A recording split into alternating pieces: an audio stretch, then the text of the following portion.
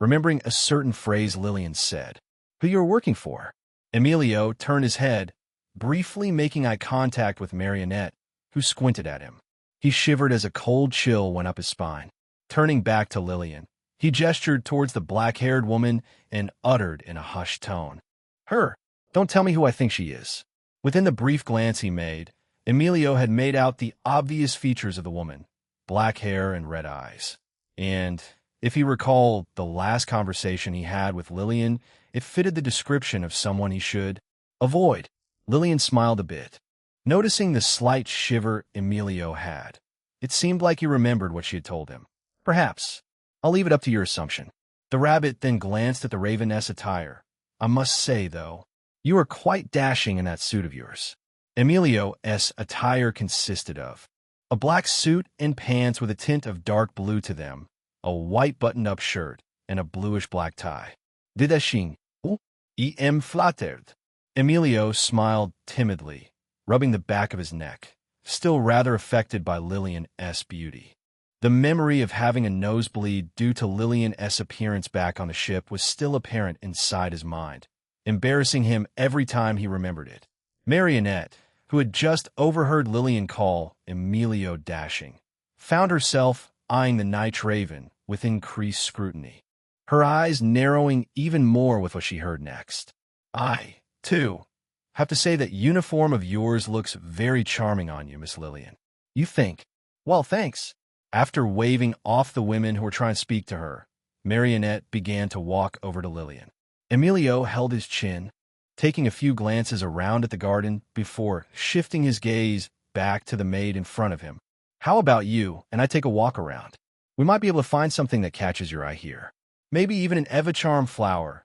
I've heard they smell like lavender. But even better, and it can be turned into a non-lethal poison that affected a person's mind." Lillian raised an eyebrow at his choice of flowers, but shook her head with a smile.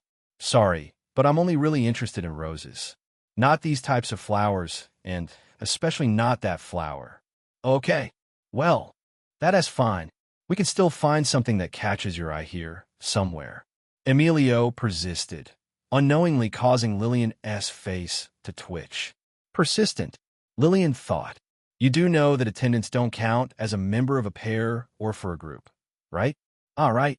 Forgot about that." Lillian watched as the raven rubbed the back of his neck sheepishly before stiffening. She raised an eyebrow at this, but then watched and felt a pair of arms wrap around her from behind. She flinched and glanced beside her, discovering the face of a woman whose beauty was half hidden under a mask. Marionette narrowed her red eyes on Emilio, finding herself incredibly wary of the man.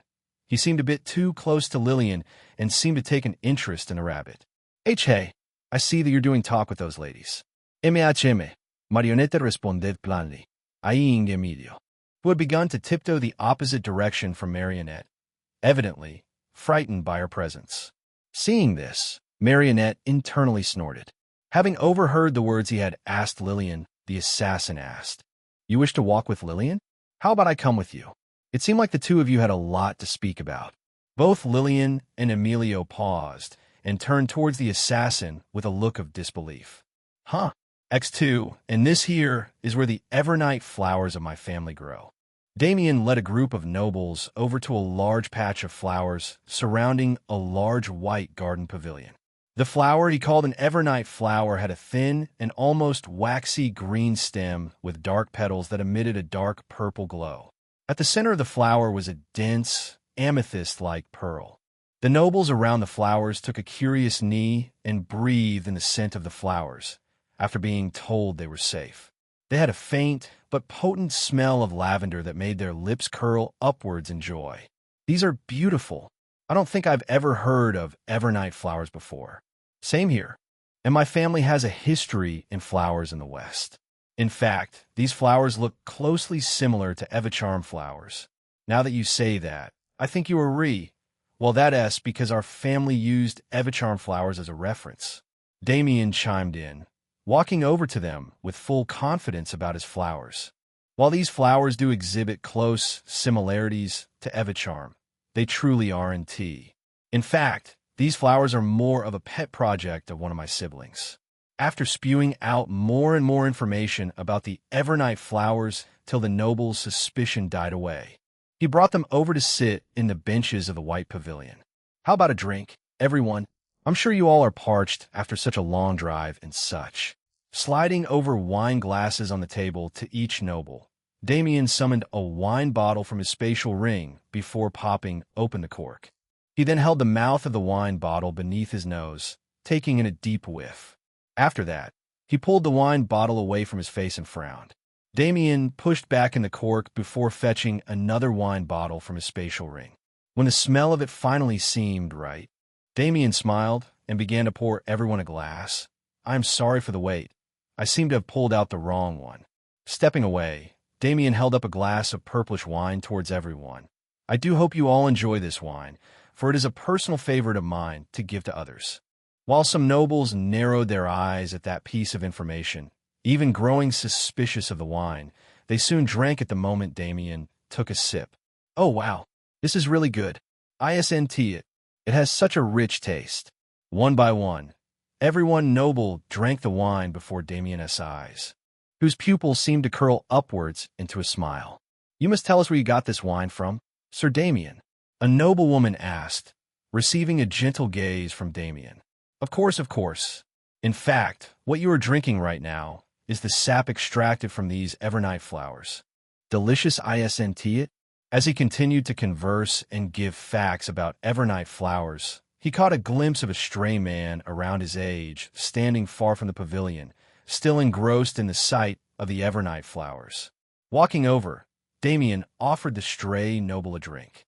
"My dear friend, Albrecht, how about a drink?" The noble turned his head towards Damien. Long brunette hair tied in a ponytail that fell to his lower back, and bright green eyes that bore a four-pointed star in the center of them. He had an unnatural aura to him that made him feel unapproachable.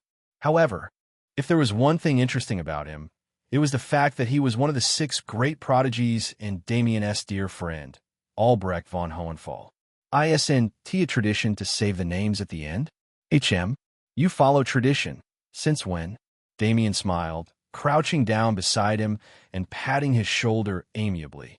"So how about it? You want a drink of this Evernight wine? Don't play with me." Albrecht coldly looked at Damien. "Evernight? Bunch of crap. These are actually just Evacharm flowers, aren't they?" Damien smiled widely, almost mischievously. "What? Says who?" What Albrecht said was right. These flowers around them were never Evernight or whatever crap he was making up.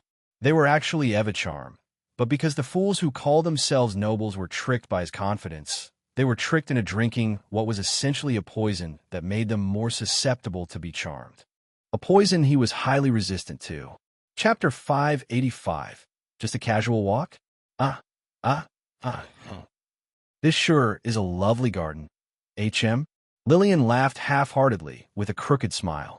With her arms wrapped tightly around Marionette S., Lillian placed herself between Emilio and her girlfriend, ensuring that the two weren't completely close. Now, why was she doing this, you may ask? Well, that was because the two of them ended up together in the future. Lillian kept her gaze fully centered on Emilio, the Eclipse Raven. In the game, during the Legacy table, where the nobles would come together, Emilio would accidentally bump into Marionette in this very garden. Of course, the two didn't hit off at the beginning, but slowly they found themselves growing to become acquaintances, finding themselves to be much more in common than they thought. And after the event, after a very long time of separation, they would soon meet each other on the matter of arranged marriage, a decision made by both family heads. Granted, the relationship never bloomed into anything more than acquaintances despite their marriage. If Lillian had to guess why Marionette was partially fine with it, it was because she could easily control Emilio's actions. The person in control. Embarrassingly, it was also one of the reasons why Lillian was fine with being on the receiving end in the relationship. As long as Marionette liked it, she was fine with it. Although this was just her assumption of what Marionette was like, she could never really bring herself to ask her girlfriend about these sorts of topics. Hugging her body closer to Marionette, Lillian gave Emilio a forced smile that turned eerie, spooking the poor young man and causing him to sweat. "Anyway, She would be damned if she let Marionette get swept under her nose because she took a liking to the Night Raven. Emilio turned his face away from Lillian's eerie smile, frightened by such an image. Then, he began to wonder if he had done anything wrong to receive such an expression. Had he somehow offended Lillian by accepting the Lady of Roses' request to join them on their stroll? Wait, why would that offend her? It was just a casual stroll through a garden, after all. Hold on. Was it because of something he said earlier? Wait, what did he say earlier that could been interpreted as offensive? As the Night Raven tried to rack his brain around this matter, Marionette was currently thrilled with the situation she was in, just by accepting a request to go on a walk. She had managed to somehow get Lillian to cling to her without her initiating anything, which may seem a bit sad in other people's eyes. If she had to be honest, she quite liked it when Lillian took charge or initiated anything with her first. Marionette wasn't too sure why, but she always felt her chest flutter whenever Lillian ordered something from her, a feeling she would never have for others that would do the same. Marionette felt rather bashful about the thought, even going as far as visualizing it. Yet, no matter how bashful she may feel inside, she remained stoic and taciturn on the outside. Anyway, with the risk that it could possibly damage the image Lillian had of her, Marionette never gave in to the thought of asking Lillian to be more assertive with her. It was way too embarrassing of a confession. Glancing down at Lillian, she noticed a strange air radiating off the girl. Although she didn't know what was going on inside the rabbit's head, she undoubtedly ignored her girlfriend's strange behavior. She sensed there was no harm. Marionette turned to Emilio, who was still hesitant to turn in Lillian's direction. She raised an eyebrow at this, but decided to pacify Lillian by placing a hand on her head. Which of the Night Raven's are you? I remember that your family is large in size. Marionette asked, staring him in the eyes. Compared to the other nobles, Emilio was far more bearable to look at. Unlike the rest that appeared as rotting corpses with maggots rolling through their decaying flesh, Emilio was partially human, with the only exception being that he was missing half of his body.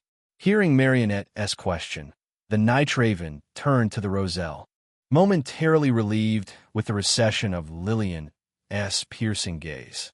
He then smiled wryly, rubbing the back of his neck embarrassingly at the phrase large in size. He knew what his family was like. His family were a rather social bunch. Unlike him, especially his parents, who had amassed quite a number of children. Around 10, just so they had more to speak to. Fortunately, he was the last child they had.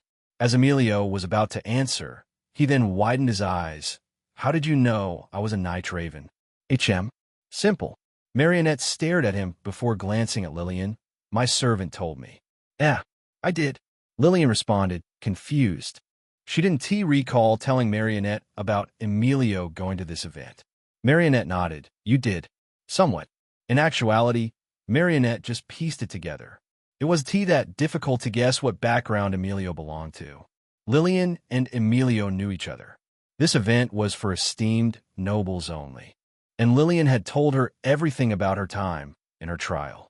Granted, there was a possibility that Lillian knew other nobles of higher rank in the past, but Marionette would rather bet on the fact that Emilio was wearing a raven-inspired masquerade mask. Emilio Saif, just with a simple chat with Lillian, he had already found out. I'm the youngest of my family. Emilio von Night Raven. Oh, I believe I recall your name. Marionette hummed. Are you aware if my family has been contacted by mine yet? Huh? For what purpose? Emilio inquired, tilting his head slightly, causing Marionette to narrow her eyes. Discovering he was unaware of what she meant, she nodded and muttered plainly, I see. Marionette then glanced to the side, staring at the trees that were beautifully arranged beside the path they were walking on. She caught a glimpse of a dark shadow that was a second too late to disappear. She narrowed her gaze, soon understanding they were being tailed. You too. How knowledgeable are you on the Darkhound family's elites? Chapter 586. Jack Smear? Emilio gazed at her, then raised an eyebrow. Are you talking about the Bloodhounds? I've heard they're just a bunch of cold-hearted criminals hired by the Darkhound family. Apparently, they're pretty strong. Marionette nodded. You seem to know the bare minimum. Yes, they're a group of cold-hearted criminals. What makes this group so elite and special is that some of the members were actually part of the mercenary group called the Jacksmeer. Jacksmeer? Like the Jacksmeer? The one that started the whole mercenary thing, and the one Ryozan Arinder, the strongest mercenary mage, worked in? Emilio asked, shocked by this information. Lillian blinked at the name Jacksmeer and fell into thought, grasping all the information she knew about it from her mind.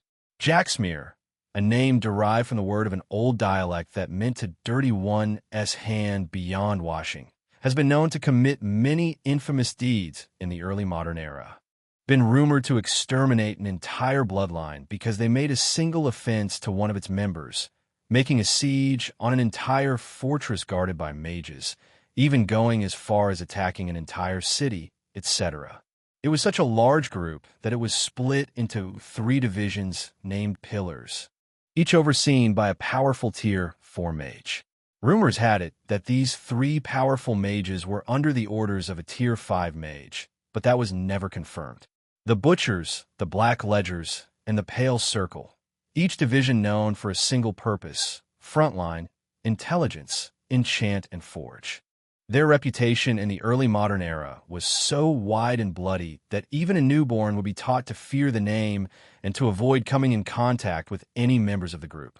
Even the saints in that era, individuals known to be chosen by the cardinal's gods and were undoubtedly the strongest, were hesitant to go against such a group, fearing that it might risk mass death and destruction. Still, in the modern era, the name Jacksmeer was well known, even made an example of loyalty due to the group's rule of following a contract to the letter, albeit rarely, as uttering the name was considered taboo. Fortunately, such an infamous organization had bitten the dust and collapsed due to an internal conflict. It was rumored to have been destroyed by a high-ranking butcher because his leader had put out a high-value hit on him. That high-ranking butcher's name was Ryozan Arinder, the man now known in the modern era as the strongest mercenary mage. Lillian slowly thought back to the old man she had helped back in Luton, the person who had been disguised as that very Ryozan Arinder. She then thought back to the coin she received from him. It was famously known that Ryozan had an ability related to seeing in the future, but also had an element that allowed him to take control of both inanimate objects and even living beings as long as they submitted to him. This ability of his was called the element of domination, something only known to her and Ryozan. The man was very secretive about his abilities. However, considering the man was a tier 5 mage, he had more abilities than these two. The element of contract empowerment, and absolute judge. These were the 3 other abilities he has, with all of them tying into each other perfectly. He was able to create contracts with both living and non-living beings and objects, make deals go towards his favor, and was basically the embodiment of making a deal with the devil. With each active contract he had, the stronger his abilities got. Even stronger if the contract he had was of high importance and value. As for absolute judge, it was safe to say that was Ryozan's trump card if he didn't want to resort to using his aberrant form. The coin he had given Lillian as a sign of small respect was actually a contract she could form between them, one that intentionally worked in her favor. It would be accurate to say it was her get-out-of-jail-free card, and it'll be very handy in this event. Lillian looked up at Marionette, who continued to speak to Emilio. The reason why the coin would be so important was that it would help prevent the kidnapping of Marionette von Roselle. While the 3 of them continued to walk through the garden, another group of nobles were, as well with their servants.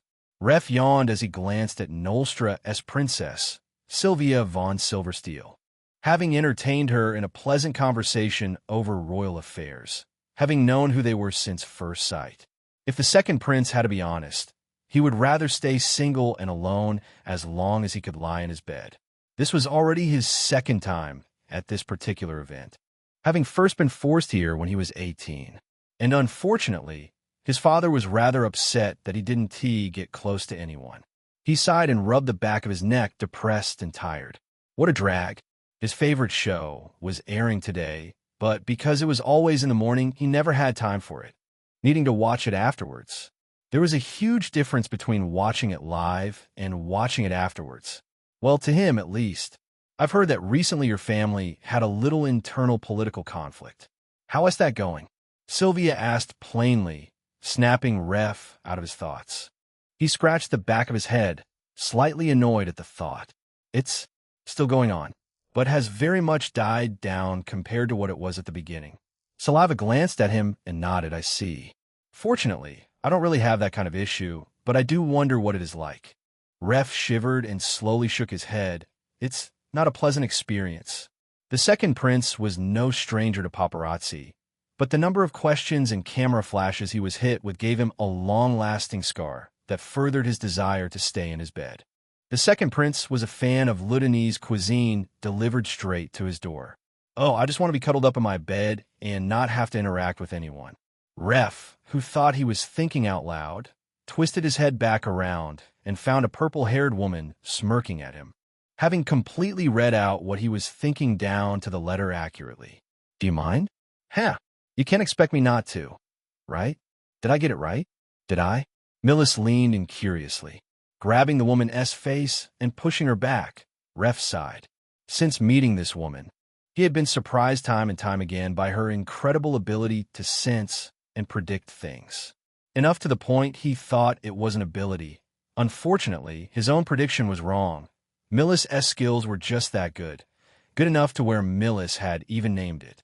How did you even guess what I was thinking? All you could see was the back of my head. Ref lazily asked with several pauses. Millis, I baby? Millis smugly answered, placing her hands on her hips. Chapter 587. Some nobles? Hey, Kuro, what are your thoughts on that Darkhound fellow? The scion of the Kurosawa family asked, fidgeting on one of the many benches in the garden. Having just gone around in circles with other nobles, Mizuki found this would be a great time for a rest. If I recall, Kuro, that guy's a prodigy like you. Although, I haven't heard much about him, Mizuki muttered, rubbing his chin as he looked towards his dear bodyguard. Kuro hummed as he sat beside his friend, also having the same thought. What did he think of the Darkhound? So far, not much. Since this was his first time seeing the man, he had yet to be able to gauge the man's strength. Damien also didn't look like someone who relied on a sword. From the knowledge he had heard and researched, he came across snippets of the man in action. With a wave of his hand, Damien was able to kill anyone factually weaker than him by exploding them from the inside, mainly their heads. Apparently, the attack was so silent and swift that the victims wouldn't have known they were killed until the pain hit them. Damien was titled to be a person to kill even the most innocent man on a sidewalk if they held no more value to him. In other words, this man was a psychopath, someone Kuro doesn't want to be associated with. He researched a few more articles and pages where Damien would blatantly reveal his killings in the underworld. But honestly, aside from Damien himself, and possibly his family, nobody knew what other abilities the man had. Without information and equal strength, I doubt I can beat him if he made a move, Kuro thought, while fighting a Tier 3 mage, as a Tier 2 was completely unheard of, as it usually came down to whoever had the better abilities or mana. It was usually a death sentence for the average mage. However, Kuro was not an average Tier 2 mage. He was certain he could go toe-to-toe with a Tier 3 mage as long as he had his sword. However, Damien wasn't an average mage either, and because of that, Kuro was certain he had no chance. He then twisted his head towards Mizuki, who tilted his head at him. The scion was highly against coming to this sort of event, but was forced here nonetheless. Good thing you aren't a woman. Huh? What? Kuro had also heard that the Darkhound was incredibly lustful to the point of taboo. This was the path to these guys. Lillian thought, hiding a groan as she watched their group get approached by 3 nobles and their servants. See, I told you I saw 2 ladies over here. And beautiful ones at that. A noble pointed out with a swagger in his step, engaging in a quiet whisper with the 2 beside him. A noble beside him snorted, having seemed to be already familiar with the man before the event. Oh, please. One of them is a noble, while the other is just some maid, beautiful or not. If they aren't teen nobles, then there is no point acknowledging them. Wait, that maid was the one I was telling you guys about. When one thought of nobles, they would probably imagine people with a little bit more posh or respectfulness in their voice, given their position. This thought would actually be true if this current era were set in Earth's medieval or early modern era. However, with the coming of the internet, the people of this time have grown, bolder with their actions and words, regardless of age. This type of thing was a thing in her old world as well. While Lillian was watching them approach, Marionette was narrowing her eyes at them, her already cold and taciturn face growing colder. Despite the three men speaking in an extremely quiet and hushed tone at such a distance, it would be nearly impossible for Marionette not be able to hear them. After the three men reached them, they began to make very warm and welcoming gestures towards them, their words sweetly tainted to further hide their hidden motives. "Hello there. Would you three like to come with us for a calm stroll through this lovely garden? We three have a wide knowledge of flowers and plants, so we could be a sort of guide for you." Yes, yes. And it would also be a good way for each of us to get to know each other better. It is what this event is about, after all.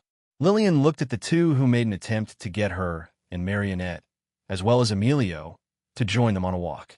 Her mood soured a bit at their honeyed words. As the rabbit was about to gesture for the assassin to walk past them, she was left surprised as she found Marionette entertaining them with questions. "As a precaution, may I know each of your names? Family names, to be exact. I'd rather not associate myself with lesser nobles." Marionette inquired. "Well, you're in luck. Each of us here is actually a Ker. I come from the Alderwick family, he comes from the Fenlow, and he is from the Maris." One of the nobles proclaimed proudly before introducing his and the other's names. Marionette hummed silently, closing her eyes for a brief moment before cracking a small smile, having recalled everything she knew about each family. Then, she did something that caused Lillian to widen her eyes to a large degree. Marionette shrugged Lillian off of her and agreed to the three noblemen's offer. "Very well, you three are sufficient. I shall come with you. But only me. I wish for it to just be us four and don't want my servant to be a part of it." "Ho ho, I see why not." Lillian, who heard this, whispered in surprise, "Eh?"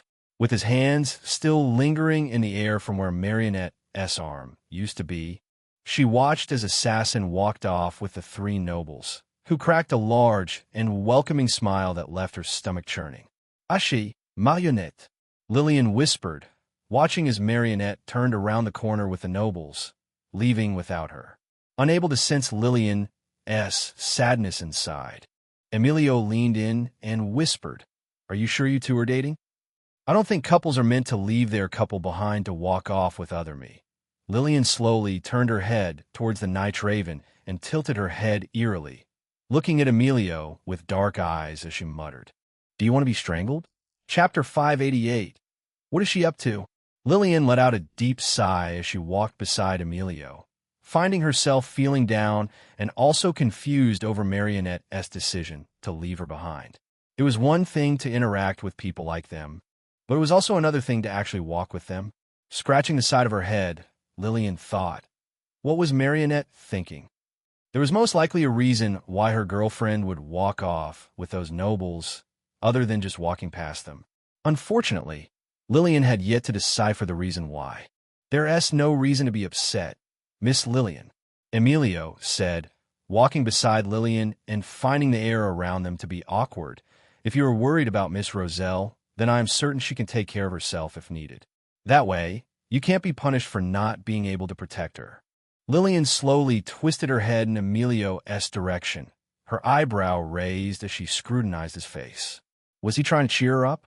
With a crooked but genuine smile, Lillian nodded, yes. I'm sure she can take care of herself.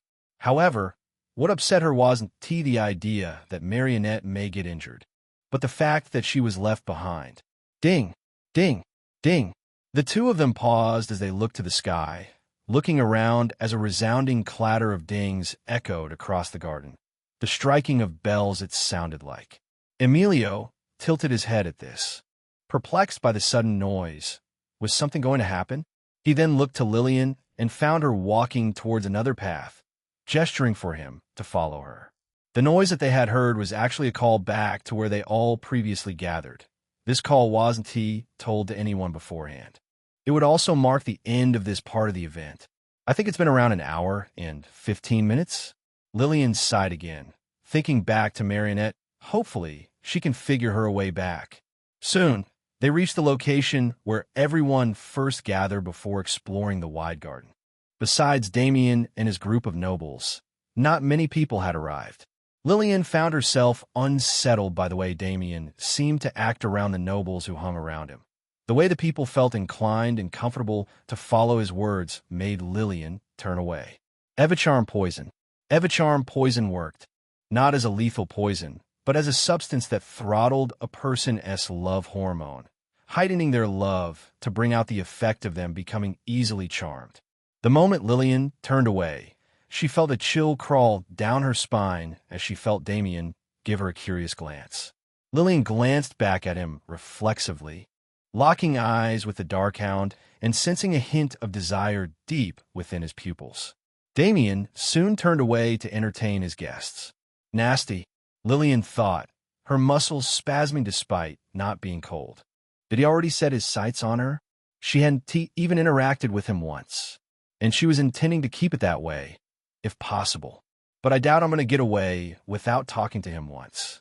If it wasn't for the fact that Damien was a predator to women, Lillian would been fine talking to him. If he had any flaws besides lustfulness, a person who kills for a living, Lillian was fine with that. She's dating Marionette. An arrogant person who flaunts his wealth? Sure, they might be annoying to deal with, but not enough for Lillian not interact with them as long as she could get what she wanted. While Lillian continued to be in thought, spacing out, a group of familiar individuals came up to her from behind. Millis walked over and wrapped an arm around the rabbit's neck, shaking the girl out of her daze. Yo, what's up, chum? What you doing here already, Huh? Oh, hey, Millis. Lillian looked up at the heroine. Did you have fun exploring the garden? She asked with a plain face and smile. Besides a few flowers, not much is around here, you know. I'm not much of a scenery type of person. Millis answered, rambling on. After she finished rambling, she gave Lillian a narrow look before asking, "Your eyes look a bit down. You upset about anything?" Lillian widened her eyes a bit before smiling wryly. How could you tell? I didn't look sad, did I?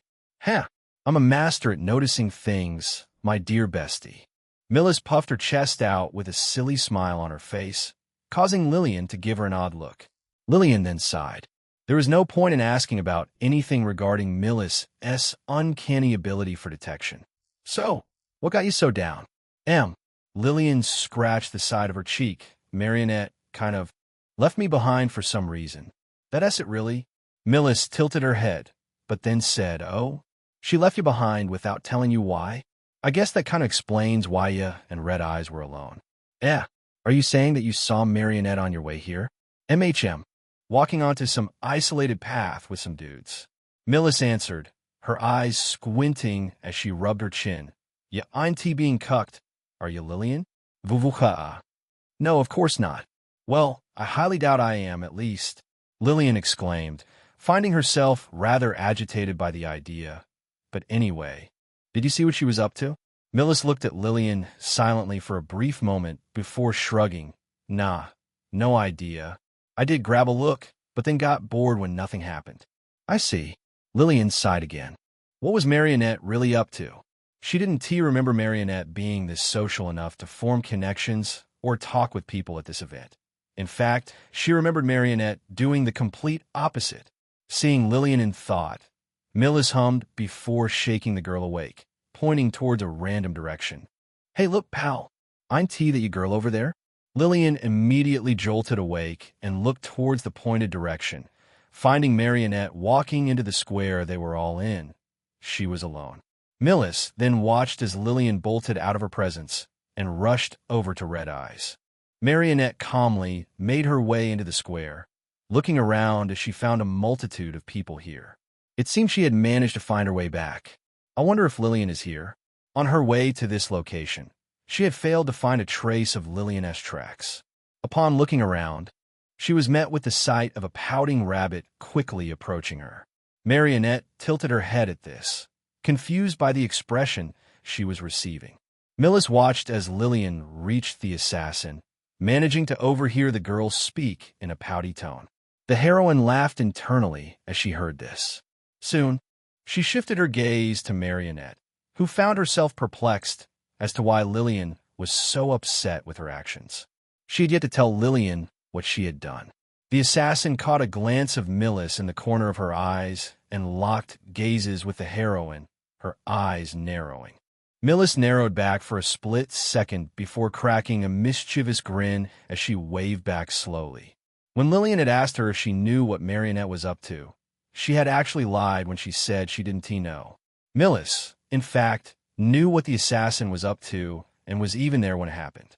She started to think back. You guys, I think we should down this path. Millis called out. Chapter 589. Corrupt Nobles? You guys, I think we should go down this path. Millis called out, briefly shooting Crystal a glance. The woman was wrapping herself around her arm. Ref raised an eyebrow at this. He first glanced at Crystal, who seemed quite comfortable with her arms around Millis', and looked to where Millis was pointing. It was a dense area of bushes and trees. For what reason? Ref asked. Millis smirked. I think I saw red eyes walking down a path in that direction. I think we should go and see. I also want to meet up with Lillian, if possible. Sylvia von Silversteel had a curious glint in her eyes as she looked at the servant behind her, having already figured that the prince beside her and the butler behind were well acquainted. Red eyes? May I know who that is? Sylvia politely asked Millis. Well, of course, my dear lady. Millis said, but I think it's better if you would figure out for yourself. It is part of the event, you know? Crystal smiled nervously. Are you sure we should be spying on her? I think it would be best if we leave her alone, Miss Millis. Bah, not like she'll do anything to us. Millis waved her hand dismissively, pulling Crystal along with her as she led the way. Let us go. Both Ref and Sylvia glanced at each other. The silver-haired woman asked, Is it wise to follow that attendant? She had only known Millis for around an hour, and while she didn't find the heroine to be bad, maybe a bit eccentric, she wasn't keen on the fact that Millis was leading them to possibly some isolated area. Ref just shrugged his shoulders, already long used to Millis' antics. Every antic that he followed Millis on always turned out fine and harmless in the end. Plus, if it really was Marionette that Millis spotted, it would give him a good chance to figure out the current standing the Roselle had with his family. This event, so far, is rather boring. I'm sure we'll get something fun to watch if we follow her. Ref answered, lazily pausing in between his sentences. Deciding to follow after Millis, they were taken in between the trees, walking along the grass and completely missing the path, much to everyone's, except Millis' displeasure. Luckily, everyone's clothes were enchanted with the ability not to get dirty easily. Otherwise, they would be stopped before entering what seemed to be a forest. The area that the Darkhound's home covered was larger than they expected. Soon enough, they came to a stop. We might want to hide, you guys, Millis muttered quietly, sneaking behind a tree and pulling Crystal close to her, sparking a shy blush on the girl's face. Ref and Silva, initially confused, followed Millis' words. When they all found a tree to hide behind, they looked around the thick brown trunk and at a group slowly making their way into their vision. Walking around a corner of a path, Marionette continued to linger with the three noblemen, her face still and taciturn, unmoving against the honeyed words the three tried to entertain her with. The nobles found excitement in the idea of bringing a beautiful woman like Marionette to an extremely isolated and quiet area. Maybe this event might be more worthwhile than they thought. Marionette sensed a look in their eyes, but paid them no attention, giving them no more focus than if they were shit on the side of the road. She only gave light and brief inputs to their words. Right now, her focus was actually on the three servants around her, each lingering behind their respective noble. Unlike someone of the third tier, who would be granted the ability to deduce a mage S tier, she could only analyze, estimate, and guess her opponent as current level. She knew for a fact that the three nobles were weak, no more than a Tier 1, and that their bodies didn't seem capable of anything above mediocre combat. They seemed to be people who would indulge in their family's wealth, too lazy to put in any effort to either get stronger or make a name for themselves. Marionette was no stranger to these types of individuals. She came across a lot of them when she was sent on missions constantly back when she was a Tier 1.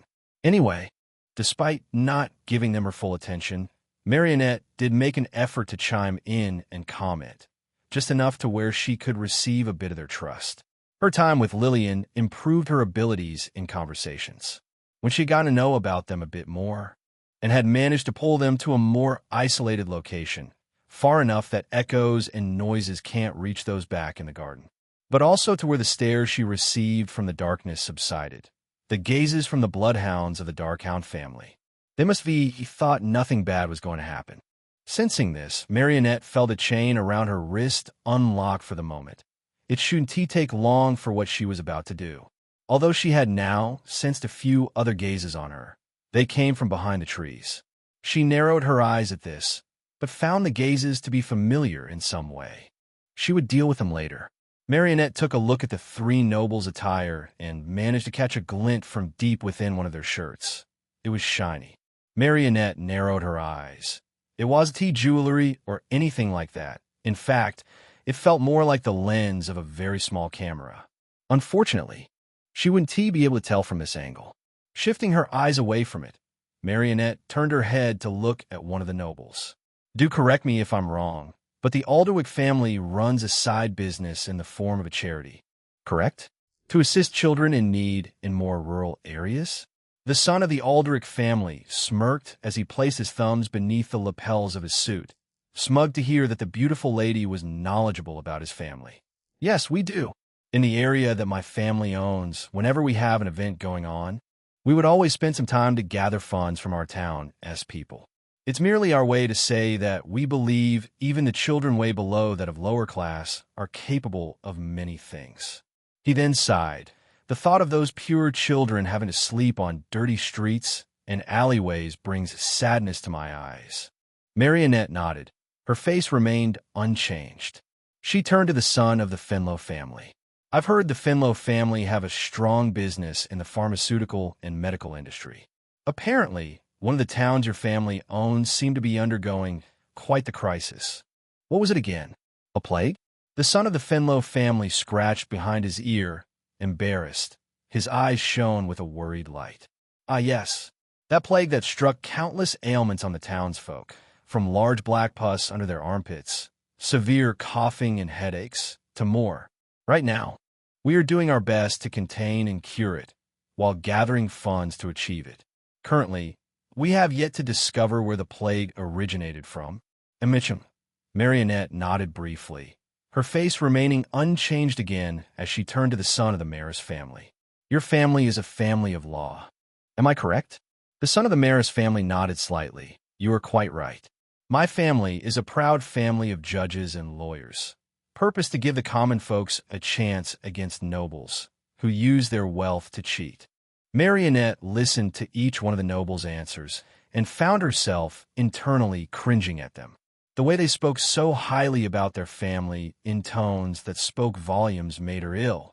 The Aldrich family that ran the charity, which assisted poverty-stricken children, was a front for a profitable slave business by taking children off the streets and selling them in the darker areas of the underworld. The Fenlow family, that specialized in medicine and also illnesses, was actually the origin of where the plague came from, having engineered it for the purpose of raking in money by supplying the suffering common folk with medicine. As for the Maris family, the man spoke the truth. It indeed was a family of truth and fairness. However, there were also rumors surrounding their reputation. Some said that one of the three sons of the Maris family was the extreme believer in elitism, the belief that the wealthy were inherently superior and had made false judgments that got innocent people punished. That elitism-believing son was actually the man walking right beside her. Marionette soon paused in her step, leading to one of the men to bump into her and apologize. They found her sudden stop to be perplexing, and even worrying when they realized she had fallen completely silent. They then watched as the woman summoned black latex gloves from thin air before putting them on, confusing them even more. Chapter 590. Making the first move? As one of the three nobles was about to ask about the gloves, they then heard the ringing of a bell in the far distance. Ding, ding, ding. The three craned their heads back to where they came from. Was that a signal for everyone to come back? Alderwick asked. I think it was. Fenlo muttered. Maris rubbed his chin. If it was then. He turned his head back to Marionette. Miss, let's go back, shall we? We can still get to know each other on the way, B.A. His crack. Before the Maris could even finish his sentence, Marionette had thrown a palm-sized ball against the ground. The orb was made completely out of metal and was made out of several different parts, like it was a puzzle. Etched and painted on the side of it was the Roselle branding. When the ball hit the ground, its puzzle-like body cracked out with a sharp hiss before exploding outwards. Coming from within the core of the ball was an electromagnetic field that shot outwards within a fraction of a second, covering a diameter of 10 meters. The size of the field was more than enough to cover all three nobles, attendants, and her. The attendants found themselves startled as they felt multiple mobile devices and electronics on their persons begin to short-circuit and break. A similar reaction sprang up from the three nobles. Whatever gadgets, items, or electronics they had on their person that would assist in their looks, smell, etc., were rendered useless, overheating to the point they needed to strip themselves of the item. Along with those items were what Marionette could identify as cameras, small cameras and portable cameras that could be attached to a person's clothing. They were most likely set to be on recording or sending live footage of what was happening. Marionette wasn't entirely sure and was now unable to, as what she had done had now completely fried the camera and its recordings. What she had thrown earlier was essentially an EMP grenade, a common item that her family utilized when out on missions.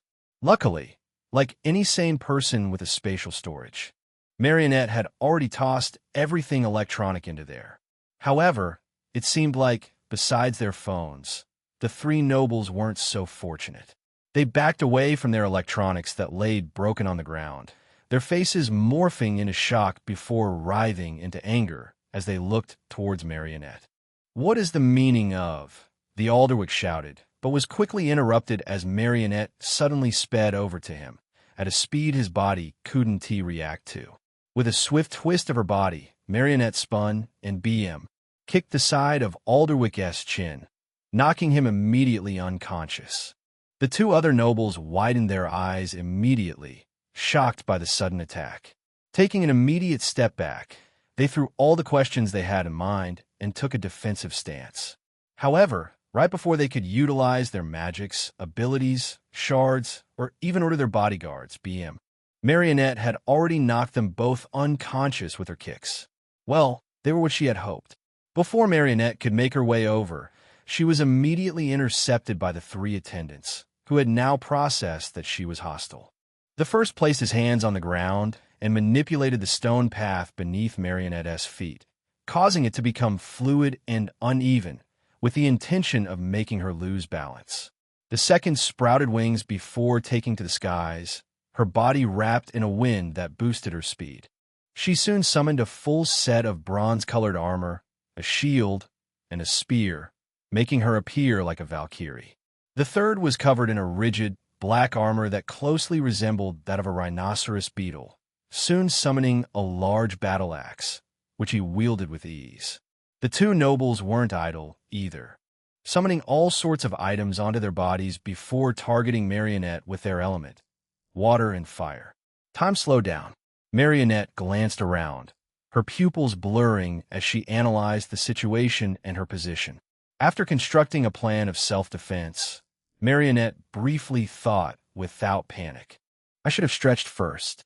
Leaning completely back, Marionette dodged a diving stab from the Valkyrie. SWIP. Looking over the side of the Valkyrie's ribcage, which was protected by her armor, Marionette rapidly twisted her upper body and clenched her right hand into a fist. Then slammed her mana-covered knuckles against the bronze armor. With an immense amount of force behind her blow, the Valkyrie was blown away, crashing into a tree. Her armor remained undamaged after the attack. Marionette then fell back, dropping into a puddle of darkness that expanded behind her, just narrowly missing thud, being crushed under the sharp edge of the third attendant's axe. The Earth Mage, who had warped the ground, quickly realized that he had lost Marionette. He lifted himself off the ground and returned the path to normal, but still failed in detecting Marionette's whereabouts. He then deployed his other ability, which acted as a radar, detecting things through vibrations. Ding! With a resounding soft chime, he detected Marionette's whereabouts. She was behind him, with an immediate turn on his heel. He swiftly managed to cover himself in a thick armor of stone, much tougher than concrete, tougher than even metal. However, it was a futile effort of defense. Shooting out from a dark puddle situated behind the Earth Mage, reaching a meter into the air. Then, with a swift spin, Marionette whipped her leg out, kicking at the side of the Earth Mage's head and crush, shattering through the stone helmet he used to protect himself. The sound of Marionette's powerful kick echoed out with a BM. The Earth Mage was left in a ghastly daze, as he hadn't expected to meet such a person with this type of strength. If he weren't Tier 3, he would have been knocked out instantly by that kick. What kind of strength did this woman have? With this kind of strength, it would made the man assume the woman was a Tier 3 if his innate ability as a Tier 3 mage didn't say otherwise. Marionette's body, which was heavily enhanced to the point that she was able to contend with Tier 1 mages at the peak of their rank, when she was still a young adolescent, was further strengthened after her recent surgery. The reason, her trait, darkness empowerment. As long as she was within close proximity to darkness, her strength would continue to grow. The only flaw with this passive ability was that her boost would become limited unless the darkness around her grew bigger. Recovering from the blow he sustained, the Earth Mage decided to go all out. Dropping completely to the ground, the Earth Mage rested his palms against the dry stone path. If his client lived, he would still get paid, and if he killed someone, he had a good reason. He gripped the concrete beneath him, prepared to unleash and mold a cage of spikes around him, intending to skewer Marionette apart. However, before his mana could even travel to his hands, the ground beneath him suddenly blackened and opened up into a black gate to the void. Like viscous, sticky tar, the Earth Mage became trapped. He struggled to break free, but his fate was sealed a split second later.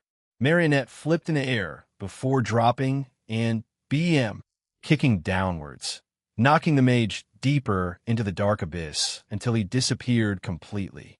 The dark gate soon closed, trapping him inside. Marionette soon landed on the ground, her eyes narrowing as the darkness slipped back and melded into her shadow. Must been a second-tier mage. In reality, he was a Tier 3 mage of the average variety. She then turned her eyes back to the two nobles, but then glanced towards the attendants. The assassin only had a few minutes until the Bloodhounds, Darkhound's elites, caught wind of what was going on. Chapter 591. You could say I was bored? Marionette was also going to try to limit how much she used her magic, specifically using the characteristics of the true darkness within her, and without killing anyone. FWIP. Marionette instantly turned her body to the side, dodging a quick stab from the Valkyrie, whose spear flew past her head. The Valkyrie then drew herself back before unleashing a hellish storm of stabs on a Marionette. Whip FWIP with speed far surpassing the Valkyrie. Marionette weaved in between the stabs, her gaze still and cold as she stared at the Valkyrie, who felt taunted. Increasing her speed with her wind magic, the Valkyrie flew and dashed around Marionette, creating a small tornado to appear and encage Marionette. Moving at a speed far exceeding what the ordinary Tier 2 mage could react to, the Valkyrie continued to fly around, her fingers tightly gripped around her spear. She narrowed her gaze onto Marionette, who was found standing at the eye of the tornado, expressionless and cold, as though the tornado was just a gentle breeze to her. The Valkyrie clicked her tongue before flapping her wings at the tornado, manifesting needles to shoot out and become swallowed by the fast-moving wind. Marionette saw this and frowned.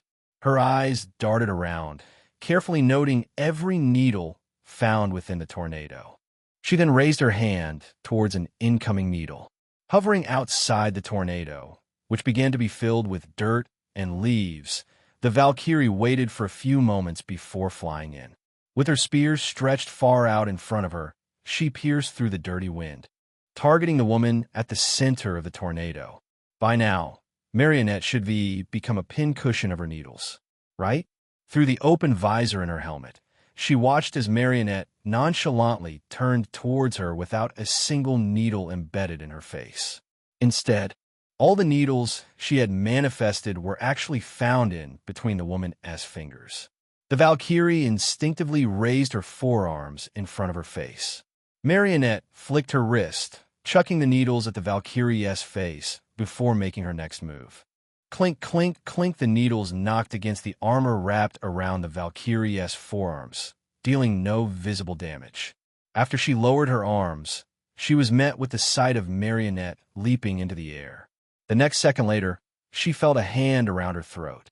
Swoosh! Dragging the Valkyrie through the air and out of the tornado, Marionette chokeslammed the woman into a dark puddle that opened beneath them. The two fell into a completely dark world, plummeting into a dark sea that began to suffocate the Valkyrie. She thrashed about, trying to free herself. However, she was soon knocked unconscious by a punch from Marionette. Swimming back up, Marionette shot out from the puddle, appearing back to the scene. She was then attacked by the third attendant, who had been acting as a spectator the entire time. Rushing towards Marionette like a bull, he bought time for the two nobles to carry their friend and run away.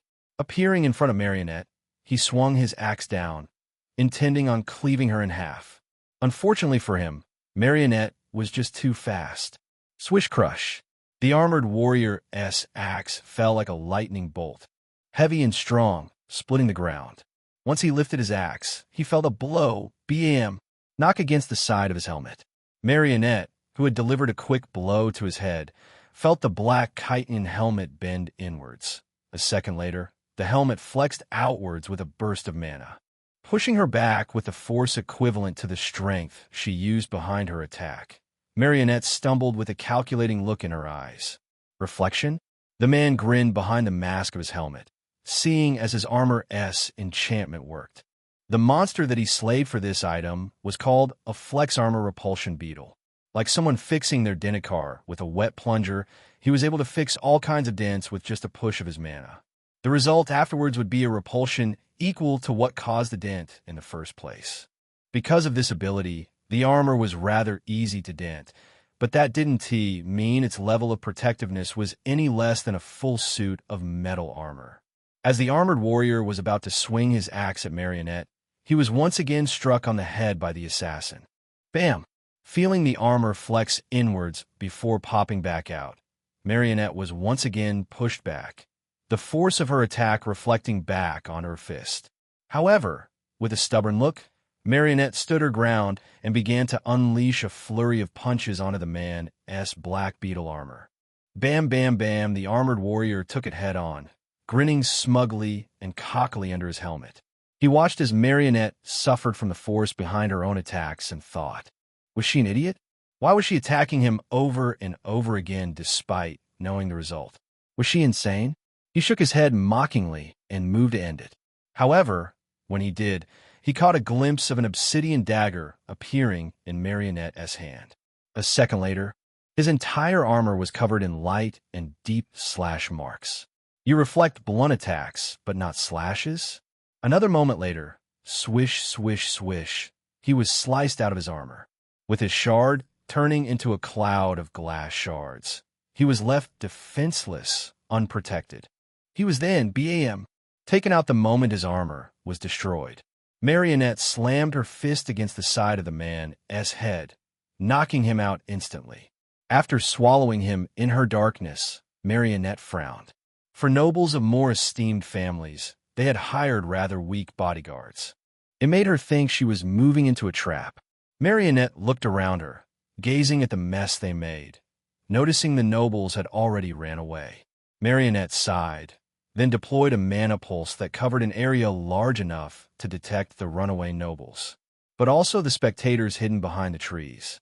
After giving them a glance, Marionette turned to the runaway nobles, disappearing into a dark puddle and slipping away. Now, then, was there a reason why Marionette had suddenly attacked them? Of course. They had a keen interest in Lillian, one that she didn't like one bit, and had surely made inappropriate comments about her girlfriend's appearance. But that was all. Why are you doing this? What have we done to you? Finlow shouted fearfully, falling on his rear as he watched his friend from the mayor's family being dragged into the darkness. Appearing from the darkness, Marionette walked over to the Finlow before stomping on his chest, slowly pushing him down into a dark gate that opened beneath him. Why? Marionette thought for a moment. You could say I was bored. Marionette was bored and felt an impulsive need to relieve itself, and she was glad that she was given a reason to. Chapter 592. 3 gone and another 3 in? While silencing the nobles and the attendants permanently was an option she would turn to if possible, Marionette hadn't yet been given confirmation that she could do those types of things. Marionette may be an assassin with years of experience, but she still needed the green light from the family head or other members, the problems of being the youngest. After kidnapping the 3 nobles and attendants into her darkness, Marionette made her way back, managing to find her way out of pure coincidence and luck. Continuing to stare at Millis, who had smirked and slowly turned away from her, Marionette narrowed her eyes in suspicion. She was still on the lookout for the people who had spectated her just earlier. Could it be that Millis was one of the 4 who were there? Marionette tossed the thought into the back of her mind. If it were Millis, she would figure out sooner or later. And if it wasn't then she would still figure it out nonetheless. It didn't really matter to her. What did matter currently was the fact that she was getting a very pouty look from her girlfriend.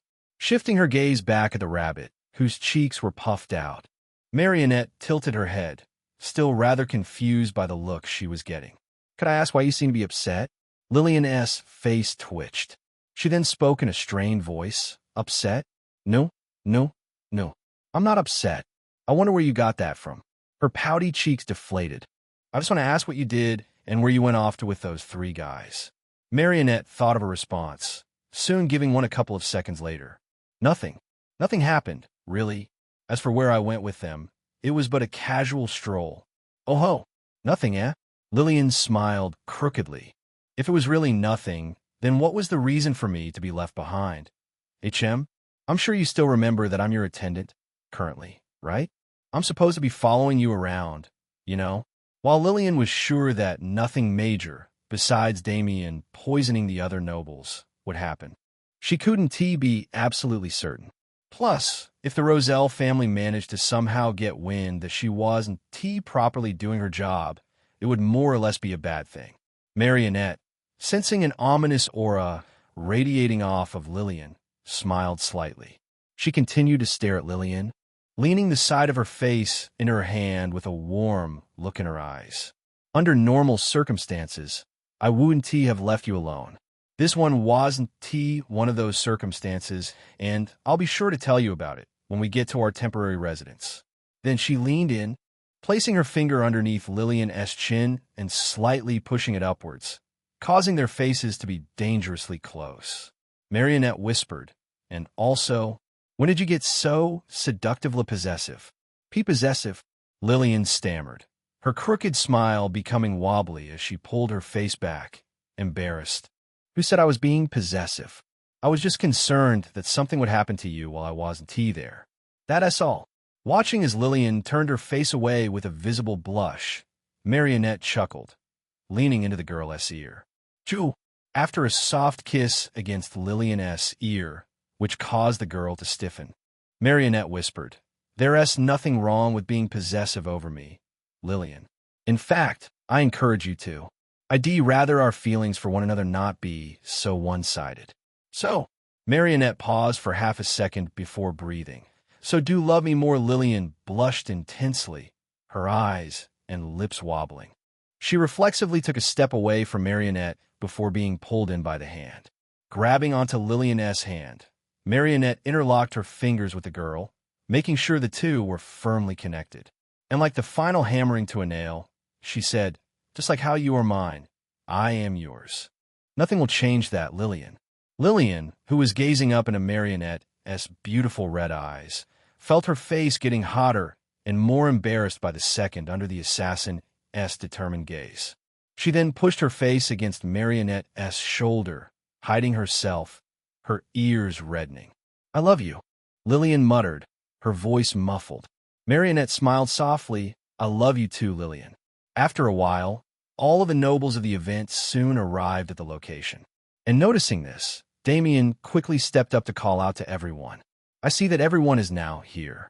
I hope you all had a joyous time around my garden, experiencing all it had to offer in." Damien, who was sweeping his gaze around again, suddenly realized that not everyone was here like he first thought. In actuality, he was missing 3 people. He rubbed his chin, and as he was about to ask, an old servant from the main building skittered over to him, leaning close to his ear and whispering. When the servant was done whispering, Damien was left with a thoughtful look on his face. "Is that so? Well, that's rather annoying." Damien would then direct everyone's attention towards the doors of the main building that soon opened. "Everyone, it seems that we will be joined by a few more nobles, who had some unforeseen trouble getting here." Walking out of the building were 3 nobles, ones that Lillian did not recognize. "We 3 apologize for arriving late. Some gang of supervillains from the West had begun to take root recently and had unfortunately targeted our line of transport, leading us to be late." A noble spoke poshly on behalf of his group. "It's fine. I'm glad you 3 are safe and able to arrive." Damien shook his head with a welcoming look. "You Haven team missed much. In fact, we were about to move on to the next activity." Lillian stared at the 3 nobles, who took turns to shake Damien's hand, having discovered he was the host. She didn't remember any other nobles suddenly joining in, and she was certain of it. Whoa, what's going on?" Lillian thought, slightly panicked. While there were many paths in the game for this event, there weren't any that would cause unrecognizable nobles to spawn in, especially this late into the event. Although this may not seem like a big issue, it was to her. The fact that unforeseen events like this could happen wasn't ideal for her one bit. And now that she thought about it, "Hey, Marionette, where are the 3 nobles you went with earlier? I can't find them." Marionette glanced at Lillian before humming with an indifferent look on her face. She then smirked and muttered, "Who knows?" Chapter 593, A Hound That Tried to Assert Itself? The legacy table continued to move on as Damien showed everyone around. Soon, it was assisted by the event organizers, who had finally decided to step in. This event, while appearing more like an extravagant mixer in Lillian's eyes, also had other purposes: to see which noble was the most beneficial to stick with. While they didn't know each other as family names, or weren't completely sure if their guess was right, they all tried to get to know each other. And what better way to get to know another person than through physical contact? In other words, combat. Clang, clang, clang. There were several kinds of physical activities that all nobles had in common growing up, some variant of swordsmanship. Since people who strive for large things in the future stuck around reliable allies for the purpose of diving into gates, this sort of activity was almost expected, especially with a group of nobles like these. It's weird. Lillian, who was spectating the matches held by the nobles far off to the side, found herself puzzled by their stance and movements. These were nobles of esteemed families and had access to the greatest teachers and resources. Clang. So why was it that? Clang. Clang. Why was it that she found their movements so particularly dull? Lillian could see that the average mage tier was around 2 on the training ground. So why did she feel that every noble here was so bland in their attacks? I remember now. With a crooked smile, Lillian remembered a key piece and also well-known information amongst nobles. They tend to hire people to help them through gates. So, unlike her, who struggled and fought with her life on the line several times over, some of these guys all hid behind their workers and let them do all the work. In other words, Some of these nobles were getting carried. Money does make everything easier, I guess. Incredible. You're quite skilled with the sword, Sir Damien. Well, not all of them had an easy time through a trial at least. Having disarmed and knocked a nobleman to the ground with his sword, Damien smiled comfortingly as he pulled the noble back up to his feet, patting the man's shoulder. Damien chuckled. Ha, I'm only above average at best. I still have a long way to go before I could truly call myself skilled. Watching him from the side, Lillian furrowed her brows with a twitchy face. Damien von Darkant, you say you're only above average, but I'm sure you're reveling at the attention you're getting. In secret, Damien was trying to establish an aura of dominance and oppression over the other nobles. And it seemed like his plan to do so was much easier due to the fact that the nobles he fought were the ones who got poisoned. You mustn't be so humble, Sir Damien. Your talents with the sword truly back up your title of prodigy, the nobleman exclaimed. Damien shook his head, silently noting the crowd appearing around him. My talents with the sword weren't the thing that granted me the title of prodigy, my dear friend. It was actually because of my show of strength from an early age. Damien then began to brag about his measure of strength, using his fight against a Tier 1 mage as an example. Then he added in a charismatic manner, but I'm grateful you recognize my strength. Damien then paused as he glanced to the side.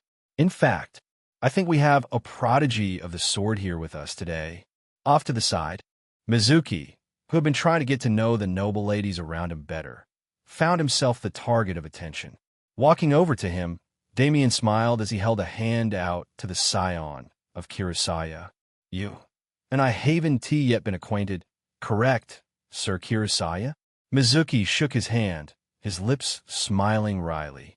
I don't believe we have met each other before. And have you already figured out my identity? Only your family name. Damien chuckled. Is it possible I could request something from you? Mizuki raised an eyebrow before nodding curiously. Go right ahead. I'll be happy to listen. While gesturing towards Kuro, who stood closely behind the scion, Damien asked with an amiable smile. I would like to test my skills against your attendant, given that he is also someone granted the title of prodigy. Kuro, who had been measuring the level of Damien's swordsmanship beforehand, grimaced in his mind. He had been observing the man, Darkhound, closely, trying to gauge the level he was at. However, due to the lower skill levels of the people Damien fought, the information he gathered was more or less invalid. It was even more invalid, considering that Damien knew about him. Locking eyes with the Darkhound, he sensed a dark smile from within the man's pupils. He had anticipated that I would be trying to measure his strength. The Darkhound's request for a spar wasn't no ordinary request, but was in fact a subtle way for him to say, it's not fair that only you can gauge my skills. How about we make it fair for the both of us? Kuro's lips then unconsciously curled downwards. He also has ulterior motives. He may be thinking too deeply about this simple request, but he felt like Damien von Darkhound was trying to display some level of dominance over them. By announcing which family Mizuki belonged to, Damien had inadvertently laid a trap for them. If either he or Mizuki refused a request for a spar, it would damage the reputation of the Kurosawa family, giving them the image of being scared or hesitant. However, if either he or Mizuki accepted, and he would possibly lose, they would also damage their reputation, weakening their image. In a battle of purely swords and skill, Kuro was not scared or apprehensive about the outcome. Instead, he was uncertain whether or not Damien would play fair. Without information on Damien's abilities and ways to prove cheating, Kuro was left vexed. What an annoying dog you are, Damien von Darkhound. Kuro clicked his tongue as he looked towards Mizuki, who had also come to a similar conclusion. So, have you made a decision, Sir Kurosawa? It's not an issue if you don't accept such a spar. Damien smiled kindly like a wolf in sheep's clothing. Mizuki gave an exasperated look as he glanced back at his friend before making a decision. The better option would be to try to hide the extent of their abilities. But before he could give his answer, how about I spar with you on their behalf? Everyone turned their head as a woman with long black hair, red eyes, and a cold expression slowly approached them from the side elegantly holding a sword. If I recall, I, too, hold the title of prodigy. I'm also quite skilled with the sword myself, Sir Darkhound, Marionette said in an emotionless tone. She then stopped in front of Damien, staring him dead in the eyes. Kuro and Mizuki froze as confusion splashed against their face like cold water. Why was this woman coming to their defense? Damien stared back at Marionette, his eyes locking with the woman's beautiful red eyes. The amiable smile he had on his face soon receded, disappearing. Then, it returned as he shook his head after a second of pause. No need, miss. In fact, I believe our time on the training ground is coming to an end. How about continue on with today as portion of the event? He then went off, followed by the crowd of nobles who passed by them, only throwing subtle glances in their direction before facing forward to see where they were going. The scion and sword genius continued to look in Marionette's direction with curious looks in their eyes. Marionette gave them a taciturn look before snorting, "I was bored and told to help you." "That's all." Mizuki raised an eyebrow, finding the woman before him rather familiar. He then smiled slightly and nodded. "We owe you one as thanks." After giving an acknowledging glance, Marionette waltzed back to Lillian's side, who was slowly waving at the sword genius and scion. Earlier, when Lillian had noticed they were having trouble, she had requested Marionette to deter the Darkhound. And considering that the assassin was bored and had nothing to do, Marionette did it without much question. I learned a bit from this, though. Unlike in the game, where Damien would proactively try to win over Marionette's attention somehow, he was actively avoiding her here. Lillian smiled internally, rubbing her chin as she muttered, having already possibly deciphered the reason for Damien's apprehension towards Marionette. It seems like he went through a few resets today. When Marionette finally reached her side so that they could follow along with the crowd of nobles, Lillian still kept a keen eye out. She had yet to find the 3 nobles that Marionette walked with earlier. There were signs of battle here. Chapter 594. Bloodhounds sniffing around while the cause grew bolder. Back on the path that Marionette fought on, 2 men clothed completely in black stood, their faces shrouded and hidden behind crimson wolf masks that were marked with the numbers 3 and 4. They were members of the Darkhound's elite, the Bloodhounds. There were signs of a battle here. They said in unison as they began to survey the area. Dragging their fingers across damaged cracks, they felt the mana in the air still vibrate with activity. This was recent. It didn't happen any earlier than today. Whilst crouched, the man numbered 3 looked to 4 and asked, "Who was patrolling this area again?" "I believe it was 1 and 2. 4 answered, looking back while keeping his hands on a dented part of a tree. "Don't you feel as though this dent was created by a person?" 3 looked at the dent and thought outwardly. "Looks like a dent made by a person hitting against it. They were either hit hard, wearing some kind of armor, or was really heavy." The dent the 2 were talking about was the exact dent Marionette indirectly caused by knocking the Valkyrie out of the air. 3 traced his fingers against the ground before placing his palm against it. Mana is still stuck inside the stone path. It must be he'd been manipulated by a mage with an earth kind of element. The mage that was the cause was the tier 3 earth mage that Marionette kicked down into her darkness. The ground over here is split open like it was hit with a really heavy, sharp weapon, either a greatsword or a large axe. Maybe there was someone heavily learning towards physical strength as a mage. The one to wield the heavy weapon was the beetle armor mage that Marionette overpowered. For what reason did 1 and 2 have for them to leave their posts? The Bloodhound marked 3 asked, curiously, feeling not the slightest bit concerned by the minor destruction. "I'm not quite sure either. We will just have to ask them when we see them afterwards. But for now, we should try to clean this mess up and find out who caused this. Not like it would matter in the end." 3 hours passed since the training grounds. With a near-empty stomach, everyone who was about to pass out was immediately rejuvenated when they reached the dining hall. The hall was grand and large, decorated with a variety of stone-hound statues, banners, and chandeliers. But also, it had several white-clothed round tables laid out, with a buffet of food far to the side for people to grab. As the nobles swiftly went off to grab a seat and a plate, Lillian was still standing behind Marionette, who had yet to move. Lillian, not yet having the urge to stuff her stomach, was still in the middle of her detective work, or that was what she would like to call it. In reality, it was just her being overly confused on the whereabouts of the missing nobles. Truthfully, their existence wasn't that big enough to get her all worried about them. In fact, them being gone was more like a blessing and relief. But that's not where the mystery ends. Lillian's facial expression darkened. More nobles are missing. In the past 3 hours, a total of 3 nobles had gone missing, each disappearing near the end of every hour. Lillian was no genius, or that she thought she wasn't, but she realized there was a key similarity between each missing noble. 1. All 6 of the missing nobles were of families that didn't have a considerable amount of strength in comparison to a highly esteemed family. 2. They seemed to be in some way related to her, possibly in a way that they made various comments about her appearance, although in hushed tones. And lastly, the third similarity. Each noble that went missing was coincidentally replaced by a noble that was running late, which may or may not be secretly getting on Damien's nerves. How improper could a person get to not notify the party, inviting them, that they would be late? Lillian scratched the back of her head at this mystery. Like a calm, cruising train that was suddenly met with trouble, her plan at this moment was entirely derailed. It was too sudden. Such an event hadn't happened before in the game. Why was it happening now? And why is it related to me? Simultaneously scratching her head and rubbing her chin, Lillian continued to think deeply about this, ignorant of the look she was getting from Marionette.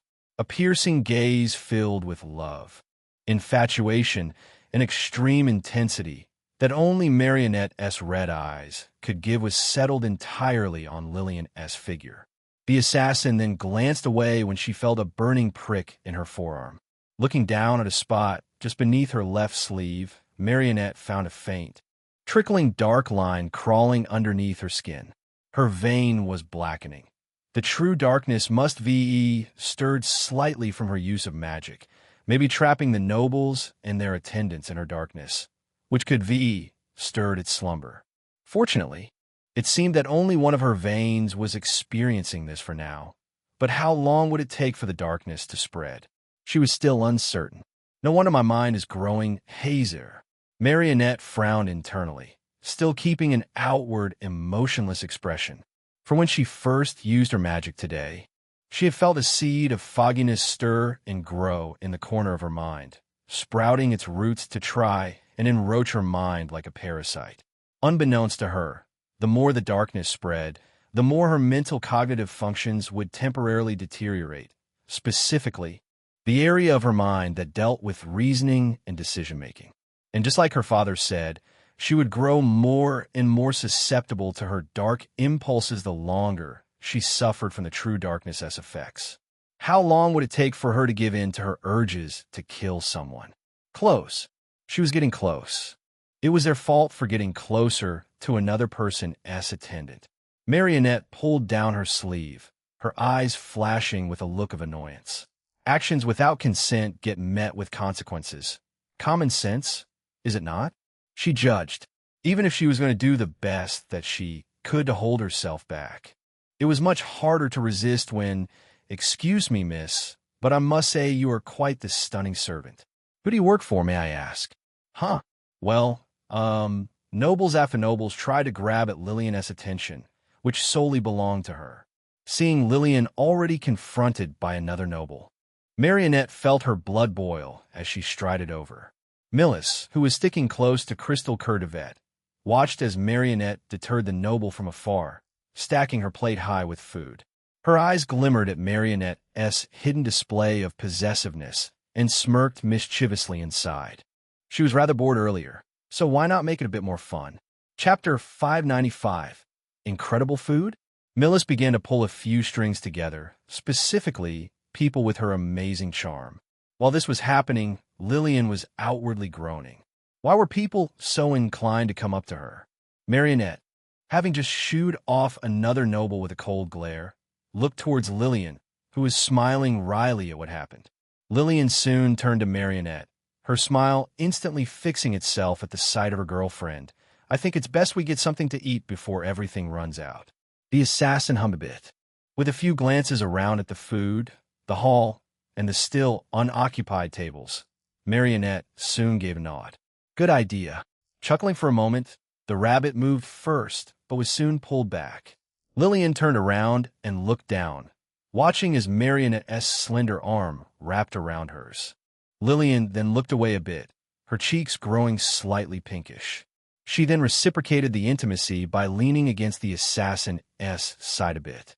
After the two had found a table and gathered plates to eat, they sat down, but were quickly followed by other nobles who sat down with them, one of them being rather familiar. Crystal, who had suddenly been told to sit here by Millis, looked around nervously as she glanced at Marionette several times. The assassin was sitting a few seats away from her. The table was big enough for 6 nobles to sit down at, along with their servants, who remained stubbornly situated behind their respective nobles. They had an air of professionalism around them. Unlike Lillian, who had taken a seat beside Marionette without her image as an attendant in mind. This could also be applied to Millis, who had taken the liberty of sitting right beside Lillian. The two of them were fine with the other nobles sitting at their table, although that couldn't be said for Marionette, who was internally grumbling inside her mind. She was certain there were other tables these nobodies could sit at, so out of all of them, why was it with her and Lillian S? TCH. Ignorant of Marionette's tongue click, Lillian was keenly watching Millis shovel food down her throat with some rather surprising, elegant table manners. The food is really that good? Lillian thought, curious about her own plate. In the game, all kinds of experiences that the player went through would be expressed through Millis's thoughts, which was a key feature of the game, surprisingly. Any moments in the game that would been boring would automatically become entertaining to some degree for the player by reading Millis's thoughts, which would always be worded rather degenerately. Millis described the experience as feeling several overwhelming waves of intense pleasure in the span of a millisecond after being edged and starved all day. Looking down at the food, Lillian recalled a minor bit of information. In the world, once a person managed to enter the realm of magic, they would be given several pathways in life. The path of a chef, while not the most sought after by mages, has been known to be incredibly profitable, depending on your abilities. And I heard the Darkhounds hired some highly graded chefs. As a test, Lillian scooped a mouthful of mashed potatoes into her mouth. She was then blown away by their incredibly fluffy and flawless texture. She could even taste the high quality of dairy products that went into it. She soon moved on to the slice of beef-like meat she chose. The moment it entered her mouth, she could feel the fatty muscles of the meat instantly melt on her tongue like butter. The oils and fats that went into making the meat, which was enough to cause an average person to feel as though their heart was clenching, gave her an experience of ecstasy. Holy shit! With a ginormous smile on her face, Lillian immediately continued to devour more. With each bite she took, she could feel her tongue shiver with pleasure. Lillian could even sense that whatever beneficial nutrients were found in this meat were affecting her in real time. Any kind of low energy she had was immediately washed away, and signs of muscle fatigue or soreness were instantly rejuvenated. This was the best food she had ever eaten. Although the consumption of ingredients for monsters made a great difference, the quality of the chef's skills was the resounding factor in a dish. After a gulp, Lillian turned to Marionette and requested, "Marionette, you gotta try this. It's amazing dash." But when she was about to finish, Marionette interrupted her with a swift answer. "I prefer your cooking better." Marionette, who had already tried out the food, found herself bored by the taste, no matter how good it may taste. Seriously?" Lillian answered with a slight stutter, surprised. The food here was way better compared to hers by several folds. Marionette smiled and leaned the side of her face against her palm. Her elbow rested against the table. Then she cooed, "Seriously? I'm not joking, Lillian." The food she ate had no love or feeling in it. Like the chef only made it so they could get his pay, the concept of love being an ingredient was still a foreign thing to her. but even she could point out the difference. Leaning her face away from her hand, she snaked her free hand under the table and rested it on Lillian's thigh, causing the rabbit to jolt and stiffen a bit. Marionette's eyelids dropped slightly as her smile grew warmer and more mischievous. I would even say that I would prefer your cooking over the most skilled cooks and chefs in the world. With a blank head, Lillian stared into Marionette's eyes. When she eventually regained herself, she blushed intensely. She would then proceed to shovel food into Marionette's mouth, feeding her over and over again until the embarrassment disappeared. The nobles and attendants who watched the two flirt found themselves feeling incredibly envious, even though some of the attendants had spouses or lovers to come back to. A couple of nobles at the table had even requested a napkin for their nosebleeds as they watched Lillian blush intensely, finding the girl to be incredibly attractive and cute. Millis, however, was not as affected as the nobles. In fact, it would be more accurate to say she wasn't the slightest bit affected by the envious scene. Instead, she was wondering about how to strengthen the two's relationship even further without damaging anything. She was the cause for the other nobles sitting at their table. It wasn't that hard to convince them. Tell them that two beautiful women were about to sit at an empty table and lie that if they were lucky, they could get one of them. But their purpose was just so she could get an observation. After placing a noodle-wrapped fork in her mouth, Millis pondered, possessiveness. Now how do I go about making her more possessive of Lillian? She was sure Lillian wouldn't mind that about Marionette. After all, in her mind, she had labeled the two of them simps for one another. It'll at least relieve my boredom a bit. Millis smiled, soon smirking as a plan bloomed inside her mind. Then, she frowned slightly as she felt something probing her mind. Millis scowled with an agitated look and thought. Get out of my head. While that was happening, Damien, who was sitting on a table and having a joyous time entertaining his table mates, was then asked to be pulled out of the room by a family servant. His face twitched, but he tried not let his annoyance show. When he left and entered an isolated room, he was met with a convergence of darkness that soon split apart to form 6 masked individuals clothed in black. The forehead of their masks each labeled them a number. Seeing it was his elite squad, Damien's annoyance quickly soothed. He asked, Well, what have you all got to tell me about the 6 missing nobles? They haven't actually been clumsy enough to get lost in my home, right? Each of the bloodhounds glanced at each other. Then, one of them took a step forward and spoke for the rest of them. The mystery of the missing nobles isn't the cause of clumsiness, Master Damien, but someone amongst the party. The bloodhound then paused before adding, Be wary of... Chapter 596. Be wary of red eyes? Be wary of the woman with long black hair and red eyes, Master Damien. The bloodhound labeled 3 warned, inciting a baffled reaction. Huh? Damien breathed out, confused. Woman with long black hair and red eyes? Can you get any more vague? Realization soon hit him in the face.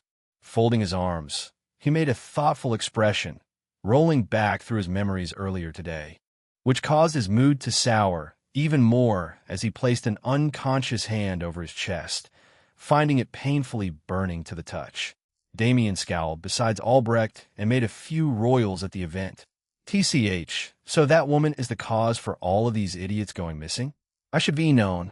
Marionette von Roselle was the only one he was the most wary of. In fact, any Roselle was trouble in and of themselves.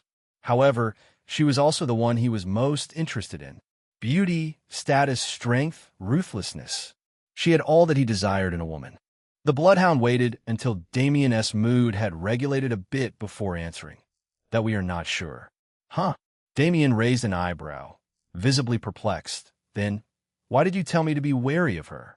Raising his hand, the bloodhound caused the darkness surrounding each of his colleagues to converge, each of the darknesses transforming into a palm-sized dark centipede that crawled through the air. Once all 6 centipedes met, they fused to form a 5-meter-wide centipede, whose body seemed to be longer than the length of the room, which was roughly around 15 to 20 meters. It had over 100 legs and emitted a faint black miasma. However, what laid as the key defining features wasn't its size or predatory aura, but its two glowing, slit-pupiled red eyes and 4 curved horns. My monster shard, the 4-horned demonic centipede, which I had nurtured until it achieved rank B, had found her presence to be both frightening and attractive to be around. Bloodhound 3 then paused before adding, my centipede's senses had never led me astray, so, by my judgment, I think you should keep your distance from her. Young master. Don't underestimate my abilities. Damien scowled cockily. Unlike you washed-up mercenaries who could only dream back to your glory days in Jacksmere, I am still in my prime and growing. I entered AB rank trial when I was 17 and emerged as a Tier 3 mage a year later. And, given another year or a few more months of dedicated training, I would surpass you oldies who only have a couple of decades, maybe centuries, worth of experience to your names. By then, maybe I won't have to rely so heavily on my abilities, unlike when I found you guys and slaughtered your captain, who was still pitifully a Tier 3 after all this time. The bloodhounds found themselves severely aggravated and taunted by his words, their maturity unable to hold back the flood of bloodlust that rushed out from their bodies. Insolent bastard, how dare you speak ill of our captain? Fucker, you speak as though you fought him on equal grounds, when in reality you played dirty and sneak-attacked him from the back. Yeah, you had even taken his treasures for yourself, you wretched thief. They screamed hateful slurs of the Darkhound, still livid from the day they were told their beloved captain was killed, told by the man that stood before them now. Their battle was a planned event, a one-on-one face-to-face. But the Darkhound had to play dirty and called in reinforcements. Damien smirked as his nose twitched from the distinct smell of rage and bloodlust in the air, causing him to imagine himself in a battlefield where rivers of blood were a common sight. Ah, this must be the bloodlust of seasoned warriors. He could even smell the familiar, strong stench of iron. With a cocky smirk, he placed his finger against the side of his head in a mocking manner, causing the bloodhounds to momentarily withdraw their bloodlust. Thief, played dirty, sneak attacked. Damien shook his head with an amused smile. He found the bloodhounds' reactions and current feelings to be pitifully comical. So, what if I'm a thief and had played dirty? You all were once part of a criminal organization hated across the lands. You have no right to call me a judge, my methods so heinous. And as for your captain, for an old man with so much experience, he should be known not to trust a northerner so easily, especially when that northerner was a hound vying for his mountain of bones. And don't forget, mutts. I still killed that old man with my bare hands, which in turn forced you all into a blood binding. Be grateful I at least granted you some peasant luxuries in exchange for your forced loyalty, a compensation for killing your oh-so-beloved captain. He then began to lightly tap the side of his head, but just to remind you, try something, and then black. Dead instantly. And remember, I'll always know when you guys are planning a betrayal. Damien then turned to face the door, walking to leave with a whistle. Anyway, I wasted enough time here, so I should return to entertain my guests. Maybe even score myself a smoking hot woman in the process. Make sure to find out who is the cause of this annoying missing persons shitfast. Not like it'll mean much anyway after tomorrow night. Door shitch. With their eyes glued to the closed door, the bloodhounds equally let out a deep sigh of resentment. I hate that guy. He truly is scum. I don't think I've met anyone more heinous than him, even in Jacksmere. Everyone turned to look at him. Wasn't he that because you only ever focused on missions rather than socializing? Well, yeah, but still. After a few moments to reminisce about the past, they eventually returned to talk about work matters. Who is it, do you think? I'm not sure. My items focused on these things are failing to track them down. The target must have an item that disrupts these sorts of things. If so, then they must be part of an extremely wealthy family. Perhaps. One of the royals? A royal? Are you an idiot? If a royal attacked a noble of another nation, that's immediately a call for war between the countries. Well, let's not rule them out at least. What royals do we even have in the first place? We have the second prince from the south, the youngest princess of the north, the third prince from the west, and a couple of signs from the east. Apart from the south prince, the north princess, and the scion of Kirasaya, the rest have been staying rather silent. How about that scum-s friend? Albrecht von Hohenfeld? It's definitely not him. Although he is not a good guy, he would do anything immoral without reason or pointless things like this. I still haven't figured out why these guys went missing in the first place. Everyone paused at his last sentence, falling into thought before shaking their heads. One of them muttered, "The perpetrator attacked nobles of lesser status compared to the bigger nobles. Could that be a reason?" No. It must be something about those nobles' backgrounds. I think I remembered one of them being some kind of corrupt judge. Perhaps the perpetrator is doing this for some kind of heroic reason? Well, nonetheless, we will have to figure out soon. Soon, the bloodhound who owned the four-horned demonic centipede ordered it to disperse, giving miniaturized versions to the other members. And what if we do figure them out? One asked, watching as the darkness slowly began to wrap around him. The ability of the four-horned demonic centipede. We can only just report it. Another member responded in a deep voice, "We weren't given orders to confront them, and I don't feel like helping that bastard any more than I am ordered to." Afterwards, all of them sank into the darkness, using it as a medium to swiftly travel around undetected. Chapter 597. A planned scenario? Flash. Having stood up to grab another plate, Marionette felt mana within her earrings flash repeatedly. Her earrings not only acted as a way for her to store her items, but also acted as a remote disruptor to magical phenomena that tried to unconsensually pursue or figure out her location. It was one of the main reasons why she moved so boldly. Fruitless effort. "Are you all right, Marionette?" Lillian asked as she walked beside the assassin, holding her own plate. Seeing that Lillian had stood up to grab another plate, Marionette nodded. Initially, she was skeptical about whether or not Damien had tampered with the dishes. Her skepticism only led her to believe that Damien had possibly added a non-lethal type of poison, maybe one that would cause others become susceptible to being charmed like a poison from an Evacharm flower. Marionette then glanced at what Lillian was grabbing. What meat is that? Chicken? Lillian's plate was topped with the wings and thigh from what appeared to be a chicken. The skin was cooked to a golden crisp with a subtle amber hue, drizzled with a dark red sauce resembling wine. The only thing that was off about it was how muscular it was compared to average poultry. It also held the trace of mana. It's from a one-leg inferno turkey, I believe. Then, I think this red sauce is made from ember root, honey, and some other things.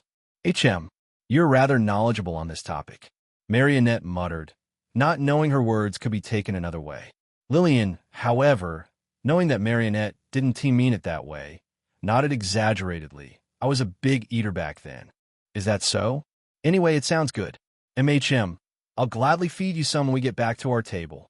Marionette took a subtle glance at Millis, who had joyfully walked by with her towering plate of one-legged inferno turkey drizzled in emberroot glaze. Overcome with curiosity, Marionette nodded. "Please do." After a little while, Lillian came to notice something odd happening. Much earlier, she had seen Damien leave and return a few minutes later. She didn't recall something like that happening. Maybe I'm just overthinking this. Lillian sighed. When she had discovered nobles began to disappear, she had begun to think and overanalyze little unforeseen things, feeling as though her memories weren't as reliable as she thought they were. Although there had been plenty of times when her memories were shown to be flawed. Could be just been a toilet break, not a big deal. Currently, Lillian was having a toilet break of her own.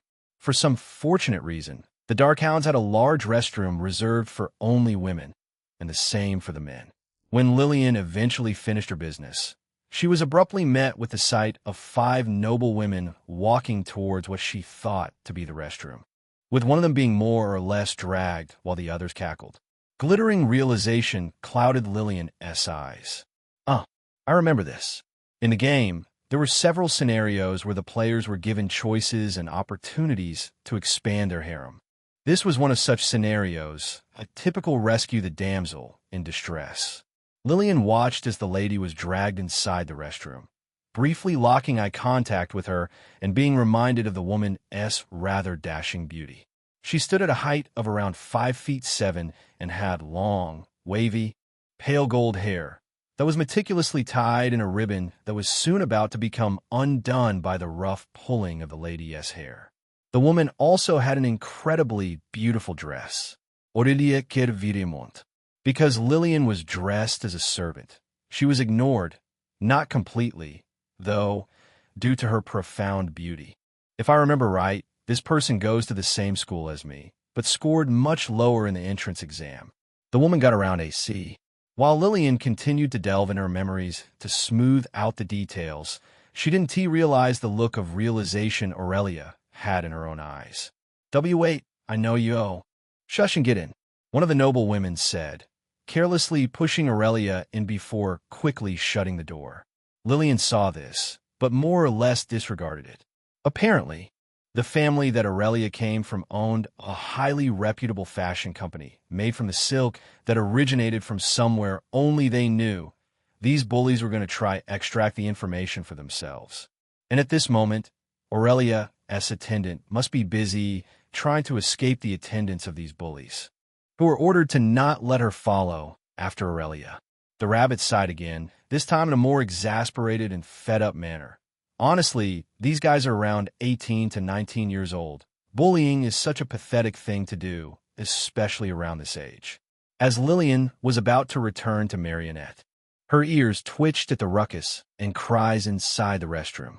Her mind then flashed with painful and torturous memories of her past life, memories of when she was being bullied constantly. She stopped midway through her step, her face slowly tilting down as a shadow of her hair fell over her eyes. Lillian then unknowingly let a sharp sigh of irritation, followed by a deep groan of annoyance as she turned and entered the restroom. Then, half a second later, splash. The ruckus inside the restroom was replaced with 4 simultaneous shock screams. Whoa, whoa, whoa. She's fine. Red eyes, Millis said with raised hands, facing her palms towards Marionette, who was stubbornly trying to get past her. Lillian has been gone for far too long. Marionette stated with furrowed brows. She isn't the type of person who takes her time in the restroom. And that corridor isn't that long enough to amount to why she's been gone for so long. Millis clicked her tongue, finding that Marionette's worries were causing attraction. T-Sich, no need to be so damn insecure. I'm sure she's just going through something right now like a big shit. So relax. I don't think she would like it if you suddenly bursted in and saw her taking a dump now, right? After an unknown, but long amount of time, Millis was about to convince the concerned assassin to grudgingly give up. Unfortunately, this wasn't something Millis wanted. She wanted Marionette to be even more stubborn in what she wants. Or, she might be meeting up with someone she knows really well. With her arms folded, Marionette tightly gripped her slender left bicep, her jaws clenching. She would then immediately bolt towards the door that would lead her in the direction of the restroom. Marionette swiftly left under Millis's amused gaze. Was it really just so she could become her attendant, or was there some ulterior motive in getting here? With her arms folded, Marionette tightly gripped her slender left bicep before immediately bolting in the direction of the restroom, swiftly leaving the dining hall under Millis's amused eyes. It's always so entertaining when I do these kinds of things. As Millis was about to follow the assassin, so that she could point her in the right direction, she noticed a group of drenched ladies entering the hall.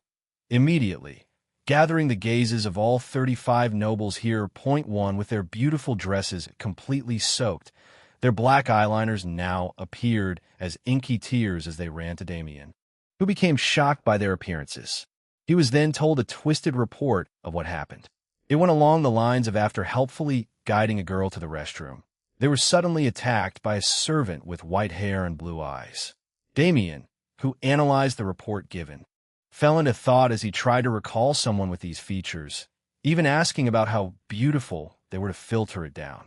And after he was hatefully and grudgingly told the servant was extremely gorgeous, a wicked look flashed through his eyes for a brief moment.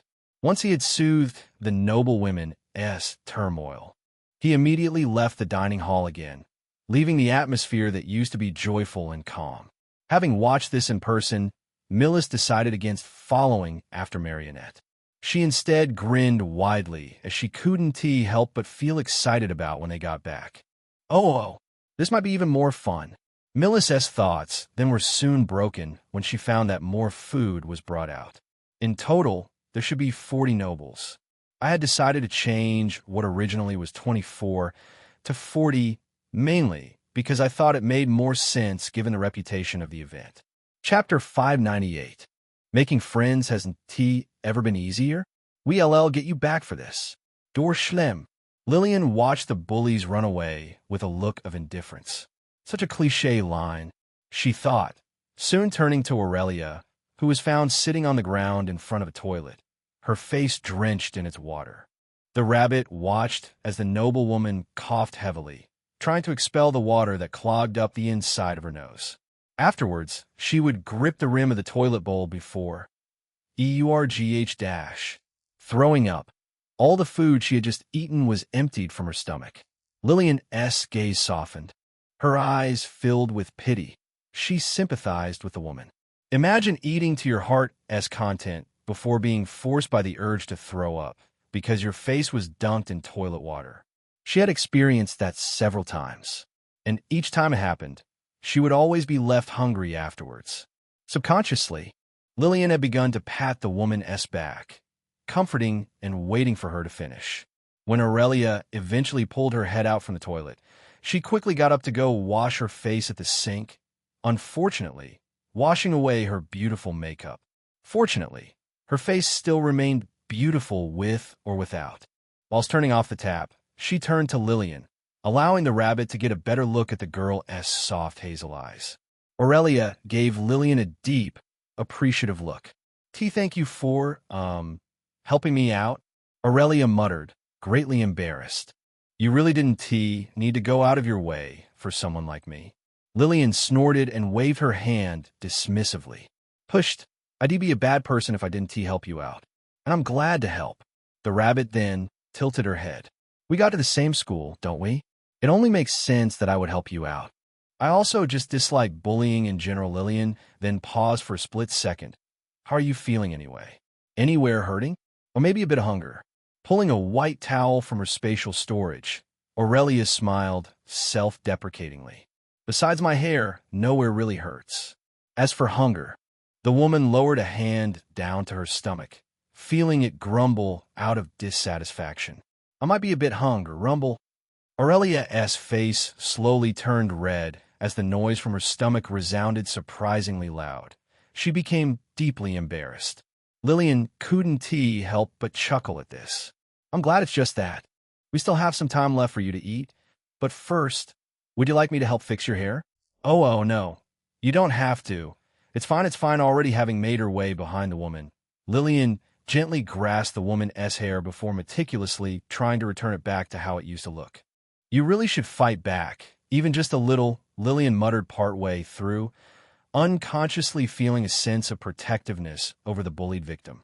Aurelia became even more embarrassed, even more so by how gentle Lillian was being. I know, she quietly whispered, but there's not much point if I can't prove it, was in self-defense. The poor woman would always be dragged into an isolated area, and she feared false rumors more than anything.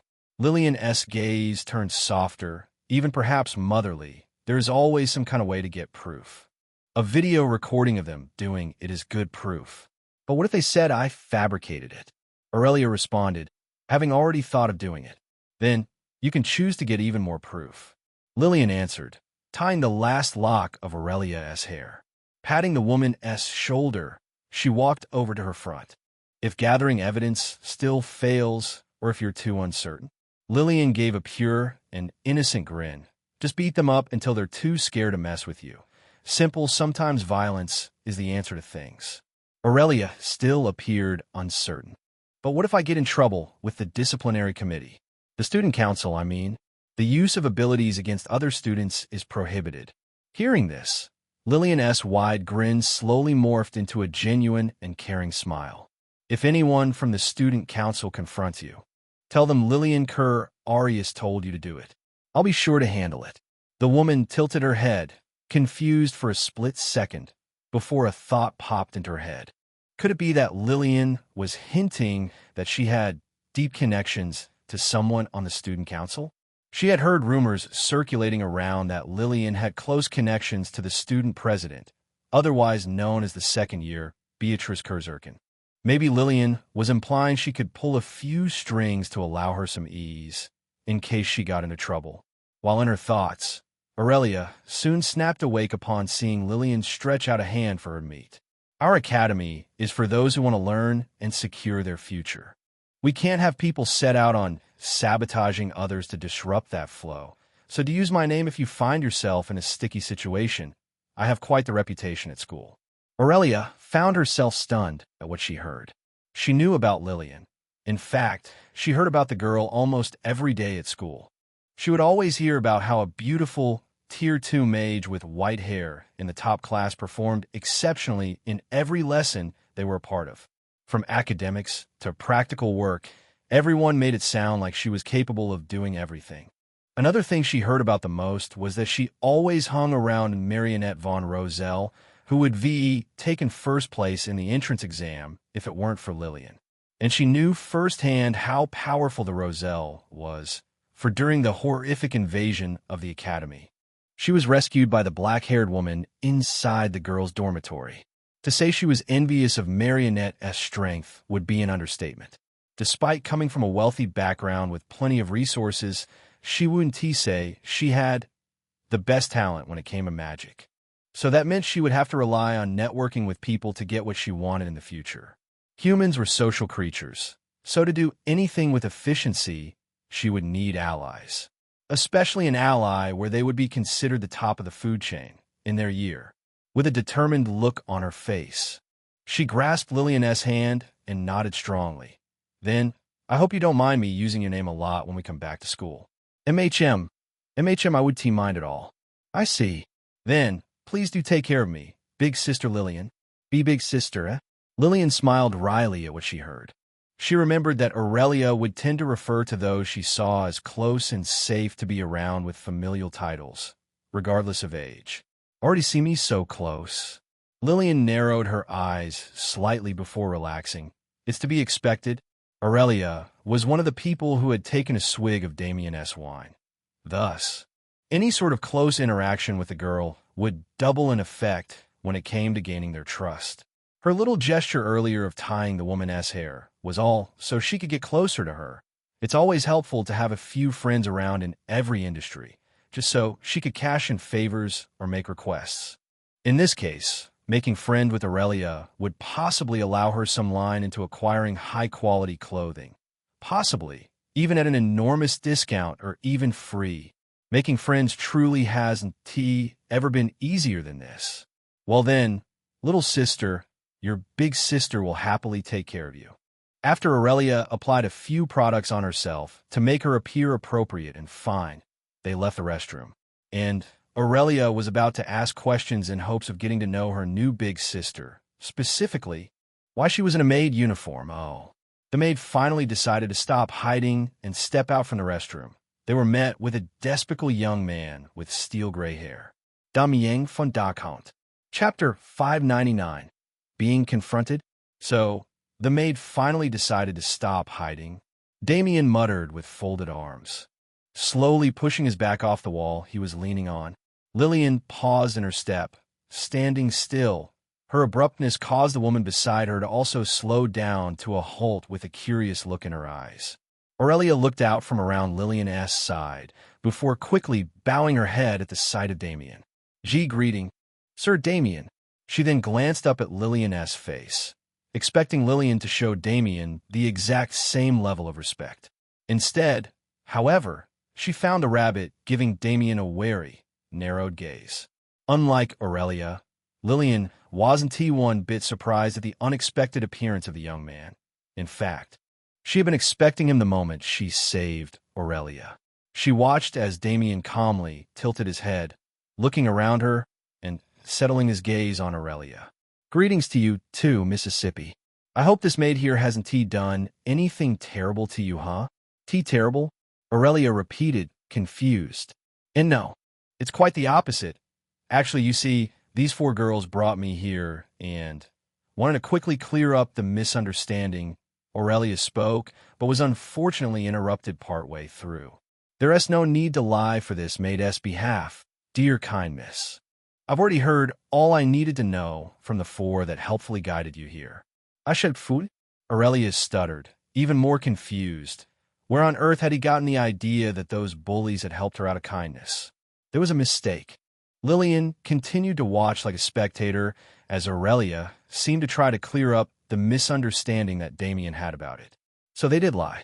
It was all within Lillian's expectations that the bullies would immediately report her to the person whom they knew had the highest power in the event. Lillian was aware of the blatant lie they would spin up to make themselves appear more amiable and innocent in the eyes of Damien. Unless it was for a good or even beneficial reason, Lillian detested these kinds of people. I promise you that this maid didn't attack them for no reason, Aurelia exclaimed, becoming frustrated as Damien seemed to ignore whatever she said. They're the ones that were being rude towards me. Miss Lillian isn't that kind of person. Damien, having been ignoring and deflecting back Aurelia's words with smiling indifference, found himself perking up, interested. Oh, so, that's what her name is. Sparing Aurelia only a single glance before shifting his gaze back to Lillian, he asked, That's enough. May I ask you to please leave this maid alone and me to speak? As the event host, I need to hear both parties' sides to make my judgment. Wait. Then, shouldn't you have her master present for the Desi Dash? Seeing that Aurelia was too stubborn to leave, Lillian placed a hand on the woman's shoulder, then smiled. To say Lillian wasn't pleased to see Aurelia speak on her behalf would be a complete lie. It was nice. Although she did feel it was a bit too soon for Aurelia to judge her as a person already. Isn't that kind of person? Lillian repeated in her mind, her smile widening as a chuckle escaped. Unbeknownst to Lillian, this was partially the work of her trait maiden of sinking, which had a positive effect on those she deemed an ally. It's fine. Lillian soothed. You're hungry now, right? Just return to the dining hall and get something to eat. They must be bringing out more food around this time. Are you sure? Aurelia asked, concerned. But what if those girls come at me again? With how innocent the woman sounded, Lillian felt as though Aurelia was much younger than what she should be, which was around 19, older than Lillian. Well, if those 4 girls come bother you again, just stand near a woman with a purple bob cut. She'll be happy to help you. And, you can also stand next to someone with long black hair, as long as you tell her I told you first. Lillian then paused for a split second, but if you do go up next to her, don't stand too close, okay? Upon saying that last sentence, Lillian's smile slowly twisted. Aurelia, finding Lillian's hold on her shoulder becoming eerily tight, quietly shrieked as she backed away. Oh, okay then. Well, I'll go back first, big sister. Damien watched as Aurelia swiftly left, running, before turning back to Lillian. His eyebrow, which was just raised, soon lowered as a cunning smirk appeared on his face. Well then, how about we get to know one another first before we get to... No need. Let us just get straight to the point. Turning to Damien, Lillian's eerie expression immediately shifted to a cold one. If it wasn't obvious, she and really want to interact with Damien. Given that Damien already knew the lies he was told were a bunch of shit, he just needed a reason to approach her when she was alone. The same thing would happen to Millis if she had been the one to save Aurelia. Or maybe not. Maybe it wouldn't have happened to Millis. Lillian felt that all the attention that Millis would attracted from Damien was completely stolen by her, unfortunately. Damien's face twitched, offended by her interruption. Was she not aware of the large gap in status between them? How dare she show such disrespect? The hound coughed slightly, willing to look past this small offense, but not ignore it. Shouldn't you at least show a hint of respect, like I am to you? Damien asked with a forced smile. I'm sure you've been trained on how to treat nobles, right? You should give me the same level of respect that you would show to your mistress, you know? Lillian blinked, then snorted. Rolling her eyes, Lillian began to crane her head side to side and muttering in a monotonous and insincere tone. Yeah, sirree. Oh, so mighty Damien von Darkhound. Please do spare this servantess show of disrespect, for she didn't mean to. Her words went on to infuriate Damien even more. Bam! Chapter 600. Expectations of a blackout. Shoving Lillian up against a wall, Damien slammed his palm right beside Lillian's held, essentially trapping her in between him and the wall. A cabinet.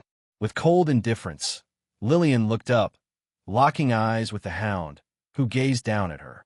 Damien stood at a height of 6'4", a stature much greater than Lillian's. Don't get so cocky as to think you can disrespect people too easily.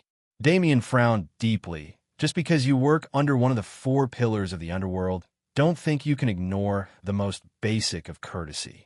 Lillian hummed, bored, despite having been scolded.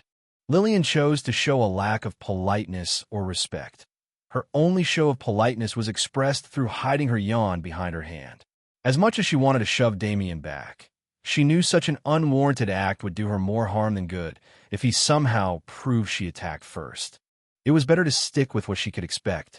Also, it's not like her being nice would change much. After all, any decision she would make would ultimately result in Damien giving her an unfair punishment. The punishment being in the form of what the player would consider an unwinnable boss fight. The loss of this fight would ultimately lead her into a route she would rather avoid at all costs. But fortunately, like most unwinnable game scenarios, the player would be given a way out. In some routes, by befriending a certain tired, blonde-haired prince, otherwise known as Ref von Lionbright. The player would be saved by his coincidental walk to the restroom. Either that, the player would be stumbled upon by Mizuki von Kirasaya or Emilio von Nitraven. However, since Ref was stronger than the two combined, he was the better option. In all honesty, Lillian was kind of looking forward to that moment. It was rather an exciting cutscene. Seeing as Damien's gaze on her intensified, Lillian tensed her muscles. What should follow next would be the offering of a pill, a common tactic Damien used to grasp control over things he wanted, simply drugging. The effects of the pill would include an intense sense of dizziness, followed by a haziness in the mind. The effects were comparable to someone having gone through a whole day's worth of alcohol. Lillian prepared herself for battle. Damien, who had sensed the tensing of Lillian's muscles, wickedly smirked inside his head. The cold expression she was putting on must be a facade to hide her fear. His nose twitched, having caught a small whiff of Lillian's pleasant smell. How delightful, Damien thought. The young man reached his hand behind his back, as though he was going to reach for something. Then, he paused. Damien smiled softly. Say, how about this? The hound muttered, in exchange for looking over your blatant show of disrespect and even relieving the thought of punishing you. How about you tell me some things about your mistress? I've been meaning to get to know her a lot better and even clear up some bad air between us. Lillian blinked. What was going on? Wasn't he just about to ask her to take a pill? Why is he suddenly going towards a more cooperative path? Still in stupor from Damien's unexpected words, Lillian was left without time to react to the sudden tilt of her chin upwards. Damien gave a kind and charismatic smile. I would even like to know more about you as well. His voice turned charming. I hadn't ever thought the Roselles would possess a servant as radiantly beautiful as you. Lillian instantly went silent, her lips immediately pressing together tightly. Thump, thump, thump. Lillian felt her heart rate speed up drastically. She could even feel her body growing hotter by the second, due to Damien's close proximity. The rabbit felt a funny feeling inside her stomach. It was like she had a large number of butterflies fluttering inside her stomach. Was this love? Full of shit. If the feeling she was experiencing was actually love, then it would be directed not towards claiming Damien's heart, but ripping it from his chest. Her heart rate quickening, her body temperature rising. These weren't born from affection. Far from it. The conditions she was experiencing were purely from a burning rage that sprouted from her heart, soon being pumped across her entire body. As for the butterflies she was feeling, she was actually just feeling sick. Being so close to Damien made her feel sicker than she had ever been. Motion sickness from traveling on a rocky boat? This was worse. Extreme vertigo from the lack of blood? This was much worse than that. Becoming ill from fear of losing her limbs? This was far worse than that. If what she felt were truly butterflies, then they must be rotten beyond recognition, only able to fly after being magically reanimated. Damien, unbeknownst to how sick he was making Lillian, he held Lillian's chin in between his index finger and thumb, holding her in place. So, do we have a deal? When Lillian eventually returned back to reality, she hissed, disgusting. She swiftly raised her hand to swat Damien's hand away from her face, but then Lillian saw something that caused her to immediately pause, dead in her tracks, wide-eyed. Seeing Lillian's eyes instantly shot wide open, Damien raised an eyebrow, deeply confused. Then, he noticed the atmosphere and lighting around them gradually darkened at an exceeding rate. It felt eerie and cold, but at the same time, burningly rageful. The entire corridor had suddenly gone through a blackout. Damien felt the hair on the back of his neck stand up straight. His nose then twitched as he discovered the scent of another person using his keen sense of smell. Who was there? When did they get there? With the urge to turn his head, Damien did just that, but was then pushed back a split second later by something cold and sharp.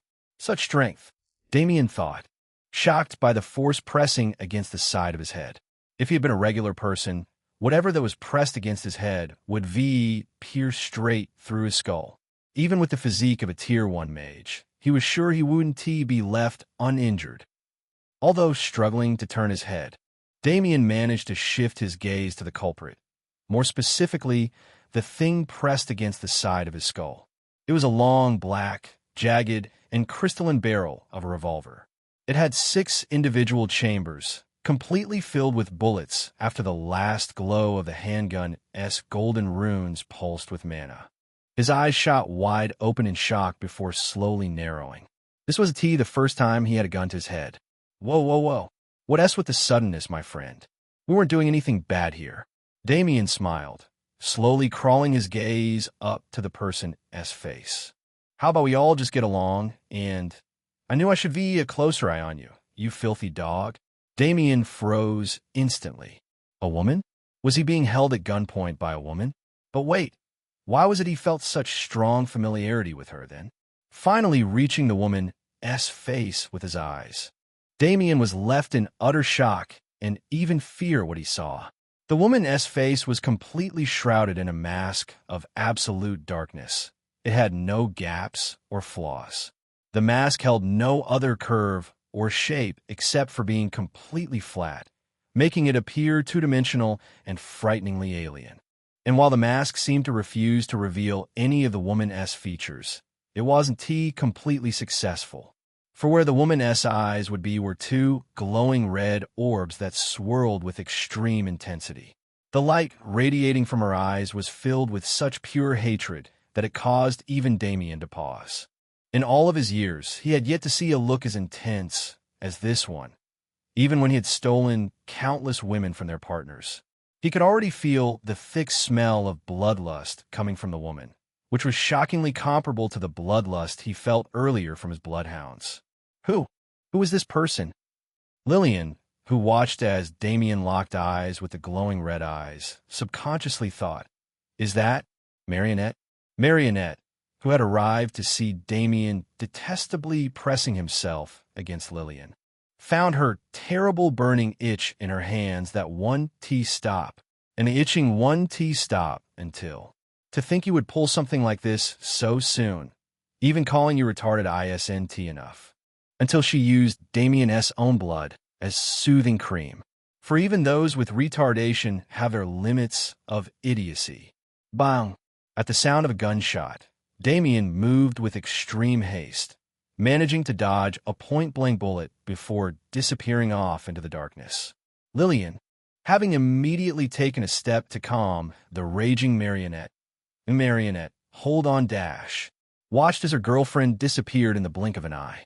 Following that, Lillian went blind as the darkness soon eradicated all the light within the corridor and claimed the atmosphere. Why was Marionette here? What purpose did Marionette have in being here? Did she come out to find her? Lillian didn't know what was going on. She didn't know what to expect anymore. The rabbit listened keenly to the loud sounds of gunshots and explosions, which echoed out from deeper down the corridor. That was until she heard bang. The sixth gunshot resound. Chapter 601. Out of character? My maid uniform? Lillian repeated, having just been asked about why she was wearing her maid uniform. Lillian chuckled with an embarrassed look, slowly avoiding Aurelia's gaze. While explaining the reason, Lillian thought back a little, just back enough to when she exited the ladies' restroom. After she and Aurelia had left the restroom, she was met with Damien, who had his back smugly against a wall, seemingly waiting for them. She was prepared to take a wary stance against him, having already expected his arrival. Lillian was ready to fight Damien. But contrary to her belief and expectations, the young man only glanced at her briefly with folded arms. His gaze was cold, and his face twitched with severe irritation. This wasn't the face Lillian remembered he had in the game.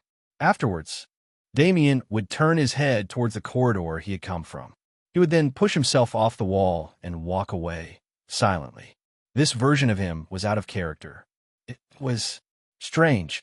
Lillian scratched the back of her head, still deeply vexed as to why Damien suddenly backed off.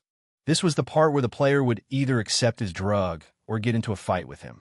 She had also recalled the appearance of some kind of liquid on the back of his neck. Was it sweat? It has to be sweat. But why would he be sweating? Lillian thought, juggling her thinking with the entertainment of Aurelia-esque questions. The woman really wanted to know a lot about her. His eyes were also a bit sunken and dark, as if he hadn't gotten a lot of sleep last night, which I doubt would affect him much. So, if it wasn't because of a poor sleep schedule, it must be due to vitality issues. To properly function, the body must be given the right treatment, or else it would undoubtedly fail or struggle to work. Lillian had noticed that throughout the day, Damien's spark of energy compared to the start of this event had undoubtedly dimmed by a significant amount. He was still boisterous and flamboyant, no doubt, and lustful, but there was definitely a difference. And that, of course, the difference would undoubtedly be the use of his ability Borrowed Time. It was a powerful trait he received from his rank B trial, and one that allowed him to become an unstoppable powerhouse in the future. Borrowed Time essentially gave him the ability to rewrite his fate by traveling back 5 minutes before his death at a cost. The only reason she even knew about Borrowed Time was due to playing an entire route to gain his trust. Unfortunately, besides telling her what it did, he left out details of what the cost was. The Darkhound was annoyingly secretive, but I do know it makes him extremely tired afterward its use. There was one thing she knew for sure, though. A trait as powerful as Borrowed Time definitely had a downside or flaw big enough to balance the scales. If my theory of him using Borrowed Time is correct, then what happened outside the restroom that killed Damien? Lillian frowned, slightly concerned about the thought, then felt disappointed in another thought. She wasn't aware that time was looped back, unlike when she played the game as Millis, who was clearly aware that it happened. It seems like my identity as a transmigrator isn't special enough to receive special benefits. This might get a bit more difficult. The rabbit glanced down at her necklace, which continued to dangle around her neck, quiet and inactive. If only her necklace would be able to help her. Unfortunately, it doesn't seem to have any power over time to give her some warning. All it does is give me trouble. Lillian pouted. Lillian, snapping out of her thoughts, Lillian looked down at her shoulder, finding Aurelia tugging at her uniform. HM, what is up? Aurelia slowly held up her hand before pointing to the front of them. Is that your mistress? Huh. Lillian's eyes widened, turning to where Aurelia was pointing and finding a tall woman with long black hair, red eyes, and a beautiful face and figure staring her, silently. It was Marionette. Lillian's once troubled expression regarding Damien S. borrowed time instantly vanished, replaced with a large and bright smile. Quickly raising her hand, Lillian exaggeratedly waved to Marionette. "Marionette, what are you doing here? Looking for the toilet dash? Who is she?" Lillian instantly paused, her hand freezing at the sound of Marionette's cold voice. For some reason, she had begun to sense a bad premonition. Did she do something wrong? Why did Marionette sound like that? Aurelia, using her extensive experience in sensing danger, had also begun to sense a bad premonition. The masked woman would then scoot behind the rabbit's shoulder for cover, trying to hide herself from the assassin's gaze, which seemed to intensify at this. Marionette's face twitched and darkened when she saw this, followed by a burning and prickly sensation of pain crawling up the back of her neck. With shadows slowly falling to shroud her face like a veil, Marionette looked to Lillian again and repeated, "Who is she? And how close are you two for her to not refer to you with honorifics?" "We read as friends," Lillian said with a slight stammer, rather flustered from the sudden interrogation. Why on earth was Marionette acting like this? Marionette's red eyes narrowed with a small, menacing glow. "Friends? Right? Yes, friends." Marionette hovered her hand before her face and began tapping the gap between her brows, using her index and middle fingers. "Talp, talp, talp." "I'm rather unknowledgeable on the topic of friends still, Lillian, so do correct me." Marionette soon stopped her tapping. "But I'm not so sure that those you call friends should be in the same restroom as you, especially when you don't even allow your lover that sort of courtesy." A dark aura began to rise from Marionette's body, and sensing this, Lillian took an instinctual step back. Seeing this, Marionette's cold and taciturn face soon cracked like glass. Her lips stretched into a wide and manic smile. Lillian, who was about to respond to Marionette's words, was interrupted by a quiet and dry, laugh. Chapter 602. The moment it all clicked together? Now, clutching her face, Marionette began to laugh, her dry voice quickly growing in volume as her laughter echoed far enough for Damien to hear her voice. Having decided not to return to the dining hall yet, Damien leaned his back against the wall, nursing the side of his head before instantly freezing in place like a petrified statue. He quickly swung his head around, left to right, in search of laughter's owner before wincing and clutching his head again, overcome with vertigo due to his sudden movements. He could recognize the voice of the laughter. It was none other than that damned female assassin. What the hell is going on? Damien hissed loudly, slowly pulling out his phone and calling his bloodhounds.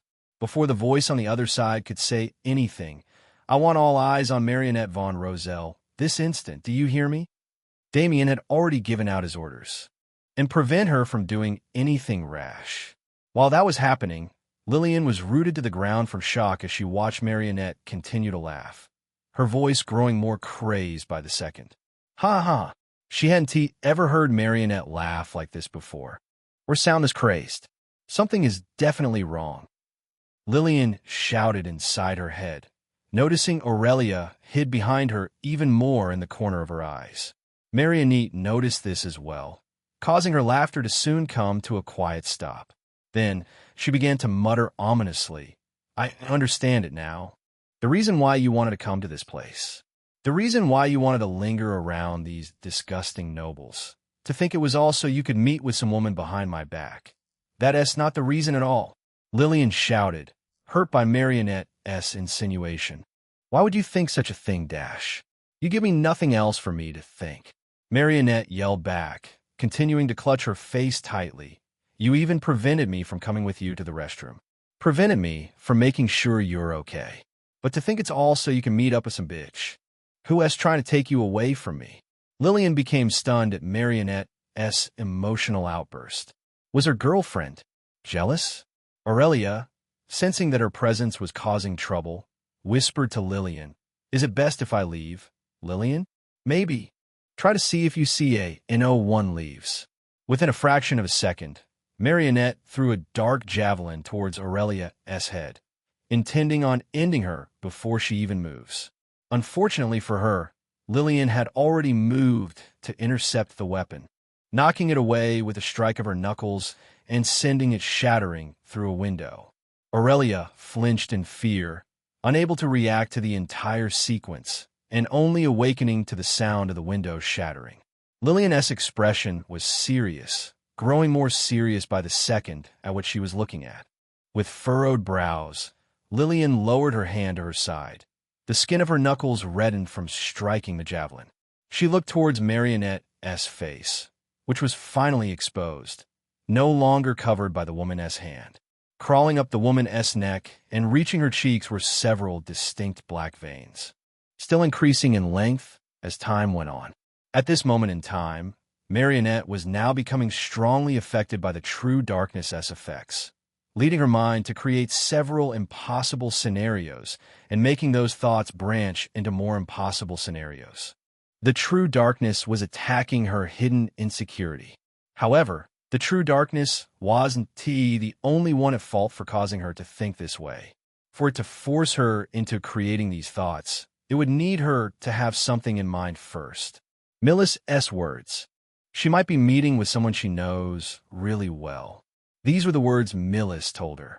If Millis hadn't told these words to Marionette, then the reaction the assassin would had to Lillian walking with someone else would been much milder than what she was feeling right now. What does she have? That I don't Lillian? Marionette screamed in frustration before vanishing into a blur. Lillian flinched, panicking as she found her surroundings darken at an exceeding rate. Alarm bells then rang inside her mind, notifying her of danger. She turned to the side swiftly and found the tip of a dark javelin aiming directly towards Aurelia in between her brows. Marionette held the other end of the javelin, lunging forward with a dark mask shrouding her face, her eyes glowing a fierce blood red. Fust, Lillian thought. The rabbit quickly moved to shove Aurelia back before charging towards Marionette, hoping to grapple with her. SWIP. Unfortunately, even with her Tier 3 physique, Lillian was still too slow to contend with Marionette. The assassin swiftly shifted the direction of her javelin, aiming it down. Then, she stabbed, piercing her dark weapon into the ground and using it as a vaulting pole. With incredible gymnastic and mobility, she leveraged her body over Lillian and continued her chase of Aurelia, who had now begun to run. Lillian also moved to chase after Marionette, intending to stop the assassin. Aurelia kept on running, dodging close calls after close calls, silently cursing her own dress for almost tripping her up. After noticing that Aurelia managed to get away from her yet again, Marionette clicked her tongue as she watched Lillian move in front of her again, blocking her path. Marionette gritted her teeth as she gripped the handle of her revolver, which she had summoned just minutes before. What can you possibly gain from stopping me, Lillian? Move. Not until you calm down, Lillian shouted back. With heavy breathing and a sweat-covered face, Lillian moved into a stance, tilting her head to get a better look at the corridor behind Marionette. It was partially destroyed.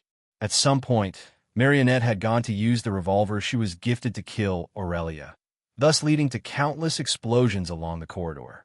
Fortunately, the material that made up the corridor was highly resilient and durable, making it so that only the furniture and decorations were reduced to shattered pieces. But that right now wasn't Lillian's main focus. Shifting her gaze back to Marionette, Lillian finally understood or had mostly figured out the reason why Damien might have turned back time. Marionette had killed Damien. But for what reason? As Lillian continued to think, her thoughts were quickly interrupted when Marionette suddenly leapt at her. Chapter 603. Hardened Assassin? With a kick off the ground, Marionette leapt towards Lillian with glowing eyes.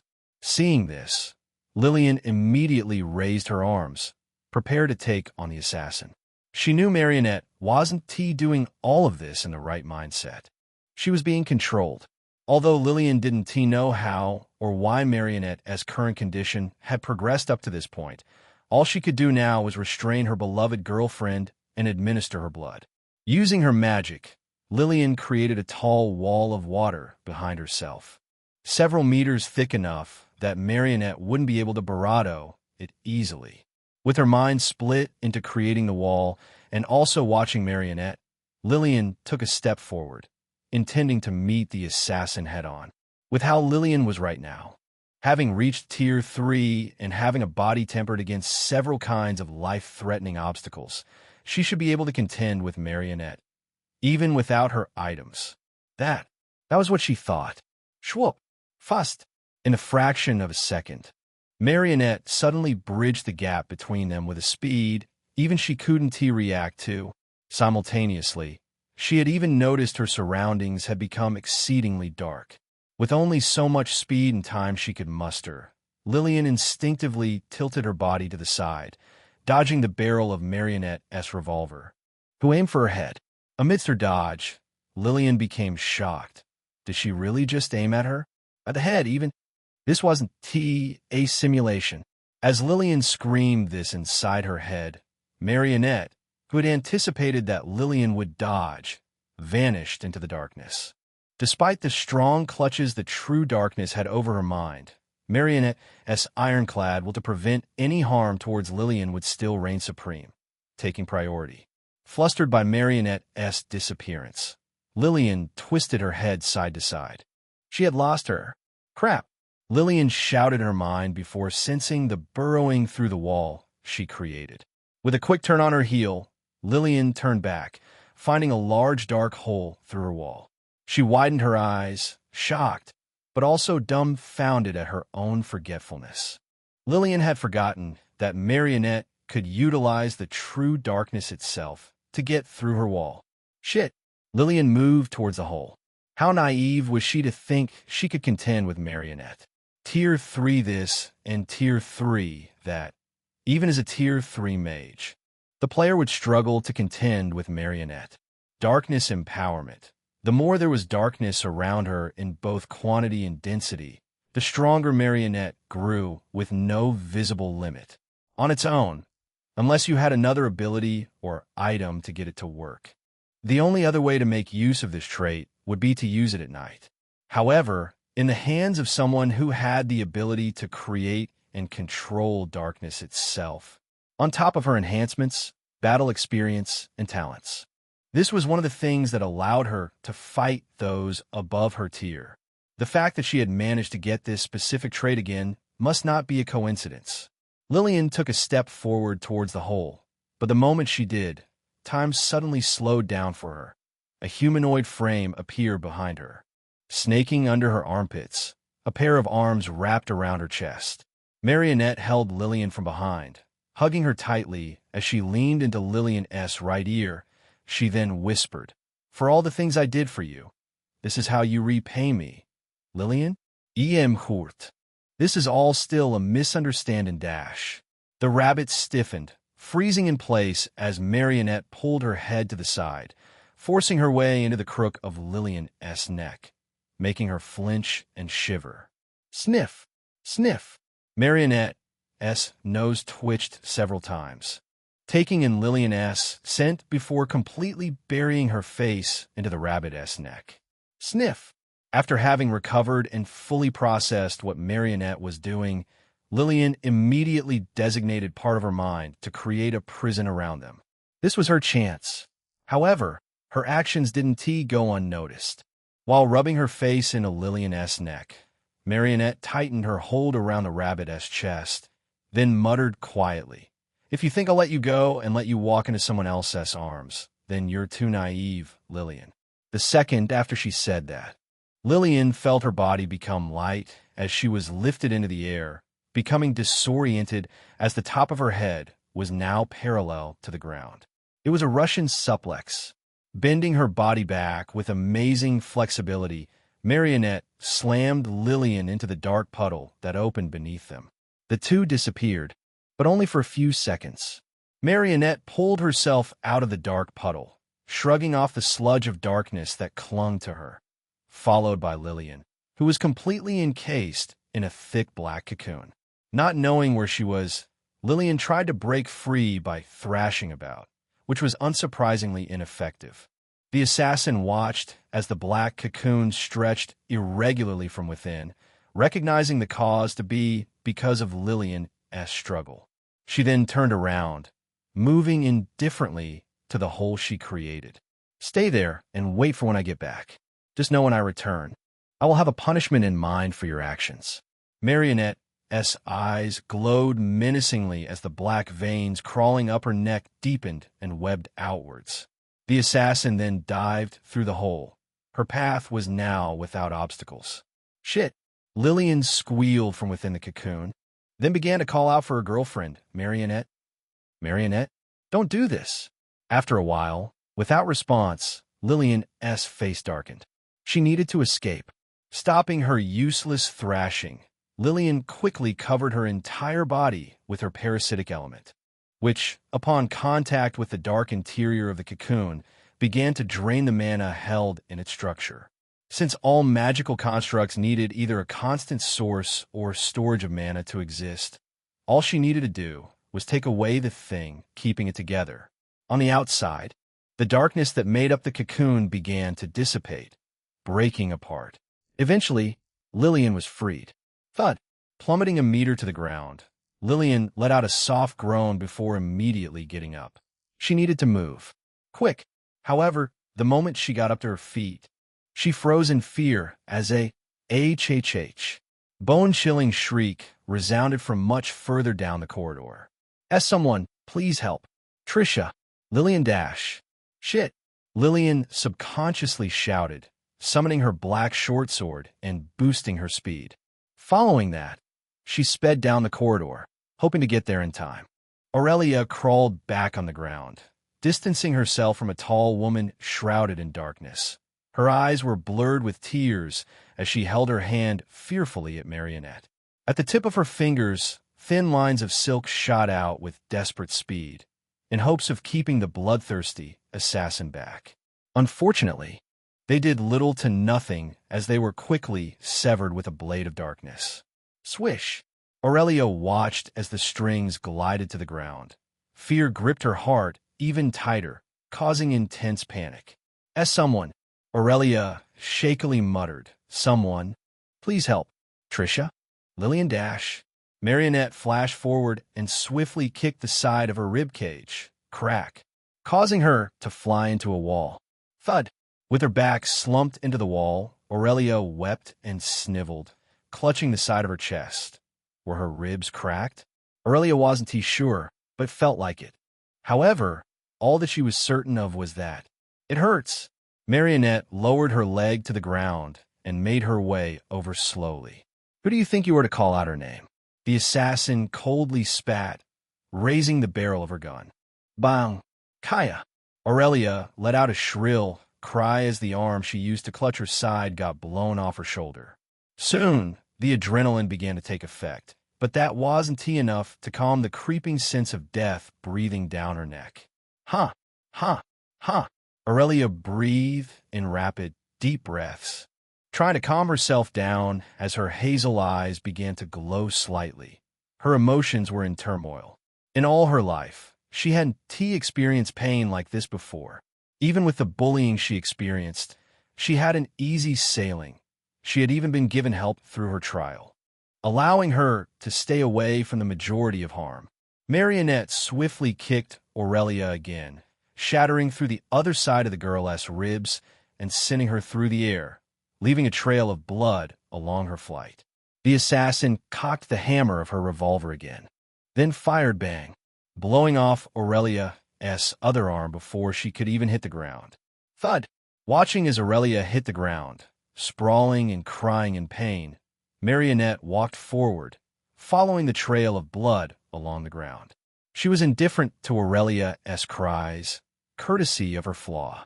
She didn't care about how many she had to kill to achieve her goals, courtesy of seeing people as corpses. No matter how she acted around Lillian or how many emotions she expressed, Marionette was still an assassin, trained since young. She was an assassin who had killed countless under orders. Her hands were stained, even with the blood of innocence. She was the Lady of Roses, who had plucked the heads of every bud that threatened her growth. She was Marionette von Roselle, the heiress to a family of killers. Stopping beside Aurelia, who was on her stomach, Marionette looked down at her with cold indifference. The act of torture wasn't her usual style. In most scenarios where she was tasked to kill, she would always do it swiftly without beating around the bush. However, she felt like taking her time. Aurelia, who was losing too much blood, had long blacked out from the pain.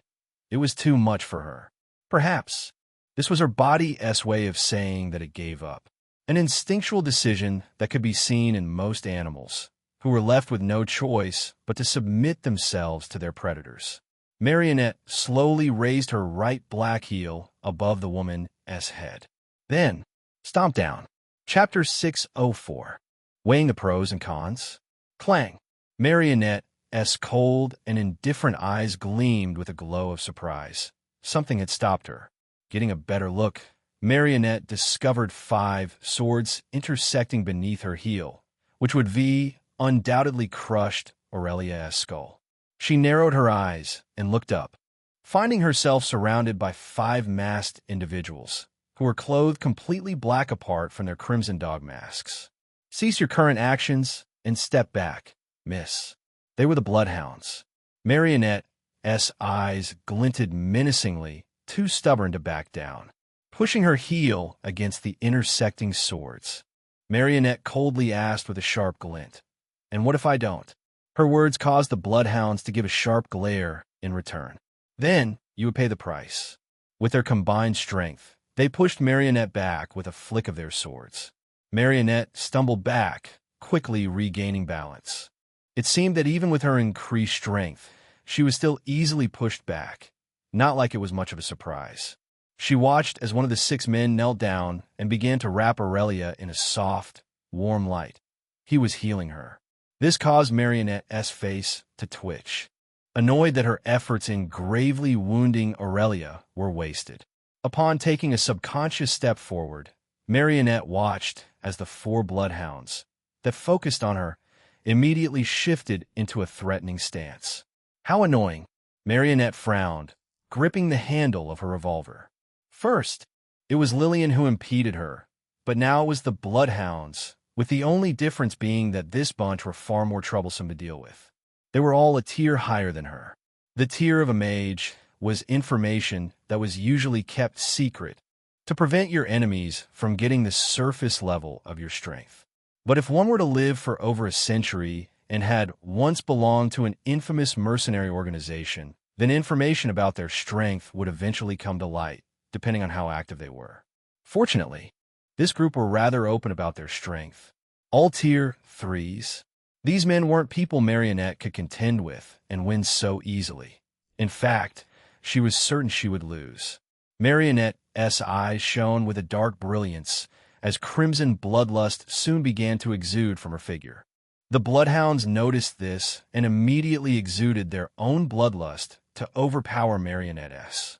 Despite the assassin's strong will to eliminate Aurelia, her bloodlust was nothing compared to the bloodhounds. If Marionette's bloodlust was as large as a river, then the combined bloodlust of the bloodhounds was as big as an ocean, dwarfing Marionette's by several folds. And despite this, Marionette continued to hold her usual look of indifference and stood her ground. Her black veins grew darker, extending further along her skin. So what if she only had 19 years of experience, and they had over a century? If they dared to threaten her or get in her way, then she would fight and threaten them back. As she was about to take another step forward, one of the bloodhounds, labeled 3, spoke. "I wouldn't take another step if I was you. Not unless you want harm to come to your maid, who we had intercepted." Marionette's eyes briefly widened.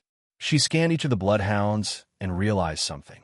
There are 5 of them, but there should be 6 in total. The assassin scowled, frustrated as she raised her gun and leaned its side against her head. She then began to weigh her options, fighting back against her urges. If she attacked, then Lillian would most likely be harmed. And, as much as she wants to put her faith in Lillian's skills, Marionette would rather trust her logical side. Lillian was still too inexperienced to contend with these mages. With an exasperated sigh, Marionette gave up her chase, much to the true darkness' dismay. Seeing that Marionette had conceded, the bloodhounds gave a nod towards her, finding the woman to be smart enough to know when to give up. We do not know what you have against this girl, but your actions today have disrupted the event and also caused damage to the property that is in need of repair. Take the rest of the day off, and we will send you a message on when you can return." After he said that, the bloodhounds, including Aurelia, sank into the darkness, disappearing without a trace under Marionette's watchful gaze. "Huh." Marionette let out another sigh, then felt an odd sensation tickle her mind. Something was spectating her. Glancing towards a random corner, Marionette narrowed her eyes. She looked around, turning her head left to right, but found nothing. Maybe her senses were still stimulated. Eventually, Marionette turned around, leaving to return to where she left Lillian. When Marionette finally left, something phased through the corner she was just looking at. A semi-translucent dragonfly with crystalline wings hovered in the air, having phased through the marble walls. Its wings flapped intensely with blurring speed, but emitted no sounds. It moved and floated like a ghost as it radiated an ethereal aura. The dragonfly's eyes, which were as round and glamorous as disco balls, recorded everything that happened. It would then fly away, phasing through countless walls. Eventually, it ended up in a large room that was once full of food. The dining hall. The nobles who were within the dining hall had noticed the concerning tremors caused by Marionette's explosive bullet. They were all then seen on their way out by Damien. Despite being heavily tired, managed to put on a large and charismatic smile. The dragonfly circled around the room before eventually falling on the ear of a purple-haired heroine who was scoffing down a mountain of food. Millis. Her cheeks were puffed out like a chipmunk as she tried to stuff as much food in her mouth as possible. When the dragonfly landed on her ear, she paused as her mind was flooded with information, causing her pupils to constrict and widen briefly. Interesting, Millis thought. Holding a hand to the dragonfly, Millis transformed it into a reflective glass shard before storing it back into her mana realm. The name of the monster she recalled was the crystalline ghost dragonfly. It wasn't a highly strong or highly ranked monster, but for its purpose, being reconnaissance, it was alright. Being able to phase through walls, turn invisible, and record visual and audio information with its eyes. It was a versatile monster to have. Millis read through the recording in her mind, which started from the moment Marionette found Lillian and Aurelia, to eventually cutting off when Marionette almost killed Aurelia. The recording made for an exciting show and gave her a lot of intel on how deeply Marionette felt towards Lillian. Getting her jealous was definitely worth it. Gulp. Millis swallowed heavily, gulping down her food before completely slumping her back against her chair, patting her stomach. "Huh." Millis gave a loud, satisfied exhale with a joyous grin. "Now, what to do?" Millis's face twitched as she felt something probe her mind again. As she was about to scold the intruder, she was forcibly dragged to the exit by Crystal. They were being kicked out, as everyone was beginning to make their way out to their vehicles. There were already two who had reached their limousine. Thump! "Oh!" Lillian yelped, having been roughly chucked into the back seat of the limousine, the back of her head hitting the inside of the other door.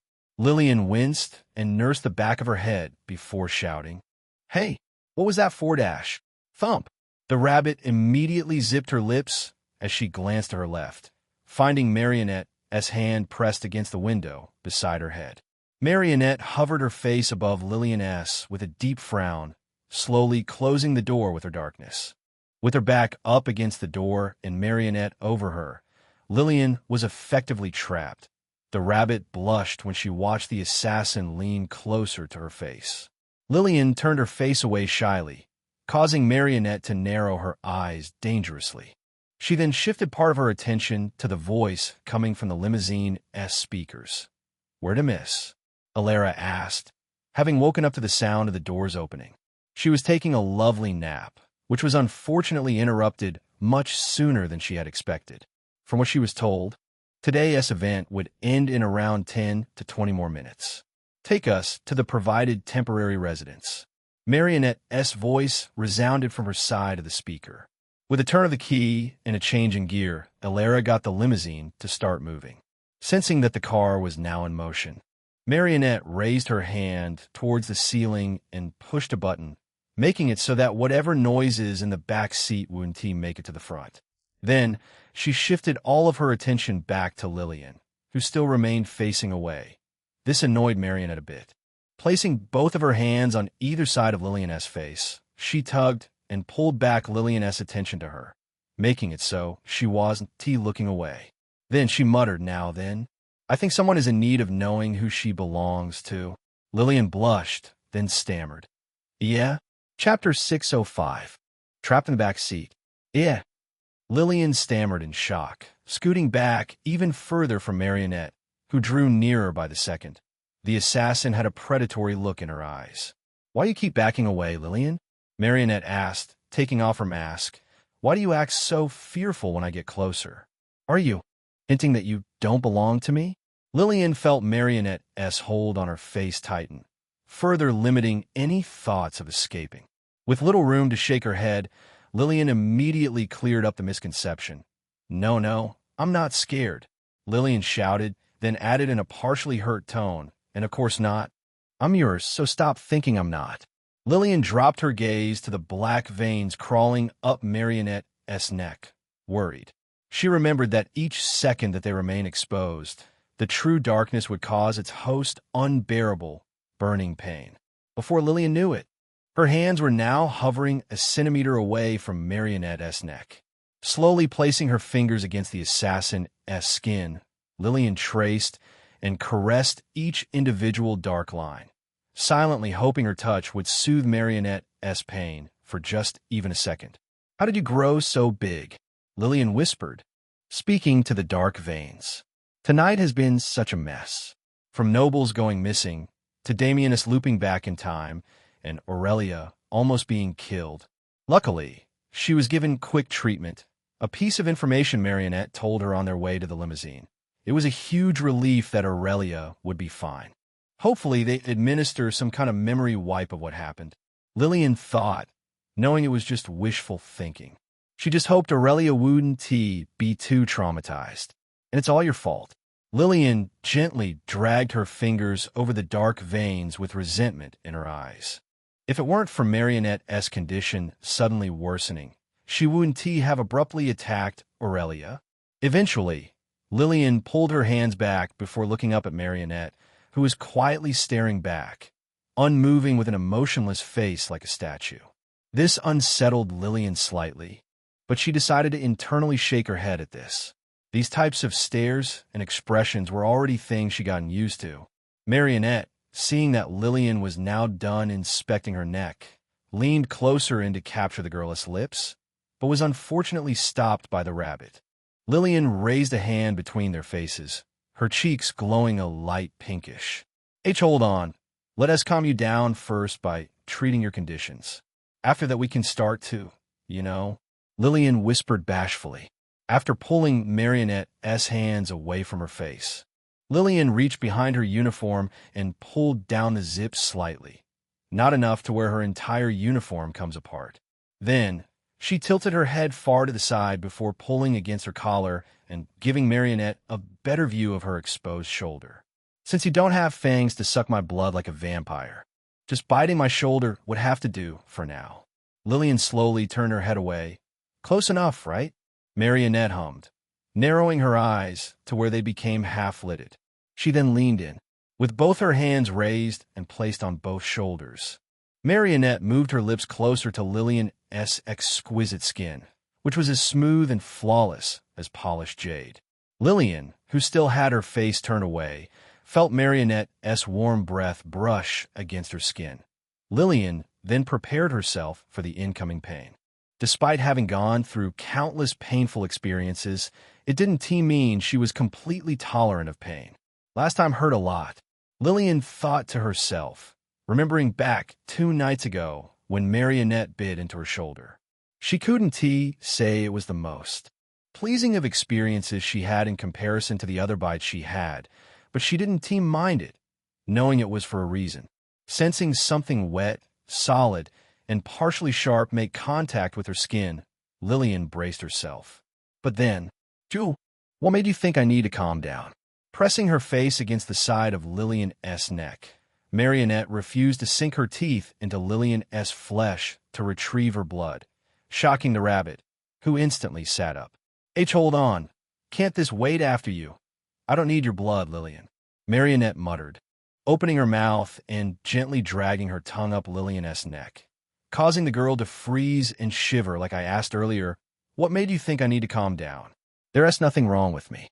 In fact, the corners of Marionette's lips curled upwards into an ominous smile as she hovered her face just above Lillian's. I'm feeling better than ever. Before Lillian could react, Marionette had latched onto her lips, moving her own lips against the girl with frightening passion, leaving Lillian stunned and unable to counterattack. Lillian soon managed to break their kiss by turning her face away, exposing a bridge of saliva that stretched from her and Marionette's mouth. The rabbit breathed heavily with a flushed face, partially aroused from Marionette's sudden assertiveness. Shifting her gaze away from Marionette's face, which was also slightly flushed, she looked at the dark veins on the woman's neck, finding them to be growing even more. See, come on, stop lying. I know you're hurting, so just bite me and take my blue. I don't need your blood. Grabbing the bottom of Lillian's chin, Marionette twisted the girl's head back to face her before initiating another fiery kiss, causing the rabbit to let out a faint, squealing moan. Choo, choo, choo. Their lips crashed against each other several times, with Lillian most of the time trying to break free, but was undoubtedly caught. With the moment intensifying between them, Lillian felt herself grow warmer. She was becoming increasingly flustered as the situation escalated. Lillian couldn't let this go on, not until Marionette had gotten her fill of her blood. She needed to escape. Raising her hands, she moved them towards Marionette's face, in hopes she could pull the assassin off of her. But was then stopped. Marionette, with her right hand, caught both of Lillian's wrists, grabbing them out of the air. She then opened her eyes, looking at them, before locking eyes with Lillian, glaring. This caused the girl to stiffen and flinch when Marionette slammed her wrists against the window, placing her hands just above her head. With no other way to fight back, Lillian was left defenseless under Marionette's merciless strikes. When Marionette noticed this, she shifted her assault. She lowered her left hand to Lillian's thigh and pressed down roughly, as though she was resisting the urge to tear at Lillian's clothes. Then, Chapter 606, it's adapting? Then, Marionette slowly began pulling up Lillian's skirt. The rabbit felt something unexpected happen, and her eyes immediately widened as she began to thrash around. Marionette pulled her face back, allowing Lillian a brief moment to breathe and rest. Huh. Lillian breathed raggedly. Please, Mari. Seeking this wait until after you drunken my blood? Hearing that Lillian was still adamant about getting her to drink her blood, Marionette smiled slightly. Choo! After giving the rabbit a brief kiss on the lips, Marionette leaned into Lillian's right ear as she moved her left hand closer along the rabbit's side. Marionette smiled at the sound of Lillian's shaky breathing, finding it deeply thrilling to hear. I don't need your blood, Lillian, Marionette whispered, gently resting close to Lillian. All I need is you. Upon hearing that, Lillian felt a shiver run through her as Marionette held her firmly. As the back seat grew quiet between them, unknown to both of them, the dark veins crawling under Marionette's skin grew even more. The corruption was an interesting entity.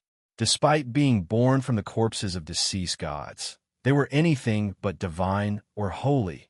They were essentially a plague that desired the extinction of everything but themselves. But they were also a plague that was born with intelligence. The first time the true darkness had managed to progress this far throughout Marionette's body happened just a few days ago. At first, its plan to forcibly take control and destroy everything in its vicinity was a complete failure. But upon stirring awake, it had decided to move towards another path to take control.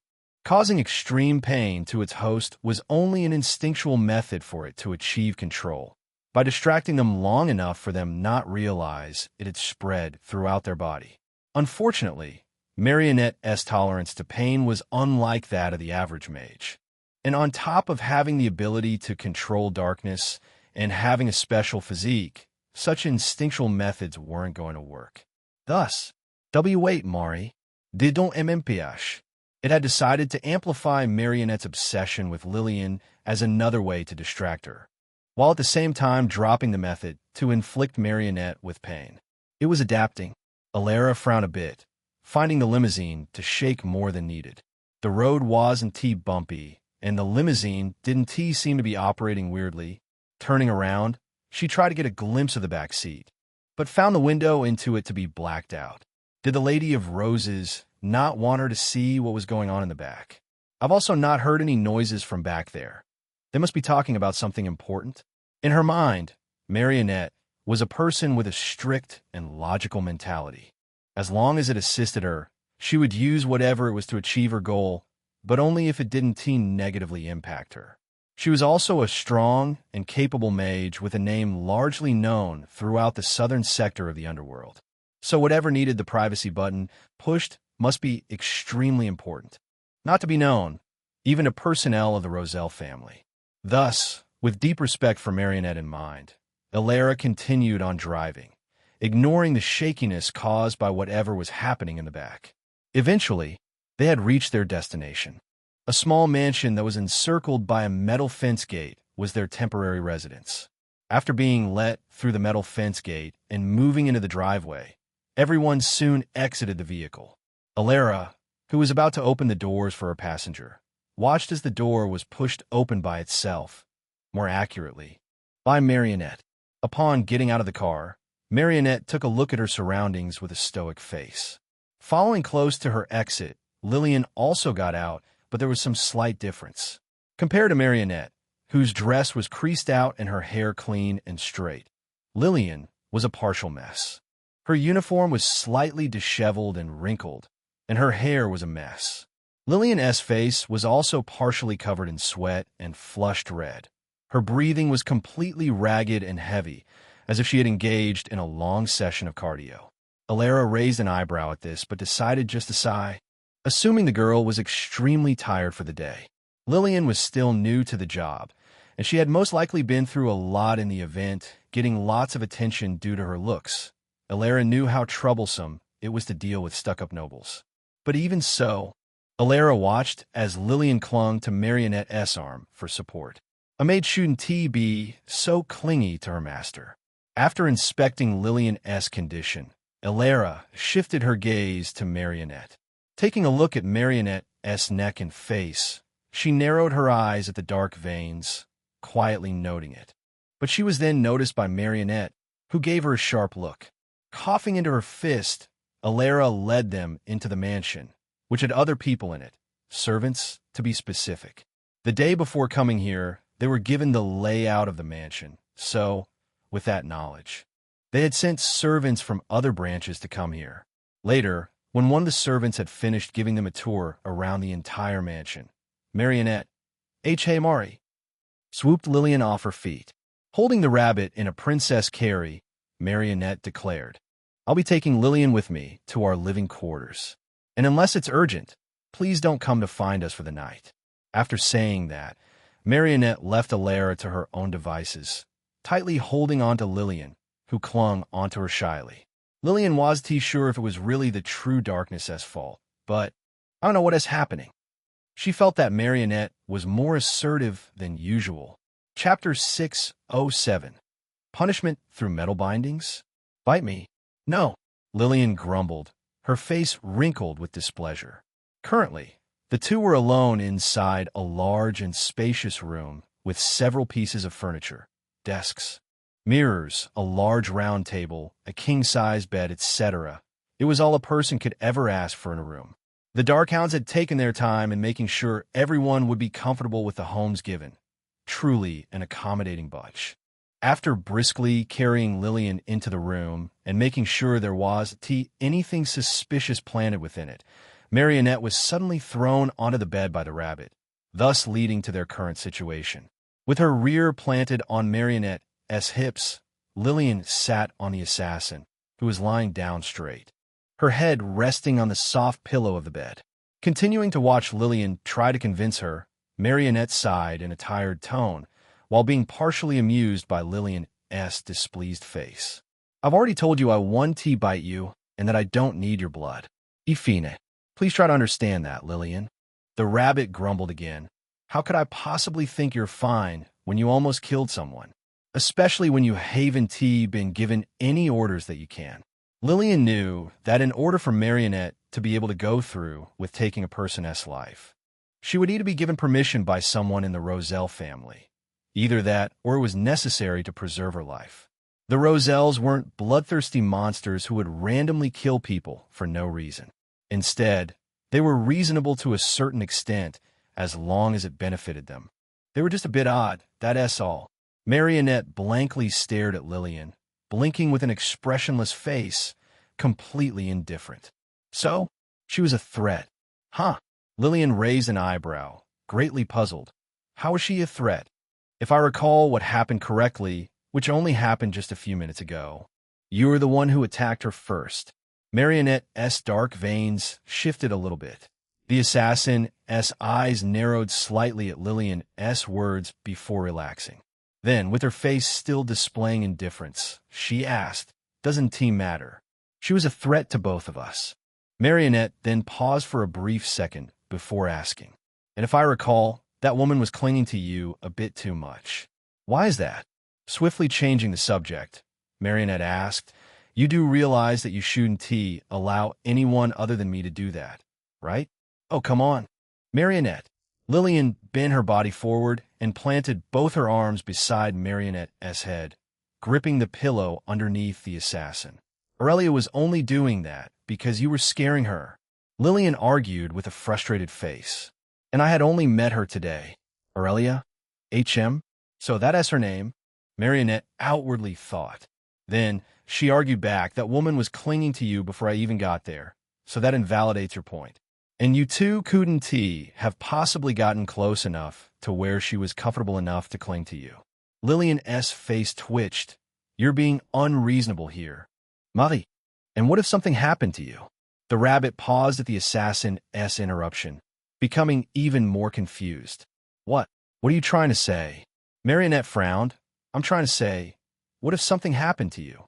For all you know, she might just been trying to get closer to you for some ulterior motive." Raising her right hand from underneath Lillian, Marionette cupped the rabbit's cheek and brushed her thumb against it. Her eyes then shone a jealous light. "So many people try to take you away from me tonight. What if she was one of those people as well?" Marionette's jealousy then turned protective. "What if she had tried to hurt you? Or even worse, somehow took your life?" Lillian's eyes shone with a complicated light at Marionette's worry for her. She sighed and cupped Marionette's hand. "Aurelia isn't that type of person. That little girl is a victim of bullying because of her identity and is incapable of defending herself. How could someone like her, who is also much weaker than me, possibly take my life? There are plenty of ways for the weak to kill the strong." Marionette tightened her grip on Lillian's face. "And you're making it sound like you've known her for a long time?" Lillian smiled wryly. "That's because I kind of do." "Excuse me?" Hearing this, Marionette's eyes narrowed dangerously. With a twist of her body, she flipped Lillian onto her back and straddled the girl's hips. Following that, she spread her hands towards Lillian's wrist and pinned them down, eliminating any chances for the rabbit's escape. Lillian allowed this to happen without resistance, having expected this sort of outcome. It's not like she could lie to Marionette, considering the assassin could easily read her. With a wry smile, she looked back into Marionette's eyes and found them to be expressing a look of hurt. "So, you've been lying to me all this time?" Marionette spoke in an infuriated tone. This is quite the betrayal. "Lillian, and for what? For a person who doesn't love you as much as I do?" Lillian sighed. "That is not what I meant when I said that. I was just trying to say that I know of her, but not personally. That's all." The rabbit then added, "Aurelia's family just owns a clothing business that I really like. That's just how I know about her." "I see," Marionette whispered, slowly releasing one of Lillian's arms. causing the rabbit to let out a sigh of relief. Looks like there was some part of Marionette that was still reasonable. As Lillian was about to say something else, she noticed in the corner of her eye that Marionette's face began to be shrouded in a dark shadow. She sensed a bad premonition. "I'm sorry, Lillian, but I don't think I can trust you right now." Huh? Before Lillian could fully process what she had just heard, Marionette had placed an oxygen mask over her nose and mouth, and within a brief moment, she was administered a harmless gas that knocked her out. Anesthesia. For who knows how long, Lillian remained unconscious. But eventually, she managed to wake up. With intense grogginess, Lillian attempted to wake herself up, trying to clear the fog that built up inside her head. What happened? Lillian thought, her mind moving excruciatingly slow. Why did she suddenly fall asleep? And what happened before that? Why can't I move? And why do I feel so warm? And why did it feel like something was moving against her lips? Opening her eyes, Lillian was immediately blinded by the light in the room, having yet to adjust. Where was she? Once she eventually adapted to the light, she was met with the sight of Marionette's face, the assassin's lips fully pressed up against hers. Her girlfriend was sitting on her lap, making out with her. Marionette, who had been waiting for Lillian to wake up, finally pulled her lips away from Lillian's, causing a long strand of saliva to stretch between their mouths. After the strand snapped, Marionette spoke, awake now.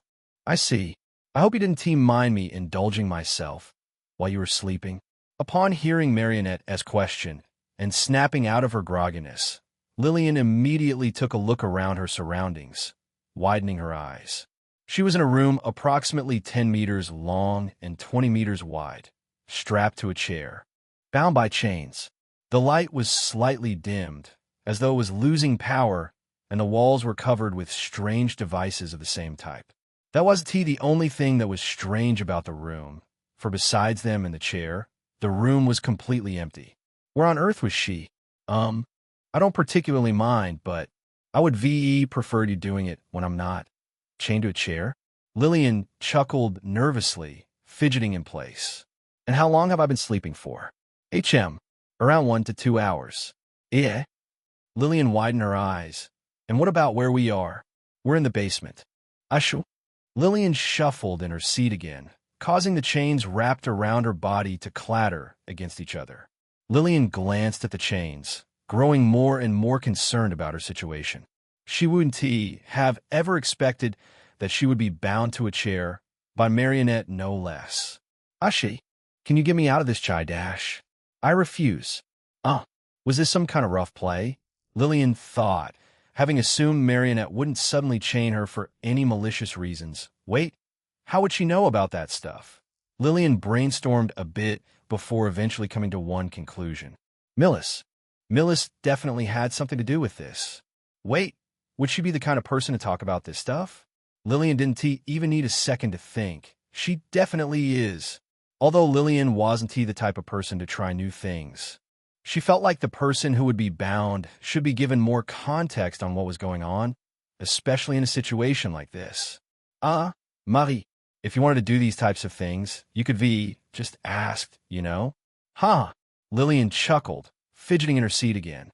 "How about we, Upon hearing what Lillian said, and ignoring the nervousness in the girl's chuckles, Marionette tilted her head at this, then smiled, her eyes becoming half-lidded, as if she was trying to seduce Lillian. "Are you implying that getting tied to a chair is some sort of sexual activity? That is quite an interesting thought." Marionette could definitely see it, considering what she had been doing for the past half an hour or so. "Unfortunately, I don't think we will be doing that anytime soon, Lillian." Marionette leaned her forehead against Lillian's, brushing the tip of her nose against the girl's. "This will be your punishment for being unloyal to me, Lillian." Before the rabbit could even process what she heard, Marionette expanded more on what she said. Wrapping her arms around the back of Lillian's neck, Marionette muttered, "For the remaining time of this event, you will be bound to this chair, unable to leave." Chapter 608. Sickening Transformation. As that was going on, something else was happening in a far-off place. Crunch, crunch, crunch. The sounds that mimicked crisp autumn leaves resounded quietly under the boots of a tall man, who walked across a blood-stained land covered in roots and predatory plants, with the moon hanging high above his head. The light of the artificial moon fell on him, exposing his figure as though he were caught under a spotlight. A long, dark, tailored cloak with embroideries of thorny roses, a belt wrapped around his waist equipped with a variety of gardening tools, a black-beaked mask resembling that of a plague doctoress, and thick black gloves. This was the gardener of roses. And currently, he was out on a mission. He walked through a field of corpses with his arms behind his back, his boots treading over their limbs that seemed to snap under his steps. Every corpse he stepped over gave off an aura ranging from Tier 2 to Tier 3 mages. There were over 50 of them, and each of them wore a uniform that bore the emblem of a black and silver hound. The identities of these mages were servants of the Darkhound family. Individually, they all were rather hesitant to fight the Gardener of Roses, but after they had all banded together, they were filled with courage. Unfortunately, when there are many people, strength is great. But what can mere ants do to shake a tree? The gardener recited, continuing to walk through puddles of blood. They were all weaklings, unless the gardener were to meet someone of the 4th tier. What could they possibly do to shake him? He then stopped and twisted his head around. When he found what he was looking for, he turned on his heel and began moving in its direction. With information gathered, the Darkhound's family patriarch was out on a business trip, having brought all of his sons, besides one, and the family's strongest servants. In total, he brought along 5 sons and over 500 servants. It was yet to be known what the business trip was about. But what the gardener did know was that the patriarch and his sons were separated, each moving towards different locations across the entire underworld, rallying up and retrieving more of their branch family members. His mission today was to assassinate one of these sons, the second oldest son, to be specific, and exterminate the branch family. The gardener soon paused in his steps, stopping in front of a large corpse of a horrific amalgamation. This was the son he was tasked to kill. The son was over 5 meters tall and was covered in uneven gray fur, appearing more like sickly clumps. Some areas were thick and matted, while others were torn open, exposing the abomination's dark skin and raw muscles underneath. The monstrous fiend had 3 pairs of arms that extended from its torso at wrong and irregular angles. Its upper pair were oversized and overdeveloped, with the cords of its muscles stretched too tightly. Its fingers, which were uncomfortably elongated, curled into hooked claws. Its middle pair looked partially rejected, like it was an unwanted pair. Coming out from the rib cage, the arms were thin, extremely thin, and were unusually twisted, as if this pair had been forced out mid-development.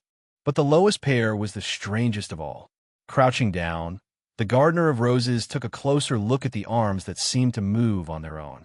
Despite appearing to look much healthier than the middle arms, the lowest pair seemed almost vestigial, seemingly having a purpose, but barely working to achieve it. The arms spasmed and shuddered on their own, despite the body already being deceased. The nails on its fingers went through a repetitive process of uncontrollable splitting and uneven regrowth, as if they were struggling to decide what they were. Shifting his gaze away from the arms, the gardener brought his eyes towards the main body. The back of the abomination was the worst of it. Sprouting out from its spine, which was split outwardly down the middle, were tendon-like protrusions that still writhed disgustingly with faint life, slapping against the large puddle of blood it was bathing in. Slap, slap, slap. The sounds of its wet slapping were unnerving. In the gardener's mind, these protrusions felt more like last-second additions, as if the monster was still trying to add more. Nothing about the creature's biology felt stable. Even its legs, the limbs meant to keep it up, weren't stable. Before its death, the gardener remembered them to be ridiculously wobbly, its muscles contracting and relaxing consistently without failure, as if it were extremely cold. Fortunately, that was all that was left of it. After the sun had transformed into this form, the gardener had immediately chopped off his head, instantly ending his life. This wasn't T because he wanted to end the sun fast, but because, what a sickening transformation. He felt fear. Pushing his hand out, the gardener picked up what appeared to be a syringe beside the monster-esque corpse. It had a thick and impractical metal needle that had a mysterious gray liquid dripping from its sharp tip. The rest of it was still hidden within the syringe-esque glass barrel, with only 1 or 2 droplets left over. The sun-esque transformation wasn't T caused by an ability, but by the self-injection of the syringe-esque contents. He was told that the second son was a Tier 3 mage, but that changed when he injected himself, ascending an entire tier without breakthrough or trial. I haven't discovered such a thing before. More accurately, the son managed to become a pseudo-Tier 4 mage, having the strength of 1, but not actually being 1. However, despite this, the gardener was sure that if he and T killed the second son just right after his transformation, he would undoubtedly have trouble putting him down. Glancing at the syringe again, he clutched it tightly. Whatever liquid was in it was dangerous, capable of turning a man into a horrific fiend. He must study it. Chapter 609. Growth correlates with time? After storing the sun's corpse in his spatial storage and the syringe in a black container, he had a voice echo into his ear, resounding from an earpiece. Status report.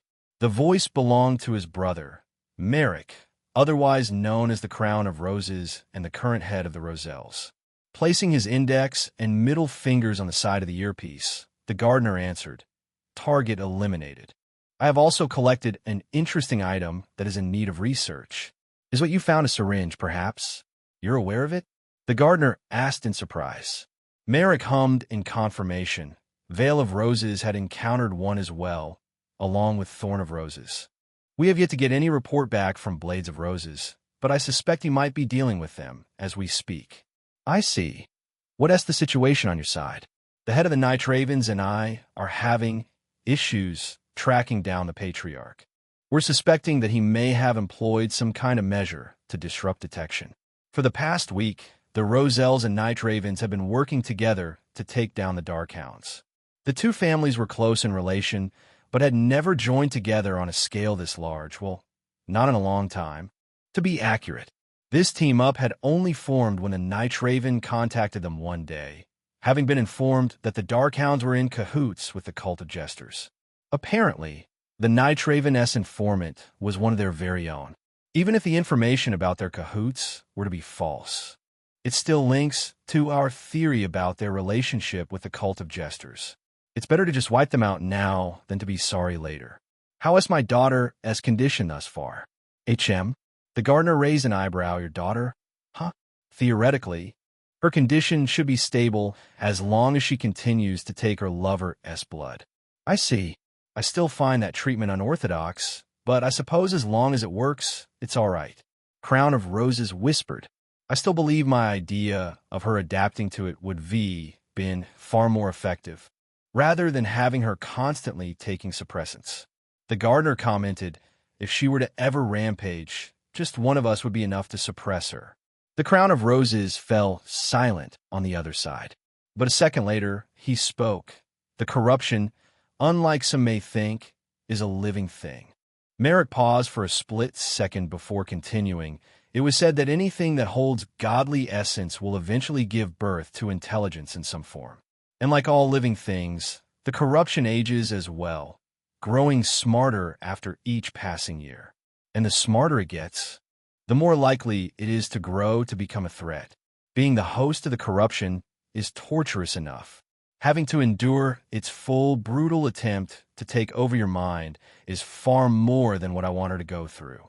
For now, the corruption within my daughter is only a year old, having been contained by the Saint of the Vermilion Bird. So she still has time to grow her potential and strength, while also getting more familiar with how to suppress it. A person's growth always correlates with time, my dear younger brother. After saying that, the Crown of Roses went silent, having cut off the communication line with the Gardener of Roses, who sighed exasperatedly. Growth this and growth that, he muttered frustratedly. He keeps on limiting her growth. If I ever have a child, I will be sure to push them to their very limits. Pushing himself up from his crouch, the gardener turned around, finding over 100 ravens flocking towards him. They all transformed into humans upon reaching him. The gardener was also working alongside members of the night ravens. "Ah, my dear companion, I see that you're done here as well." Walking up to him, a handsome man with long hair came up to him. His hair was black and had streaks of silver, despite appearing to be in his 20s, and he had bright violet eyes. This man was a night raven, more specifically, one of Emilio's uncles. The gardener turned to him, his frustration alleviating swiftly to hide his emotions. "HM, I see that you're done taking care of the branch." "Absolutely, my dear fellow. I'll say, those chaps put up quite the fight. To think this branch had a tier 4 mage." The night raven sighed with sorrow. "I've lost a few good men, but we reigned in victory in the end." "I see." The gardener nodded slightly. Then he asked out of curiosity, "This has been bugging me since the moment we met, but why do you sound like a Westerner?" "You're from the East." "Ha ha."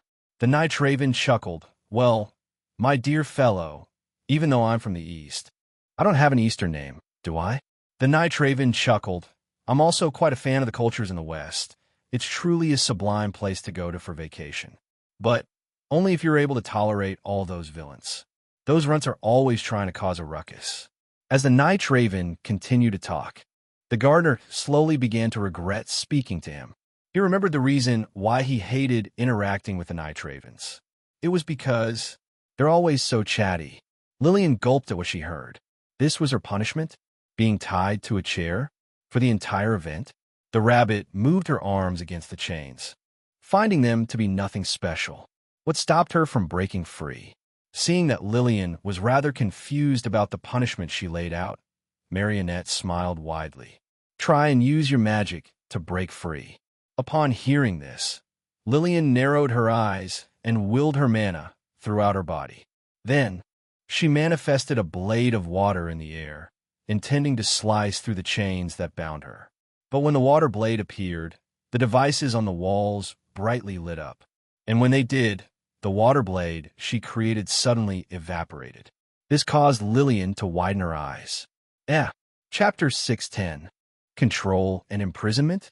The orb of water vanished into a cloud of steam, leaving Lillian befuddled, but also in disbelief at what she saw. "Huh," Lillian breathed, catching sight of the glowing devices on the wall. They were the ones responsible. Up until now, she hadn't given those devices much of a glance, having assumed they were used to regulate temperature or other environmental things that went in the basement. When she had been playing as Millis, she had seen several kinds of devices placed in other mansions' basements, most of them mainly helping to remove humidity and prevent molding. "So, these are what they are." Lillian thought loudly in recognition. Marionette smiled a bit, seeing that Lillian had deduced the cause of what happened. "Were you aware, Lillian, that far underneath this mansion is a large water facility?" The assassin dragged her finger against Lillian's jawline, gently pushing the girl's face so that the rabbit would face her. It was said that with the construction of Darkhound's territory, they had discovered a rather large opening deep underground, allowing for the creation of a huge water facility that took care of all water-related matters. Because of this, whenever there was to be a large leakage, the water from underground would steadily make its way to the surface. And because there are no plants to take advantage of and drink it, it would somehow make its way into people's homes, thus leading to either mold or another kind of fungi. Marionette ran her fingers through Lillian's hair as she shuffled on the girl's lap. The occurrence of mold mainly appears on those from the inner circle in the Darkhound's territory, mainly because they have the ability to travel back and forth from the surface and the underworld. Thus, they had decided to install these devices into people's homes, which works by eliminating every moisture in the rooms, except that found in living organisms. Lillian grimaced as she heard these words.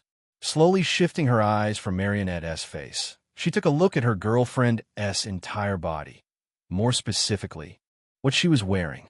Marionette was no longer wearing her beautiful red and black dress. Instead, she now wore a black buttoned-up shirt and pants, a simple set of black pajamas. The rabbit wasn't too certain if it was because the assassin was sitting on her lap, but it looked really good on her. She was getting a bit aroused. Marionette, seeing that Lillian was about to turn her eyes away from her again, immediately pulled her face back. She smiled at the sense of Lillian's attention returning. The assassin then muttered, "I have been thinking quite hard about how to keep you stuck in one place without the risk of you escaping. To think the basement would be the answer to my predicament, having everything needed to keep you from escaping. Quite the fortunate coincidence. I assent it." Lillian sighed, raising her eyes to meet the assassiness. Then, she smiled wryly, silently agreeing with Marionette. It was quite the coincidence. "All right, fine. So, what if I can't escape with water? I can just break these chains, can't I?" Lillian rubbed her wrists together, moving against the chains. "Nothing is stopping me. You know, there had to be more involved to keep her here, besides some moisture-evaporating devices. Surely, the true darkness controlling Marionette hadn't dumbed her down enough, right?" Clink, clink, clink. Listening to the soft clinking of the chains, Marionette smiled, then smirked as she whispered, "Sure, nothing can stop you." Afterwards, she got up from Lillian's lap before making her way over to the exit. Seeing this, Lillian narrowed her eyes. Something was off. Why did Marionette not seem even the slightest bit worried that she would break the chains? Lillian grew suspicious. With curiosity, the rabbit decided to analyze the chains, with the intention of seeing if there was anything truly special about them. Item name: Notifying Chains? Upon reading the name, Lillian grew deeply concerned. Skipping through the irrelevant information like its type, ranks, grade, and description, Lillian began to read through its enchantments. Enchantment: Notify breakage, notify breakage. The moment this chain were to break, the owner who had bound this chain to them will be notified instantly. Lillian's eyes widened largely, shocked by what she had just read. If she assumed that Marionette was the obvious owner, then that would mean she would know if I were to escape. While Lillian grimly dwelled on the thought, Marionette, who had reached the exit, grabbed the door handle before turning around. "Before I leave you here, I should let you know." She looked back at Lillian and pulled something out from her right chest pocket, holding it in between her index finger and thumb. The rabbit, noticing what Marionette was doing, snapped out of her thoughts and looked at what she held. It was a plain-looking metal ring with traces of mana. The ring was small enough to fit on Lillian's finger. The rabbit's eyes shot wide open to an extreme degree. She sensed a connection to it, specifically from her mana realm. It was a shard. She only had a few items she would voluntarily link to. The first being her lucky necklace, her mask of deceit, her gauntlets, the jungle lord and beetle, her abyssal crown, her earring, and lastly, spatial ring. That's my spatial ring. Wait. You can't take that away, Marionette. All of my weapons are in there. Marionette tilted her head, still smiling. You won't need them. It's not like you're going to be using them anytime soon. Afterwards, she pocketed the ring and summoned what seemed to be a large stuffed rabbit from her own spatial storage, hugging it tightly against her chest. I made sure to inform all of the servants about your punishment, so don't think that asking them for help will do you any good. I'll come down here every hour to check up on you. Oh, okay, but what if I need to call for you then? Lillian asked nervously. I'll have someone stationed outside the door. You can ask them to come get me. Marionette smiled innocently before leaving the room, hugging the plushie tightly as she left Lillian behind. Watching as Marionette was actually about to leave her behind, Lillian screamed out, Hold on, Marionette. You can't possibly leave me here all by myself without any way to defend myself, right? But before she could get her words across, Marionette had already closed the door on her. Door shut. Lillian was speechless. Then, her eyes became large, becoming puppy-eyed, as she whispered somberly, Mari, door shut. Marionette closed the door. Her eyes were still latched onto the door handle, which she tightly held. The smile that was on her face immediately began to curl downwards into a frown. She felt like she did something wrong. She knew she had done something wrong, but she couldn't put her finger on it. Her mind felt foggy, like she was trying to walk through a pool of water that reached her waist. But the fog soon cleared slightly when she heard Mari, Lillian's sorrow-filled voice. Marionette's eyes widened, finding her cognitive functions returning slightly. And when it did, ugh! Dropping the stuffed rabbit, Marionette shot her hand towards her neck, tightly strangling herself in the true darkness, which continued to increase in length and reach. And while strangling herself, Marionette clenched her jaw, cursing the dark veins inside her mind. This vile thing. Now she understood why Lillian was so desperate to get her to drink her blood. She had been so distracted by the scenarios of Lillian being stolen from her that she hadn't even thought about her own condition. To think she had let it progress this far, and to think she hadn't even thought about it until now.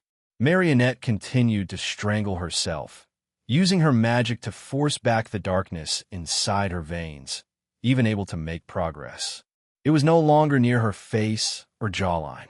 As Marionette continued to try and push it back, whilst trying to open the door to Lillian, the dark veins suddenly bulged in agitation, blackening even further. Her resistance towards the true darkness had angered it, having flooded Marionette's circulatory system with itself.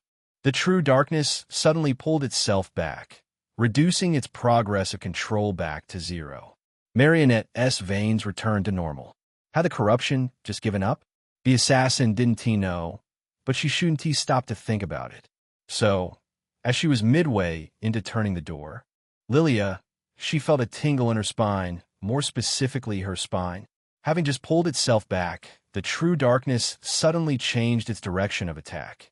Instead of attacking through Marionette's skin, it had decided to attack her spine, invading the insides of Marionette's spinal cord. It traveled up through her nerves, soon making contact with the assassin's brainstem. Marionette paused in her actions, her hand dropping from her neck, revealing a red strangle mark that soon faded. Her eyes were blank, but only for a brief moment. What was I doing again? Marionette thought, having just forgotten her self-strangling. All right, I should release those I trapped in my darkness. Letting go of the door handle, Marionette turned around, leaving after retrieving the stuffed rabbit on the ground. Chapter 611. Trapped for hours? Lillian proceeded to remain trapped within the basement for countless hours.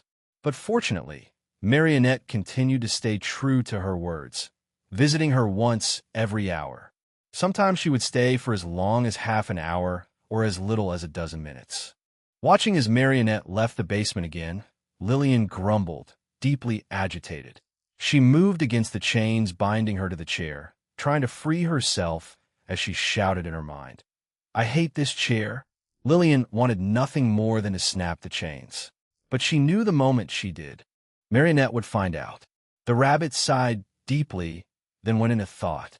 Although being chained to a chair was quite a predicament, there was another, much bigger, predicament. Marionette's veins are no longer black.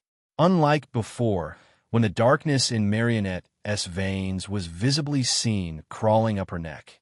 It was no longer there, disappearing without a trace, as if it hadn't ever occurred. She also felt a bit different. Lillian felt greatly puzzled. Had Marionette managed to somehow subdue the true darkness without her help? If that's true, then she really didn't need my blood after all, Lillian thought. Oddly conflicted, she then took a look around her basement, finding it to be a lot more populated with furniture compared to before. There was a small table, a potted plant, another chair beside hers, and a few more. With every visit down here, Marionette would bring along something to make the basement feel more cozy. Unfortunately, the one thing that Marionette didn't bring down here, which she would like, was a clock. Lillian clenched her jaws, straining her eyes, before crying out, throwing a loud tantrum. Let me out of here. She felt like a child being sent to the timeout corner. She didn't want to be here anymore. And judging by how many times Marionette had visited me until now, it had already been more than 3 hours. Lillian had things to do before the next day. Very important things. How could she do them when she is trapped here against her own will? The rabbit felt like crying inside, stressed. Let me out. Lillian thrashed around, kicking her legs. The two servants, who were on the other side of the door, grew rather agitated by Lillian's insistent screaming. Is this maid really from our family? Does she have something that makes her so loud? She came with the lady from what I've heard. And maybe she does have some kind of flaw that makes her act this way. Well, I can tell you. It's one annoying flaw. Why did the lady pick her, of all people? As the two continued to talk amongst each other, subconsciously ignoring the noises happening through the door behind them, something unexpected happened. Lillian soon quieted down her tantrum as something suspicious began to phase through the wall to her side. It had a small and crystalline body. It had disco balls for eyes and wings that flapped rapidly. It looked like a dragonfly. Crystalline ghost dragonfly? Lillian recognized. Lillian knew about crystalline ghost dragonfly. These monsters were usually owned and were highly sought after. It was an excellent reconnaissance monster with its phasing and visual recording abilities. And it was also shockingly silent. But what is it doing all the way down here? And who does it belong to? She didn't remember anyone in this event having a crystalline ghost dragonfly. Despite these monsters being highly sought after, they were rather troublesome to get if you weren't willing to buy them. In Hearth, it was said that due to the dragonfly's lack of strength, they were highly dependent on their symbiotic relationship with other creatures. One hunts, while the other scouts. Thus, when someone would try their luck in getting a monster shard, they would usually have to face another monster, on top of trying to keep up with the crystalline ghost dragonfly's movements, which was near impossible for anyone with average speed. Along with that, the chance to gain a shard from it, much less a monster shard, was incredibly low. It was a hassle to get, and it was sold for a high amount. The rabbit gazed into the dragonfly's glimmering and reflective eyes, then watched as it disappeared a second later. She raised an eyebrow at that, but then sensed vibrations deep underground, growing stronger the closer it got to her. Something was coming. Crap! Lillian shouted in her mind, looking around frantically for something to help her.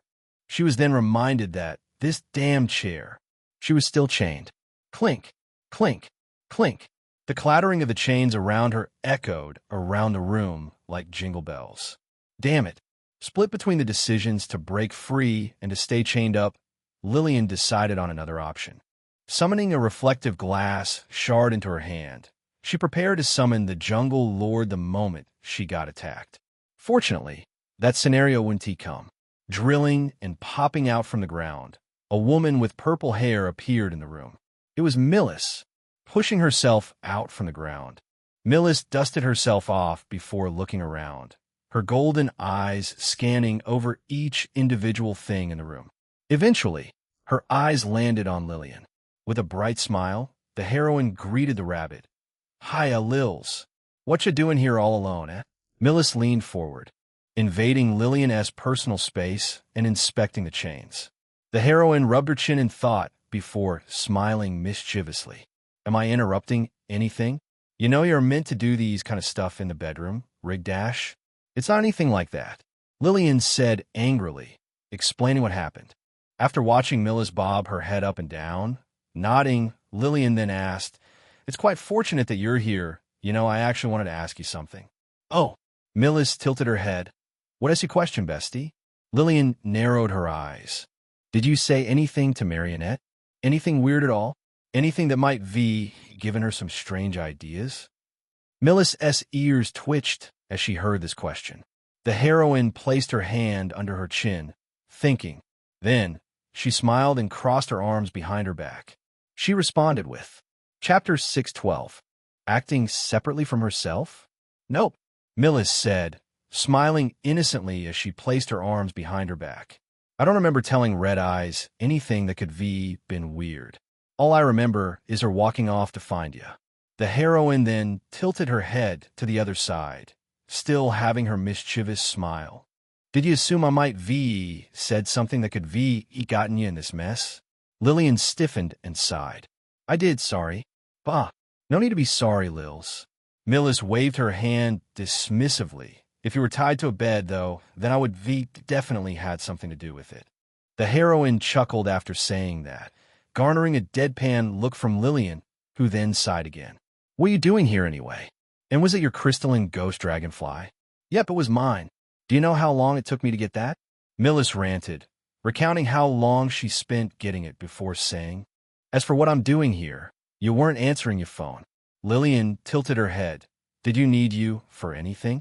The heroine gave an exaggerated nod, folding her arms with a smug look. I wanted to come out and play with me. There are a lot of casinos here that I want to check out. Gosh. Lillian whispered under her breath. Why do you want to go to some casinos? Just to have fun. Millis cooed, then rubbed the back of her neck sheepishly, and also because I never went to one before. Lillian smirked a bit, then, after a few thoughts, nodded. All right, I'll come with you. It was quite the coincidence that Millis wanted to visit some casinos because that was what she wanted to do as well.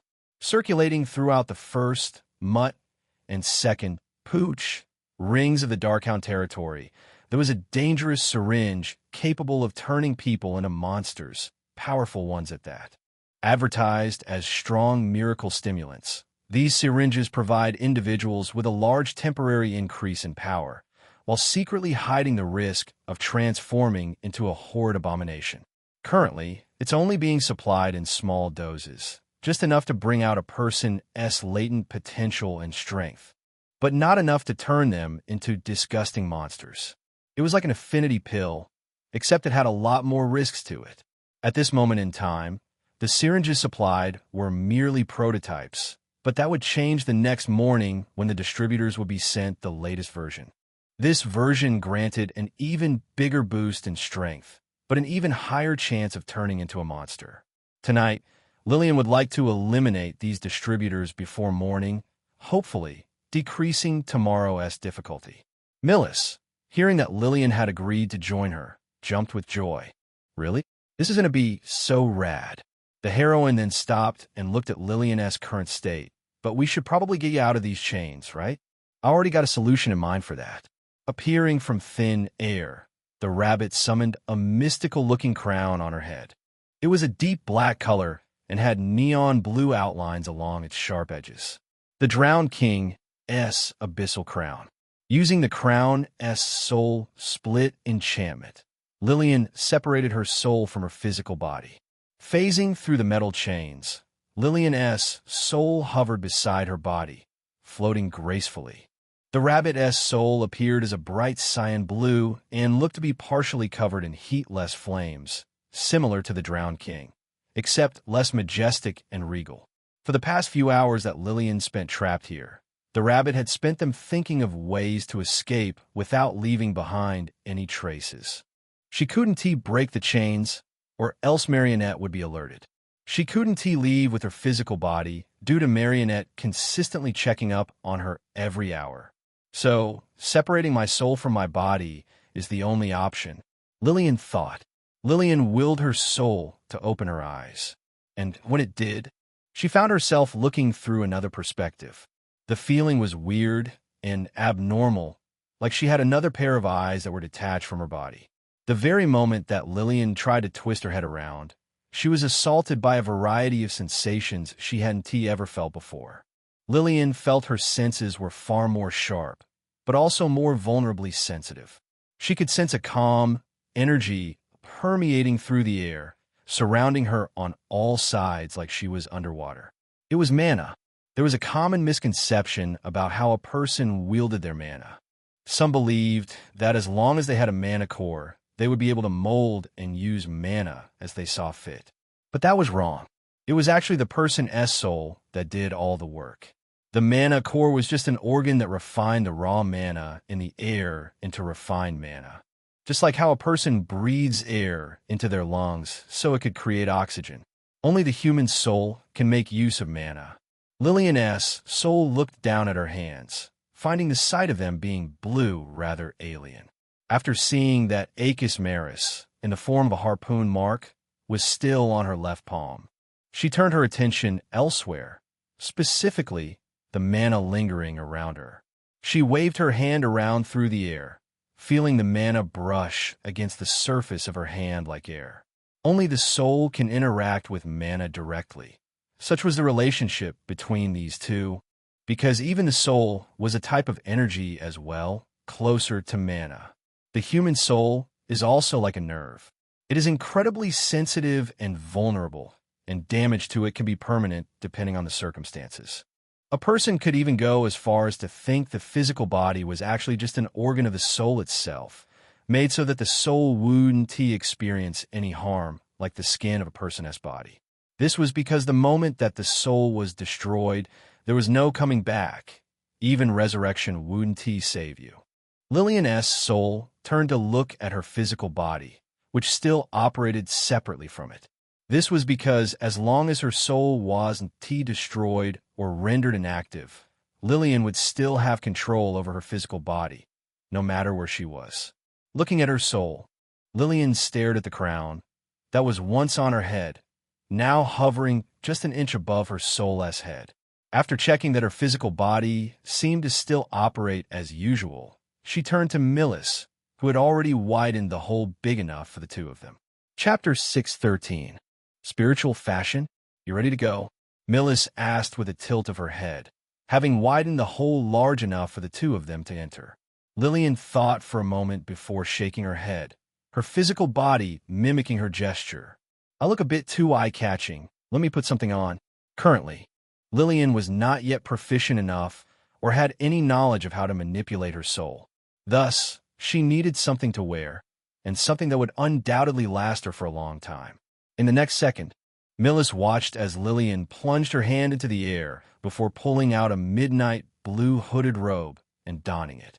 The robe was woven with a mystical midnight blue fabric that seemed to shift through a variety of shades, resembling a slow-moving sea in the starry night. The fabric was soft and smooth, but never stiff, and was also slightly heavy on Lillian's spiritual body. It had wide sleeves, more than enough for Lillian's limbs to fit through, and the shoulder felt slightly reinforced, like there were a pair of shoulder pads hidden inside her robe. The inner linings of the robe revealed a soft, light blue glow as it came in contact with Lillian's spiritual body, and the hood was large enough to cast a shadow over her face. This robe that Lillian wore was called the Soul Sovereign's robe. Item name: Soul Sovereign's robe. Item type: accessory item tier. 5 item rank. See item description. The Soul Sovereign was a spiritual entity that defied mortality, having survived countless existence-erasing attacks with just a shred of his soul left over. He was known as a relentless conqueror without rest, having taken over the majority of the North for himself after battling against the Frost Sovereign. But despite having the mentality that all things will eventually end, he was rather picky about his equipment, to the point that he had decided to create his own, severing a small fraction of his soul and imbuing it into a ragged piece of clothing. He created a robe, which would then become his signature piece. Enchantment, soul cohesion, anchored presence. Death is a motivator, soul cohesion. Wearing this robe will reduce any damage towards the soul by 75. The pain from the attack will still remain. Anchored presence. Wearing this robe will grant the wearer added protection towards possession, corruption, and any form of overriding that would cause the wearer's identity to become lost. Death is a motivator. If all things are going to die, then they can die by themselves. If the wearer's soul is about to be destroyed, the robe would intervene by trapping you in a cocoon, allowing you to temporarily fuse with the soul fragment of the Soul Sovereign. When you eventually emerge, all damage done to you would be healed. You would be able to output more than double what you were capable of before, and all forms of attack by you would be able to damage the soul. This effect will only last until the wearer has retreated to somewhere safe. This effect can only happen once every 2 months. Ghost 150 phẩy 000 thành phố 448,888 thành phố 298. 888 TP. Lillian was frugal, not cheap. If spending more would be able to help to ensure her life and would also be useful to her in the long run, why shouldn't she buy it? Although it may not have been maxed out in terms of the amount of enchantments it could have, it didn't mean it wasn't effective in what it could do. She needed protection. After buying it, Lillian and Millis left through the basement to the surface, ending up in the middle ring, the pooch. However, midway through their travel, Lillian had donned her mask of deceit. trusting that Millis wouldn't spill her secret after telling her about it. Fortunately, the heroine was quite trustworthy in this case, and Lillian knew this, considering she had known Millis for a very long time. Well, before meeting her in person. There will be a time when she will tell others about the mask. But not now. The reason? It was because having a secret identity was cool. Even I could be a bit childish, can't I? Lillian thought, floating out from the hole Millis created. They were in some kind of isolated alleyway. Lillian looked around before looking up to the artificial night sky, staring at the shining silver moon with narrowed eyes. Because she was now looking through the eyes of her soul, she was able to see the inner working of magical things. In this case, the artificial moon. In Lillian's eyes, the moon looked like a yarn ball with its carefully woven strings being mana. It was strange and otherworldly, but it was also awe-inspiring. She couldn't comprehend the amount of skill and effort it took to create something like an entire realm. Even just operating my spiritual body is difficult. The act of separating your soul from your physical body could be considered crippling yourself. A body without a soul would lose its ability to manipulate mana, while the soul would lose its only source of mana, thus causing it to start deteriorating at a rapid pace. And without the body to protect it, the soul would be exposed to all kinds of supernatural influences. You would also be splitting half of your mind apart just to operate both bodies, making it much more difficult for mages, who haven't learnt to control clones. Unfortunately, Lillian was one of these mages. But luckily, with the help of her drowned Leviathan earring, this flaw was able to be ignored. I also remember that the soul's sensitivity to pain is quite high as well. Lillian shivered a bit, hesitant about getting hurt in a fight. Enduring pain and outlasting her opponents, as much as she hated it, was her go-to plan in fights. That was how she had won most of her battles. Why stop now? But until she felt pain to the soul was like and adapted. Lillian thought grimly, I'm going to need a different strategy. She then took a look down at her hand, staring at the harpoon-shaped mark on her palm, the Achis mark, because all of her weapons were stored inside her spatial ring. Achis Maris was going to be my primary weapon for now. To say she was rather excited would be an understatement. Besides, against those amphibians back in the Eastern Nation, Lillian didn't have any other opportunity to use it. Oi, you still here with me? Snapping out of her thoughts, Lillian returned to reality. Looking around, she found herself standing on a public pavement. Lillian glanced around as she walked behind Millis, moving past people who still lingered outside. Unlike on the surface, where people would undoubtedly looked in her direction, the people here only spared her a single curious glance before going about their day in the dark. That was because in the underworld, people knew when to mind their business and not stare. Some of the people down here would have grown up in the underworld, having never seen or been to the surface, and thus growing up either poor and malnourished or just barely scraping by. The harsh environment would then develop their survival instincts and wisdom, leading them to not visibly judge or mind others in fear that they may lose something dear to them. So far, Lillian had yet to see the cruelty in the underworld besides that one time she watched a thief get slaughtered in the black market, where Roselle family oversees. Turning her gaze away from them, she looked to Millis, who seemed to have something to say to her. Chapter 614. Time to gamble? Seeing that she had managed to receive Lillian's attention, Millis smirked as she looked back, opening her mouth and saying, So, how you want to go about this? Do you actually want to gamble, or are you just coming along with me? I'll be gambling with you. Lillian nodded her head slightly, causing the heroine's face light up with joy. Oh, for real? Millis shouted, skipping happily as they walked to the nearest casino. And as she skipped, Lillian lowered her gaze to a translucent line attached to the heroine's back, which extended to her body, attached as well. This was Lillian's parasitic line. For the soul to linger outside of its physical body, it would need a tether. The tether didn't have to be anything special. All it needed to do was link a person's spiritual body to a constant stream of mana, which, in this case, could be another person. Sure, She could have used her crown as the source. But who knew when that would run out? It was a risky source of mana, especially when she was going to be using a lot of it later. Fortunately, she had the kind-hearted heroine with her, who didn't seem to mind Lillian leeching off of her mana periodically. This was also when Lillian discovered that Millis had quite a high mana reserve. Every time she latched onto someone with her parasitic element, she would also get back a rough estimate of her target's mana reserves. Unfortunately, when this useful piece of information made it to her head, it would always be subconsciously forgotten or ignored in the heat of battle. No matter how insistent it was to become a center of focus, Lillian would undoubtedly forget it, unless she spared a fraction of her attention, which she normally couldn't risk doing. It was like a person setting an alarm for early morning, but never getting around to waking up. Despite the alarm's insistent ringing for them to get up, they would either ignore it or turn it off so they could go back to being engrossed in their dream. Nonetheless, Lillian's parasitic element still continued to show its worth. It's so convenient, Lillian thought, following closely behind Millis. With each occasion that required her to utilize her parasitic element, she was always reminded of the thought of getting to know more about her ability. It was such a versatile element to have, not only for combat-related subjects, but also for more supportive sides of things. It was almost like a waste, not use it more creatively.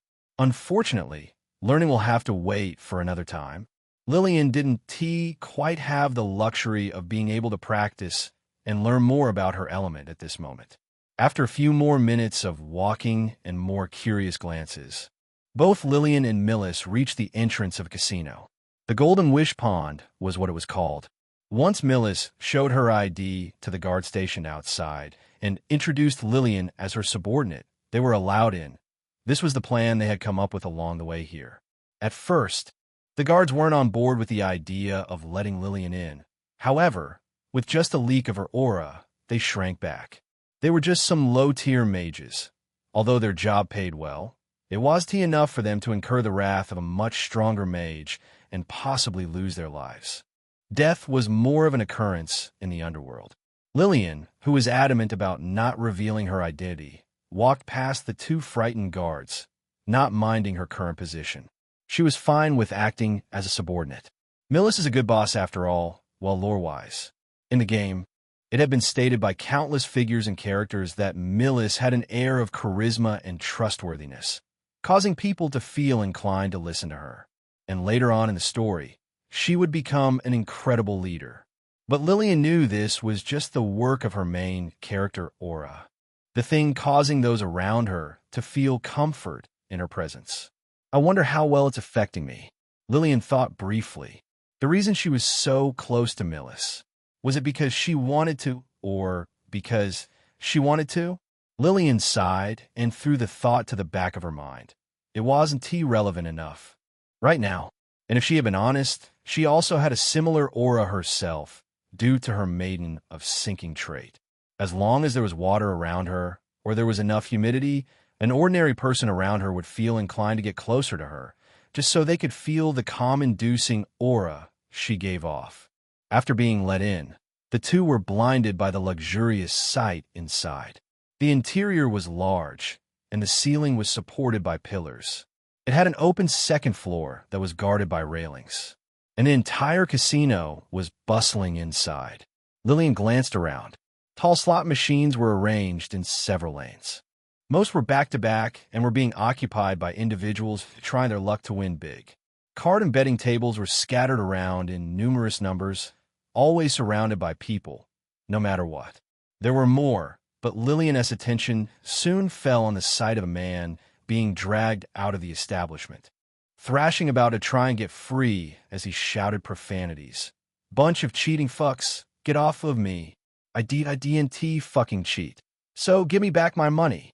Lillian watched this scene with a wry expression, soon dragging her eyes away from the scene, whistling.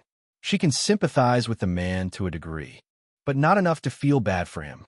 Even though it was harder to earn a living in the underworld, there were many better ways than going to a casino, albeit those ways are much less morally accepted. Turning to Millis, she watched as the heroine pulled a stack of cash out of an ATM before handing it over to a cage cashier, a worker who exchanged money for casino chips. After getting her chips, Millis turned on her heel, facing Lillian and saying, "I'll be gambling a bit first. Let us see if we can win big. Shall we?" Hee hee. Lillian then watched as the heroine dashed off to have fun, leaving Lillian behind to sigh. Turning her head towards the ATM, she walked up to it, the surface of her mask lighting up as the screen blinked at her, having detected her presence. It then asked whether or not she would like to withdraw cash. Welp, I guess it's time to gamble, then. Chapter 615. Luck Brings Wealth? After getting her chips, which were a mixture of 10 yellow chips and 10 purple ones, Lillian swiftly made her way to the closest card table and joined an already proceeding game.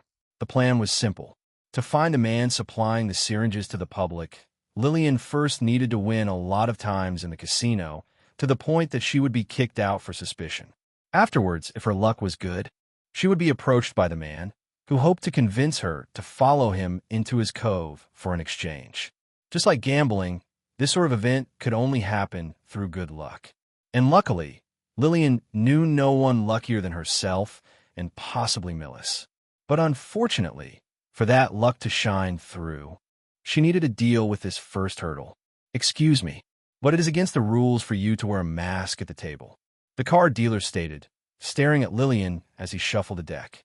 Lillian sighed and didn't fight back. Very well. In the past, when Lillian was at her lowest, she had engaged in several acts of gambling, particularly through poker, as that was her favorite go-to.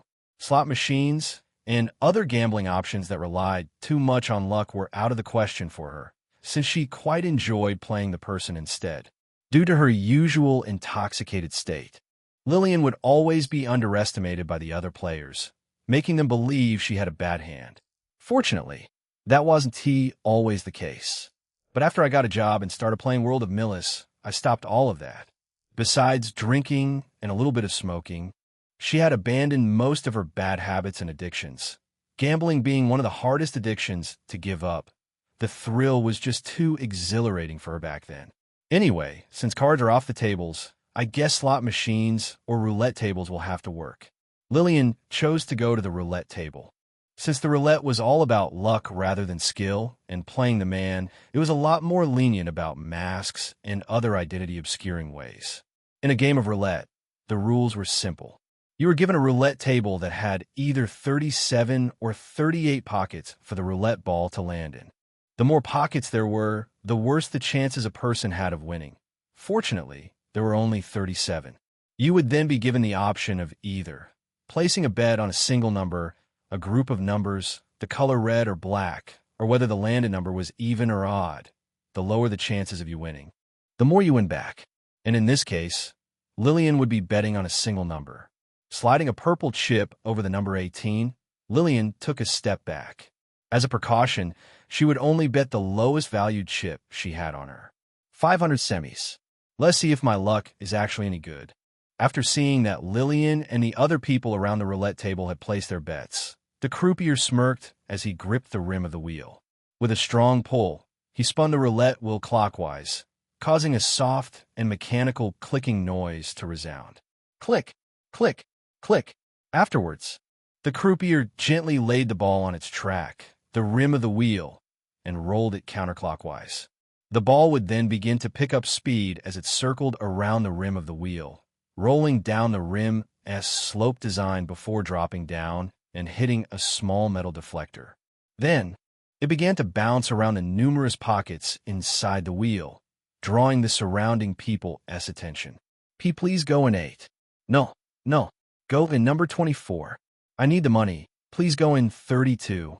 The ball held them in high anticipation as it bounced within the wheel randomly, giving them no chance to predict its next movement. Eventually, number 18 is the winner. It fell into the pocket numbered 18, Lillian's number. Arg! Some let out a sharp groan and gasp, cursing themselves for not picking that number, while some cried out in joy. Lillian smiled and sighed, feeling a rush of excitement as she watched the dealer pass over her earnings.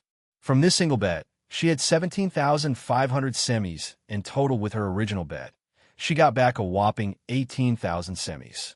That was 36 times how much she bet. Unfortunately, this casino only gives you 35 times what you won. If the casino were fair, she would VE won 36 times the amount she bet. Unfortunately, the casino needed to win a portion of her fortune. Afterwards, Lillian went on to win several more games at roulette, occasionally switching numbers so they wouldn't suspect anything. She needed to be kicked out for winning too much, not being suspected of cheating.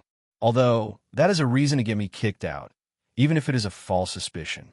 Later on, she switched to slot machines, which only required the slotting of casino chips instead of physical currency.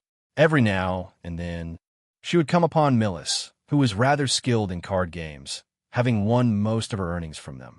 Unfortunately, she couldn't say the same for anything outside of card games. "Arg, not again," Millis shouted, raising her arms angrily as she stared at the screen of slot machine, glaring at the mismatched combination she was given.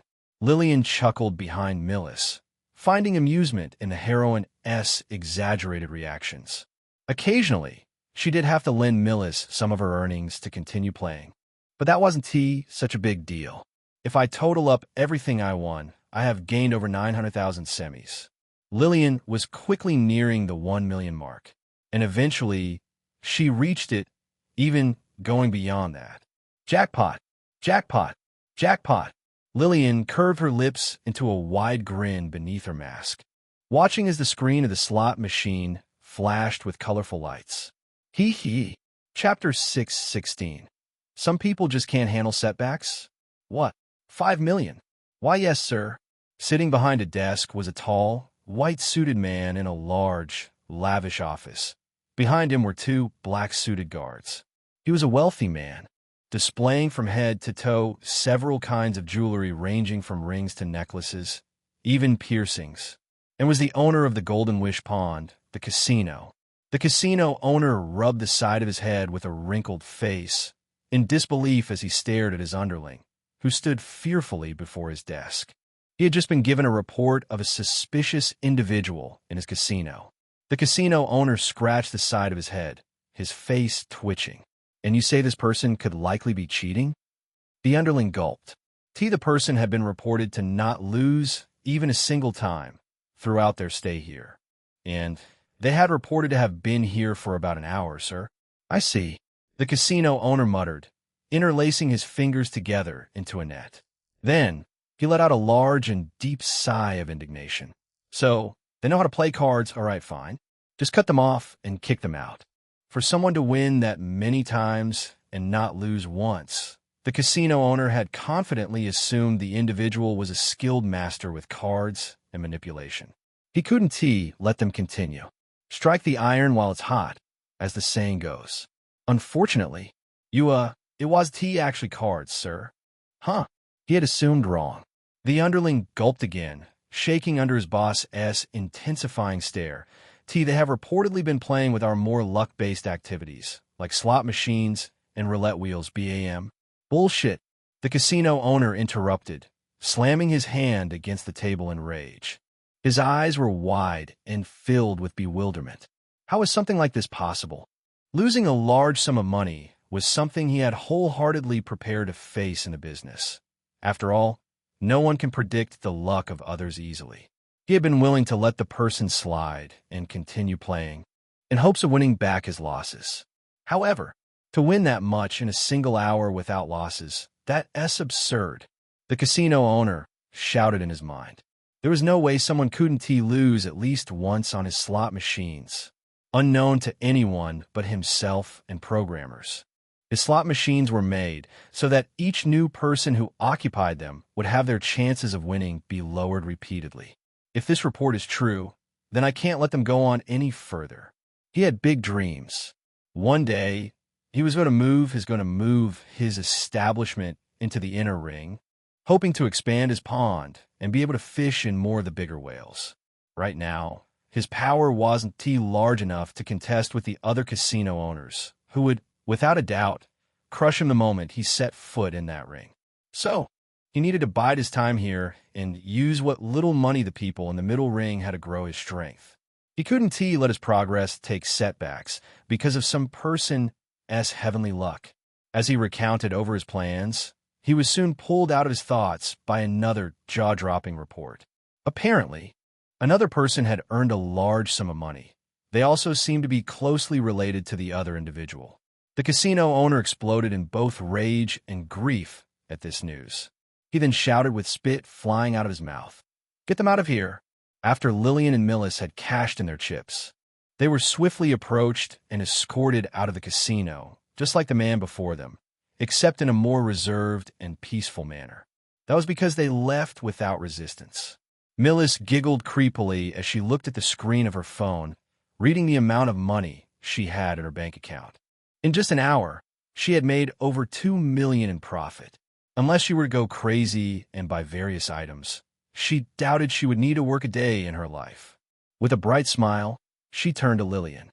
"How much did you make, Lillian?" When Millis asked this, she had expected a response from the mask-wearing individual who was staring directly at her. Instead, all she got back was silence.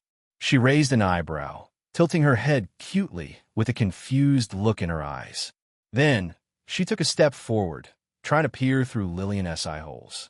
Millis held her chin with a pondering expression and waved her hand in front of Lillian's face. "Hello, is anyone still in there? Knock, knock, knock." Millis knocked against the forehead of Lillian's mask before flinching and reflexively bringing her hand back, having accidentally cut herself against the sharp ridges on the mask of deceit. The heroine frowned at this, rubbing the back of her hand and wiping away the small trickle of blood, the tiny cut seemingly disappearing soon after. She then sighed and placed her hands on her hips. "Welp, what to do now?" Millis thought out loud before hearing footsteps behind her. "Excuse me, miss, but do you have a few seconds?" "HM?" Millis hummed as she turned around. Despite having the ability to have two parallel minds, Lillian was still easily distracted. Opening her mouth, Lillian bit down on a fork held in front of her mouth, then chewed and swallowed as she gazed at Marionette, who was sitting beside her on a chair. The assassin had come down to visit her once more. This time, instead of furniture, she had brought a plate of food down. Marionette smiled as she watched Lillian eat without any issue. "How is it?" Marionette asked, tilting her head slightly. "Do you like it?" Lillian raised an eyebrow, then thought about it for a second. After she asked for another bite, she came to a conclusion. "Did you make this?" "You can tell." Marionette inquired with a raised eyebrow. "Does my cooking still taste peculiar?" Then, the assassin sighed a bit in disappointment. After we separated, there were only a few brief opportunities one had to be able to practice in the kitchen. Lillian swallowed down the piece she was chewing and gave her an odd, but also warm look. She smiled a bit and asked, "Could you lean in a bit, HM?" Marionette gave Lillian a puzzled look. Only after checking that the chains were still tied around the girl did the assassin lean in eventually. And when she did, "Chew!" Lillian smiled warmly as she leaned away from Marionette's cheek, having pecked it. Then, she gave a comforting reply to the assassin's words. "It tastes great.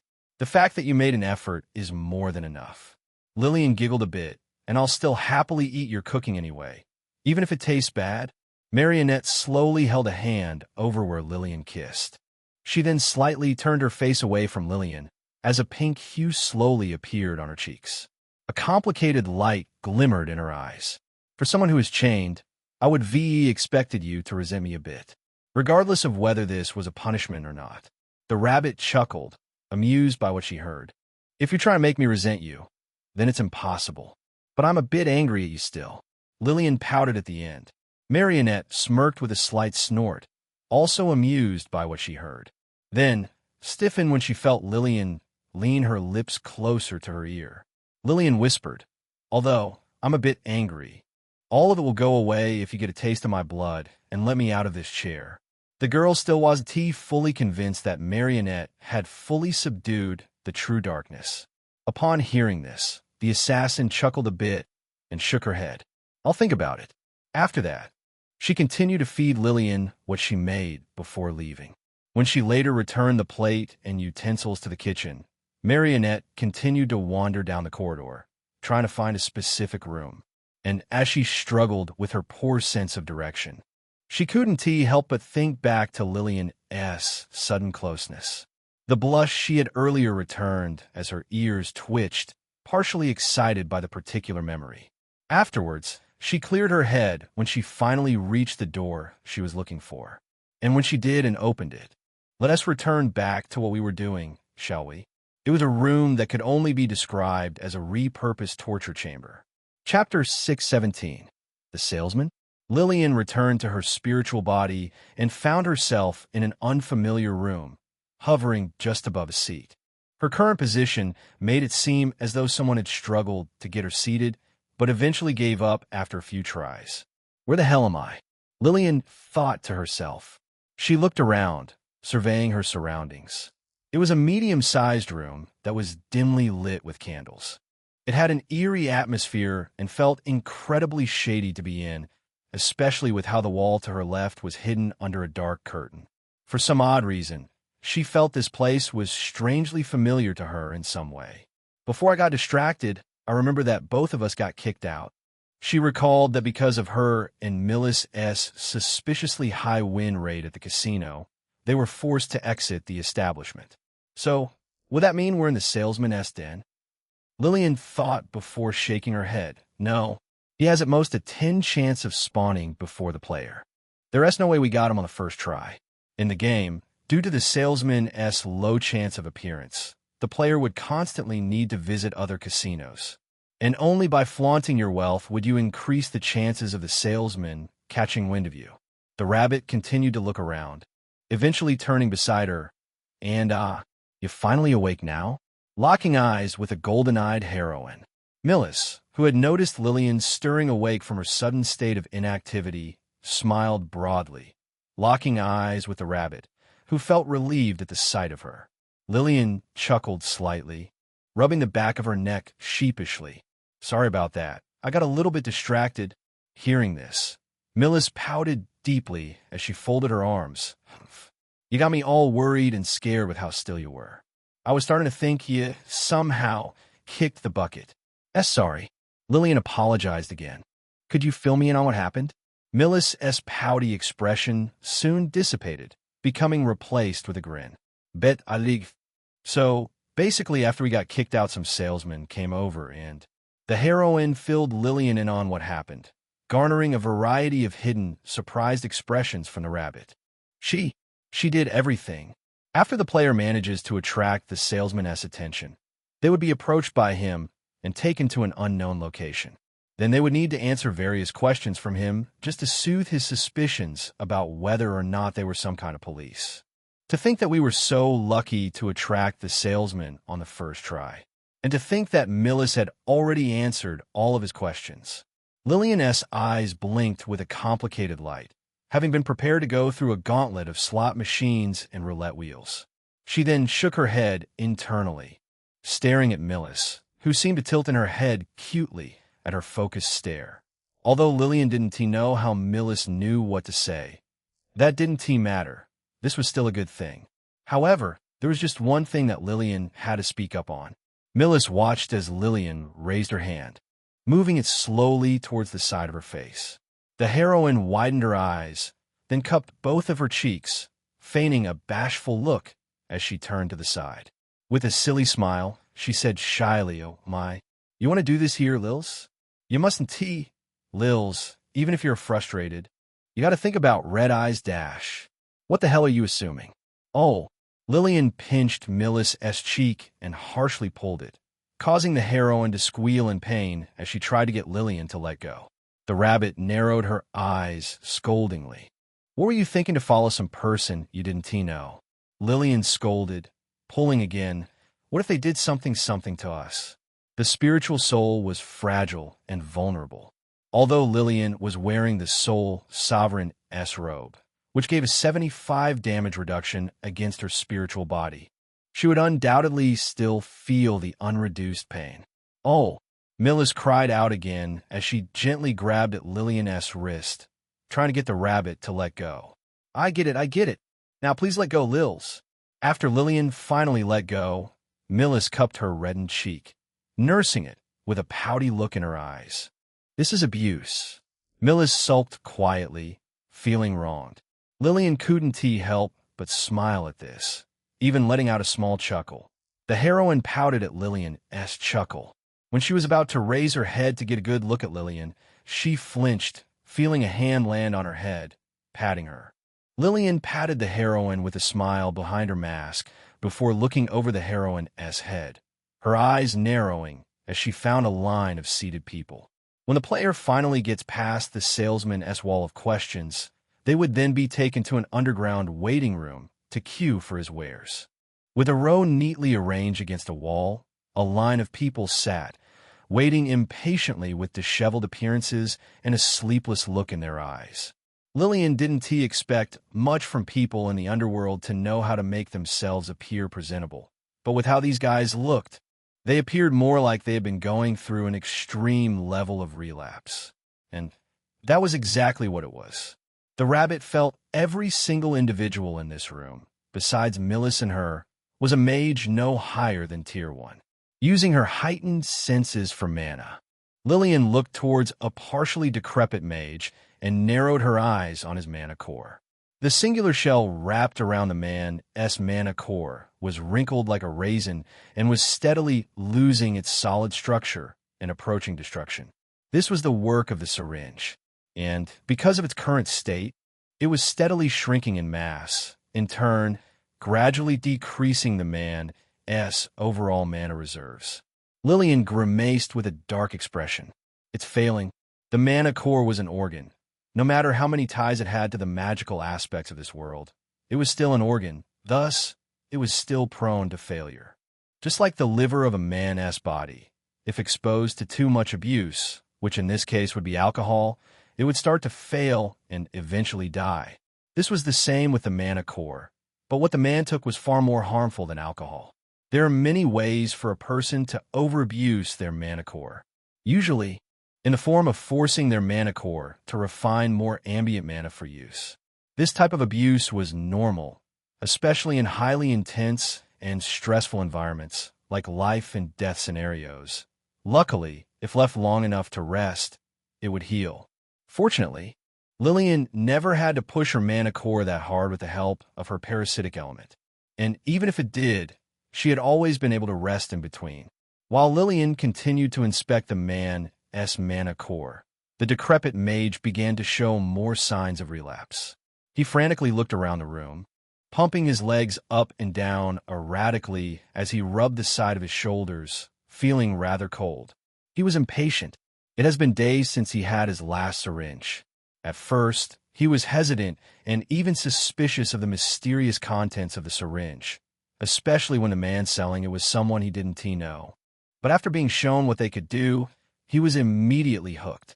Thus, he had bought a box for 5 syringes, each syringe costing him over 1,000 semis. It was stated that the batch should last him up to 5 days if he followed their suggestions. 1 injection a day. Unfortunately, the effects it had on him were more than he had expected, thus causing him to use them all up in the first 2 days. The withdrawals. He breathed half raggedly. He needed more. As he continued to bump his legs up and down, he managed to catch the stare of someone several seats to the right of him, Lillian. Assumably locking eyes with them, he growled, "Who are you looking at?" Lillian wrinkled her face in response, slowly turning away and shaking her head. After a moment or two, the dark curtains to the side parted. From in between the curtains, a partially disheveled man walked out, tightly holding a crate to his chest as he was closely followed by a tall and lean man behind. The tall man wore a dark, black suit, pants, and a tie, with a white dress shirt underneath, and also had a pair of sunglasses. He also emitted the aura of a Tier 3 mage. "Haha, I hope you enjoy that, sir. Please, do come back whenever you are in need of a new fix. I'll even give you a 20% discount on your next purchase." After walking the man to the exit and bidding him farewell, he turned to those waiting in the room for him. He grinned amiably, revealing a golden tooth in place of his upper right canine. "All right, who's next?" the tall man asked rhetorically before coming upon Millis and Lillian. "Ah, it's you two." He pushed his hand out and helped Millis out of her seat. Then, He turned to Lillian to do the same. I see that you're awake. That's brilliant. The rabbit stared warily at the hand that hovered in front of her, which silently asked her to grab it. She then looked up at the man, who smiled down at her, revealing his golden tooth with a suggestive look in his eyes. The Salesman. Chapter 6:18. Why speak of the bad when you can just speak of the good? This is our underground warehouse. Walking both Lillian and Millis through the curtains, the salesman introduced them to a massive area underground, filled with large cargo containers and crowded with employees moving boxes of product. Every now and then, Lillian would see a forklift drive by. The salesman turned around to them and opened his hands, summoning 2 clipboards from thin air, each with an identical copy of a paper menu attached to it. He handed them over to his female customers. These are what we are offering and what we have in stock, as well as the prices. By the end of this tour throughout our warehouse, I hope you too would found something that would suit all S interests. Afterwards, he turned around and led the 2 throughout the warehouse, guiding them around what they had to offer. Over there, we have our brain juice, which we have ensured to be of extremely high quality, allowing you to double your original cognitive functions. This is our steroids that have been both tested and reviewed to help mages take on monsters, usually a single mana shell above their own. And that over there? He continued to show them around. Lillian read through what the stocked items were on the clipboard, humming to herself at their uses, but also grimacing at the prices. The prices here were all over 100 semis. Even the more common and normal stuff on the menu was over 100. To say Lillian wasn't the least bit interested in what they had to sell would be a complete lie. In her previous and newbie runs, the sort of consumables she was able to buy here were extraordinarily helpful. Acting like temporary buffs upon use, Lillian was able to defeat enemies that she had heavily struggled with. Although they usually come at a cost, the more negative the drawbacks, the better the effects. Take the affinity pills, for example. Upon consumption, the pill would forcefully expand the consumer's mana core and inflict a pain of soreness or burning. The level of pain increases with the grade of affinity pills, and the benefits for enduring the pain would be in the form of a larger mana reserve, more affinity with mana, and also the purification of a lot of impurities that could be found inside the mana core. This purification effect would lead to the consumer's talent in magic to grow drastically. With my intake of affinity pills in the past, I have at least more than double the mana reserve of an average tier 3, enabling me to last a lot longer in fights. If she were still roughly around the strength of her tier 2 self, Lillian would no doubt have bought herself one of these drugs on sale. Well, any drug besides the syringe. And here we have our latest and our most hottest selling item. Walking over to an area, the salesman gestured toward the syringe that was being heavily scrutinized and examined by a line of workers. This was the zone for quality control. Chrysalis serum, a mystical and highly effective steroid, and our most recently stocked item. The salesman walked over and grabbed a syringe off the line, holding it up for the 2 ladies to see. Now, don't be put off by its suspicious gray. This little guy is actually your best friend. The salesman wrapped his fingers around the syringe's plunger. It acts similarly to affinity pills, another drug that can rarely be found across Hearth. These syringes, with just a single injection, can widen your mana core and even improve how much power you can output. Pretty much every aspect of mage would want to be stronger by up to 1-fold. And because just these syringes can be made, you could even say they're better than affinity pills, which have been speculated to only be made by the gods themselves. The salesman then sighed, his sunglasses drooping a bit as he began to juggle the syringe. But unfortunately, these guys' effect only lasts for about a day or a few hours, depending on how sparingly you use them. They were also stated to take a while to manufacture. But luckily, we, the Black Distributor, are always going to be in stock. Because of our high reputation, they reached out to us. He then grinned toothfully, revealing his singular golden tooth.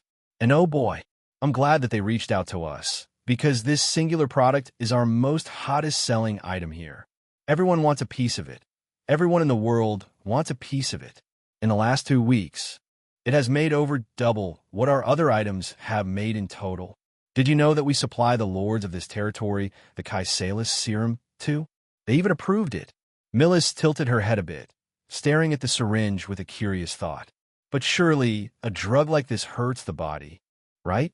There's no way it's just some mythical elixir. You get what I mean? The salesman nodded, then shook his head vigorously. I get what you mean, even I was skeptical at first.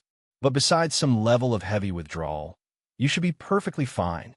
As he continued to rant on and on about the syringe, Lillian slowly turned her head to catch a glimpse of a man injecting an amount of the chrysalis serum into a much smaller syringe. This caused Lillian to narrow her eyes before turning back to the salesman, who didn't seem a bit concerned or curious about this. She sighed internally. A true salesman. The man had yet to speak about how the current chrysalis serum was just a prototype that was yet to be perfected and that it had a adverse effect upon injection. The effects that Lillian was referring to were the risk of transforming into a hideous abomination. However, that was what Lillian meant when she thought of him as a true salesman. In her mind, a true salesman was someone who did nothing but try to sell you things. The salesman knew only of the positives and little of the negatives. He didn't know a single other negative outside of the chrysalis serum duration of effect and how long it took to create. And if he did, it would be been through a review back to him from a buyer. He was but a puppet to his organization. Actually, it would be more accurate to call him an instrument. To an organization that markets to its consumers directly, it would need some form of communication. This could be in the form of advertisements, marketing, sponsorship, and so on. But at the end of the day, the organization would still place responsibilities on individuals. Salesmen, just like any employee of a company, were merely instruments for the organization to use. Just like how a flute sings when blown into, a salesman will pitch his sale when ordered to. The flute does not think or act in any other way, just like a salesman. After all, if the idea that you can get by without having to spend any effort to think more than needed, why bother thinking more at all? As long as some were given clear and simple instructions, they should be able to follow them perfectly, just like how, if guided well, an instrument would sound out beautifully. Sure, from time to time, faulty instruments may appear, which would either resist the urge to sing or perhaps even sing horribly just for the betterment of those listening to it. But these instruments would soon be faced with correction in the form of threats of being fired, and would soon become like every other instrument around them. Lillian was similar in this regard as well. In her past life, she used to work for the marketing and sales department of a company. Back then, she was hesitant to sell a product she knew would be faulty with time. But after being faced with correction, she had learned to abide by the company's rule, no longer showing signs of being faulty, but instead saying beautifully in the ears of consumers wanting to buy. Why speak of the bad when you can just speak of the good? These are the words that indoctrinated her, and with incentives, too. The more she sold, the bigger the pay. That was how it worked in her company. And the bigger the pay, the more likely she would be to pay off her rent. And the more likely she could pay off her rent, the more likely she would be able to get by. No one wanted to hear negatives in life. They only wanted to hear the good. And in turn, if she spoke of the positives, while keeping the negatives secret, wouldn't that be a win-win? This was the mentality she built while being in the company. And it would be been for the rest of her life if it wasn't for a major lawsuit that got everyone laid off. Maybe it was a good thing I got laid off. Lillian placed a hand over her mask. Despite the job paying a lot of money, it was a heavy weight on her mind and shoulders. Not like those weights wouldn't return the moment she found a new job. After a while, Lillian blinked out of it, returning to reality. Did I just go through a whole philosophical moment? Shaking her head rapidly, Lillian lowered her hand away from her mask, which was slightly dusted with manna. Then, she glanced at the salesman, who was about to put down the syringe. This is now the end of the tour. Would any of you two like to request anything before we move on to the purchasing process? Yeah, I have one. Within a second, Lillian swung her arm out horizontally like a sword, summoning a curved blade of water to soar towards the salesman. Swish! The arching blade was 1 meter long and 1/4 of a meter wide. and flew with unprecedented speed that caused the salesman's pupils to constrict. With the help of his Tier 3 physique, he was able to dodge out of the way, but was unable to protect the chrysalis serum he was holding from being shattered. Destroyed. The moment the contents of the serum fell to the ground, everyone in the warehouse instantly stopped what they were doing, turning their gaze to the cause of the noise. The salesman, who was just a fraction of a second away from being sliced in two, was shocked beyond belief. He was just attacked, staring at the destroyed remains of the chrysalis serum. The salesman's eyes burned with deep resentment and anger. He had just lost out on a lot of money. What the hell was the dash? Everything. The salesman paused, his resentful glare blinking with confusion at Lillian's singular word. As he was about to demand clarification, "I want everything inside this warehouse to be handed over to us." The salesman froze in shock and also disbelief. Was he hearing this correctly? Lillian's words echoed across the entire warehouse, attracting more and more attention and even hostility. The rabbit, sensing she had now gained the ire of every employee within the underground, continued her earlier words. "This is a robbery. Hand over everything you have, or else." Chapter 619. Heroism can be ambiguous? The underground warehouse was over 4,000 square meters and had more than 100 workers, all spread out. All of them were mages, but only 40 of them were Tier 2, nothing higher. The moment Lillian uttered her words, it resounded across the entire warehouse like thunder, shocking everyone who heard it. Upon hearing Lillian's words, the salesman's eyes immediately widened before narrowing dangerously. He immediately fell silent. He took a deliberate step back and paused for a split second, feeling a brief moment of hesitation before immediately moving into a hostile battle stance. His gaze then sharpened into a blade-like state, cold and menacing. The workers scattered across the warehouse dropped everything they were doing and quickly circled both Lillian and Millis, surrounding them and giving them no chance at escape. Weapons of various shapes and sizes soon appeared in their hands, appearing from within their mana realm. Lillian scanned the field of workers, analyzing and identifying each worker as strengths, her cold expression hidden under the mask of deceit. A second later, she turned to Millis, who seemed to be preparing herself for the battle ahead, surprising the rabbit. "Aren't you going to ask why I'm doing this?" Lillian inquired, watching as Millis stretched her legs. After straightening her back and warming up her muscles, Millis smiled in Lillian's direction, then grinned cockily. "Why should I?" Millis snickered as her entire body was soon wrapped in metal. From her mana realm, she summoned a sleek full set of armor, which was equipped with 3 pairs of wings that arced with electricity. It had a majestic and dignified design, giving her the air of a noble knight of the sky. However, that noble air soon dissipated with the next gear she brought out. Heaved and placed over her right shoulder, Millis summoned a massive 2-headed battle axe. It had a barbaric and beastly design, covered in animal skulls, and was, without a doubt, heavy. It radiated a demonic and bloody aura and was, without a doubt, a weapon a noble knight shouldn't he ever be seen using. Lillian widened her eyes when she saw this axe, immediately recognizing it. The demonic judicator? It was a powerful battle axe from a system shop with a noteworthy enchantment to increase its wielder's physical strength through drinking blood. Its effects strengthened against opponents whom the wielder deemed to be evil.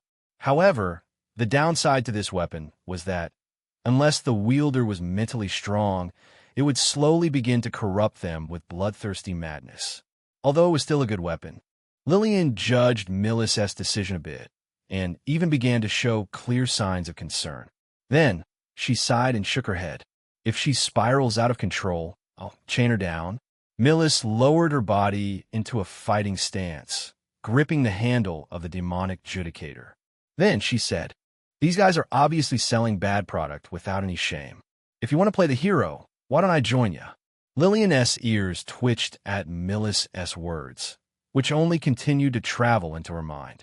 She now began to process them. "Hero, huh?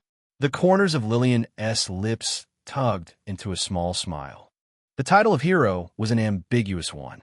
If one were to ask someone what they thought a hero was, their answer would most likely be someone who was strong and capable enough to put their lives on the line to save others without asking anything in return. Some may even answer saying that heroes were people of good, the pinnacle of human righteousness. Some may even say that heroes were those able to accomplish anything without impacting the lives of those around them. But what if that hero was a soldier? In the Second Great War, a man named Lucas Merrington fought for the Western nation's military. He was a powerful mage at the time and was hailed for it, able to kill a dozen and even hundreds of Southern soldiers. And he was also hailed for his bravery and selflessness to save others, thus earning him the title of Hero of the West. Over the lifetime of the war, it was said that the total number of saves he made had even reached the millions. The Western soldiers revered him and believed him to be a pillar of strength, someone they could lean on to feel safe and stable when in danger. They believed her was a man who would always retain his cool regardless of the situation, always prepared to kill without hesitation. Unfortunately, that wasn't the case.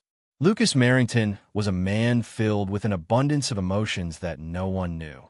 He was a man who was hesitant to pull the trigger even if it would save his life.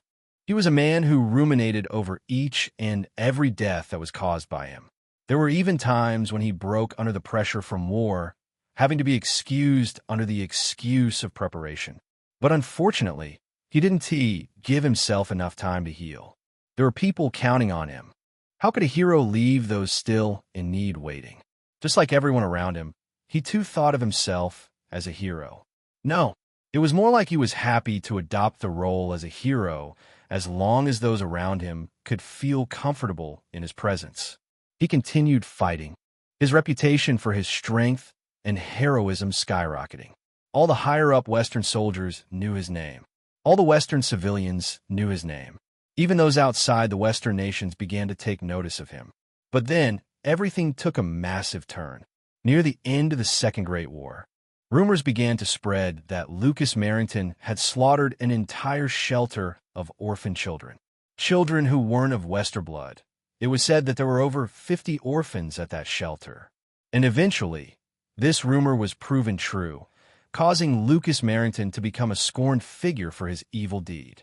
How could the heroic person they thought he was be so cold and heartless as to not even spare children? Despite all his good deeds for his nation, the people he fought for now fought against him, finding his existence to be a stain on humanity's righteous cloth. Even those outside of the Western nations, who had heard of his evil deed, began to see a different view of him. Some who thought of him as a powerful soldier now thought of him as a cold-hearted machine. Some who had lost loved ones because of him reveled in the eyes, going on to fan the fire of hate towards Lucas Merrington. Soon enough, his identity as a hero became history, and his reputation was now reduced to a cold-hearted individual for the military to use. And later on, it was rumored he took his own life because of the hatred he received. There was more to the story, but Lillian didn't have much time to ruminate over it. Simply in the end, by fighting for the sake of being a hero for others, he was only let down by those same people he fought for. Being a hero was hard. Lillian smiled bitterly as she thought of the story, then shook her head and entered into a fighting stance, garnering an even heavier glare from the thugs around her. "I see in. Let us play the hero, shall we?" Lillian muttered. Unlike Lucas Merrington, who fought because it was right for his people, Lillian was only doing this for her own desire to make things easier for her tomorrow. The salesman growled as he watched the two take on a hostile stance towards him. "Are you truly going to make enemies of the black distributors? If you stop now and pay for the destroyed Chrysalis serum, my men and I will all forget this ever occurred." However, before he could even finish his words, Lillian had already attacked. With a swing of her arm, she had unleashed yet another curved water blade. Swish! It swerved through the air and clashed with the salesman's sword, who was able to repel it, but at the cost of his own weapon. Watching as his blade was split in half, the salesman was left shocked and in disbelief. He had bought a sword that was enchanted to be highly durable, Sure, it was a Tier 2 Grade C weapon, but still. Unbeknownst to him, this was Lillian's shallowest of attacks, specifically one that could be considered lethal. Because of her earring-s enchantment that buffed her water magic by 1-fold. Attacks that would been non-lethal now had the ability to become a killing move. This left the salesman to click his tongue. He glanced up at the lights that hung on the ceiling. The salesman tossed his sword to the side and commanded the surrounding shadows to strike a few lights before fusing into the dark shades. The shadow element. Here we go, Millis shouted, watching as everyone charged at them. Thus, with Lillian's attack, the battle began. Enemy mages from all sides attacked them, either rushing in to display brute strength or standing far away and unleashing a volley of attacks. Lillian danced around the enemy mage's attacks, using her high mobility given to her spiritual form to her advantage. The rabbit stepped back before ducking under a blow. Falling into a crouch, Lillian immediately jumped up, balling her right hand into a fist as she dealt a decisive blow to the attacker's chin, dealing a strong uppercut that immediately knocked the man unconscious. If she could help it, she would rather knock them unconscious. While in a way, it would soothe her taste for heroism, that didn't mean she wasn't against the idea of taking someone else's life. Stepping back, Lillian sensed someone behind her, and with a swift and decisive move, Lillian managed to leap over the attack, flipping in the air.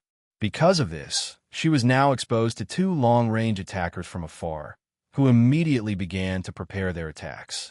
But unfortunately, their time to prepare was much longer than Lillian's. Crossing her arms over into an X, Lillian swung her arms down and shot 2 curved water blades in their direction. Swish. X2, diagonally slicing the 2 mages in two. Lillian soon glided down before engaging in another round of hand-to-hand combat. There was a reason why Lillian didn't use any other spells besides these water slashes. It was because they used the least amount of mana, while being lethal enough to do what she wanted. Water bullets were too small and had a higher chance of missing if she was too careful. Because she was linked to Millis's mana reserve, she needed to use her mana more sparingly, not only for her safety, but for Millis's too. As for why she used her hands to fight, it was because she was still hesitant to use Acus Maris. She wasn't adept enough with the harpoon, and she didn't want to use her gauntlet's ability, just in case. Lillian threw a glance in Millis's direction, following the parasitic line that still connected to the heroine. And when she did, she watched as bodies flew, limbs fell, and blood rained. Millis flew through the encirclement of the enemy mages, swinging her battle axe like a crazed maniac as she slaughtered without mercy, bathing the animal skulls on the axe in blood and allowing them to drink. The skulls now had a near-permanent red glow in their eyes, as their jaws moved up and down repeatedly, as though they were cackling silently. Millis continued to shower herself in blood, even drenching her armor from top to bottom. Even her wings weren't spared despite their attempt to clean themselves with each flap. The heroine no longer looked the image of a noble knight of the sky. Instead, she gave off the image of a savage barbarian who stole the armor of a noble knight after ripping him from the sky and killing him. With a spin, Millis grinned wildly under her as she slammed her axe into a man, severing his upper body from his lower half and sending him flying. Lillian, seeing that the man was flying towards her, sidestepped out of the way, while simultaneously dodging another attack coming from her. She felt a bit conflicted about what she was seeing. Was this really Millis? The rabbit sighed. Maybe it really is. Nothing says that this Millis is the one I played. There is also the possibility that Millis was being affected by her axe's maddening enchantment. Lillian shook her head at this thought and let out another sigh. Then she turned around. But upon doing so, swish, she was barely able to block the salesman's strike. Now, holding a sword completely made out of water, Lillian struggled against the salesman's shadow sword. Chapter 620. What good would goods bring if damaged? The two pushed against each other with all their strength, trying to get the upper hand on the other, but made no progress. Their strengths were evenly matched. Lillian gritted her teeth as she pushed against the salesman's shadow sword, while the man did the same in response. The two knew of each other S tier and expected this result. That was the perk of being a Tier 3 mage. However, what set the two apart at this moment wasn't the difference in mana reserves or strength, but in attack potency. The rabbit sharpened her water blade, making the edge thinner and easier to cut into the dark edge of the salesman's shadow sword, shocking the man, who immediately retreated back, swish, just before his sword was sliced in two. Due to the buff provided by her earring, Lillian's waterblade was far more effective in slicing compared to the salesman's own elemental construct. But that wasn't the only reason why Lillian was able to slice through so easily. While the darkness and the shadow elements are extremely similar, they were still different. What Lillian meant by this was that the shadow element was just a downgrade from the darkness element. Its constructs were much more fragile, and its attack potency was inferior in comparison to the darkness element. The only thing that might make the shadow element more favorable compared to the darkness element would be that it consumes much less mana to use.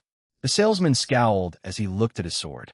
After repairing his shadow blade, he vanished into the shadow, swiftly appearing behind Lillian and swinging. Lillian blocked his strike and went on a clash with him several more times. Because of their speed and ferocity, the grunts that tried to jump into the fight were eviscerated in the path of their battle. Despite the gruesomeness, the grunts still chose to go after Lillian, trying to avoid getting near Millis, who continued to pave through. Blood, limbs, bodies, guts, and all smeared against the floor they stepped on. By this point, Lillian's midnight blue cloak had become rather stained in blood, but not as badly as Millis's armor. The grunts still tried to leap in to try and land a strike on Lillian, but always failed. Up until now, no one had managed to land a single strike on Lillian's figure. She was being careful, much more careful with how she fought. If the way she fought before was like a rabid dog with no regard for pain or injuries, then she was like an elegant bird that cared for even the slightest stain in her feathers. Lillian weaved in between strikes, dodging back large distances, blocked every minuscule attack, and used almost everything at her disposal to prevent harm from coming her way. Because of her large display of skill and the fact that she hadn't even been harmed yet, a large amount of demotivation and dismorale surged throughout the minds of every enemy mage around her. This was especially the case for the salesman. Both he and Lillian were of the same tier. Why was it that he could not yet land even a single strike on her? Although he had now been working as a salesman for a huge percentage of his life, it didn't mean he lost all the skills he forged through his mercenary days.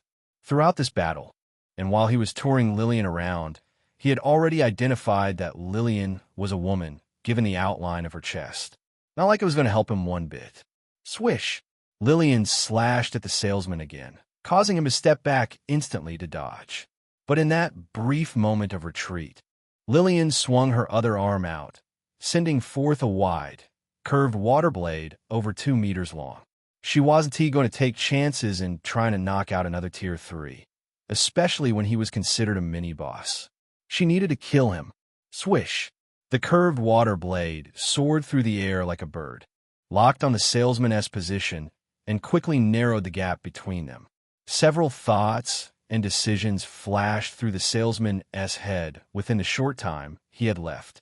Should he dodge or should he defend? The salesman glanced behind him for a split second before clicking his tongue. TCH. He chose to defend. With a flick of his wrist, he expanded his shadow in front of him before pulling it up to form a wall. Then he braced himself. When the curved water blade reached, it clashed with the shadow wall, struggling only for a fraction of a second before completely tearing through it. The salesman's eyes widened to an astonishing degree, to the point where even his sunglasses couldn't hide them. Too sharp, he shouted internally. Crossing his arms over into an X, he wrapped them in a thick layer of mana in preparation for the curved water blade's arrival. Then he braced for impact. SHNK. The curved water blade sliced through the thick layer of mana like it was just lard and cut deep into his skin and muscles, eventually reaching his bones.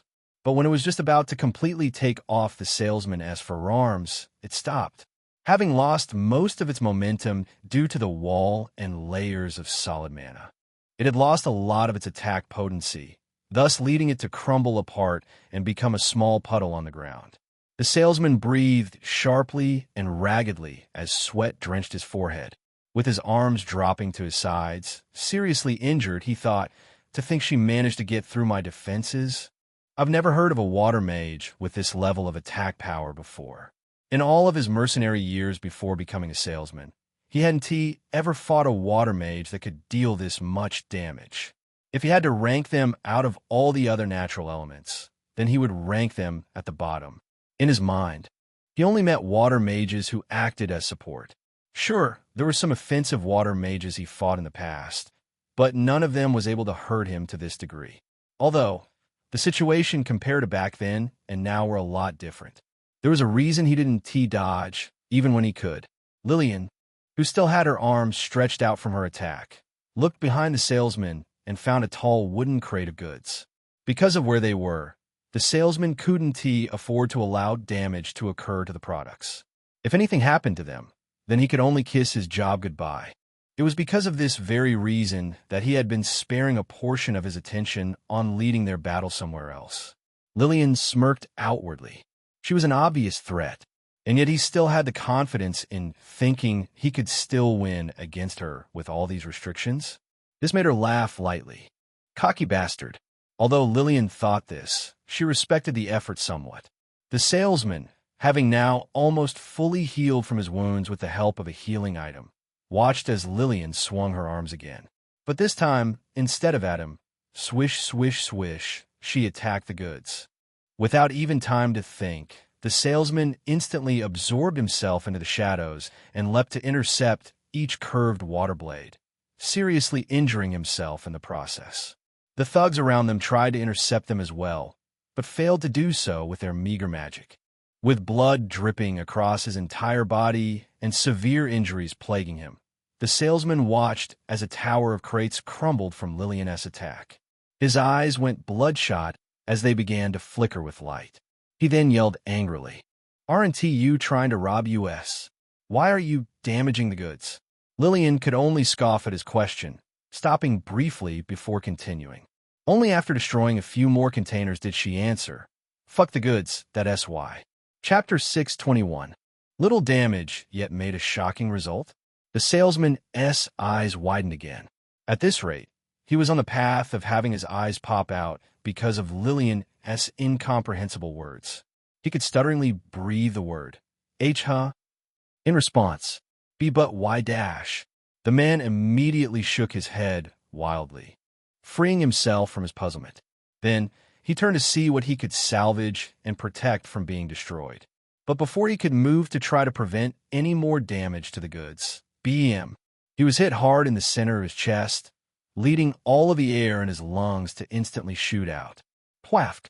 Lillian, who had speedily flown over, had spun in the air and delivered a crushing dropkick on the salesman's chest, causing him to go flying back dozens of meters. Thump, thud, thump, he crashed and bounced off several crates, organized shelves, and large storage containers before eventually coming to the end of his flight. Thump! And not even a second later, swish, swish, swish, a storm of curved water blades slammed into him. Lillian, who was dozens of meters away, cackled inside at the destruction she caused. To think he managed to put up his defenses right before my attack. He really is experienced. After slowly flipping herself around in the air, Lillian gently lowered herself to the ground, dropping herself beside a nice pair of sunglasses with cracked lenses. This was the pair that fell off the salesman's face. Lillian then spoke lightly, responding to the man's earlier unfinished words. "I have no interest in the shitty goods you have here. I'm only here to kill you for my own selfish good." Her entire statement earlier about robbing them was just to catch them off guard a bit and also to rouse a bit of excitement in Millis. Truthfully, she had no reason for any of their goods. No matter how helpful they may be, they were all still shit. Their side effects were shit. Taking these products and using or selling them would do her more harm than good. Thus, they were even more shit. And even if she did want them, She had no way to get them out of here without the help of her spatial ring. Did she want to come back here later? Of course not. By tomorrow, everything here would be buried in rubble or destroyed completely. There was no point in expending any effort for some drugs that could just be mass-produced later. Lillian's cocky words echoed far and wide, managing to reach the ears of the salesman, who was still alive and conscious. Under a mound of rubble, reflective glass, dust began to seep through and dissipate into the air. A second later, the salesman pushed himself out from the rubble, his body in a sorry state. His shirt and black blazer were completely reduced to tatters. His body was covered in subtle bruises and shallow crimson cuts that bled slowly. The man's eyes flashed with anger. If it wasn't for his quick reaction earlier to deploy a defensive item and layers of mana, then the chances of him losing his life right there would be been incredibly high. He felt humiliated by his current state and felt enraged by his current situation. Just earlier today, he had been informed that due to his high sales in the past month, he would be promoted and deployed in an even better location. He hated the underworld. It was so gray and dark. Compared to the surface, he was a Tier 3 mage. He should be in a place as grimy as this one. But now, he gritted his teeth until his gums bled. With all of these destroyed goods, he was now at risk of losing more than his promotion. His job. With a blood-covered face, he injected his mana into his healing item, quickly healing his bruises and regenerating the blood and flesh he lost. He then hissed hatefully, "That bitch." After getting up to his feet, he summoned an item that increased his speed by up to 50, then summoned another that would increase his physical strength and durability. Once he was done with his preparation, he sank into the shadows. Bam! Lillian struck her fist out again, striking the side of a woman's head with her black gauntlet. Crack! She then watched as the woman's eyes immediately went white. It was either she fell unconscious or she died. Lillian drew back her gauntlet and saw an indent in the side of the woman's skull. This caused Lillian to frown behind her mask. Due to the salesman's earlier comment, she had completely forgotten the amount of force to use with the grunts. While some may grieve and cry from accidentally killing a person, Lillian could only sigh in anguish and frustration. She knew she should feel sad or even repulsed from taking another person's life, but she had yet to feel that. Now that I think about it, I only killed people who attacked me. It's all self-defense in the end. There was a possibility that she had already felt such a feeling and had long since forgotten about it. Or it could be due to her unique circumstances, which might somehow caused her to have a different outlook on killing. At least, the upside to this is that I need to learn when or how to kill someone. And neither do I need to be comforted about it. Lillian sighed again as she paved through another path. And after a while, Lillian realized that the number of people wasn't going down. Why did the black distributors have to send so many people? Waves after waves.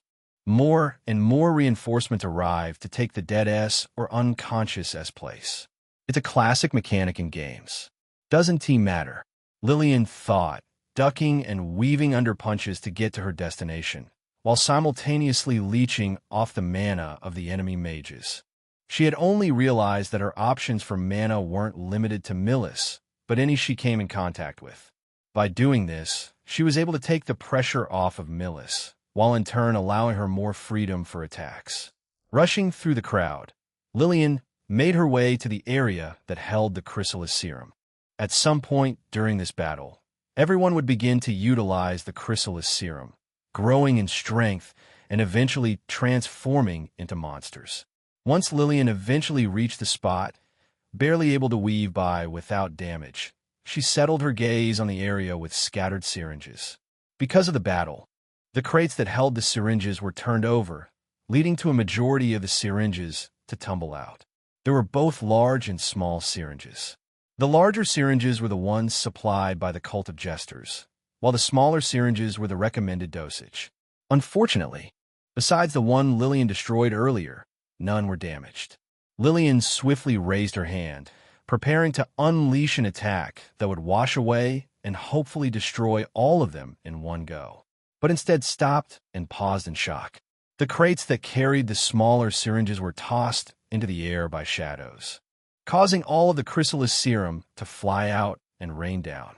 "Everyone, inject yourself," the salesman shouted with a bellowing cry as he stood amidst the crates.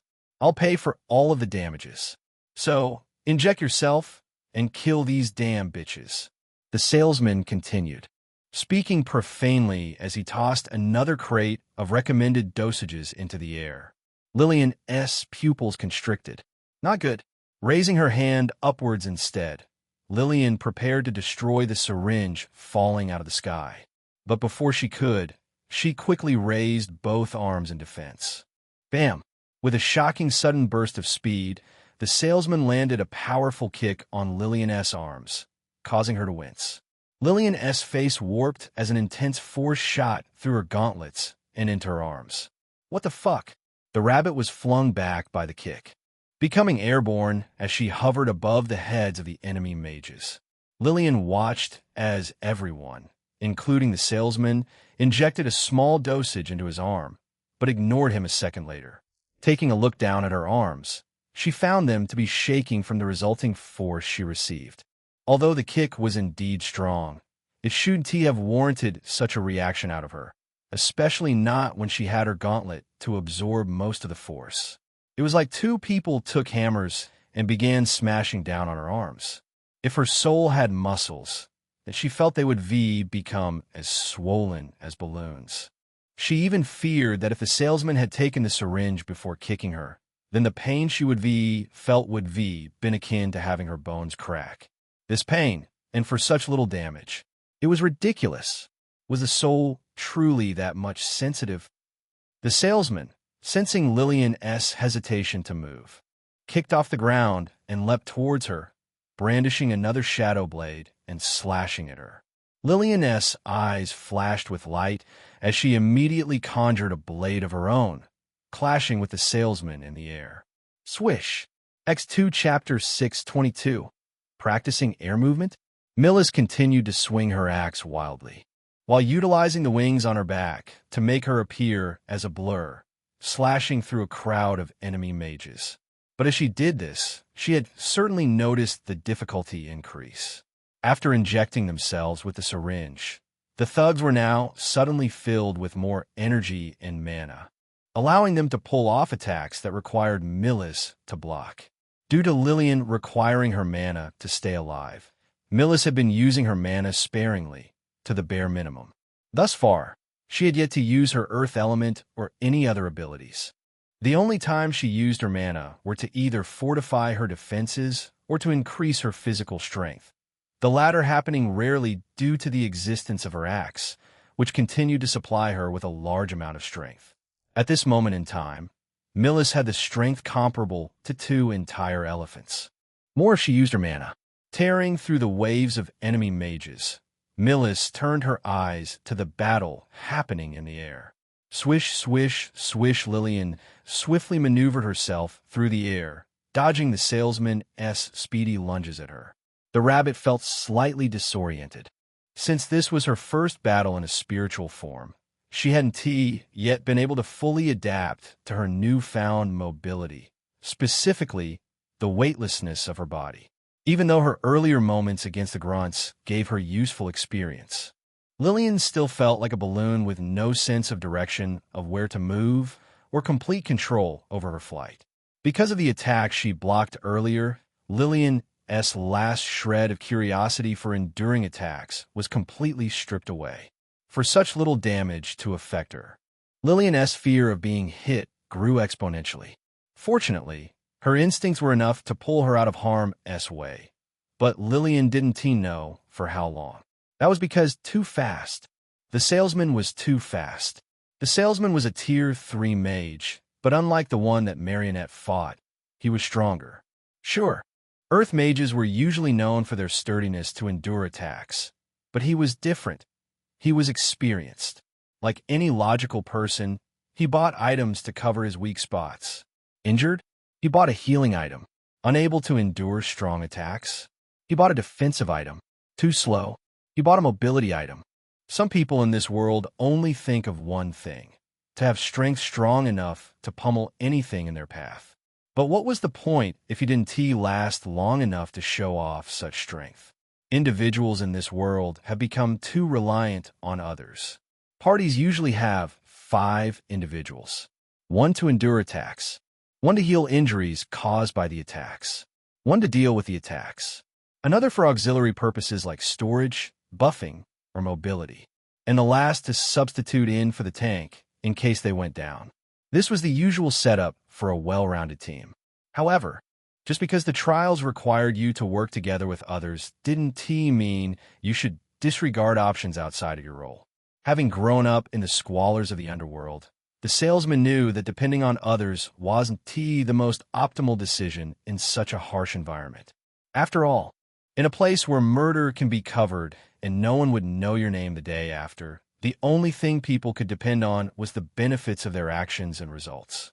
The salesman kicked off the ground and flashed through the air, brandishing his shadow blade before positioning himself for a stab. Wretched thrust. He roared out the name of his attack. FWIP. Lillian gritted her teeth as she held up her water sword. While simultaneously leaning back, Lillian instantly moved her water sword to parry the salesman, struggling. Afterwards, Lillian moved to intercept the man's fall, immediately counterattacking with strong killing intent in her eyes. Gripping the handle of her weapon, Lillian made a familiar slashing motion. Tiebreaker slash. Manifesting behind Lillian's slash, a virtual sea wave that reached the peak of 3 meters tall washed through the air, targeting the salesman, who widened his eyes. Technique expression. He shouted in his mind in disbelief. In all his years of mercenary work, he still hadn't been able to get out of the soldier stage in the martial realm. Yet, this Tier 3 mage before him had already achieved it. Without any desire to risk being hit directly by Lillian's attack, the salesman gritted his teeth as he summoned yet another defensive item from his spatial storage. In the form of a diamond, the salesman clutched the defensive item and crushed it into dust, causing a semi-transparent crystalline white shell to appear around his body. It was a consumable type item. The virtual sea wave assaulted the crystalline white shell and dragged him through the air. Then, not even a second later, he was slammed brutally into the ground, causing his mystical defense to flash white several times. The crystalline shell continued to flash several more times before shattering, its duration ending. It was one of those items that allowed the user to survive a powerful strike for a limited duration. The salesman groaned, but was given no time to reflect on what happened. Immediately rolling to the side, the salesman managed to narrowly dodge a curved water blade, which Lillian sent at him from above. The man scowled deeply. Afterwards, the two engaged in another battle, another clash several times. Lillian flew through the air, dodging large storage containers that were thrown at her by the shadows. Simultaneously, she moved to avoid the salesman's fierce and unending attacks. It was at this point that Lillian began to grow more concerned and even frustrated by the rat-like salesman. Slippery bastard. He was slower than the Jungle Lord, yet still managed to lose her. I can only attribute the fact I had my other gear at the time. Currently, Lillian was running on reflexes and instincts. In a fight to the death, these two aspects were crucial, but right now Lillian needed to learn how to fly quickly. She hadn't ever flown before, after all. I feel like I'm getting the hang of it. Because of Lillian's strange quirk to learn things at an accelerated rate during life-or-death situations, Lillian had managed to get down the basics already, allowing her to maneuver much more easily compared to before. Now then, I just need to somehow grab onto him and finish him off instantly. Lillian. The rabbit's attention was instantly pulled back to her physical body, causing her soul to freeze in the air as though she was locked in time. Lillian blinked awake. Had an hour passed already? Marionette, who was hovering her face right above Lillian's, blinked curiously at the girl's lack of response to her presence. Were you in a daze, Lillian? Are you perhaps still hungry?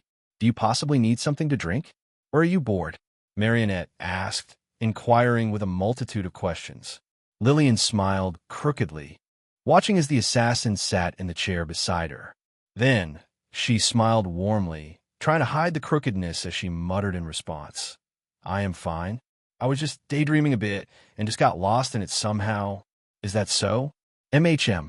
As Lillian hummed that, she thought self-deprecatingly, I need to fix this issue. Afterwards, she prepared to send her other mind back to her soul, hoping that nothing had happened in the brief moment she was distracted.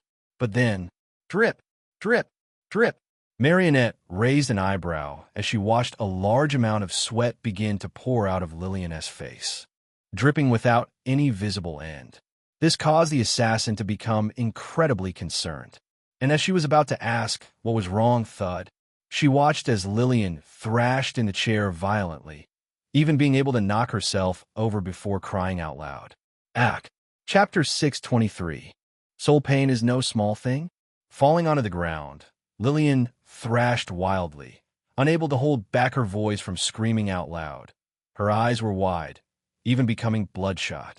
She felt a pain in her chest, and a tremendous amount of it that caused her to cough wildly. The pain was akin to stabbing her directly in her bare nerves, while injecting highly reactive acid all over them, then multiplying the pain by 5 times. What the hell is happening over there? Lillian gritted her teeth with strained eyes, forcing half of her consciousness to transfer back into her spiritual body. Having expected to see herself still in the air, Lillian was left shocked as she found herself pinned to the ground, her back forced against the cold and bloody concrete. Lillian then directed her eyes to the center of her chest, finding a solid black blade pressed against the area where her heart should be.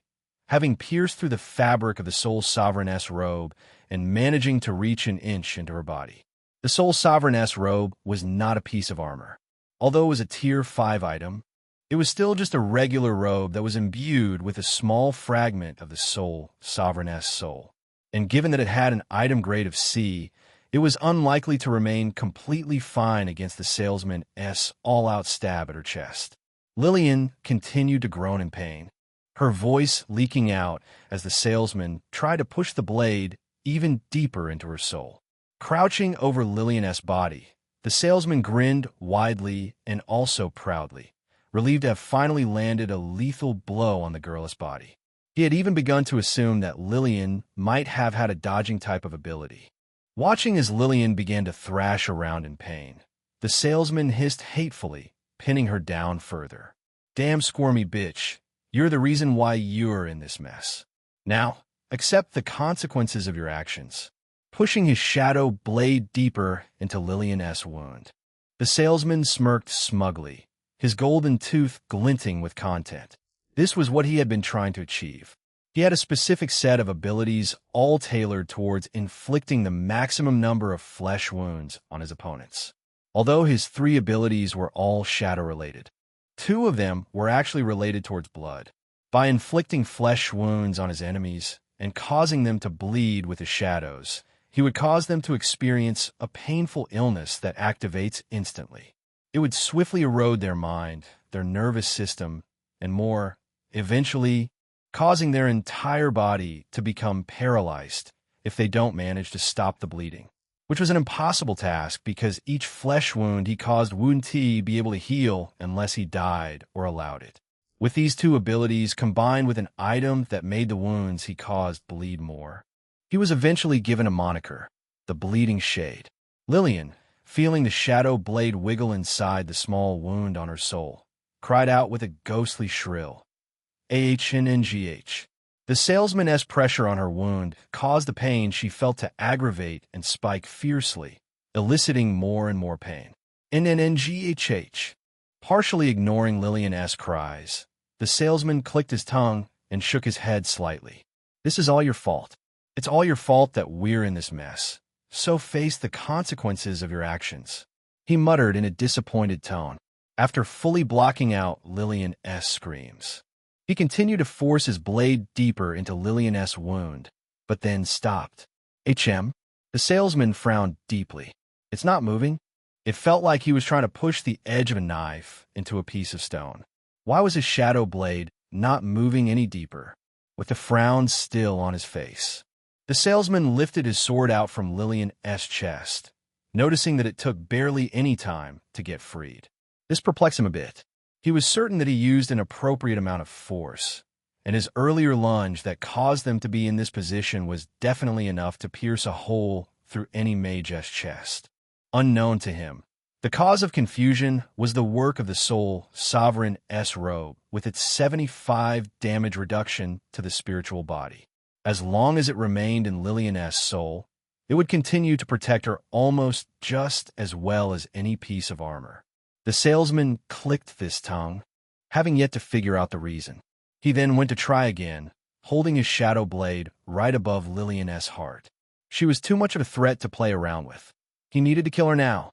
As he was about to stab down, he felt something, slam against the side of his skull. "Get the fuck off of me!" Lillian roared thunderously. It was Lillian S' fist. With a punch from Lillian, the salesman instantly flew off of her, but not before slashing at Lillian S' hand, causing her to cry out again in pain. Lillian flipped herself around, putting herself on all fours and the sides of her forearms around the ground, in a sort of fetal position. She tightly clutched her hand, grabbing the slashed area tightly, as though she was trying to suppress the pain by strangling it. Within the brief moment when he was confused, Lillian was able to partially recover bits of her mind, allowing her to counterattack. Unfortunately, sick. I feel sick. Lillian was still reeling from the pain, and even more so this time. While her soul was in a fetal position, her physical body was also trying to do that. Lillian S' body reflexively curled from the pain, but because her range of movements was limited by the chair, she became deeply aggravated. She thrashed her body more violently, trying to free herself regardless of Marionette S' wishes. "It hurts, it hurts!" Lillian shouted in her mind repeatedly, trying to wiggle herself free under Marionette S' wide eyes. Having instantly stood up from her chair, Marionette looked down at Lillian S' face, which revealed a look of suffering. Her once stoic and taciturn face immediately morphed into a look of concern and worry. Was she causing this? Marionette became incredibly conflicted.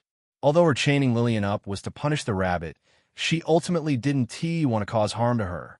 Against the true darkness S' wishes, Marionette instantly moved and untied Lillian from her bindings, unlocking the chain that tied her wrists behind the chair. Afterwards, she checked Lillian S' condition before immediately picking her up and speeding back to the bedroom. Her movement was stable, so as not cause discomfort to Lillian anymore. She felt Lillian S' body temperature brush against the back of her neck. It was hot. Marionette S' brows furrowed even more. Lillian, once reaching the bedroom, she quickly opened the door and tucked Lillian into the bed, still worried. She then checked Lillian S' condition again. Were the chains too tight? Marionette thought, checking Lillian S' wrists, but found no marking that would indicate the bindings were too restrictive. Was there something malicious in the basement? Marionette asked herself again before running back to the basement to check if anything was there that she might have missed. When she eventually checked and made sure nothing was wrong, she ran back even quicker to Lillian S' side, trying to figure out the reason for Lillian S' current state. At times, she had asked the girl what was wrong, but her words were seemingly ignored due to the suffering Lillian was experiencing. Marionette made repeated laps around the room, moving unusually fast to the point where a regular person would find themselves dazed by the blurs moving around in the room. Was the basement too hot? Was it too cold? Marionette continued brainstorming, even considering reasons that definitely wouldn't have such a negative effect on a person's body so suddenly. She was desperate to figure out a reason for Lillian S' condition. The assassin moved over to the bed and pulled the blanket further up Lillian S' chest. Her eyes were still deep in thought. Was it because of my cooking? Marionette came to this conclusion, finding it to sound the most reasonable. Maybe she did something wrong again. Maybe had used the wrong ingredient. That must be it. As Marionette was about to speed off to inquire about medicine for an upset stomach, she keenly caught onto Lillian S' voice. Marionette. Instantly turning around, Marionette returned to Lillian S' side, kneeling beside the bed with worried eyes. "Are you all right?" Marionette asked in a worried voice, clutching Lillian S. hand. What is wrong? Is something wrong with your body, Dash? Emifine. Lillian winced, immediately pulling back the hand Marionette grabbed and cradling it to her chest. Then, while trying her best to hide the immense pain she was feeling, Lillian asked, "So, I see that you finally got me out of that basement." "Huh, T took you long enough." Lillian laughed awkwardly with a twitchy face. It was like she had developed tics. Marionette, noticing these microsecond twitches, became even more worried. Lillian had just lied to her. With furrowed brows and a deep frown, she rose from her knees and leaned closer to Lillian's face. Chapter 624. Even ants can tear down trees? Lillian's soul remained fetal, her aura weak with vulnerability and weakness as her defenses were left null. As she continued to reel from the unbearable pain, enemy mages began to circle her, surrounding her with bloodthirsty looks in their eyes. Raising his mace, a thug roared ragefully, "You bastard! This is your end." He charged towards Lillian, his mace above his head. But the moment he reached a meter away from Lillian, bam, he was sent sprawling back, his face bursting with blood as his skull dented inwards. He fell on his back, dead. Lillian got up to her feet, shaking but steadfast. Her gaze was as cold and sharp as a steel blade. She raised her gauntlets, one dripping with fresh crimson blood, as she prepared herself. Her eyes glowed with unbreakable determination. Martial state. Seeing this, all the enemy mages took a hostile step forward, their eyes glowing with rage. They roared and rushed towards her in swarms. Thus, a fight ensued. Millis, who now had the strength of 2 elephants and a half, continued to fight through the horde, watching as more and more of them injected themselves with the chrysalis serum. She groaned, then casted a glance in Lillian's direction. Bam! Lillian slammed her fist against the side of another person's head, ditting their skull without mercy, killing them instantly without any intentions of holding back any longer. Then, she spun on her heel, spinning all 360 degrees and swinging her right arm, conjuring a circular water blade to shoot outwards from her. And she did this again. Swish. And again. Swish. Until there were 3 consecutive water blades. Swish. They cleaved through countless people, killing them coldly as all 3 inevitably became stained in blood. Eventually, they all lost their momentum as more and more people resisted their killing edge. The enemy mages, who had managed to survive these water blades, sighed in relief before finding themselves pressed down heavily by gravity. Pressure. Those that were 30 meters in reach of her felt their body become heavy. Those who were of the first tier fell to their knees, unable to move. Those of the weaker second tier could only stand in place, unable to take a step. This mysterious pressure was the work of Lillian's trait, Maiden of Sinking. The enemy mages that were still able to stand managed to raise their arms, bringing forth their mana and shooting out their magic. And coincidentally, the majority of the magic conjured was water. They were also the ones that reached her first. Standing still, Lillian watched as the enemy's water came to an instant stop just a meter before her figure. Her eyes flashed with light as she raised her hand, instantly dominating their control over the liquid and using it for herself at a lower mana cost. Using them to defend herself against the other projectiles that came her way, Lillian was able to get a slight breather. By now, she had managed to adapt to the pain, but it was still affecting her slightly. What a pain. After Lillian had defended herself from the attacks, she controlled the water to form yet another circular water blade. Those who were unable to move, swish, were cleaved through, dying slowly as they could only lie with their upper half intact. As Lillian was able to finish more off, she was hit with yet another spike of pain, this time originating from her back. Lillian's eyes shot wide open as she instantly buckled to her knees, unable to adapt fast enough to the pain. The salesman grinned wickedly, appearing from the shadows, having slashed at Lillian's back. Then he frowned again, finding that what should have been a meter-long cut was only around 25 centimeters. What's going on? He also raised an eyebrow at Lillian S. skin.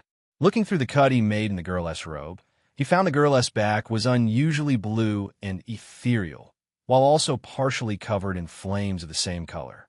He hasn't seen anything like this before. The salesman became even more wary. Lillian breathed raggedly despite not needing air. It was as if she was struck by lightning, which continued to course throughout her body, branching inside her spine and shocking her repeatedly as it burned her nerves. If it wasn't because Lillian had gone through countless painful experiences before, she would be blacked out from the pain by now. The salesman continued to stand over Lillian, ignoring the weight on his shoulders. He casted a look of disappointment towards Lillian, scanning her current state.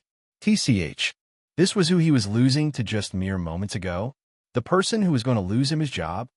He gnashed his teeth and delivered a strong kick to Lillian S.'s side, causing her to fly sprawling in pain into a crowd of thugs who began to deliver blow after blow to her body. Although they worked in a line of immoral work, knowing roughly of the damage their products would cause to people's bodies, they still had feelings. The people Lillian had killed were their colleagues, their friends, and some even their close relatives.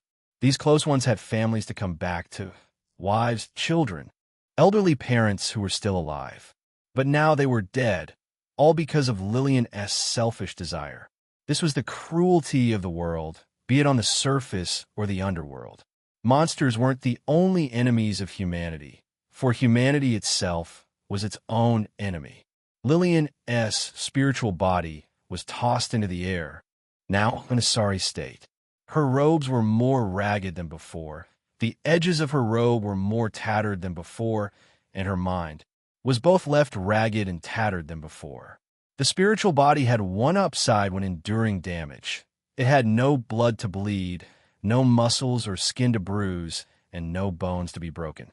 But the pain was more than enough to balance out this upside. Even though her robes reduced all damage to her by 75, it felt like her mind was going to give out first before her soul. The pain was intense. Her limbs felt like they were being crushed in a hydraulic press, then folded before being crushed again, while bathing in a bath of burning acid. She felt like her entire body was being ripped asunder. Lillian S.'s weightless body lifted into the air, floating higher and higher, high enough that everyone below her was like ants. Insects, like any living creature, were social. While there were some insects that lived in seclusion, there were also humans that lived in seclusion, afraid to face the world and its light. Ants were the face of insects. Social insects. They were born among many and lived amongst many, just like humans. They followed orders, they built, they harvested, they fought. They conversed with one another, just like humans. What may take ants days to achieve something would take less than half the time for humans to achieve it. This was one of the major differences between humans and ants. Humans were stronger, bigger, and smarter than ants. That was nothing more than a fact. However, what if the two faced a major obstacle in their past? An obstacle that blocked your path toward a better life? Would anything change? Even with their better abilities, humans would be no different in the face of a powerful adversary if their strength were as minuscule as an ant's. Only persistence, tenacity, resources, and circumstances would make a difference. If a colony of ants had no other options but to dig through a tree several meters thick for survival, only their persistence, tenacity, resources, and circumstances could determine whether they were going to live or die. This was Lillian S.'s current situation. The enemy mages were persistent in tearing down her defenses. Their ferocious tenacity in tearing down her defenses earned them her current state. Their resources in the form of the chrysalis serum or the salesman's supportive items had earned them a higher chance at winning. And lastly, circumstances. If Lillian had been here with her physical body, she would won much sooner and more easily. Even trees can be torn down by ants. It was only a matter of how long.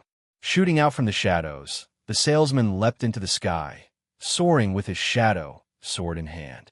When reaching Lillian, who remained floating, he raised his sword over his head, setting his sights on Lillian's exposed neck. He was going to decapitate her. The salesman roared fiercely with his swing. Swish! But as his blade was about to make contact with Lillian S. neck, BROO. What S my duo doing? Bam! He was sent flying by a punch from Millis that shattered half of his ribs. Blood erupted out of his mouth, his vision blurring as an intense pain assaulted his side. Pwafk! He crashed into the ground and rebounded, bouncing several times before becoming still. Flying into the air, Millis caught Lillian before falling to the ground, landing into an encirclement of enemy mages that were immediately eliminated with a swing of her battle axe. After the area was cleared out, Millis set Lillian down, her smile still lingering on her face despite the seriousness of Lillian's current state. Oi, ya ain't brain dead on me, right? Right? Millis asked, knocking against Lillian's mask annoyingly to get a response. Oi. Oi. Oi. Eventually, Lillian managed to sit up on the ground before giving a weak response. Give me some to heal. Millis tilted her head. How long? Chapter 625. Occurrence of Transformations? How long? Millis inquired, seeing Lillian take a meditative pose. Lillian thought deeply, quickly calculating through the pain that throbbed throughout her being. She then shook her head lightly, coming to a vague yet still informative conclusion. Not long at all. The soul was something that couldn't be healed using normal means. Unlike most normal physical injuries that would heal over time, as long as they are provided treatment, injuries to the soul would never heal on their own. Damage to a person's soul would remain constant throughout their life. And unless they had a special ability, elixir, or powerful item to heal their injury, then they would continue to suffer from the pain that came from the injury. Luckily, Lillian had one of the three to help her. The Abyssal Crown. By spending the mana stored within the crown, Lillian began to heal her body at a rapid rate. Unfortunately, the amount of mana needed was more than she had anticipated. Millis, seeing that Lillian's spiritual body was visibly healing at an exceeding rate, grinned widely. Bet, just leave it up to me. Millis answered with satisfaction, then turned around before pouting. But after you get better, you better lock in. You should be the one carrying me, not the other way around. Lillian laughed lightly, still flinching from the pain.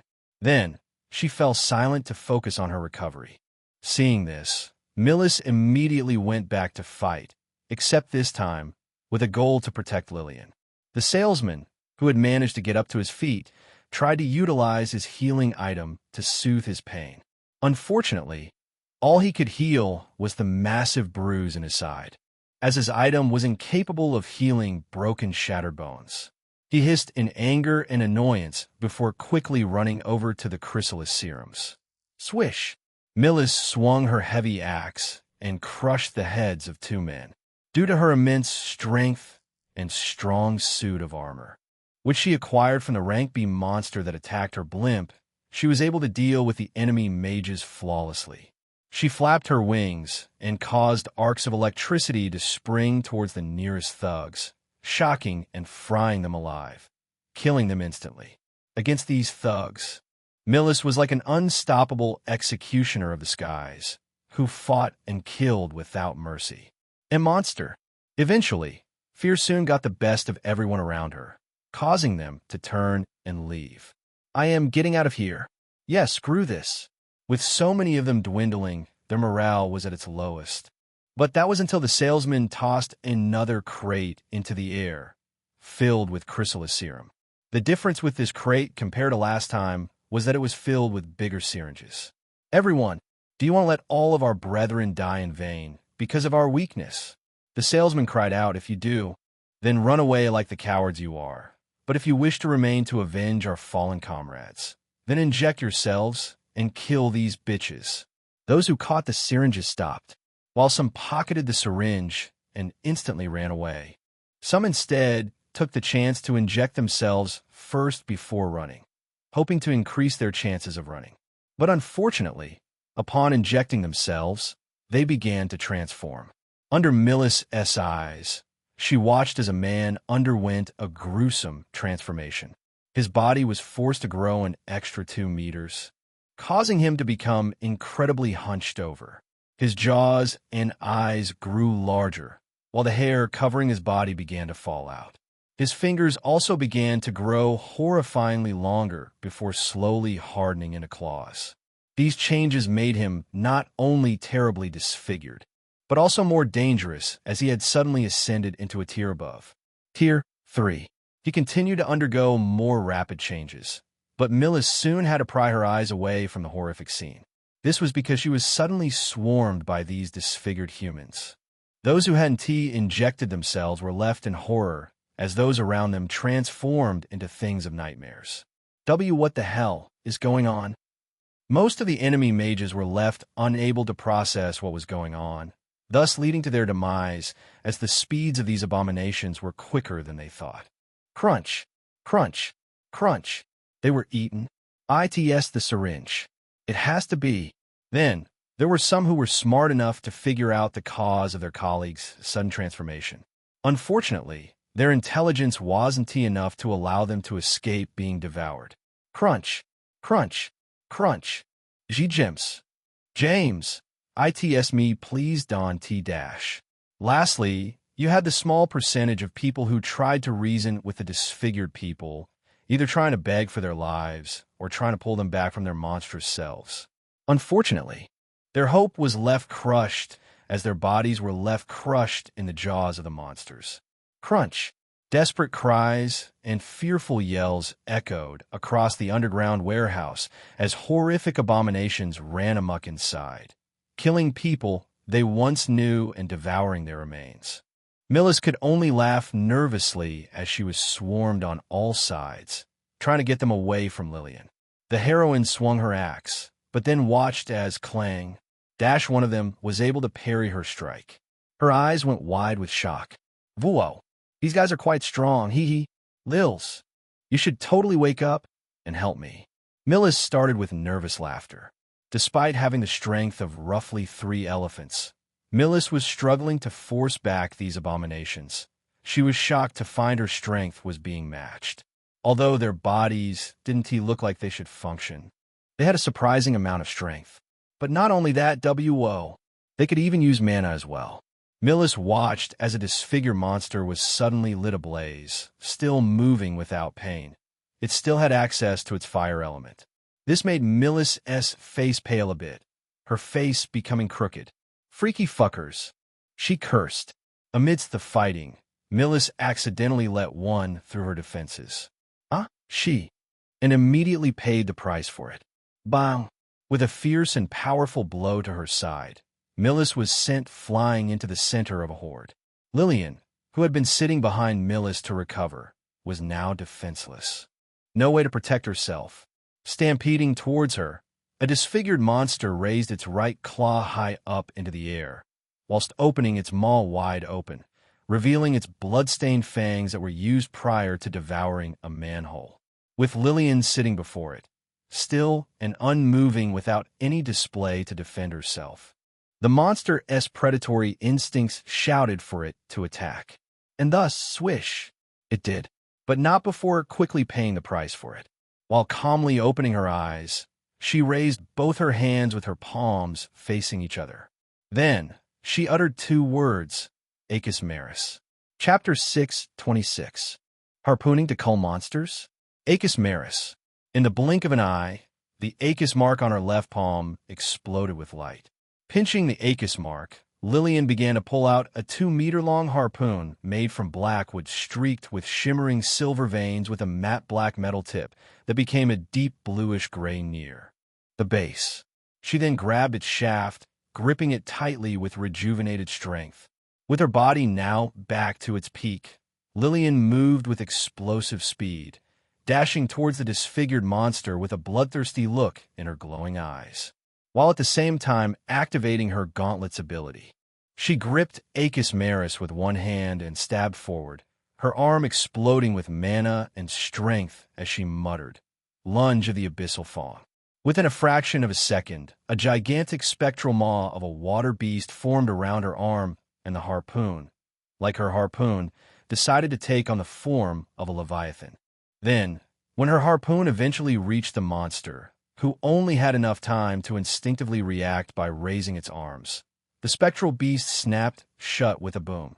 You have slain a disciple Maw, human, killing the disfigured human instantly, completely ignoring its tough hide. Without wasting time, Lillian instantly turned to her next group of targets. With a twist of her body, she dashed toward another group of disfigured humans.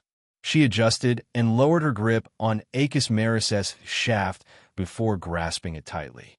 Then, with a single diagonal swing and a snap of her wrist, she muttered coldly, "Rend to the drowned fish." In that moment, a virtual image of a black fin of a deep-sea beast manifested over the tip of her harpoon. And following her swing, it cleaved through the bodies of the disfigured humans with ease, as though they were but whale lard. You have slain a disciple Maw, human? After killing them instantly, Lillian continued to move coldly through the horde of monsters. These were what she was meant to kill, not humans.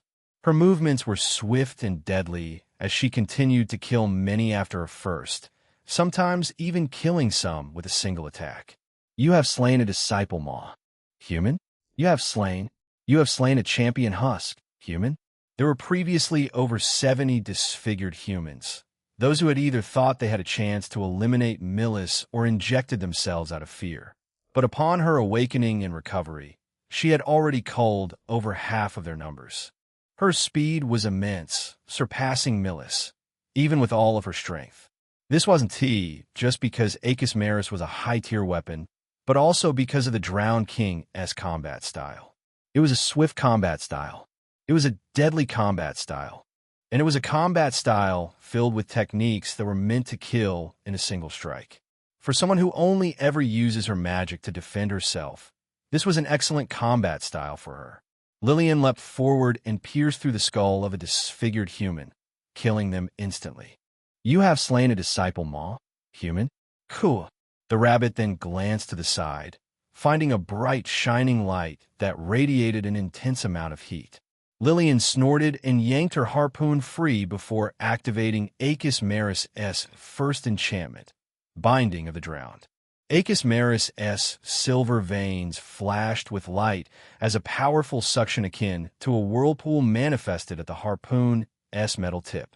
The disfigured humans Lillian had slain earlier, no matter how big or small they were, began to hurriedly attract towards the tip of Acus Maris, forming a gruesome wall of corpses that blocked a high-powered beam of flames. Binding of the Drowned was an enchantment that forced targets Lillian had struck to gravitate themselves to either be in line of Acus Maris or be anchored to the ground. It was more of a utility type of enchantment rather than an offensive or defensive one, but it was still a powerful and versatile enchantment, mainly because the suction grew stronger depending on how much mana was put into it. The only reason the Drowned King had not used this enchantment to its fullest potential was due to the reason of mana. Just as the suction can grow stronger with mana, it would also do the opposite. This enchantment was quite draining. Using her connection with Millis, Lillian had noticed that just this simple use of the enchantment had cost Millis 10 of her overall mana. Lillian remained calm and taciturn. Tossing the pile of smoking corpses to the side, Lillian heaved the harpoon over her head, entering into a throwing stance. Then, she twisted her torso around rapidly, preparing to throw before muttering a technique's name, Harpoon of the Black Tides. A cold light flashed in her eyes as she hurled Acus Maris. In the moment it left her hand, boom, a shockwave exploded. Acus Maris shot through the air at immense speed, transforming into a dark blue streak of lightning midway through and completely piercing through the disfigured human, eviscerating the upper half of its body. You have slain, along with the monsters behind it. Lillian, who had watched this happen, grinned wickedly at the strength. This was the attack the Drowned King had first unleashed on her, the one that took out Niarlo's boat. The girl then looked down at her throwing arm, finding it fine and unharmed. Her grin widened even further. In the past, whenever she had copied someone who was stronger than her, she would be left with a painful backlash that targeted her muscles, like when she had used Marionette's combat style, the Crimson Nocturne. But right now, she didn't have any muscles. At this moment, Lillian was capable of utilizing the drowned King-S combat style without needing any training beforehand. Granted, it's only for up to 10 minutes, but that's enough. Raising her left hand, which bore a faint Achis mark, Lillian commanded the harpoon to return. Achis Maris, who had pierced through and destroyed a wall and embedded itself deep into a narrow hole, suddenly disappeared with a flash of light, appearing a second later in Lillian's left hand with the same flash of light. Seeing this made Lillian's blood rush with even more excitement, and with an urge to satiate her excitement, she moved to cull even more monsters. And while this was happening, what the hell is going on? Someone was planning their escape. Chapter 6:27. The Salesman's Great Escape. The salesman was left shocked and horrified at the sight of his colleagues turning into nightmarish creatures, having not expected this to happen in the slightest. I need to escape now. The salesman immediately vanished into the shadows, swiftly moving towards the exit. Originally, he had planned to use his colleagues as obstacles for his escape. He didn't care for any of them, only getting along with them for the sake of the job. Thus, he didn't hesitate even for a second to plan his escape. After all, there is no way in hell I'm going to keep fighting. With his current injuries, his combat power had significantly decreased. Every time he moved or breathed, he could feel the shrapnel of his ribs scratching against his organs. Damn it, damn it, damn it. The salesman cursed in his mind, clutching his side with a pained look in his eyes. Looking onwards, he continued to scurry through the shadows, trying his best to get to the exit. This dark world that he swam through was the exact same one that Marionette used to travel through. But unlike her, who was given instant access, the salesman had to train his abilities to even be able to enter this place. That was another difference between the darkness and shadow elements. He traveled between the legs and bodies of his disfigured colleagues. In his eyes, these nightmarish creatures were no longer the people he knew. Although he had come across a few of them using magic, so what? They were now mindless creatures in his eyes, creatures incapable of sensing his presence. However, he knew they were strong, seeing that Millis was having trouble fending them off. His confidence in his escape solidified further. My escape is assured, he shouted in his mind, cackling with content. But then, thwomp. The salesman paused dead in his swim, finding a wave of vibrations passed over him through the shadows sea. He sensed a disturbance. That shouldn't be. Only I can enter this place. The salesman thought, deeply puzzled, but also slightly scared. Although he wanted to believe his thoughts, he knew that ignorance and naivety would get someone killed. Thus, he took a glance over his left shoulder. And luckily, he did, for when he twisted his head back, he was met with the insides of a gigantic maw. His eyes instantly shot wide. Then his survival instincts took control over his body. His body swam forward, just far enough to where, snap, he narrowly escaped being devoured in one bite. Swimming to the side, he looked towards the monster. The disfigured human had a deformed head, with no hair, that resembled the broad, narrow head of a great white shark, except his nose was as flat as a pig-ass. He had 2 pairs of clawed arms, with the lower pair being extremely skinny and malnourished, and they were covered in blood. The monster was also missing eyes, thus leading it to be blind. It could only rely on its other senses. The salesman gritted his teeth as fear gripped his heart. To think one of them had managed to follow him in here. How did this thing follow me here? To even enter this place, one would need to fall into his dark gate. The name of his movement spell. Could it be that he had made his dark gate too large? Glancing up, he looked to the surface and found the entrance to his shadow gate to be crowded around by other disfigured humans. They had sniffed him out. The entrance is too small. There is no possible way it could be just fallen in. Before he could think of another reason, the disfigured human swam at him with open jaws, snapping at him. The salesman clicked his tongue and immediately created a shadow blade. After dodging under it, the salesman slashed at its neck, but was then left stunned as his blade only left a deep mark on the monster's skin. To some, this would have been a good thing, but to him, tough. He was left befuddled. The strength behind his swing was enough to slice through a monster who had undergone 2 stages of defensive evolution. Having been attacked, the disfigured monster instantly counterattacked with vicious speed. The salesman immediately leaned back and dodged by a hair's breadth. "Fast too," he shouted in his mind, his face paling even more. As he continued to dodge and strike, he couldn't help but feel the disfigured human's aura had a sort of familiarity to him. While attacking, he noticed that the darkness around him had begun to resist and push against him, smashing against his body like tides of the ocean. Something was manipulating the darkness. Shit, now I remember why this thing is so familiar. He remembered reading a resume of a man who had the darkness element. At first, he was interested, but after he had learnt that the man was incapable of doing much due to his poor mana reserves, he immediately lost interest. "So, now you're showing your worth," he hissed internally, trying to stabilize himself. Since the disfigured human's presence, he had constantly been troubled by the darkness. Was the thing using it against him? He clicked his tongue, then looked to the surface, finding it to be less crowded compared to before. The salesman was left with 2 options now. It was to either battle the disfigured human inside this dark world, where it had somehow claimed the advantage, or try his hand at being able to escape while being swarmed. He gritted his teeth, weighing the pros and cons of both options. It was only after he had narrowly dodged an attack that he finally made his decision. He swam to the exit. This is the better choice. He swam and swam, his speed growing quickly over time. But just a meter away from the surface, he felt a clawed hand clasped around his dominant leg. Crunch. Arg. The salesman let out a muffled cry, fear gripping his heart even more as he watched the monster begin to devour his leg.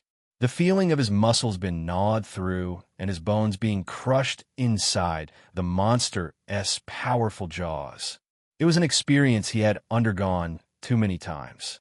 But this was the one that left him the most fearful for his life. With a strong will to live, the salesman clenched his jaws and used his shadow sword to slice through his dominant leg.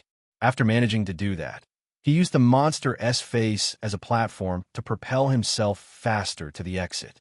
Swip! But upon exiting the dark realm, he was immediately swatted out of the air, his body crashing into the corpse of a disfigured human that was killed and sent flying by Millis. Crash! The salesman crashed into a pile of steroids and drugs that were still left unharmed from Lillian's earlier attacks on the products. Ugh! The salesman groaned, his body pressed to the ground. The corpse that had crashed into him was on top of his already injured body, preventing him from being able to get up and escape. Sure, he could travel back into the dark realm again, but then he would have to face the fiend inside. And with only one leg to swim inside, he doubted he would last long. It was also worse that he didn't have much mana left. He needed to reserve it for his escape. "Get off! Get off!" the man shouted, trying to push the corpse off his body with gritted teeth, the golden tooth having long lost its shine. Was this how he was going to die? Get off! Soon enough, the man gave up, letting out a deep breath of resignation and resentment. If this was how he was going to go out, he should at least gotten his revenge first. I should taken a serum when I had the chance. As he thought this, he caught sight of a familiar syringe in the corner of his eyes, lying among the mound of drugs just like he was. He stared at the syringe, then at the drugs, then at the scene of Lillian and Millis slaughtering the disfigured humans. He then thought solemnly, while also cackling slightly. I wonder. Grabbing the nearest steroid, he began to inject himself. Chapter 628. Worst case scenario? After some time, both Lillian and Millis managed to completely eradicate every disfigured human inside the warehouse. However, it came a grim cost. Bleh! Millis coughed wildly, lifting up the visor of her helmet and sticking out her tongue. One of them got their icky blood in my mouth. Lillian chuckled at this, looking down at Millis, who was completely covered in blood, especially her axe, which hungrily drank the blood like it was a heavenly elixir. The rabbit was currently sitting on top of a corpse. Throughout the slaughter, the blood of the disfigured humans had covered every reachable surface, and Lillian was no exception. Looking down at her robe, which was covered in blood from hood to hem, its once beautiful midnight blue shades completely painted over. This led Rabbit to grimace but also sigh. It was already enough that this expensive robe was damaged, but now she had to find a place to wash it. How annoying, Lillian thought before reacting to the sound of her name. Lillian, get down from there and help me. HM? Lillian looked down at Millis again, then glanced at the corpse beneath her, or more specifically, the corpse tower she was sitting on. With over 15 corpses stacked on top of each other, she had a wide view of this inside the warehouse. She hadn't done this to seem cool or neat and tidy, but because she was trying to find the whereabouts of the salesman. Throughout the culling, she and T spotted him once after she recovered. She had already asked Millis, but unfortunately, the heroine was as unknowledgeable as her. The worst-case scenario was that the salesman had escaped and already traveled far from this location, likely to have sent back a report of what happened. In contrast, the best-case scenario would be that he had managed to get himself killed in the chaos, devoured by the disfigured humans. Both are indeed bad scenarios. In the game, the salesman had injected himself with an absurd amount of drugs as a last-ditch effort to kill the player. Whether it was going to happen here or not, Lillian wasn't quite certain. At this point, she wasn't quite confident about depending on her meta-knowledge for everything. Lillian briefly glanced over her memories of the event earlier. She was still in disbelief over everything that had happened. Not everything goes as planned. Shaking her head, Lillian shifted her attention back to the topic at hand. As long as she didn't have to deal with a transformed salesman, she didn't mind him escaping, albeit his death would be preferable. Looking back down at Millis, Lillian decided to see what she wanted. Hopping off the corpse tower and slowly hovering down, Lillian reached Millis' side. She then tilted her head at the heroine, silently inquiring what help she could have wanted. The rabbit's eyebrows then furrowed as she watched the heroine face her tongue towards her, showing the drop of blood that managed to get on it. Millis, in a slurry and silly voice, asked desperately, "P-fees, hi-hyin, cow'd you scrape the boot off my tongue? It tastes so bad." "Huh," Lillian shouted in disbelief. "Why don't you scrape it off yourself?" Except for a horrible taste, the blood of a disfigured human would not affect an untransformed human. For after the transformation, the serum in the disfigured human's blood would have been diluted enough to be considered safe. Millis flapped her arms exaggeratedly, desperate to get the bad taste off of her tongue. "Because then I would have to take off my armor. My gauntlet comes with it, you know." "Feezy, hi-hyin," the heroine answered, slurring over her words again. Lillian's face twitched. This girl, seeing how desperate Millis was for her help, Lillian could only sigh in resignation. After stabbing her harpoon into the ground, Lillian took off her right gauntlet and began to carefully scrape off the droplet of blood on the woman's tongue. As the two were focused on getting the blood off, they failed to recognize the shuffling of shattered crates off in the distance. Their guards were partially down. Millis watched as Lillian lifted her spiritual finger away from her tongue. Now noticing that the awful taste was gone, Millis raised her arms in celebration. "Woo! Thanks, Lillian," Millis yelled happily. Then she paused before snickering mischievously. "By the way, since you technically fingered my tongue, what would you think Red Eyes would react if I jokingly told her that I think something is over there?" Lillian muttered sharply, having completely ignored whatever Millis was and had said. After Lillian had managed to get the blood off Millis' tongue, fighting against the heroine's fidgeting, she caught a glimpse of a dozen meters away from her. This glimpse caused her eyes to narrow sharply.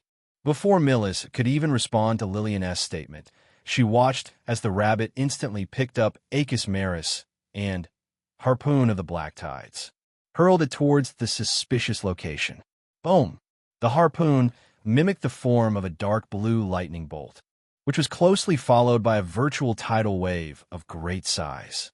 It streaked through the air before crashing into the suspicious location. And when it did, boom, an enormous explosion occurred upon impact, kicking up a massive cloud of dust and debris. While the hem of Lillian's bloody cloak fluttered because of the wind, Millis was left shocked by what she saw. After willing Achis Maris to return her hand, Lillian, who had yet to receive a notification from the jester, frowned. Whatever was over there was still not dead. Lillian prepared yet another throw, but then stopped as she felt a hand fall on her left shoulder. Looking back, she found Millis giving her a crooked and wry smile. This caused Lillian to tilt her head slightly, confused. "What's up? I think it might be going a bit overkill." Millis muttered wryly, "Gravity exists. You know, stuff could just be falling over there." Lillian considered Millis's reasoning, falling into brief thought. Soon enough, she nodded. Millis's reasoning made sense to her. "Just to be sure, let me do one more throw. I know you have enough mana for you draining mana." "Lillian," Millis faked a sad and betrayed expression. "How could I walk after when you completely drain me afterwards? I'll be left defenseless dash." Bonk. Ow. Smacking Millis over the head, Lillian felt the corner of her lips twitch. "You don't even need mana to walk. Why are you saying it like that?" While Millis pouted at her words, Lillian decided it would be fine to call it a day. Although she wasn't tired in the usual and physical sense from all the pain she had suffered today, it was safe to say she should give her mind a break. However, just as the two were about to leave, Scree. A large explosion, followed by a chilling screech, resounded from the suspicious location Lillian had just been looking at. The two swiftly turned towards the direction, their eyes growing extremely wide as their pupils constricted in shock. They froze in place. Rising up from the ground was a hideous and grotesque creature covered in shadows. It had deep black skin and was covered in a thin layer of fur. Its head and face were round. Its eyes were without lids and were completely white without pupils, leading it to have a dead and disturbing look. Its mouth was without lips and constantly held a disturbingly wide grin, as if it had been molded to look like this. Its mouth was filled with sharp teeth, each half a meter long. The back of its mouth was completely hidden inside a veil of shadows. Its torso was uneven and disfigured, visibly hollow on one side like it was a dented soda can, and was horrifyingly crooked, like it had some kind of severe back problem. And coming out from its shoulders were two skinny, bony arms that ended with sharp claws, each nail at least 2 meters in length.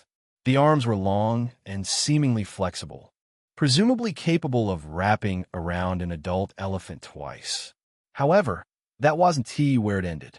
Lillian shakingly moved her eyes down to the creature's lower half. The thing stood at a height of 25 meters, standing on one singular leg that was taller than its entire upper half combined, making up 70 of its height.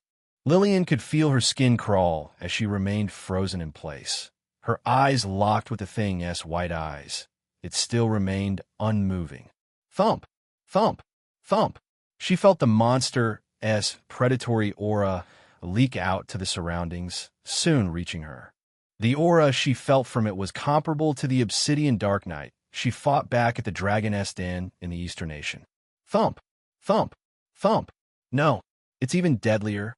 The thing before Lillian was a Rankby monster, or more specifically, a prime husk, and, judging by the information her body gave in response to the predatory aura, she had less than 50 chance of defeating it. Thump! Thump! Thump! Lillian could feel her heart beating against her rib cage out of fear, beating quicker the longer she remained in the presence of the hideous thing. She wasn't scared for the sake of being scared, but because she was aware of what it could do. This was the salesman's final phase, otherwise known as the thing Lillian didn't want to fight in the slightest. Lillian watched as an unnerving amount of shadow began to expand from under the thing's foot, seemingly crawling towards them while the salesman remained smiling. Even Millis had grown unnerved by the thing, her constant bright smile now gone. The rabbit laughed lightly and quietly under her mask. This is the worst case scenario. If she were in her physical body right now, she would have no doubt suspect that she would be dripping in sweat by now. Scree. Chapter 629. already too far gone? The salesman looked towards the ceiling, his eyes blank of light and sentience.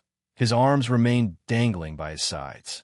He then began to straighten his spine, causing soft, yet unnerving, pop, pop, pop, popping sounds to consecutively resound as he forced his spine straight. Then, his malnourished jaw muscles began to tremble and shiver rapidly, creating the image of oversized maggots wiggling underneath his black skin. And what followed, was the sharp cracking of the joints in his jaws as he began to slowly open his mouth. Cook, cook, cook. The cracking noise was reminiscent of the cocking of a handgun, except at a much lower and haunting pitch. Cook, cook, cook. Hearing these noises, Millis felt a shiver of fear shudder through her arms, leading to an army of goosebumps to rise. They trembled too, and Lillian was no different. Cook, cook, cook. Fortunately, the cracking stopped after some time, but what followed was equally, if not more, disturbing. Scree!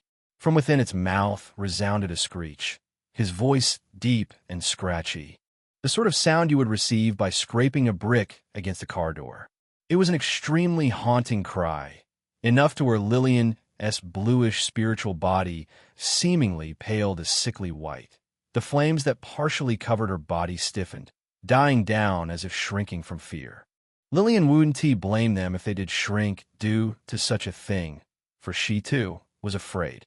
The rabbit grimly took a look inside the salesman's mouth, finding only a dark void within. The salesman's mouth was wide enough to fit and swallow an entire hippo in one gulp. Besides teeth and flesh, Lillian did not see a tongue. That was because the salesman's tongue had completely fused with the monster's lower jaw, strengthening its already existing jaw muscles. The salesman also didn't have a drop of saliva, making the entire inside of his mouth dry and rough like sandpaper. This was because, during his transformation, his body had completely broken down the salivary gland for more flesh to make use of, along with other organs and glands, except for those with major roles like the brain, stomach, heart, intestines, lungs, etc. After Lillian could finally snatch her body's control from the strong grasp of fear, she watched as the shadows stretching beneath the salesman's feet made their move. They stretched and shot towards them with hostility. Their forms were sharp and linear like blades, but also flexible as though bent and curved towards them like snakes. Lillian's eyes flashed with desperation. Flicking the back of her hand towards Millis, she smacked the heroine out of the way thwack, while at the same time dodging herself. Millis's visor fell down over her face, hiding the girl's visible surprise as she realized that they were now being attacked. Holy shit! She immediately began to flap her wings. Lillian flew into the air as well, dodging the swift shadows, which attacked them hazardously, destroying the surroundings without care. The shadows moved with immense speed, while the salesman remained standing still, far away. The rabbit spun in the air, watching as one of the shadows streaked past her and tore open a small gash in her robe. Her face darkened instantly. If Lillian hadn't been close to Millis at the time, she feared she wouldn't have been able to knock the woman back into her right state of mind. As Lillian continued to dodge, she began to feel more and more distracted by the stinging pain in her hand, the one she used to smack Millis out of the way. Her face wrinkled, cringing from the pain. Unfortunately, she couldn't do much about it. She couldn't cradle her hand like an infant as she had earlier. For the moment, she stopped her dodging. See crap. She wouldn't have anything left to cradle. With a mistimed dodge, Lillian watched as a shadow plunged through the sleeve of her robe before tearing through it. She wasn't sure if she should be grateful that the robe had wide sleeves or not. Lillian continued to dodge, and while she did, she continued to feel the salesman continue to emit his predatory aura. Already too far gone, Lillian thought solemnly. Only monsters could emit predatory aura. The fact that the salesman could even do that meant that he had fully transitioned into a monster, unlike the disfigured human before him. This also meant the jester no longer sees him as a human. Earlier, Lillian had calculated her chances of winning. When a person's soul body senses a monster's predatory aura, they would subconsciously do one of two things. They would either completely ignore the aura if it determined the monster was of little threat, or be given rough feedback on their chances of winning. This feedback would be given after the person's soul had factored in their experience, their equipment, their abilities, their current condition, etc. Lillian had less than a 50 chance of defeating the salesman's transformed self. This was because her soul had factored in three things. The first factor was that she had yet to fully adapt to her spiritual body, in the sense that she couldn't handle the pain of spiritual injuries. So that had definitely decreased a lot of her chances. The second factor was that she was linked to Millis' mana reserves to stay alive. She was also what allowed Lillian to utilize magic. Granted, she could leech off of the salesman, but she would rather not have him target her because of that. The third and last factor was her current equipment. Although the Soul Sovereign's robe was capable of reducing a large amount of damage to her soul cohesion, and also saving her from near death, death is a motivator. She would rather not take any damage or have to wait another 2 months for death is a motivator to go off cooldown. So, she was going to have to utilize Aegis Maris for this fight. After dodging another shadow, Lillian immediately entered into a throwing stance, aiming directly at the salesman's chest. Lillian then called out her technique's name, Harpoon of the Black, but before she could fully say it, SCHPK, she felt something pierce through her left shoulder. Lillian's eyes immediately shot wide open. Before the pain could fully hit her, Lillian hurled Aegis Maris, regardless of whether or not she completed her technique's name. Aegis Maris soared through the air, streaking through it as it transformed into a dark blue lightning bolt. Its power was much less compared to her previous throws. Due to Lillian's panicked hurl of Aegis Maris, she had missed her desired target, but not completely. The harpoon shot through the air and managed to puncture through the salesman's malnourished thigh, absolutely severing through it and causing the horrifying creature, thud, to collapse like a felled tree. His fall caused a shadow beneath him to squirm erratically, as if it were writhing from pain. Fortunately, because of this, the shadow that had shockingly managed to pierce through Lillian's shoulder receded. HHHGNM men. Lillian screamed out in torment, but was soon muffled with a hand. Having clasped her palm over her mouth, Lillian kicked her legs sporadically in the air, the pain overwhelming her mind. My shoulder, my shoulder, my shoulder. The rabbit repeated in her mind, suffering from the pain that throbbed wickedly in her shoulder. Even with the Soul Sovereign's robe's enchantment, to think it managed to pierce through her shoulder. Now, I know why I felt my chances were lower than 50. The salesman was capable of dealing enough damage to the point it didn't even matter if the damage dealt had 75 of it reduced. Just how many drugs did he use to make this possible? Calm down, just calm down. Calm down, Lillian repeated inside her mind, quickly trying to soothe her panic and heal the damage done to her shoulder. Unbeknownst to her, the pain she suffered had caused the flames covering her body to lessen and die slightly, like the fuel supplying her was burning out. Lillian continued to linger and kick her legs in the air, struggling from the pain, before being caught in Millis' arms.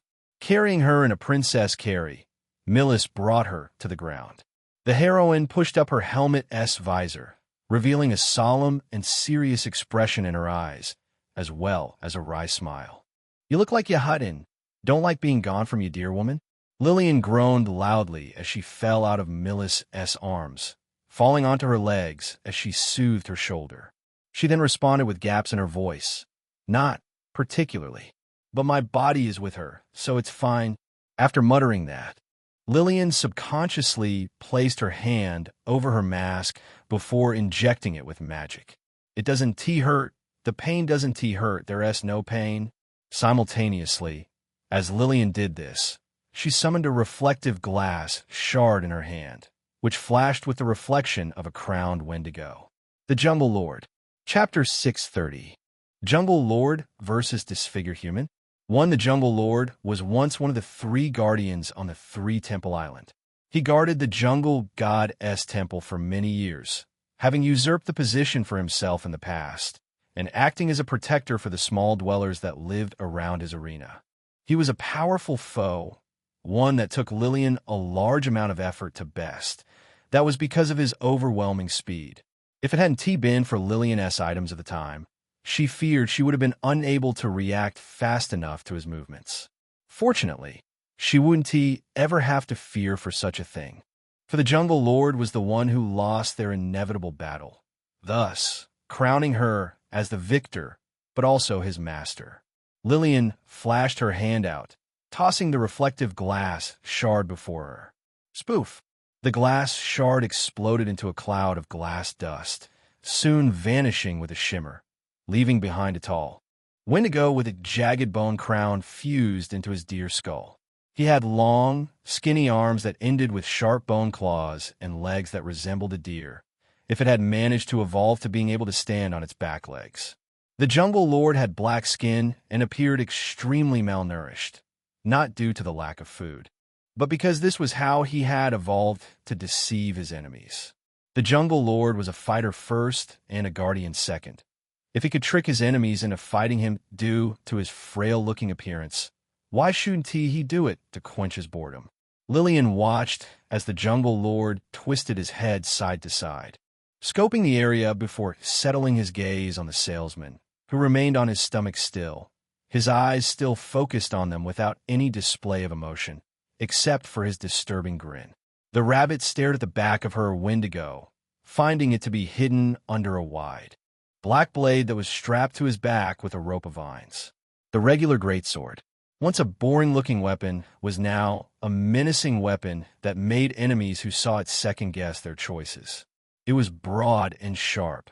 The greatsword's obsidian blade was tall, even taller than Lillian, who was approximately 5'9". Afterwards, Lillian shifted her gaze away from the weapon and back to the Jungle Lord, taking note of his current aura. When Lillian had first met him, she recalled that he had the strength of a dire gore. This level of strength was enough to take on an entire low-class city. However, that changed after his battle against the Drowned King. To progress his rank from AC to AB, the Jungle Lord needed to fight an enemy that was a Tier 4 or higher enemy to the death and come out of it alive. Although the Drowned King was fighting him with only his physical strength, a small amount of mana, and also being nerfed to 30 of his overall strength, it was still enough for the Jungle Lord to complete this requirement, thus making him now a prime gore with a threat rating of 8, more than the two-headed seawater leviathan. With the strength capable of destroying a middle-class city, the Jungle Lord's strength had now soared above what his past self was capable of doing.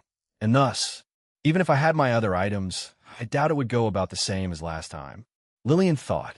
Thus, at this moment in time, not only had the Jungle Lord surpassed his past self, but also Lillian's past and current state. And thus, the salesman, whom Lillian deemed a powerful and terrifying threat, was only a mere inconvenience in the Jungle Lord's eyes, completely unaffected by the horror's predatory aura. Instead, he had begun to spread his own predatory aura outwards, clashing with the salesman's and causing the disfigured horror to shudder at his aura. Lillian, who saw this, smirked deeply inside, her eyes shimmering with hope and relief. In the game, if the player were to allow the salesman to transform, they were given two options. The first option was to kill the salesman here without outside help. However, this option had a flaw in it. If the player tried their luck in killing the salesman, they would be in for a long and arduous battle. Due to the salesman's abilities, which still remained with him even in this form, the player would have to be extra careful with their movements, for a single cut would spell their doom. But not only that, the salesman still had access to his healing item, his golden tooth, which was now absorbed into his heart, thus making the battle more of a battle of attrition, rather than a battle of strength or magic. Then we have the second option. The second option was to somehow lead the salesman to the surface and get the bloodhounds of Damien's pack to handle him. But like the first, there was also a flaw. Unlike the first option, the player wouldn't have a chance to acquire a shard from a salesman, for he would be killed too swiftly for the player to even arrive and get the finishing blow. Another flaw would be that the salesman would begin wreaking havoc on those above, creating destruction and death. Something Lillian wasn't quite comfortable with. Should I fight the thing here, then? As she pondered this, Lillian's mask flashed with mana, the mask of deceit unconsensually leeching off of her, and, unbeknownst to her, twisted her thoughts a little. No, my mind has had enough for today. Her mind was already more than weary. If she continued to fight, who knew when she might slip up and accidentally cause her death because she failed to dodge? It was better to just back away now. If a few deaths from above is the cost of making my life easier, then so be it. Deciding to retreat, Lillian looked towards the jungle lord, who still remained dauntless in his stance. Walking up to his side, Lillian placed a hand against his elbow before giving her order. I'll be retreating to go rest. I trust that you can take care of this? The jungle lord slowly turned his head to look down at her, then nodded briefly. Seeing this, Lillian nodded back in acknowledgement. Knowing that her monster was stronger than her and had a much better chance at winning, Lillian felt a flower of confidence bloom inside her chest, assured of the jungle lord's victory and survival. Right before turning to leave with Millis, Lillian informed loudly, "It's weak to anything bright. Once you feel that you have accomplished enough or cannot fight anymore, just retreat back to my side. Your life matters more to me than the kill." The jungle lord's eyes glowed slightly at Lillian's information, but also especially at her last sentence. Eventually, the light faded after he heard the sounds of two pairs of footsteps swiftly make their escape. To some, in this situation, they would feel like they had been abandoned, their hearts becoming filled with dread or sadness by the idea. But not him. This was what he wanted. Clenching his fists, he began to take small, but confident steps towards the salesman. Individuals like him were seekers for battle, thus finding this situation to be more of an honor rather than a thing to be negative about. And with his newfound strength, what better opponent than something stronger than his past self? With this in mind, the jungle lord radiated his own predatory aura, instantly clashing with the salesman's and causing it to shudder from his presence. This act of intimidation sparked fierce rage and hostility in the salesman's cold, white eyes. Scree! With a haunting screech, the salesman used his two grotesquely long and lanky arms to propel himself towards the jungle lord, charging, with the Wendigo doing the exact same thing with a roar. WRAGH. Dumb, dumb, dumb. Midway through their escape, both Millis and Lillian noticed the heavy shaking of their surroundings. The battle between the transformed salesman and the jungle lord had begun. However, Lillian couldn't take the time to analyze and predict the scale of their battle, for she and Millis needed to escape first. They were still in danger. When the salesman had taken one of his clients earlier to the exit, he was actually much further away than one might expect. That was because this underground area wasn't just for a warehouse, but for an entire facility. With goons everywhere, the salesman could request them to escort his clients to the actual exit. Fortunately, both Lillian and Millis managed to remember the way out with the quickest route. After several minutes, they managed to escape from the underground facility, appearing within the first ring, otherwise known as the slum or mutt ring. But before they could even process their surroundings, they found themselves swept away by a storm of dust as a humongous geyser of rubble shot out from deep underground, and with it carried the two monsters who battled it out from within the dust. Chapter 631. Jungle Lord versus Disfigured Human. Too few minutes earlier, the underground facility for the Black Distributor had a variety of rooms for different purposes. Dumb.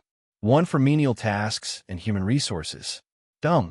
Another for statistical reports and finance. Dumb. There were even 3 other rooms similar in size to the underground warehouse, placed next to each other. These 3 had either the purpose of storing more product or being the delivery point for all new shipments. Dumb. But such a heavily equipped facility would later lose its purpose in the next few minutes. Because crash, they would all be destroyed. Crashing through a wall that was several meters thick, the Jungle Lord ended up in an entirely different room, his body covered in dust from the collapsing wall. Crumble.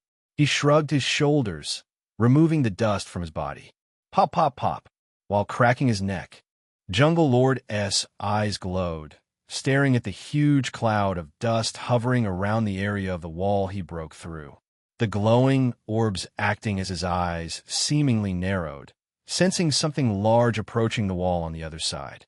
He then took a step back instinctively, swish, narrowly dodging the swipe of an obscenely long arm, which had broken through and expanded his hole in the wall.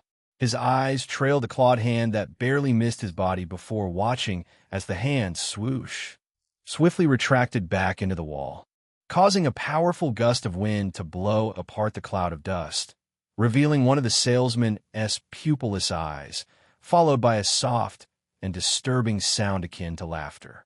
Creaky. The sound was enough to leave even a cold-hearted soldier's spine tingling, their hearts shuddering from momentary fright. But not the Jungle Lord. Instead, he heard this laughter as a form of mockery. Jungle Lord's eyes flashed with a dark viridian light before returning to their usual calm white color.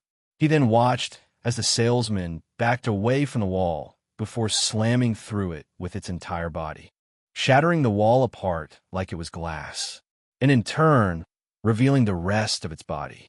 The salesman was covered in numerous deep cuts and bruises, which vanished in the blink of an eye. The severed stump that was once attached to its singular leg was now completely closed, no longer bleeding. The work of the salesman's healing item. Using its large, lengthy arms to crawl forward, the salesman charged towards the Wendigo, dragging its chest against the ground at insane speed. The sound of its crawl was like the resounding stomps of a sprinting giant. Jungle Lord raised both his arms in defense, emitting a strong pulse of mana as he tried to protect himself from swoosh BEM, a wide swing that sent him flying back with outlandish speed. The force was akin to being hit by a fast-moving train. His body flung and flipped through the air, crashing ding, zoom, and bouncing several times along his flight. Cree-hee-hee. The salesman let out another quiet cackle with its dry voice before lunging forward, fully intent on following up with its attack. But then it caught a glimpse of the Jungle Lord suddenly appearing in the air beside its head. And before the salesman knew it, BAM, the Jungle Lord had already struck with overwhelming speed, sending its entire body hurtling through the air. The salesman then fell into a giant dark puddle, completely negating the damage that would happened if it landed on solid ground, and thus vanishing from the eyes. Jungle Lord fell softly from the air, landing elegantly on his hooves without any visible damage done to his body. Just before contact, he had emitted a brief defense mana pulse, which reduced the majority of the damage, a technique he had learned from the Drowned King during their inevitable battle. This technique was also something Lillian would use to avoid damage, but unfortunately, because of her lack of experience, she couldn't. Her sudden memory deterioration played a key role in this. Seeing that the salesman was no longer in his sight, he activated another variant of the mana pulse he learned. The sensory mana pulse. With a flash of blue light, a dome of mana pulsed out of him, crossing the entire room, but finding nothing, except for a small puddle speeding towards him. The Jungle Lord's eyes glowed at the sight of this, his instincts sensing that the puddle held something dangerous within it, telling him to avoid falling into it. And he did just that. He took a step back, dodging as it tried to place itself beneath his feet. But then he watched as a long, black, and furry arm shot out from it, swinging at him dangerously. Unfortunately, the speed of his swing was too slow for the Jungle Lord. With high speed, which allowed him to more than double his original speed, the Jungle Lord vanished from his place, becoming an afterimage that was destroyed by the salesman's swing. Jungle Lord later appeared behind the arm, the muscles in his hands tensing as he raised them, and with a tight grip, he clutched the salesman's arm. Then, similar to how a man would rip a stubborn root from a rain-soaked earth, the Jungle Lord yanked the nightmarish creature out from the dark puddle with brutish strength. Then, he proceeded to slam the abomination into the ground, and in rapid succession, he did it over and over. Thud, thud, thud. The salesman's body was incredibly durable, allowing it to endure the harsh treatment. However, that didn't mean what it was experiencing wasn't, making it horrifically disoriented. Thud. He slammed into the ground again. The salesman let out a strained exhale that was distorted in pitch. It then began to feel its body being scraped against the ground. Jungle Lore began to spin fiercely, pulling the abomination's arm and dragging the thing against the ground.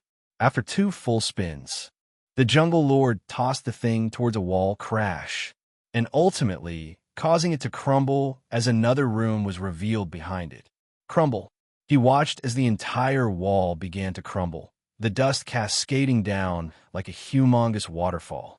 Seeing that he made some time for himself, the Jungle Lord began to roll his shoulders before hop, hop, hop, hopping on the spot and stretching his legs. Afterwards, he leapt forward.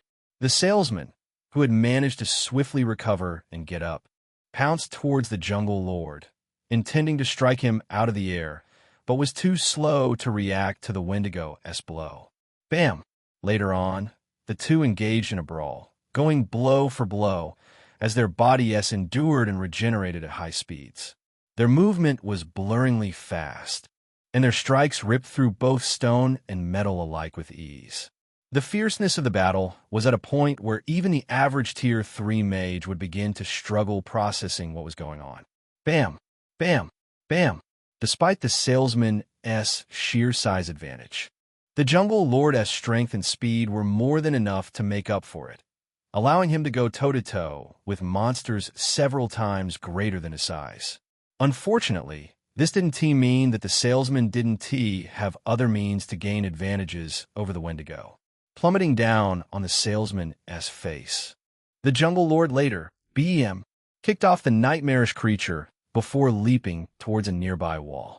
He then stabbed his clawed hand into it, causing him to hang before taking a look at his current state. He was covered in wounds, painful wounds, from shallow cuts to deep slashes, all of which bled profusely without end. Even his method to regenerate wasn't working. A soft groan escaped his mouth as he looked up, finding the salesman to be surrounded by a circle of shadow tendrils, each with sharp tips and edges like blades. This was the salesman's ability. Together with the salesman's item and traits, any injuries he inflicted with his shadow would lose their ability to heal or cease bleeding. This was the salesman's signature way of ending fights. Having figured out the reason for his inability to heal, the Jungle Lord's eyes flashed a dark viridian. Although the Jungle Lord didn't quite enjoy the feeling of pain, he needed to see if the salesman had any more abilities besides cowardly hiding in the shadows. Watching as the salesman began to scale a wall parallel to him like a lizard with its 2 arms, the Jungle Lord readied himself as well. Turning and twisting his body around, he raised his legs and placed his hooves against the wall behind him. Then, with his body facing the climbing abomination, he shot forward with extreme speed, gliding like a bullet. The salesman, sensing the Wendigo's swift arrival, wiggled its shadow tendrils before using them to stab towards the Jungle Lord. Unfortunately, such an effort to intercept the crowned Wendigo was left ineffective, for in the next moment, the Jungle Lord crashed into its lower back. With the Wendigo's unparalleled dexterity and speed, how could such a simple action hope to intercept him? Cree! The salesman bent inwards as a sharp scream escaped the creature's lipless mouth, followed by a soft, yet very noticeable, cracking sound of its spine. The Jungle Lord had shattered the lower area of its spine. Then, another resounding crack rang out as well. This time, crack. It came from the wall. Crash. Both small and large debris fell onto their rolling bodies, dust washing over them as they wrestled on the ground. Blood from their bodies spilled and splashed against the ground. Bam! Their wounds were growing more and more severe as they tried to tear the other apart. Bam! With a blood-covered fist, the jungle lord slammed the abomination's head into the ground before suddenly sprouting from within the numerous open wounds on his body. Then, with meticulous control, he began to pin the vines through the salesman's body. First, it was through the creature's arms, then hands, and lastly, the monster's lidless white eyes. And before the salesman could even retaliate or cry out in pain, the jungle lord had already begun throwing an onslaught of blows. Bam, bam, bam, his arms were as flexible as whips, lashing the salesman's unprotected chest with balled fists. Bam, bam, bam, each blow of his was like cannonballs striking the side of a pirate ship, fast and heavy. His barrage of punches eventually sparked a burning amount of friction. By the time the salesman could even react, the fur that was covering its chest had already long burned or ripped off, revealing its heavily bruised black skin underneath. Rage filled its non-existent eyes as it let out a horrifying screech. Scree! The jungle lord held his fists mid-throw as he suddenly found his surroundings darkening. His instincts now told him to quickly escape. Pulling back his vines, the jungle lord turned to escape, but was immediately caught by the abomination's hand. The salesman had a crushing grip as it dragged the jungle lord into the dark gate, pulling them into a realm where it had the advantage. Shwoop! The Wendigo instantly went blind, losing his vision amidst the deep darkness. But he remained calm and indifferent as he broke free from the salesman's strong clutch. And what followed was a bloody brawl. With their bodies tangled, they threw blow after blow, using their fists and sharp fingers to deal damage. The salesman continued to regenerate, while the jungle lord remained heavily injured, his wounds growing in numbers and severity. The lingering, disfigured human that had been swimming through the dark realm earlier had swam to join the fight, but was immediately eviscerated the moment it came in between. They continued to fall deeper and deeper into darkness. Their oxygen was nearly depleted, and they were soon about to run out. However, neither one of them attempted to break free from the other, hell-bent on tearing the other first. But that soon changed when KRSSCH. The jungle lord tore off the abomination's right arm. Chapter 632. Jungle Lord versus Disfigured Human. 3. By using the mini-sized vines in his blood. The jungle lord manipulated them to wrap together, forming a long and sharp blade. Then, with both hands on the hilt, he stabbed down, piercing deeply into the salesman's shoulder joint before cleaving down, severing a majority of his shoulder muscles attached to the arm. The jungle lord then released the vine sword before raising his hands. And before the abomination could even properly react, the Wendigo had already begun to rip through the remaining muscles still attached before eventually KRSSCH, ripping the entire arm off completely, despite having no lids. The salesman managed to widen its eyes from the sheer pain. The large and disturbing grin looked more and more forced due to the pain. With the loss of its arm, the salesman immediately felt intense pain, followed by immense loss, along with subtle fear. Soon after, it screamed, its voice filled with extreme anguish. Kriya! Jungle Lord paused at this, but only briefly. With blood-covered hands, he went in for another attack. But unfortunately, the salesman no longer had any intentions to continue with this brawl of theirs. Bam! Upon striking the jungle lord's side and knocking him off its heavily injured body, the salesman managed to buy time for itself to swim to the surface. Despite having only one arm left, it still managed to make rapid progress with the help of its magic. However, even during its escape, it was still hell-bent on annihilating the jungle lord, especially to avenge its arm.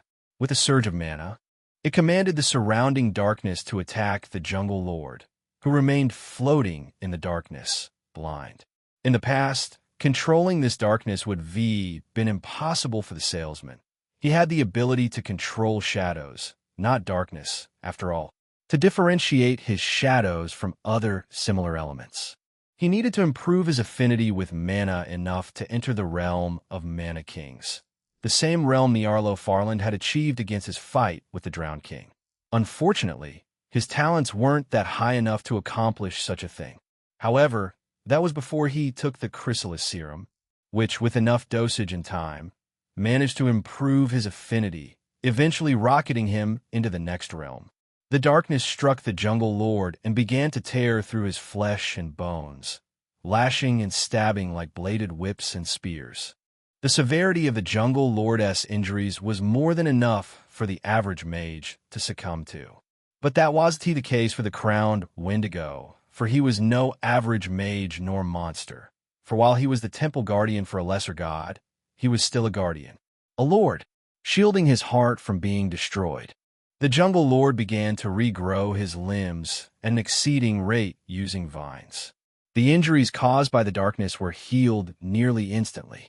Unfortunately, the injuries caused by the shadows still remained, bleeding. This was because the salesman's traits and abilities didn't carry over to the darkness. They could only apply themselves to shadows. While continuing to endure the onslaught of attacks, the jungle lord's gaze remained fixated on a particular direction upwards, the same direction the salesman was swimming up in. Despite being blind, the jungle lord knew where the abomination was escaping to. This was because, unbeknownst to the salesman, he had left a singular piece of vine inside the abomination's wound, specifically inside the exposed flesh of its shoulder stump, just right after he cleaved through its shoulder with his vine sword. With a flash of dark viridian light in his eyes, the jungle lord lowered his arms, completely reducing his defenses to zero. Then, he whipped his arms towards the salesman, transforming them into incredibly long, dark green vine whips that were dozens of meters long. His arms flew forward, swinging and traveling over long distances and managing to catch up to the ascending abomination, who was only a meter away from escaping. The salesman, who had long regenerated its eyes, swiftly swam to the light, having yet to realize that the jungle lord had already grabbed onto the fur on its back. Splush!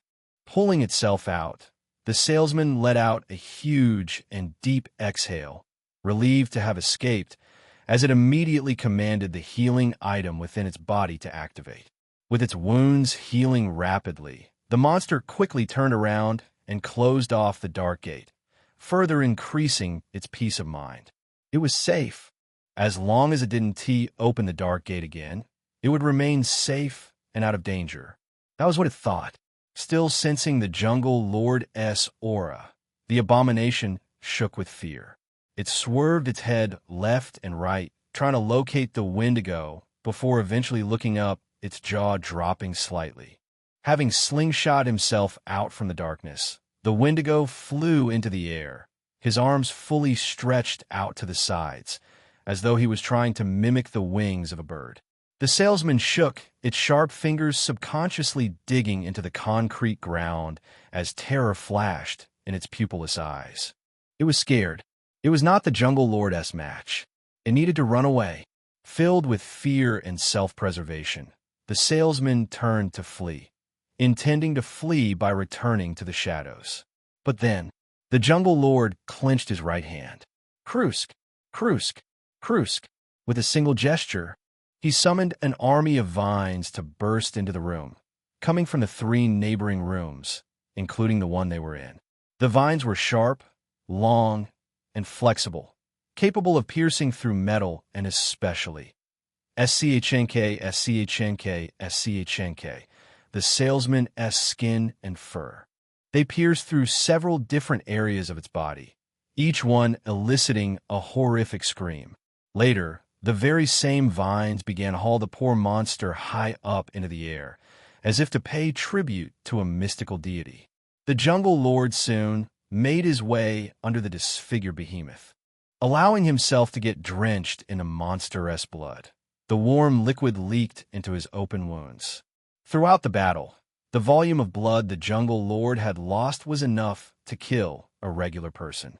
And although such an amount of blood wasn't enough to do him in, it didn't mean he was affected. The muscles in his body, which are already narrow and thin, had become even skinnier, making him appear to be only skin and bones, with very little muscle. Fortunately, His physiology was special, especially his blood, for that was how he had summoned the vines, from the blood that he had bled across the other rooms. The jungle lord then raised his right hand, clenching it once again as he surged his intent through the surrounding vines. The salesman, who was upright and facing the ceiling, was unable to witness a cocoon of vines forming beneath its body, slowly transforming into a sharp cone pointed directly at its back. Then, following a second after its transformation, the jungle lord, who was hidden inside the cocoon, willed the cone to shoot upwards. And upon blasting upwards like a rocket, the cone smashed into the abomination's back with immense force. Boom!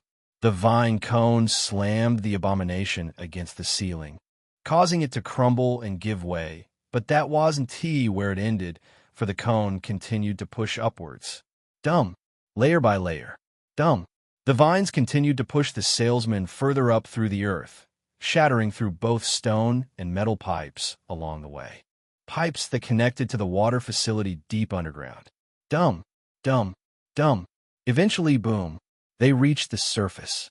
Lillian widened her eyes, watching as a humongous pillar of dust and debris shot out of the ground, between 30 and 40 meters tall.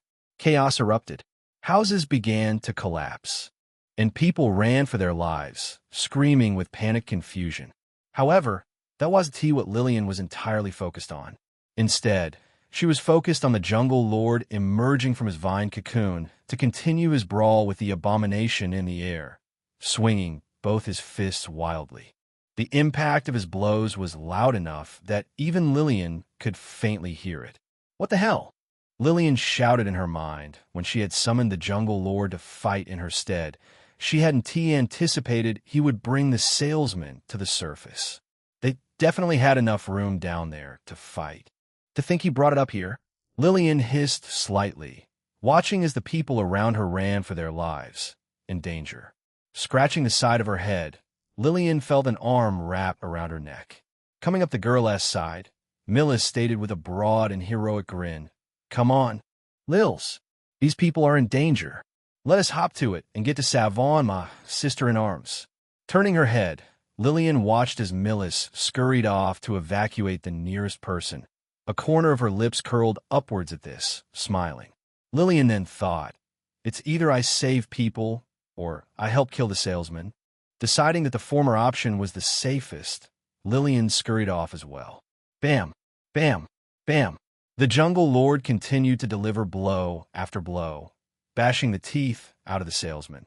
The two were now falling, soon to be reaching terminal velocity. As the Wendigo was about to unleash another blow, it sensed a wave of mana emerge from within the monster's body. Danger flashed through the jungle lord's mind. Within moments, the salesman unleashed a wave of shadows that crashed into the jungle lord's body, throwing him off. Following that was a downward slam from the abomination's remaining hand. And with almost no way to escape, the jungle lord crashed into the ground first. Boom! The two then continued their battle inside the slums, their fight wreaking havoc as countless homes and lives were lost. The one-armed abomination, using its enormous size to its advantage, smashed through countless shaggy buildings, using its lanky arm to propel itself forward over long distances. The jungle lord, on the other hand, didn't have such a destructive option. Instead, he was given either the option to leap between rooftops or run through the walls of buildings. In the end, he did both. Boom! By now, a quarter of the slums had been destroyed.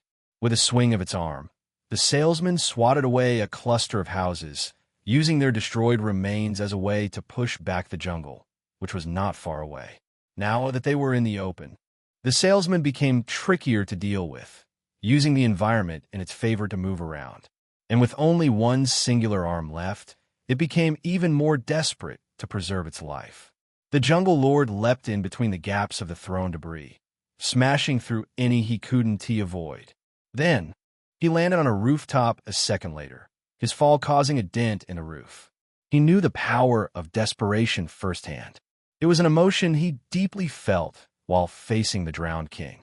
The mighty Sea King was an extremely powerful foe, one he had never thought he would ever face in his life, and one that brought him such a strong sense of weakness when fighting, having to use all ounce of his strength, tricks, techniques, and more to even survive against the Might Sea King.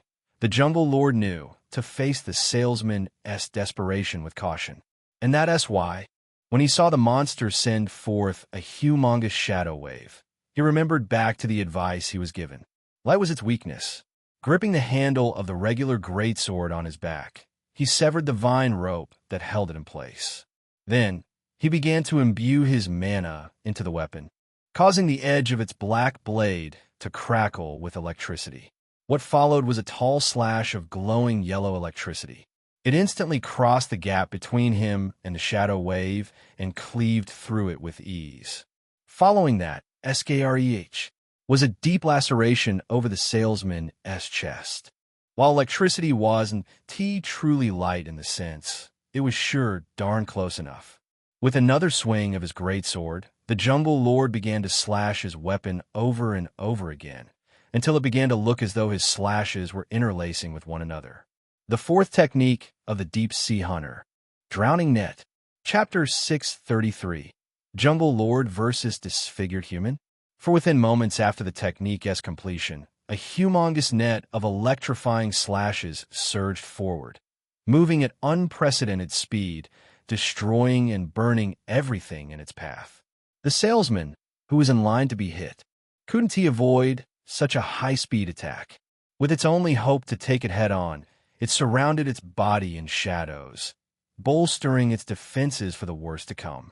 However, before it could fully finish such a task, the attack had already arrived. The attack shredded through its defenses as if it were made of paper, and crashed into its body, sinking deep into its flesh. When the electrifying slashes had sunk far enough and no longer had any other directions to move to boom, they detonated. A humongous cloud of smoke erupted, blotting out a large landmass as gurgling cries resounded hauntingly from within. The Jungle Lord, who still remained standing on a rooftop, huffed, preparing for another attack. "A monster! Monster!" a person shouted, their face completely stricken with fear as they ran for their lives. Lillian had a grave expression as she tried her best to evacuate the civilians around her, which proved more difficult than she had expected. Those who grew up in the underworld were a lot more difficult to reason with. Thus, it was harder to get their trust. And because of the Jungle Lord's abrupt decision to bring the salesman to the surface, the civilians were all controlled by their panic rather than reason.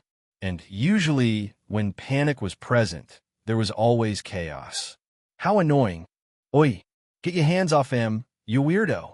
Making out the sounds of Millis' voice amidst the cacophony of panicked screams, Lillian twisted her head around, finding the heroine to be kicking off a man from another. Lillian's expression darkened even more. By now, she had seen a few different cases of this. In the midst of chaos, there would always be someone who would try to reap the benefits of a situation. In this case, it was either a thief desperate for money or a thug trying to kill off his competitor. That was evil of greed, but also the goodness of greed, for in every moment there was always an opportunity for benefits. That was why Lillian didn't particularly scorn their actions. She knew they just wanted to get ahead, regardless of the means. That wasn't to say she didn't mind them. Because of them, her efforts in evacuating the civilians were constantly being interrupted. As the two continued their efforts in evacuating, the constant sounds of explosions continued to ring aloud, the black smoke cloud growing ever more. Eventually, it stopped. Resting the flat side of his greatsword on his shoulder, the Jungle Lord scrutinized the destruction he had caused. The area of 1/4 of a mile long was covered in either flames or shattered remains of homes. Naturally, this sight didn't bring either guilt nor regret to his eyes.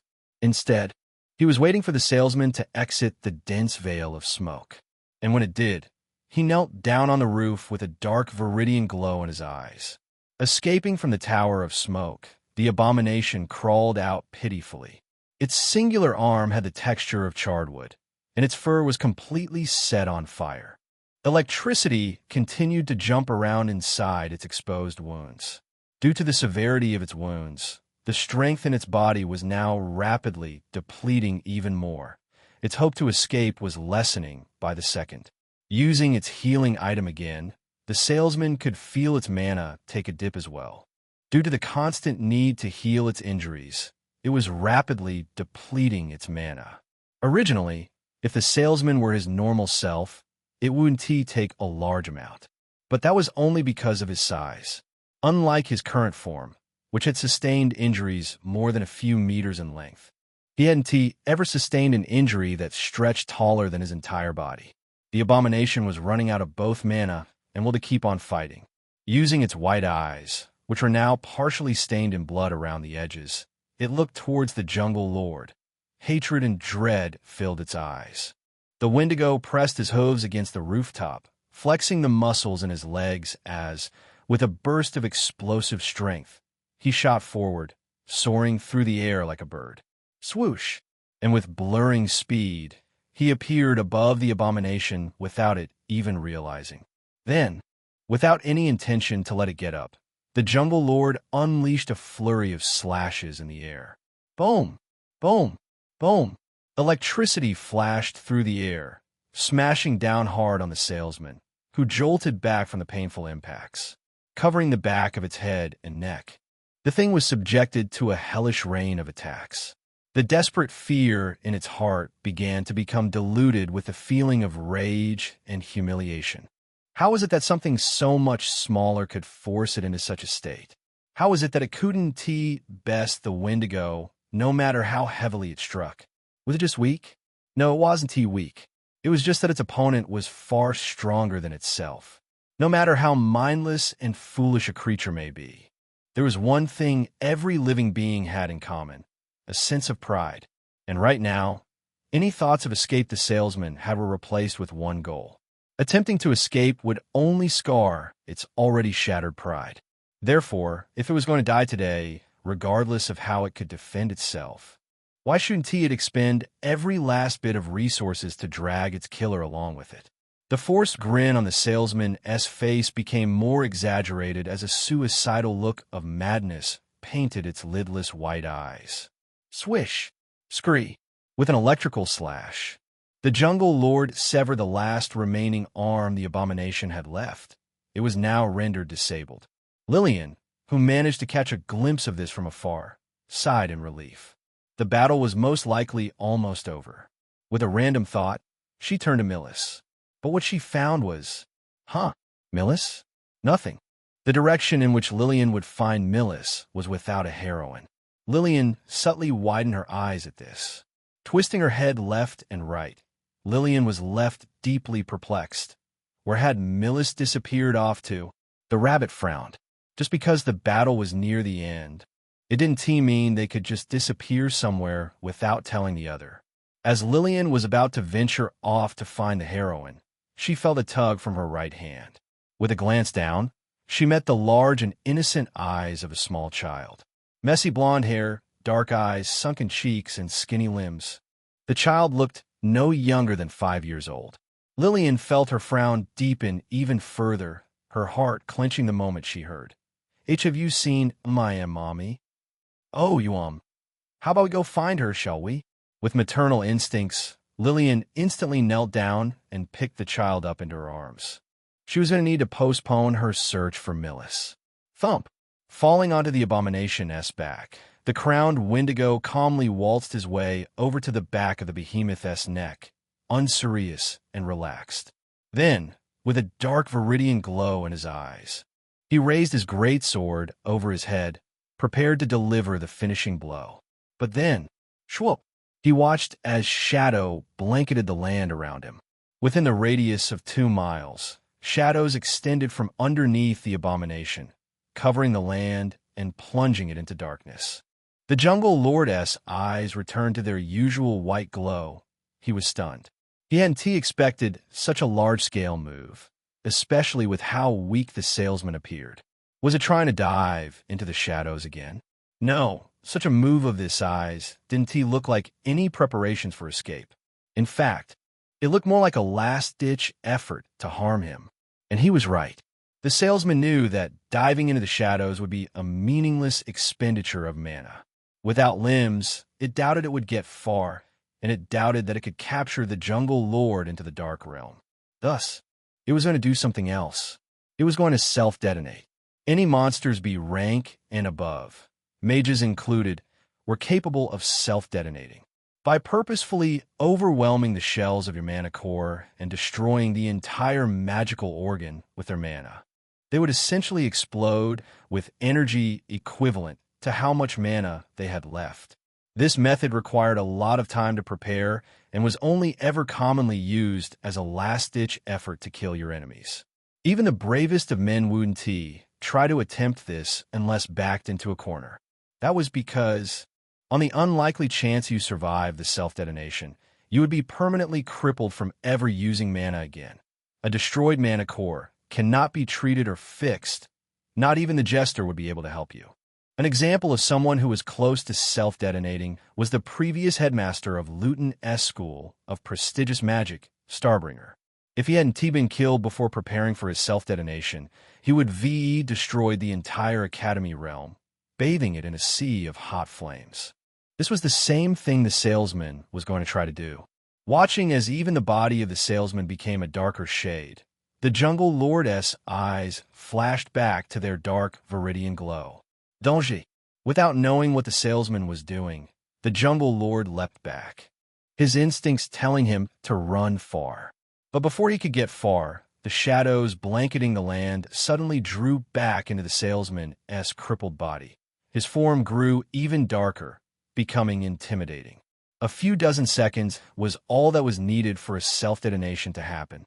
But in such an intense battle where speed was crucial, a few dozen seconds were immensely long. And unfortunately, with the retreat of the crowned Wendigo, the salesman had just long enough to complete it. Its body was completely matte black, like it had become one with the void. Then, its body began to break apart like glass, cracking and shattering. It was about to detonate. The air seemingly lost its warmth, the mana in the air moving into a standstill, no longer vibrating from activity. The world then began to lose its color slightly. Both the jungle lord and Lillian, who were still in reach of the salesman's 2-mile radius, were set to be swallowed in the explosion, along with all the evacuees. Besides the jungle lord, with his overwhelming speed and Lillian's ability to recall her items back to her mana realm, which included her soul, everyone in reach would be killed. With just a moment before detonation, the salesman opened its smiling mouth to roar. But then, swoosh, something fell out of the sky. It looked to be an axe of some kind, and barbaric-looking one at that. It was spinning rapidly, creating the sound reminiscent of a helicopter blade, and it appeared to have been hurled from afar, judging by its falling arch. Thus, in the next moment, right before the salesman could get his voice out, SKRE, SKRCH, the axe had already sliced through its neck, cleaving through its dense bone, and lobbing the abomination's head off. Then, when the axe hit the ground, it was immediately swallowed by the earth below, leaving behind the beheaded corpse of the salesman, who was only half a second away from detonation. It was now dead. The jungle lord, who watched this happen, steadily slowed down his movements before swiftly returning to the monster's side. Walking over, he watched as the shadows covering the salesman slowly dissipated under the moon's illuminating light, eventually revealing the abomination's corpse. Seeing that it was really dead, the jungle lord let out a sigh of deep frustration, but also subtle relief. Sensing that Lillian was nearby, he began making his way over, having already completed his task. But then clang! He was attacked. Brandishing his greatsword, he fended off a swift strike from a person clothed in all black. Then clang! He blocked another. What followed was the parrying of 4 other individual strikes. Clang, clang, clang, clang, and shockingly, these strikes managed to push him back a step. The jungle lord's eyes flashed with a dark viridian light as he scanned his surroundings. Currently, he was surrounded by 6 individuals clothed in black. They each wore a crimson wolf mask. Chapter 634. Escape for the Bloodhounds? Lowering his greatsword to his side, the jungle lord looked around him. He was surrounded by 6 individual masked men. If Lillian were here, she would recognize them to be none other than Damien's elite bodyguards, the Bloodhounds. Just earlier, they were given the orders by Damien to scout out the cause of the massive ruckus. Usually, such orders would been given to other mages belonging to the Darkhound family. But due to Damien's current ill state, they were the closest ones nearby. Staring at the Wendigo and glancing at the salesman, Bloodhound 3 scratched the side of his head. What the hell? How did monsters get in here? Was there an outbreak nearby? He asked his colleague beside him, as though he knew the answer. Bloodhound 4 shrugged. Maybe it was from a gate bearer. Naturally occurring gates can't spawn in the underworld. Ugh, so what if it's a monster? Let us just kill the thing and get back. Bloodhound 5 shouted. That damn brat dragged me out of my bed for this. Doesn't he know those older than him have less energy? As they began to talk amongst themselves, ignoring the jungle lord and the humongous corpse beside them, the Wendigo began to look for a way out. With his instincts, he sensed the individuals around him weren't simple in the least, and by how they carry themselves, they made the jungle lord incredibly wary of them. He needed to be careful, as Bloodhound 6 was about to make a comment about his colleague's snoring. He quickly reacted to a clang, downward strike from the jungle lord. The strength and speed of the crowned Wendigo left the Bloodhound surprised, but not stunned. Even when his muscles felt like they were screaming under the pressure, he wasn't that much impressed. Riled up already? Good. Good. Give us something good to stay awake on. With a spin to the right, the Bloodhound slipped underneath the greatsword before immediately counterattacking. The jungle lord dodged narrowly, but was instantly attacked from behind. A deep slash stretched diagonally across his back. What followed was another battle that the jungle lord hadn't expected to happen. Clang, clang, clang, parrying their blows, while also having to endure some. The jungle lord analyzed their strengths. Thus far, none of them displayed any abilities, relying only on their physical prowess, numbers, and skill to fight. Individually, they were definitely physically weaker in comparison to the jungle lord. However, that wasn't where their true strengths lay. Each bloodhound had lived for many years and thus had accumulated years' worth of knowledge. And considering they had once belonged to the infamous mercenary group Jacksmear, it was safe to say their experience was richer than most fighters. One of the bloodhounds raised his sword, imbuing it with a fearsome amount of mana that made even the jungle lord anxious. Rippling division. Clang. Having raised his great sword to block the strike, the jungle lord suddenly became confused by the force of the attack. The strength behind it was much weaker compared to previous attacks. Had the attacker somehow messed up their technique? With the urge to immediately counterattack, the jungle lord raised his greatsword over his head. But then, his instinct screamed inside his mind. Danger! Instantly stopping his attack, the jungle lord leapt back, but then a faint red line split down the middle of his entire body. In the next moment, the jungle lord collapsed to his knees, his head and flesh slowly splitting apart as a ripple effect burrowed into his mind. He gave a beastly groan. When the jungle lord was about to put himself back together, the 5 other bloodhounds had already jumped in to finish him off. Strength and speed weren't the only things that decided the result of a battle, but also experience, skill, and teamwork. Granted, after his battle with the salesman, the jungle lord was moderately low on mana, about half of his overall reserve. But that still didn't excuse the fact that he wasn't able to protect his vital organs. With his heart now completely crushed, the bloodhounds released the tension in their shoulders before taking a look around. Half of them inspected the salesman's corpses, while the other inspected the jungle lord's body, which had been dismembered. As they continued to inspect his corpses, some began to shift their attention elsewhere. Well, look at this beauty, specifically towards the jungle lord's greatsword. Hauling the black greatsword up with both hands, all 6 bloodhounds came over to check it out, finding the quality of the weapon to be superb. Look at these inscriptions, you all. Aren't these enchantments made by humans? They are, and very detailed ones at that. Does this weapon not have any enchantment flaws? How would a monster get his hands on such a thing? As all six continued to discuss how the crowned Wendigo could he gotten his hands on the regular greatsword, one of them happened to ask a question that caused them all to stiffen. Which one of you got the kill notification for that thing? Not me. Not me either. Same here. Slowly realizing that none of them got the kill message, they turned around, finding the jungle lord's body to be shaking violently, jolting like it was being shocked with high voltages. Immediately brandishing their swords, they charged in, but were instantly forced back as an explosion of vines erupted from deep within the jungle lord. Crap, what the hell is this? They're vines. Stay back, they might be poisonous. Managing to avoid being struck by one, they watched as the jungle lord underwent a shocking transformation. The injuries that he sustained were completely covered over with vines. The limbs he had lost were regrown as vines, and his muscles grew larger and more prominent. With his lower half rooted into the ground, the jungle lord rose up into the air, his shadows casting over the six bloodhounds, who widened their eyes in shock. It revived. They all thought simultaneously. Before they could even move, bam! Ugh! The jungle lord had already struck the one holding his great sword, swiftly retrieving his weapon, before instantly shooting up into the sky. His lower half grew at an exorbitant rate as he grew taller and taller. The bloodhounds below watched this happen with confusion in their eyes. What was the monster doing? Was it about to unleash some kind of attack from above?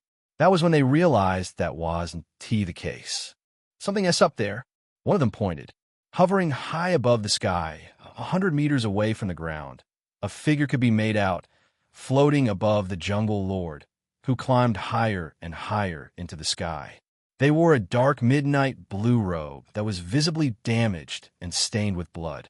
They wore a mysterious mask that constantly changed appearance in their eyes, and they wore a pair of black gauntlets that were partially covered in blood. This person was none other than Lillian. The bloodhounds then watched as the figure stretched out their right hand to the jungle lord, their palm open.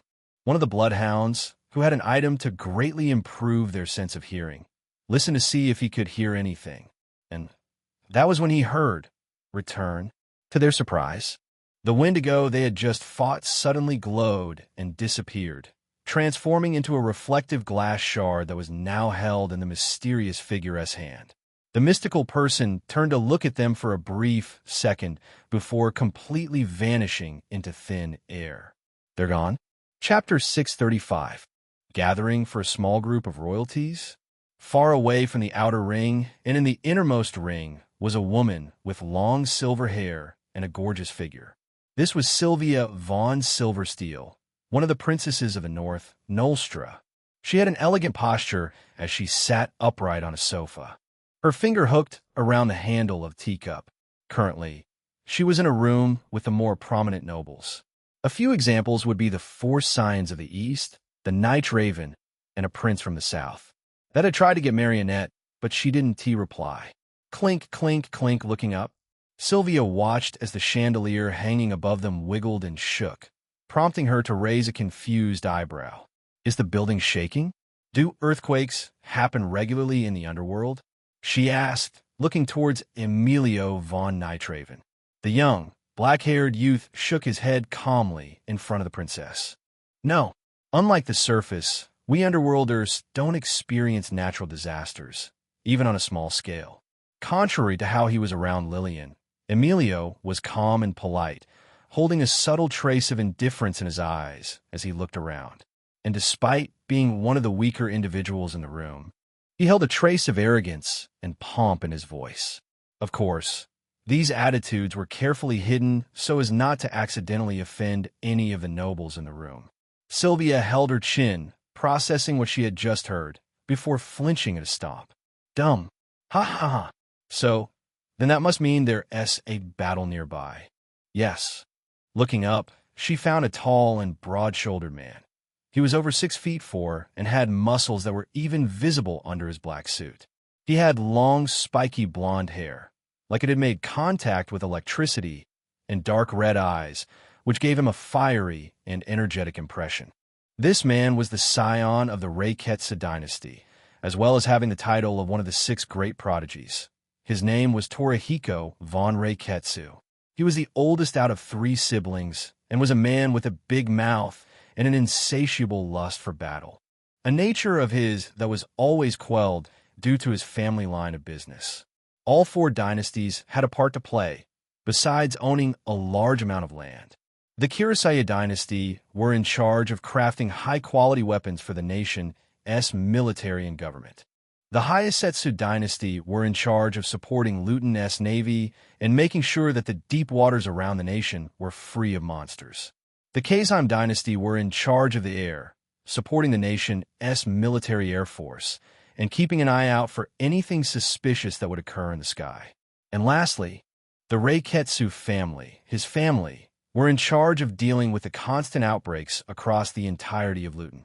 Torihiko, similar to Damien, was born with immense physical prowess that was further honed through harsh and rigorous training. But unlike the Dark Hound, the Reiketsu only used his strength for more selfless and admirable goals, like putting his life on the line to stop a B-rank outbreak several years ago.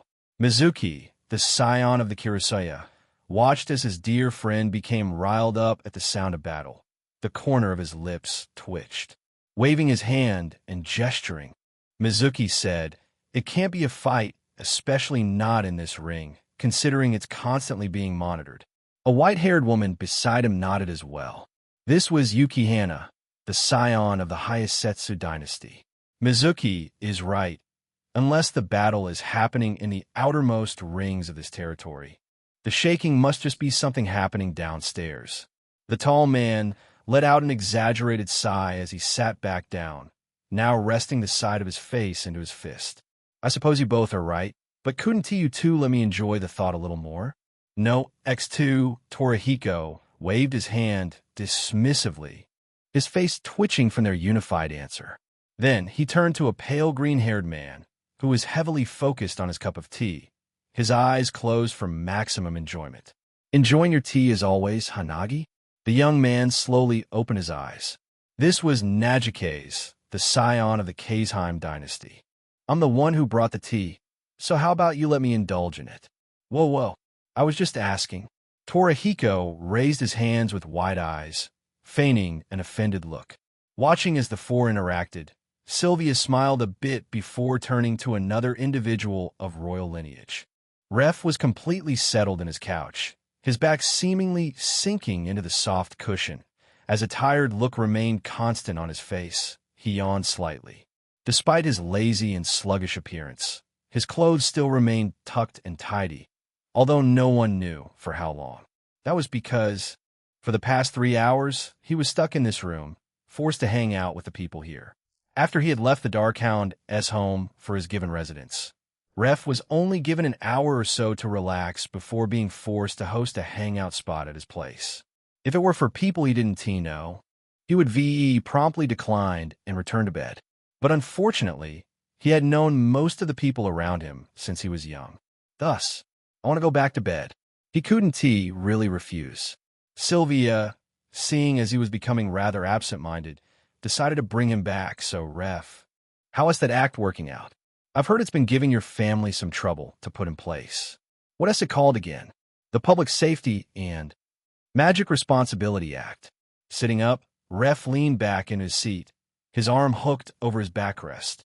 "There has been bumps along the way, but it's going all right now that we have some more added support from the Roselle family."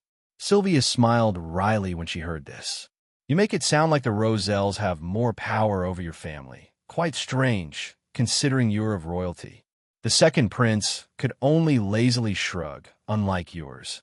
"The South is more of a democratic and utilitarian nation. My family may have power, resources, and wealth, but we can't do much if our subjects hate and refuse to work for us." He then paused for a brief moment and muttered, "Whatever brings the greatest joy to our people is our goal. Unfortunately, There are just some people that only want to help themselves. Ref referred to the nobles who went against his family in the political battle. I see, Sylvia quietly murmured before smiling. She gave an acknowledging nod. I hope everything moves smoothly for your family. Yeah, my thanks. Ref nodded back before slouching back into his seat again. Then, he glanced down at the table in front of his chair, staring at the massive board spread across the table. The board was covered with cartoonish images and had small, thumb-sized metal pieces of everyday objects on it. Ref narrowed his eyes before looking over his shoulder, staring at a tall tower of boxes. For the past 3 hours, they had entertained themselves with board games. Regardless of status, age, or gender, everyone should be able to enjoy things that may be seen as childish or unbecoming. Are we going for another round? He asked. I don't see why not. Ref nodded and moved his piece back to the start. Then he paused and randomly asked, Is it a good idea not to invite the Bloodhound? Out of pure curiosity, everyone glanced at each other with uncertainty in their eyes. They then responded in unison, We hate that guy. X5 Chapter 636. What will it be? As this was happening, this place isn't safe. Even more reasons to not stay here. Standing by the window, Marionette looked far out into the distance, having just witnessed a destructive battle that happened afar. Her face became wrinkled as she stepped away, letting down the curtain she was holding up. Afterwards, she began to pace around the room, biting down on the side of her finger as she could be seen visibly stressed. Such an emotion would normally never appear on the assassin's face. But considering that it was only her and Lillian in the room, there wasn't much point in hiding it. Stopping in front of the bed, she turned to look at Lillian. A while ago, the girl had long stopped thrashing and writhing in pain. Marionette had yet to discover the reason for Lillian's sudden condition, but for now, she was glad her girlfriend was no longer suffering. She wasn't too sure if it was time that cured Lillian or if it was because, Can you unwrap me now? Of the bandages she had applied on Lillian. Sat upright on the bed with her arms raised like a zombie, Lillian was wrapped in a thick layer of white bandages. An excessive amount of bandages. If Marionette hadn't been kind enough to leave her face exposed, she would look like a bona fide mummy. Lillian's face twitched at her current situation. Because of how tightly Marionette had wrapped her and how much she used, she could barely move. Although Lillian wasn't mad or particularly annoyed, she didn't want to look like some big mascot made out of bandages. Marionette lowered her finger from her mouth before tilting her head, unintentionally doing it in a cute manner. Then, she thought for a moment with a hand under her chin. The assassin soon shook her head in refusal as she walked over to a table in the corner. Sorry, Lillian, but I can't. Although, I'm not sure what's wrong with you. I do know that you stopped thrashing around when I applied the bandages. She then picked up the packaging the bandages came in and read the label and brand, making sure to remember this particular type for next time. Lillian's eye twitched at what she heard. Well, maybe because I can't move. Then, she sighed, growing more and more annoyed by a sensation in her lower back. Itchy. Look, I'm better now, all right? Just unwrap me from these bandages. Marionette raised her right eyebrow at Lillian's words, giving the girl a skeptical look as she asked, Are you certain you're fine? Or are you now numb to the pain? Aren't those two meant to be good things? Perhaps. Marionette walked over and crawled back into bed with Lillian, her eyes still filled with worry for the girl's condition. Lillian had long noticed this look in Marionette's eyes and couldn't hold back another sigh from escaping her lips. She then closed her eyes for a bit. After she had realized that Marionette had brought her back up to the bedroom, she watched as the assassin went back and forth to try to numb her pain. If she had to be honest, this was the third time she had seen Marionette so stressed or worried. The first time was when Kuro had sent her into the infirmary, and the second time was when Marionette had thought she was killed in the invasion. Lillian could never truly be mad or annoyed at Marionette, not when her girlfriend displayed such strong feelings for her safety. The rabbit could feel her heart palpitate, her love for Marionette causing her heart to quicken its beating. Letting out a soft exhale, Lillian decided to shift her attention to something else. Specifically, the return of her abyssal crown, mask of deceit, the sole sovereign-S robe, and most importantly, her soul. The summoning and desummoning of a shard from their mana realm should be something every mage should know how to do. It was also a relatively simple process. Just imagine yourself pulling the item into your mana realm, then pulling it out when needed. In most normal cases, to summon your shards, you would require your physical body to make contact. However, that was also the same for your soul. So, if her soul was only able to leave because of her crown, what would happen if she returned the abyssal crown to her mana realm? Would her soul remain outside her body without it? Or would her soul return with the crown? Luckily, it seems the latter was what had happened. In tandem with my parasitic element, I could essentially have two bodies working on something at once, as far apart as I need them to be. Not only had she accomplished her goal tonight, but she had also gained information that would, without a doubt, benefit her in the future. With a grin, Lillian slowly opened her eyes. And when she did, she flinched back when she saw a pair of red eyes hovering just an inch from her face. Marionette, discovering that Lillian hadn't actually fallen asleep, leaned her face back. Currently, she was sitting on the girl's bandaged lap. The assassin tilted her head with an inquisitive look in her eyes. "You're grinning, Lillian. Were you imagining something amusing?" "Ashul. Ahem." Lillian, who had just realized that Marionette was sitting on her lap, blushed a little before faking a cough to hide the shyness in her voice. Now needing to come up with a reply, Lillian quickly came up with one to give. And after thinking of one, Lillian smirked. With a flirtatious glint in her eyes, Lillian responded with, "Not amusing, per se, but something I desire."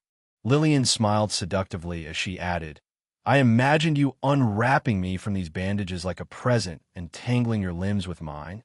Marionette blinked at Lillian's words, speechless at what she had just heard. Then, gulp. She gulped. The corners of Marionette's lips then curled upwards as a mischievous glint flashed through her eyes. While scooting forward, she leaned closer into Lillian's immobilized body and pressed her two mounds against Lillian's chest. Then, she rested her forehead against Lillian's, staring into the girl's sparkly blue eyes with a passionate and fiery gaze. Seeing this, Lillian gulped as well before blinking and reciprocating the same lustful look she was receiving, her heart quickening from Marionette's gaze. If their current situation were part of a romance show, viewers would be able to see their pupils gradually transforming into hearts. Lillian, feeling Marionette's hot breath brushing against the surface of her face, snickered seductively. "Well, what will it be, darling?" Lillian inquired in a slow, breathy, and stimulatingly deep voice. "Don't you want to tear off this wrapping and indulge of your beloved girlfriend?" "Humph." Marionette snorted, her smile cracking to become even wider as she caressed the edges of the bandages. While rubbing Lillian's bandaged body, she slowly leaned her face in closer, her lips just a centimeter away from making contact with Lillian's. Then, in a deep voice of her own, she replied with, Chapter 637. In bed? One munch. Munch. Munch. In the bedroom without light, Lillian remained on the bed, having finally been released from the thick cocoon of bandages she was trapped in.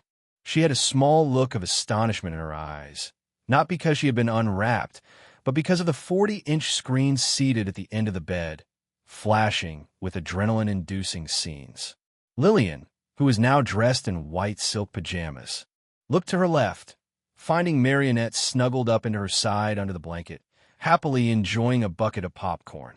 Every now and then, Marionette would scoot closer to Lillian's body, trying to eliminate any air gaps between them.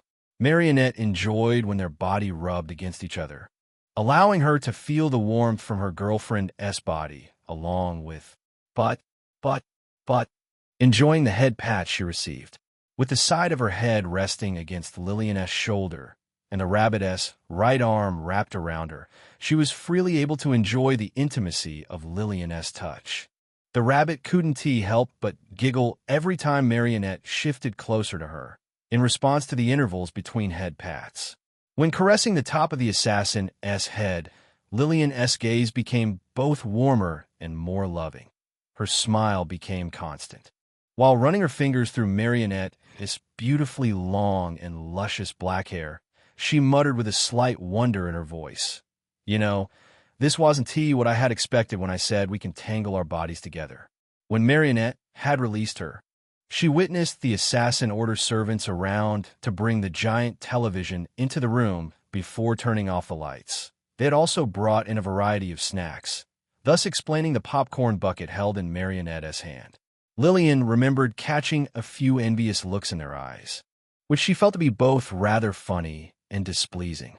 Funny, because she knew at least one of them made fun of her for being chained up. Displeasing, because she noticed they definitely had something for Marionette. Lillian unconsciously frowned as she remembered their jealous look, unknowingly feeling very possessive over Marionette. But that feeling soon vanished when she became distracted. Watching as Marionette held up a popcorn to her lips, Lillian opened her mouth, having quickly forgotten about the servants.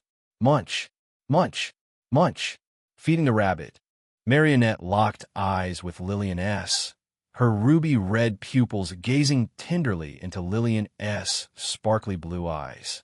Then, she tilted her head, a look of confusion flashing in her eyes.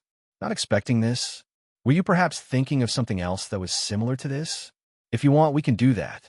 No, no, this works too. As she said that, Lillian felt her heart clench and squeal from an overload of cuteness. Gazing into Marionette's beautiful red eyes, she couldn't help but feel the assassin was way too adorable. Overwhelmingly cute. Despite everything, my Marionette is so still, so pure and innocent. Marionette, unbeknownst to Lillian's thoughts and feelings towards her, was met with an extremely passionate head rub. In the face of Lillian's loving dotes, Marionette melted under the girl's relentless attacks on her head. She then became incredibly intoxicated. While leaning closer into Lillian's shoulder, Marionette slowly closed her eyes, forgetting about the movie, and basked in the waves of relaxation and comfort from her lover's presence. If Marionette had been a cat at this moment, Lillian would have heard a soft purring noise from the assassin. Lillian, seeing Marionette's guard was completely down, grinned mischievously. Tilting and leaning her head down, Lillian closed in on Marionette's defenseless lips and kissed her. Marionette, who hadn't suspected a sneak attack during her time of vulnerability, stared blankly at Lillian's departing lips, blinking absent-mindedly. She then felt a small amount of heat appear on her cheeks. Marionette blushed. The assassin glanced away for a split second before bringing her attention back to Lillian. Moving the popcorn bucket to a bedside table, Marionette sat up a little, straightening her posture.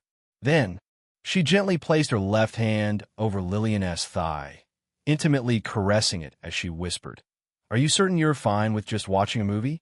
I truly have no qualms if you have other ideas in mind."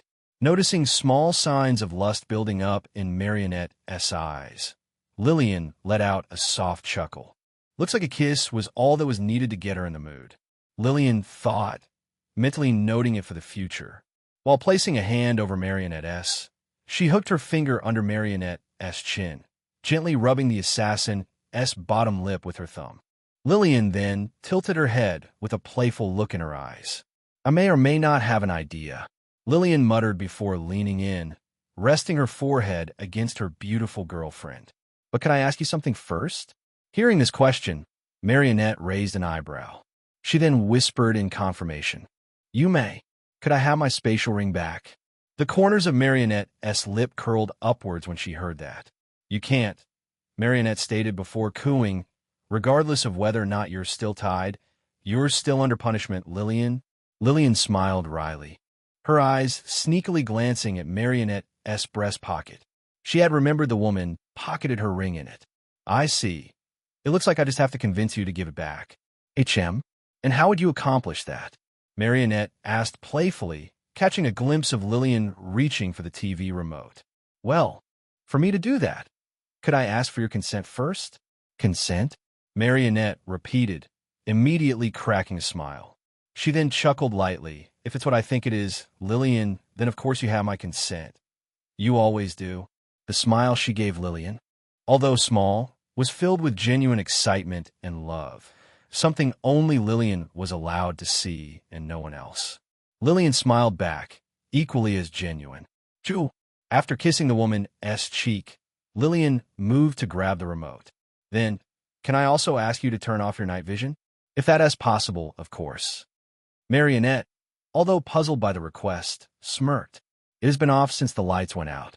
But may I ask why you request such a thing? Marionette asked, trying to figure out Lillian's intentions. Lillian snickered, nodding energetically before turning off the TV mid-movie. Oh, you'll see. After the room went completely dark with the loss of the TV's light, Marionette watched as an outline of Lillian's body pounced towards her. Thump! She was pushed down on the bed, her back now against the mattress. While resisting the urge to turn back on her night vision, Marionette watched as Lillian crawled on top of her body in the darkness before pinning her down by the wrists. Marionette watched as Lillian gave her a lecherous and lustful look as she licked her lips seductively. She then watched as the rabbit leaned down and attacked her neck. The assassin immediately tensed and shivered. Lillian, having pressed her face close to Marionette's neck, whispered something that made Marionette startle beneath her. Huh! Huh! Marionette breathed heavily, subconsciously shifting against her legs as the feeling grew stronger. And Lillian, being someone with a strong fixation on her girlfriend, quickly noticed this. Moving up, she focused on another spot Marionette was clearly responsive to. Her ears, while kissing and nibbling gently on the assassin's earlobe. Lillian began to whisper teasing words in her girlfriend's ears. You're so mean, you know that, Marionette? Leaving me behind and keeping me far from you. That's not what someone who's supposed to care about me does, Mari. Marionette shivered at the words. Even more so when Lillian kept teasing her ear. She pressed her lips lightly together and spat with gaps in her voice. I am not the one who spent a long time away, under the pretense of going to the toilet, Lillian. Marionette turned her reddened face away. Why, you can't possibly blame me for reacting like that. Lillian leaned away from Marionette's ear, her face hidden in the darkness. Oh, but I can. Before Marionette could respond, Lillian had pulled the assassin's wrists above her head, now only pinning them with one hand, before forcibly turning Marionette's face to look at her. Then, before the assassin could react, Lillian pushed her lips up against hers, locking the woman into a kiss that soon pried her mouth open, allowing their tongues to meet. Marionette's eyes widened and narrowed repeatedly, struggling to combat Lillian's merciless attacks on her mouth. Marionette felt her body become hotter by the second. Choo! The way Lillian smacked her lips against hers. Choo! The way Lillian wrapped her tongue around hers. Choo! The way Lillian's delicious saliva dripped in her mouth. Choo! She couldn't help but feel as though she was on cloud nine, as Lillian continued to pull Marionette into a sloppy kiss, which caused rivers of saliva to drip down from either side of the assassin's mouth. She slowly lowered her free hand to Marionette's right chest. Upon grabbing the assassin's breast, she felt the woman shiver intensely. Lillian smiled, reveling in the moans that escaped her girlfriend's mouth as she massaged the assassin's breast. MNH, Lillian, MNH Lily. Listening as Marionette devolved into using her pet name, Lillian couldn't help but kiss the assassin even more forcefully, while drinking her saliva. Slurp, slurp, slurp.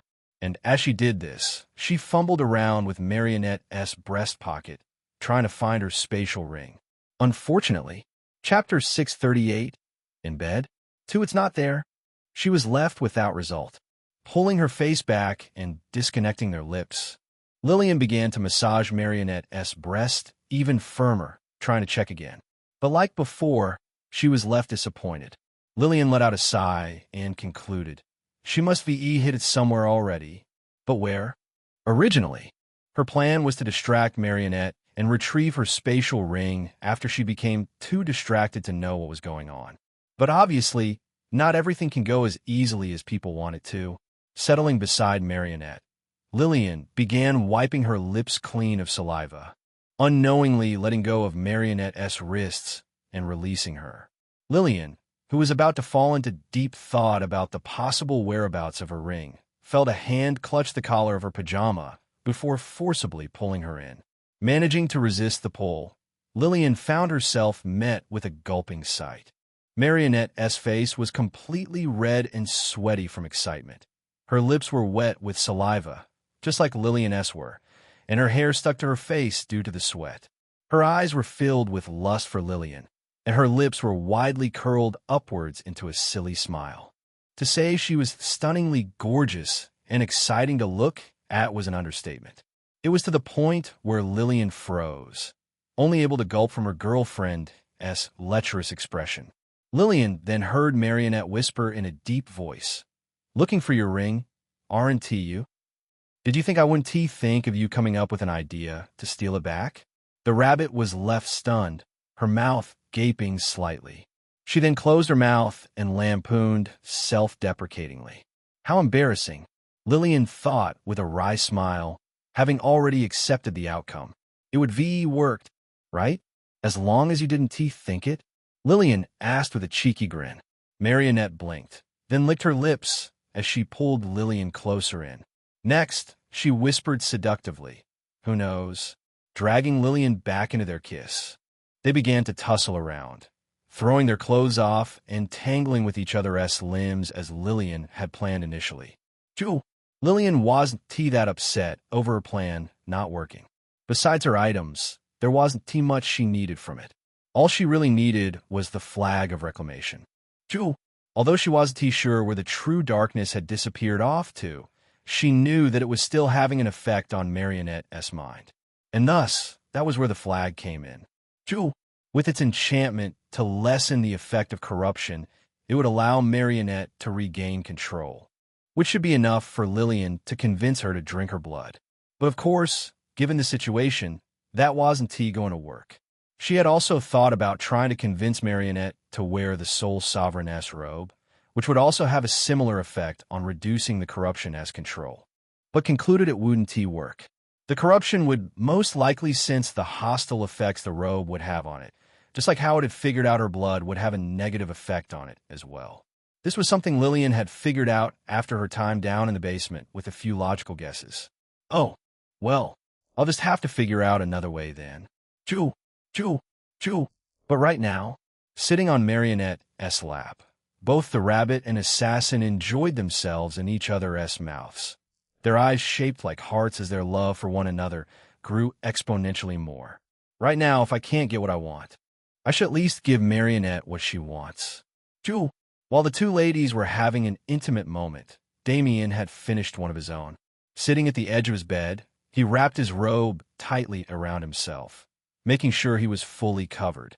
He then glanced back, looking at the exhausted maid from this morning, her face flushed from exertion, still catching her breath from their busy morning. Damien had thought about inviting a few of the nobles who came here over, but decided against it. Although he had a strong physique, the deep scar on his soul left him extremely fatigued and with a throbbing headache. He glanced down at the necklace wrapped around his neck, watching as it glowed faintly with a ghostly aura. To treat his soul's injuries, he had this item made for him. It was an incredibly expensive item and, unfortunately, of low quality, due to soul mages being rather rare and the element itself being quite complex. The enchantment process left much to be desired. After every few hours, the necklace would heal around an inch of the damage done to him. A single inch. Damien let out an exasperated sigh, grieving over the 3 deaths he had gone through today. This was the most he had in a while. It'll take days to heal. Damien growled hatefully, standing up and picking up a wine-filled glass to a window. He looked out, admiring the moon, which brought him brief peace of mind.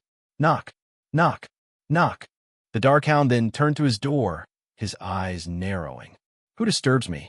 He inquired loudly, but was met with a familiar voice. It's us. Then come in. Opening the door, all 6 members of the Bloodhound entered. They then began to give their report of what happened, which made Damien's headache worsen. Pinching the gap in between his brows, he let out a deep and shaky sigh of annoyance. So, let me get this straight. Throughout this entire day, you guys not only failed to figure out the reason for the missing nobles, failed to arrive fast enough to confront the Roselle from tearing up my home, failed to stop the mess occurring in the Mutt Ring, but also failed to kill one of the causes. Just how useless can all of you be? Damien paced back and forth, growing more and more irritated to the point he even realized he had accidentally killed the maid with his magic. Splat! Having watched the maid unreasonably explode, the bloodhounds couldn't help but feel even more disgusted by Damien. They were killers, but at least they weren't unreasonable enough to kill randomly. After Damien eventually calmed down, he asked, "Anything? Do you guys at least have one good thing to report back to me?" "We have two," Bloodhound 3 stated, "and that is, Lady Veermont's condition has stabilized, but she is currently experiencing heavy trauma from the experience. She might be planning to leave the Darkhound territory by tomorrow." Damien scratched his head, his face twitching. "Okay, barely good news. Very well. At least you 6 got something. What's the second?" The bloodhounds glanced at each other before stepping aside, revealing a masked individual behind them, dressed in respectful business attire. The mask he wore gave off a cultist impression, and if Lillian were here, she would recognize it to belong to the cult of jesters. "Greetings, Sir Damien von Darkhound," the man greeted, pushing out his hand, one of the 3 priests of order working under Lord Coerce. "It's a pleasure to make your acquaintance." Damien narrowed his eyes on the man's hand before eventually shaking it, his eyes filled with wariness and caution. "A priest, huh? What is your reason for coming here?" "I was ordered to, Sir Darkhound." "By who?" "That is confidential, Sir Darkhound," the priest promptly answered. Pressing his thumb against his forehead, Damien sighed again, giving up. "All right, fine. Make yourself at home." Damien then paused and asked, "I suppose if you're here, then my father must be he finally made it to your church." The cutlass nodded in confirmation before raising his hands to his suit's lapels. Rubbing the underside of them with his thumbs, he did it in a way it seemed like a habit. "Absolutely. To think you had guessed it from just my arrival. Your intelligence truly is profound, Sir Darkhound." Damien narrowed his eyes again, his ash-brown pupils constricting at the manner in which the man spoke to him. Was the cultist trying to butter him up? He snorted, then huffed as his throbbing headache eased a little. Although he knew the cultist was trying to curry favor with him, it seems someone around here knows when greatness is before him. He also couldn't help but fall and accept the man's plot. The cultist nodded energetically before half-bowing towards Damien, his smile hidden behind his mask. "I'm grateful for your kind words." Damien nodded, the corners of his lips curling up as the headache eased even more. The foul mood he was in from his bloodhound's incompetence was partially gone now. After he was about to turn around and shoo the cultists and his bloodhounds away, having not yet realized his room was painted in blood, he watched as the cultist raised his hand, watching as a flash of caution appeared in the Darkhound's eyes. The cultist smirked a little as he pulled out a wide wooden box from his spatial storage. "I would also like to deliver something to you on behalf of the Church of the Jester." Prying it open with his other hand, the cultist revealed 2 rather large-looking syringes. They had a mysterious and off-putting gray color contained in them. Chapter 639, Darkhound Patriarch? And if you were here when last chapter was uploaded, please do go back and check. I've added a little bit more into that chapter, which I'm going to assume you guys don't want to miss. Winky face. Damien instantly recognized this. Chrysalis serum. Slowly grabbing the box out of the cultist's hands, Damien stared down at it with a serious expression. Recently, he had noticed the appearances of these syringes on his usual outings, usually taken by those in the outer and middle rings. He had even seen his siblings use them every now and then. At times, he was rather curious about the syringes, even thinking about requesting one from his siblings. However, after some careful consideration, he chose otherwise, having found out that the names of the manufacturers haven't been made public yet. But to think that Could the cult of jesters be behind creating these? Damien thought before closing the lid. He then caused the box to vanish into his spatial storage. I shall use this with care. You've done a great job delivering this to me. No, no, I must thank you for accepting it. It's truly an honor for someone from such a prestigious family like yours to use something made by us. The cutlass stated, his words dripping with honey, which caused even Damien to wrinkle his face. After a wave of his hand, Damien shooed everyone out of his room before moving towards his window, his hands placed behind his back. He then whispered, I wonder what the situation is like over there. As that was happening, a meeting was being held in a dimly lit hall made of gray stones, with pillars standing on the left and right sides of the room. Two individuals sat at the head of a long wooden table that was built into the middle of the room, surrounded by gargoyles of owls. On one end was a broad-shouldered, handsome man with short, dark steel gray hair and gray eyes. He wore an intimidating set of armor made out of a darker shade of steel. Attached to his shoulder pauldron was a gray fur cape. Although he looked no more than mid-20s, he had the battle-hardened gaze of someone who had lived for several decades. He also looked like an older version of a certain Darkhound. This was Orvain von Darkhound, otherwise known as the patriarch of the Darkhound family. And sitting across from him was a dark-robed man who, besides the owl mask he wore, appeared normal and unremarkable. The robe he was wearing looked to be a plain, old robe that could be been found in an abandoned warehouse. Nothing out of the ordinary. He looked weak in the eyes of others, but not in Orvain's. At this moment in time, no one but the two were in the hall. And yet, just their presence was capable of causing the air to feel stagnant and stuffy. Even the environmental mana became frozen still, as if they were fearful to move in the 2's presence. These two were among the strongest tier currently in this age. Tier 5. Orvain tapped his left finger against the back of his right metal gauntlet, his face calm and solemn as he stared at the masked man. He then opened his mouth. At this moment in time, every member of my bloodline is being wiped out by the other underworld pillars. Currently, I have no doubt that they must think I'm in a precarious situation, just like we planned. How would you like to proceed, Coercion? The masked man, named Coercion, chuckled lightly. We proceed according to our plan from our last meeting. As we have predicted, those other underworld pillars must be trying to track you down, only being delayed because of me. Coercion paused for a moment, although the abrupt addition of the Night Ravens was a shocker. Our plan will still proceed perfectly, albeit possibly rushed. Orvain nodded, not in the least bit bothered that his bloodline was being culled as they speak. The only real threat are the Roselles. The Night Ravens may have numbers, but that's all they have, if we take their family head out of the equation. The combat style they have is mediocre. On the other hand, the Roselles have access to much better resources, stronger individuals, and also a combat style that isn't so lackluster. Oh, and what about the Crown of Roses? I'm sure you're aware that both he and the Night Raven Patriarch are pursuing you as well. Yes? The Darkhound Patriarch shook his head in a dismissive manner. He is only a real threat if he comes here personally. Right now, that man is stationed at the front lines, only able to pursue me remotely using a machine. He then folded his arms. Crown of Roses is no threat if he isn't here in person.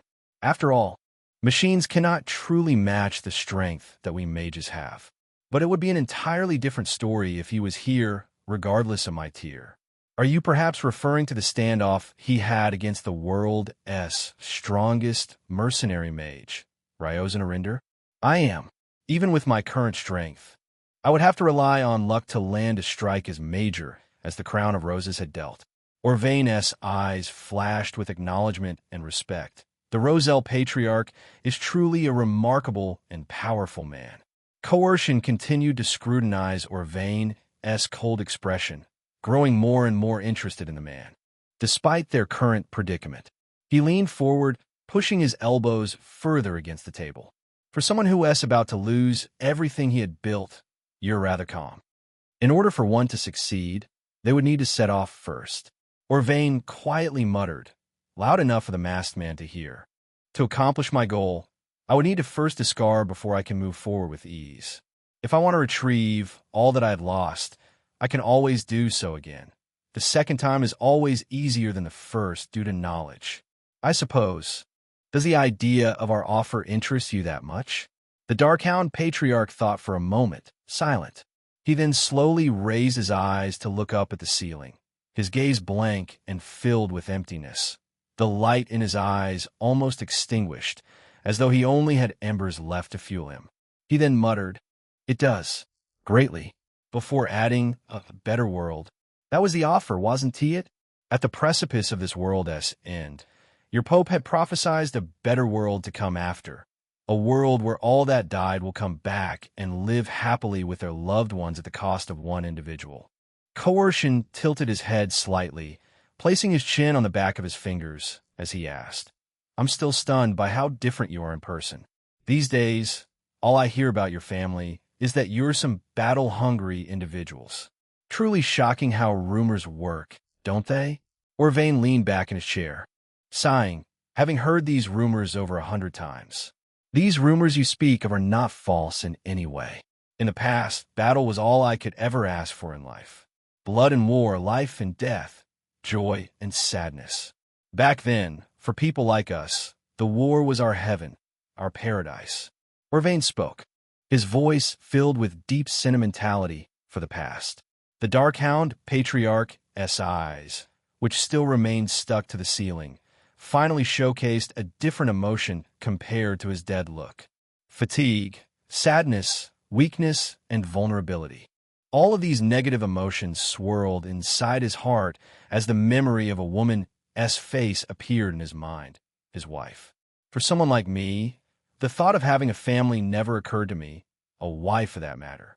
I had always thought about spreading my bloodlines through concubines and prostitutes, and have them raise my children so I could use them as soldiers to conquer the rest of the underworld. Orvain stated before pausing for a split second, but just like the war, that idea abruptly ended when I met my wife. A soft smile appeared on his face as faint joy flickered in his eyes. I tell you, she was the most beautiful woman I have met in my entire 80-year lifespan. She taught me everything from love and human compassion to mercy and benevolence. Orvain's smile brightened even more. She loved me dearly, and I loved her just as much. But of course, the smile he wore then curled down, the image of his youngest son's face flashing in his mind. Nothing joyous could last forever as per fate's will. And when it tries to be, it would always try to be in another form, a replacement. Dumb, dumb, dumb. The walls of the hall shook terribly, like the outside world was experiencing a catastrophic earthquake. Coercion hummed. "Seems like they had arrived sooner than I thought." The masked man then watched as the Darkhound got up to his feet before unequipping his armor. Next, he watched as swish. Orvain sliced off his arm. A waterfall of blood exited from his wounds, but Orvain was not the least bit bothered by it. Instead, with just the will of his mana, he instantly regrew another arm, completely replacing his severed one. "Here," Orvain said, tossing his severed arm towards the cultist. "I've heard one of you is highly skilled in bioengineering. Use my arm to grow another one of me when needed." Coercion caught his arm with ease, not minding the dripping blood. "I'll see to it, then. I assume that you're planning to go confront the pursuers?" Orvain nodded, his gaze turning resolute. "Your words from our last meeting had convinced me greatly. Thus, I believe in your cause. If my actions today could set up the creation of a better world in the future, a world of eternal life and peace, then so be it." Afterwards, he turned around and left for the exit, leaving the silent cultist to go face the other underworld pillars. And when he left the room, "Kihaha!" the cultist began to laugh. Setting down the arm on the table, the cultist leaned back, clutching his stomach and caressing his mask as he whispered, "What a fool." Chapter 640. Battle between three underworld patriarchs. One Orvain walked calmly through the dark and harrowing corridor of Coercion's church, his expression stiff and unchanging. He walked past countless stained glass windows that lined the sides of the corridor, the ones you would usually find in churches. They displayed art featuring a battle from a distant world, a world of both gods and humans, before the inevitable celestial war. The images were sharp and highly detailed, as though etched directly into the glass like a stone carving shaped by a master artisan. After a few twists and turns, Orvain eventually reached the exit. With the push of a pair of tall and heavy double doors, he stepped into the outside world. When he did, he was met with the sight of the underworld's glimmering moon, hanging in the dark and artificial night sky. His hardened eyes softened a little, the tension in his shoulders soothing ever so slightly by the moon's beauty. When his mind was about to be pulled from the coldness of reality, the whiff of blood awoke him like a cold splash of water. Surrounding and pressed under his metal boots were small rivers of blood, the smell of iron permeating through the air and entering his lungs. He looked around and found himself at the center of an encirclement of bodies of his own men. Their wounds were severe, and the way they died was equally brutal. Some had faces filled with fear, some regret and guilt, while others expressed acceptance of their weakness. Orvain's heart did not stir in the slightest, his heart having already been tempered from the tragedies of war. Instead, all he revealed was a look of respect in his eyes while, at the same time, a look of disappointment. He had ensured that only the best soldiers of his family were the ones who came with him. To think they would be killed so quickly, shaking his head, he stepped over one of the bodies of his men. As the church behind him suddenly began to fade out of existence, he looked ahead. His gaze met the sight of his enemies standing a quarter of a mile away from him. His enemies numbered close to 1,000 and were made up of two sides, one composed of humans, while the other was machines. The side of humans wore dark feathered robes and armor that bore the crest of the raven on their left chest, the Night Raven family. On the side of machines, they all had identical appearances, humanoid, slender, and glossy metal bodies, a rose crest on their right chest, the Roselle family. No matter how intimidating the numbers were, the strength Orvain felt from them was individual and snuffed out the excitement he had for them. That flame was later relit when he settled his gaze on two individuals standing side by side at the front. To the right was a black android with crimson stripes. With the exception of colors and higher quality material, it had the exact same design as the machines behind it. However, Orvain knew not to take this one lightly, because he knew without a doubt that this one was the Roselle Patriarch Merrick von Roselle, otherwise known as the Crown of Roses. Next, a person stood to the left. He had long, jet black hair with a singular, long streak of dark blue, a youthful and handsome face, and luminous violet eyes. His attire consisted of a long and dark indigo coat, slim black armor, a skull pendant, and a crown of dark feathers. He looked no older than his mid-20s. Similar to Orvain, this man was the Night Raven's patriarch, Yamagaresu, or publicly titled King of Ravens. Currently, they were all standing in a barren wasteland of nothing but tall hills and pointy mountains that dared to reach for the skies. In the past, the creators of the underworld wanted the realm to resemble the surface in certain aspects. Thus, like gods that were bored with the same scenery, they modified the terrains to become horrifically uneven in the same areas. The mountainous wasteland they stood in was one of these areas. Looking between the two patriarchs and realizing there was no third, Orvain chuckled lightly in a mocking tone. I see that the Dreadthorns are as passive as usual. He then spoke with a slight sentimental tone. Now, how long has it been since we stood face to face as enemies? Crown of Roses folded his arms at the question, similar to how his daughter would, before slowly answering with a huff. 10, 20. It has indeed been a while, Orvain. King of Ravens nodded solemnly, agreeing with the robot standing beside him. It truly has approximately 19 years, give or take.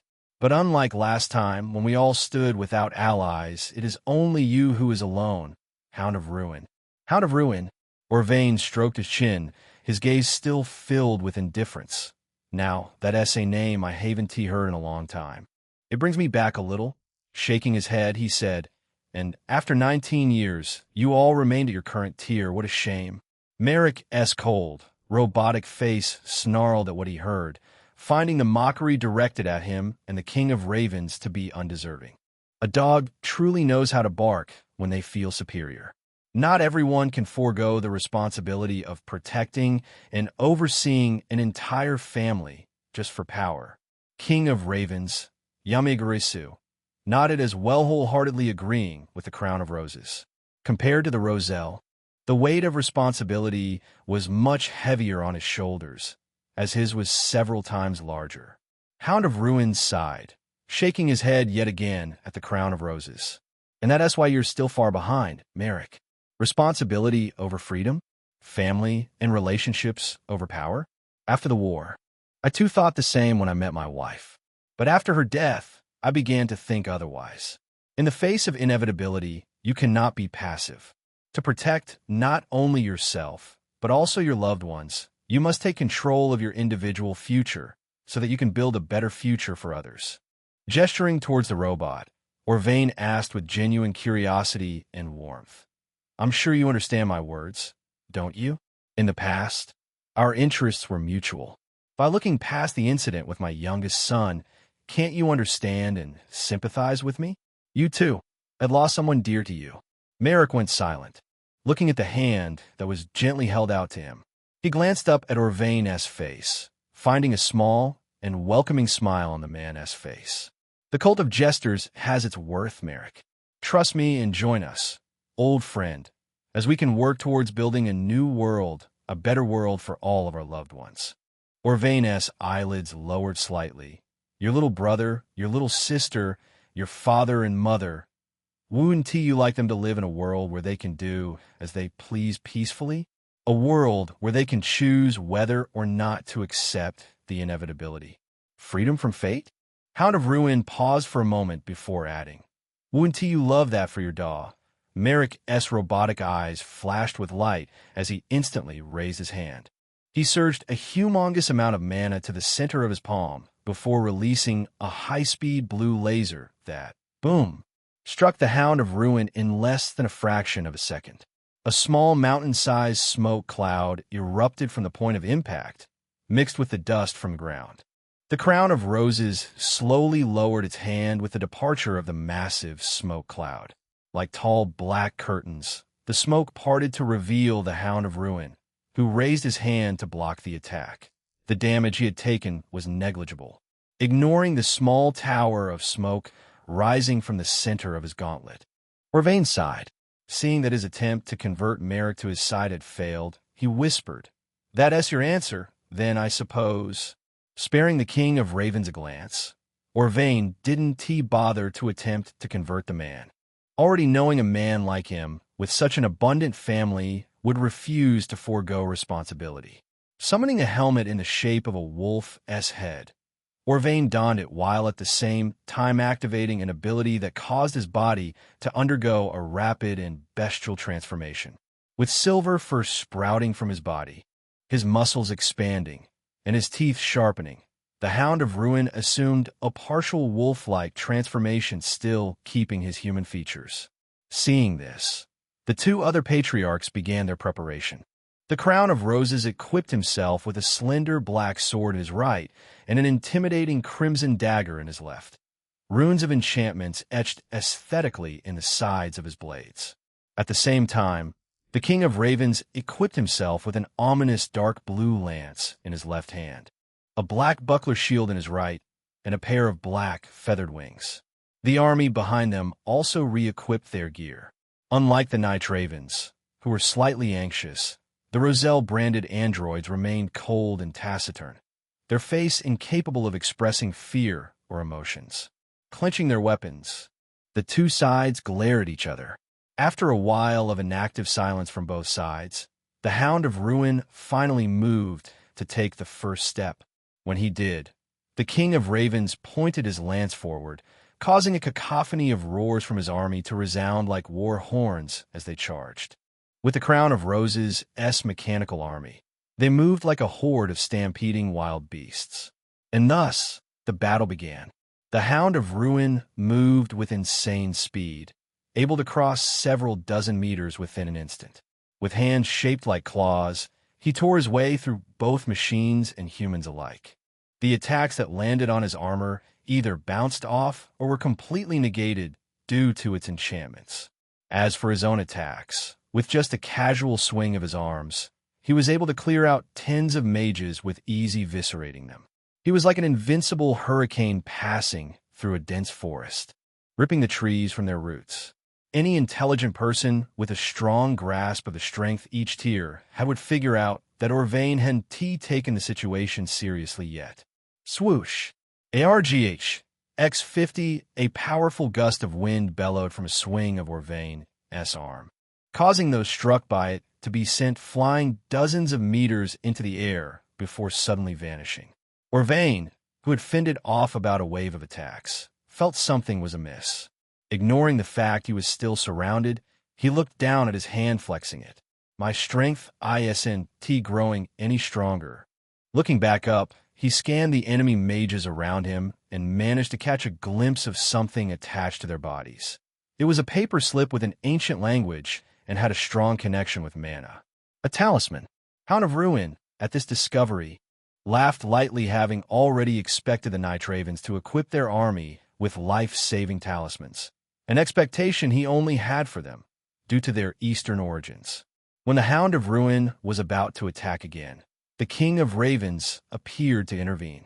One by one, the surrounding mages and machines were swept away from Orvain by swift dark blurs, which brought them a safe distance away. The Hound of Ruin, using his superior senses, caught a glimpse of a dark blur speeding towards him from the side. Caw! He caught it with ease. Looking down at what he caught, the Hound of Ruin stared into the eyes of a raven, which squawked at him. Caw! Caw! Caw! Crushing it in his hands, he watched as the bird magically crumbled to dust before transforming into ambient mana. He narrowed his eyes at this, but a moment later, another dark blur appeared in the corners of his eyes, followed by another. Within moments, he was caught in a flock of ravens that pecked and slammed themselves against his armor. After mercilessly destroying them with a wave of his arm, he was met with the sight of the King of Ravens lunging at him, with a gap of 50 meters between them. Yamagarasu swiftly flapped his wings, and when he did, boom, boom, boom, boom, 4 consecutive air cones exploded behind him, signaling he had reached the speed of Mach 4. The 50-meter gap between them instantly vanished, with the King of Ravens now upon him. The Darkhound Patriarch calmly raised his hand to meet the lance aimed at his head. Boom! Chapter 641. Battle between 3 Underworld Patriarchs. 2 Upon catching the King of Ravens' lance, Hound of Ruin was met with a tremendous amount of force, which then immediately transferred to the surroundings in the form of a shockwave. Boom! The radius of 20 to 30 meters around them was blown back, dust flying into the air, men and machines being pushed back, the ground cracking as the 2 patriarchs radiated a heavy amount of mana. Staring into the King of Ravens' eyes through his visor, Orvain gripped the man's lance, tightly remaining steadfast as the shockwave failed to push him back. Such a simple attack, King of Ravens. Orvain's other hand clenched into a fist. Have you grown rusty or too optimistic? Readying to throw a punch that would obliterate the Nighthaven Patriarch, Hound of Ruin raised his fist. But when he did, he was suddenly assaulted by 4 other enemy mages, each emitting the aura of a tier 4, but on a much weaker scale compared to the King of Ravens. King of Ravens, having managed to free his lance and escaped before being caught up in the assault, snorted with a smirk. Watching as a humongous dust cloud surged up into the air from the Hound of Ruin's location, the King of Ravens spoke. To call me rusty is quite harsh. Over the past 2 or so decades, there haven't been many opportunities to display my strength, so I guess calling me that isn't so false. Spreading his arms out, King of Ravens began summoning a flock of ravens, an ability provided to him with the help of his black feather crown. He then dived down. Orvain, Having endured the attacks with ease, broke through the pillar of dust, escaping into the outside world before being immediately attacked by a flock of ravens. To call me optimistic, Hound of Ruin, is something I will accept wholeheartedly, Yamagarasu shouted, lingering in the mix of the raven storm and striking at every possible chance he could get. Clang, clang, clang. Hound of Ruin endured the swift attacks, his armor resisting them with ease. He made no effort to dodge or counterattack.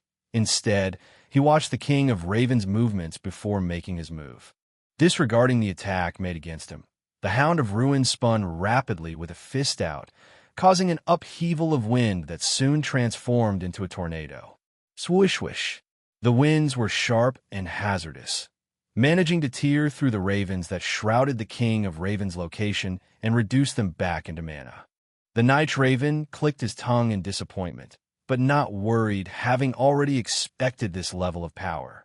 King of Raven's body soon became wrapped in a thin veil of darkness, which transported him out of the hazardous storm and dozens of meters into the air. Swoosh. Eventually, the tornado came to a halt, vanishing. When the soldiers of the Night Raven army and the mechanical bodies of the Crown of Roses were about to unleash their attacks, they were immediately, boom, blasted apart by a pillar of air. With a clench of his fists, Hound of Ruin began to shadowbox the air, his movements blurring with unimaginable speeds.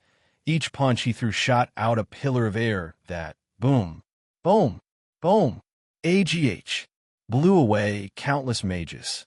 Those who were unable to dodge or defend themselves were immediately teleported to safety with the help of the life-saving talisman placed on them. Roughly 90 of the Night Raven's army had already escaped from the battle through the talisman. Orvain, coming to a gradual stop to his spin, looked up, sensing a large concentration of mana in the air. Looking up, he found Yamagarasu aiming his lance down at him, which had coalesced a magical sphere at the tip. At first, the sphere was pitch black, but then it shifted to pure white. It was like both darkness and light were warping together to become one, like they had met a middle ground. If Lillian were here, she would instantly recognize this type of magic. Not because she had seen the King of Ravens in action in the game, but because she had seen in person. It was Emilio's element. Eclipse Beam. With a roar, the King of Ravens fired off a humongous beam of both light and darkness. Its size was approximately 200 meters in diameter. And like a mortal prepared to face heaven's tribulation, Orvain raised his hands to the sky, welcoming it as in a fraction of a second he formed 10 blue, translucent domes of mana. The pillar of light and darkness struck his barriers, immediately shattering through the first 3 layers before slowing down at the 4th. Onwards, it continued to shatter through 1 more before completely stopping. Hound of Ruin's eyes subtly widened, impressed, but then huffed, humph. After the beam had dissipated, Orvain eventually lowered his barriers. Besides the small spot he was standing on, the entire area around him was gone, now transformed into a donut shape. Ignoring the destroyed land around him, Hound of Ruin raised his hand towards the King of Raven's mana surrounding his hand. In the past, you had only managed to get through 3 layers. To think you managed to get through 5, it seems even in these times you managed to get some good training in as he was about to unleash his magic. The gray fur that covered his beastly body stood. He sensed danger. With a spin of his body, swish, he managed to dodge a swift slash from the Crown of Rose's dark sword, which buzzed and vibrated like an oscillating saw. As the Hound of Ruin was about to counterattack, Merrick had already moved. Gripping both his black sword and crimson dagger, the Crown of Roses uttered, Nocturne's Thorn. In a second, the Roselle patriarch faded out of existence, his body seemingly fusing into the shadows around them. Before, the assassin's presence was only as small as a candle flame. But now that the Roselle disappeared from his sight, it was reduced to near zero. Even with Orvain's strong senses, he was lost. And because of that, swish, he was struck on the back.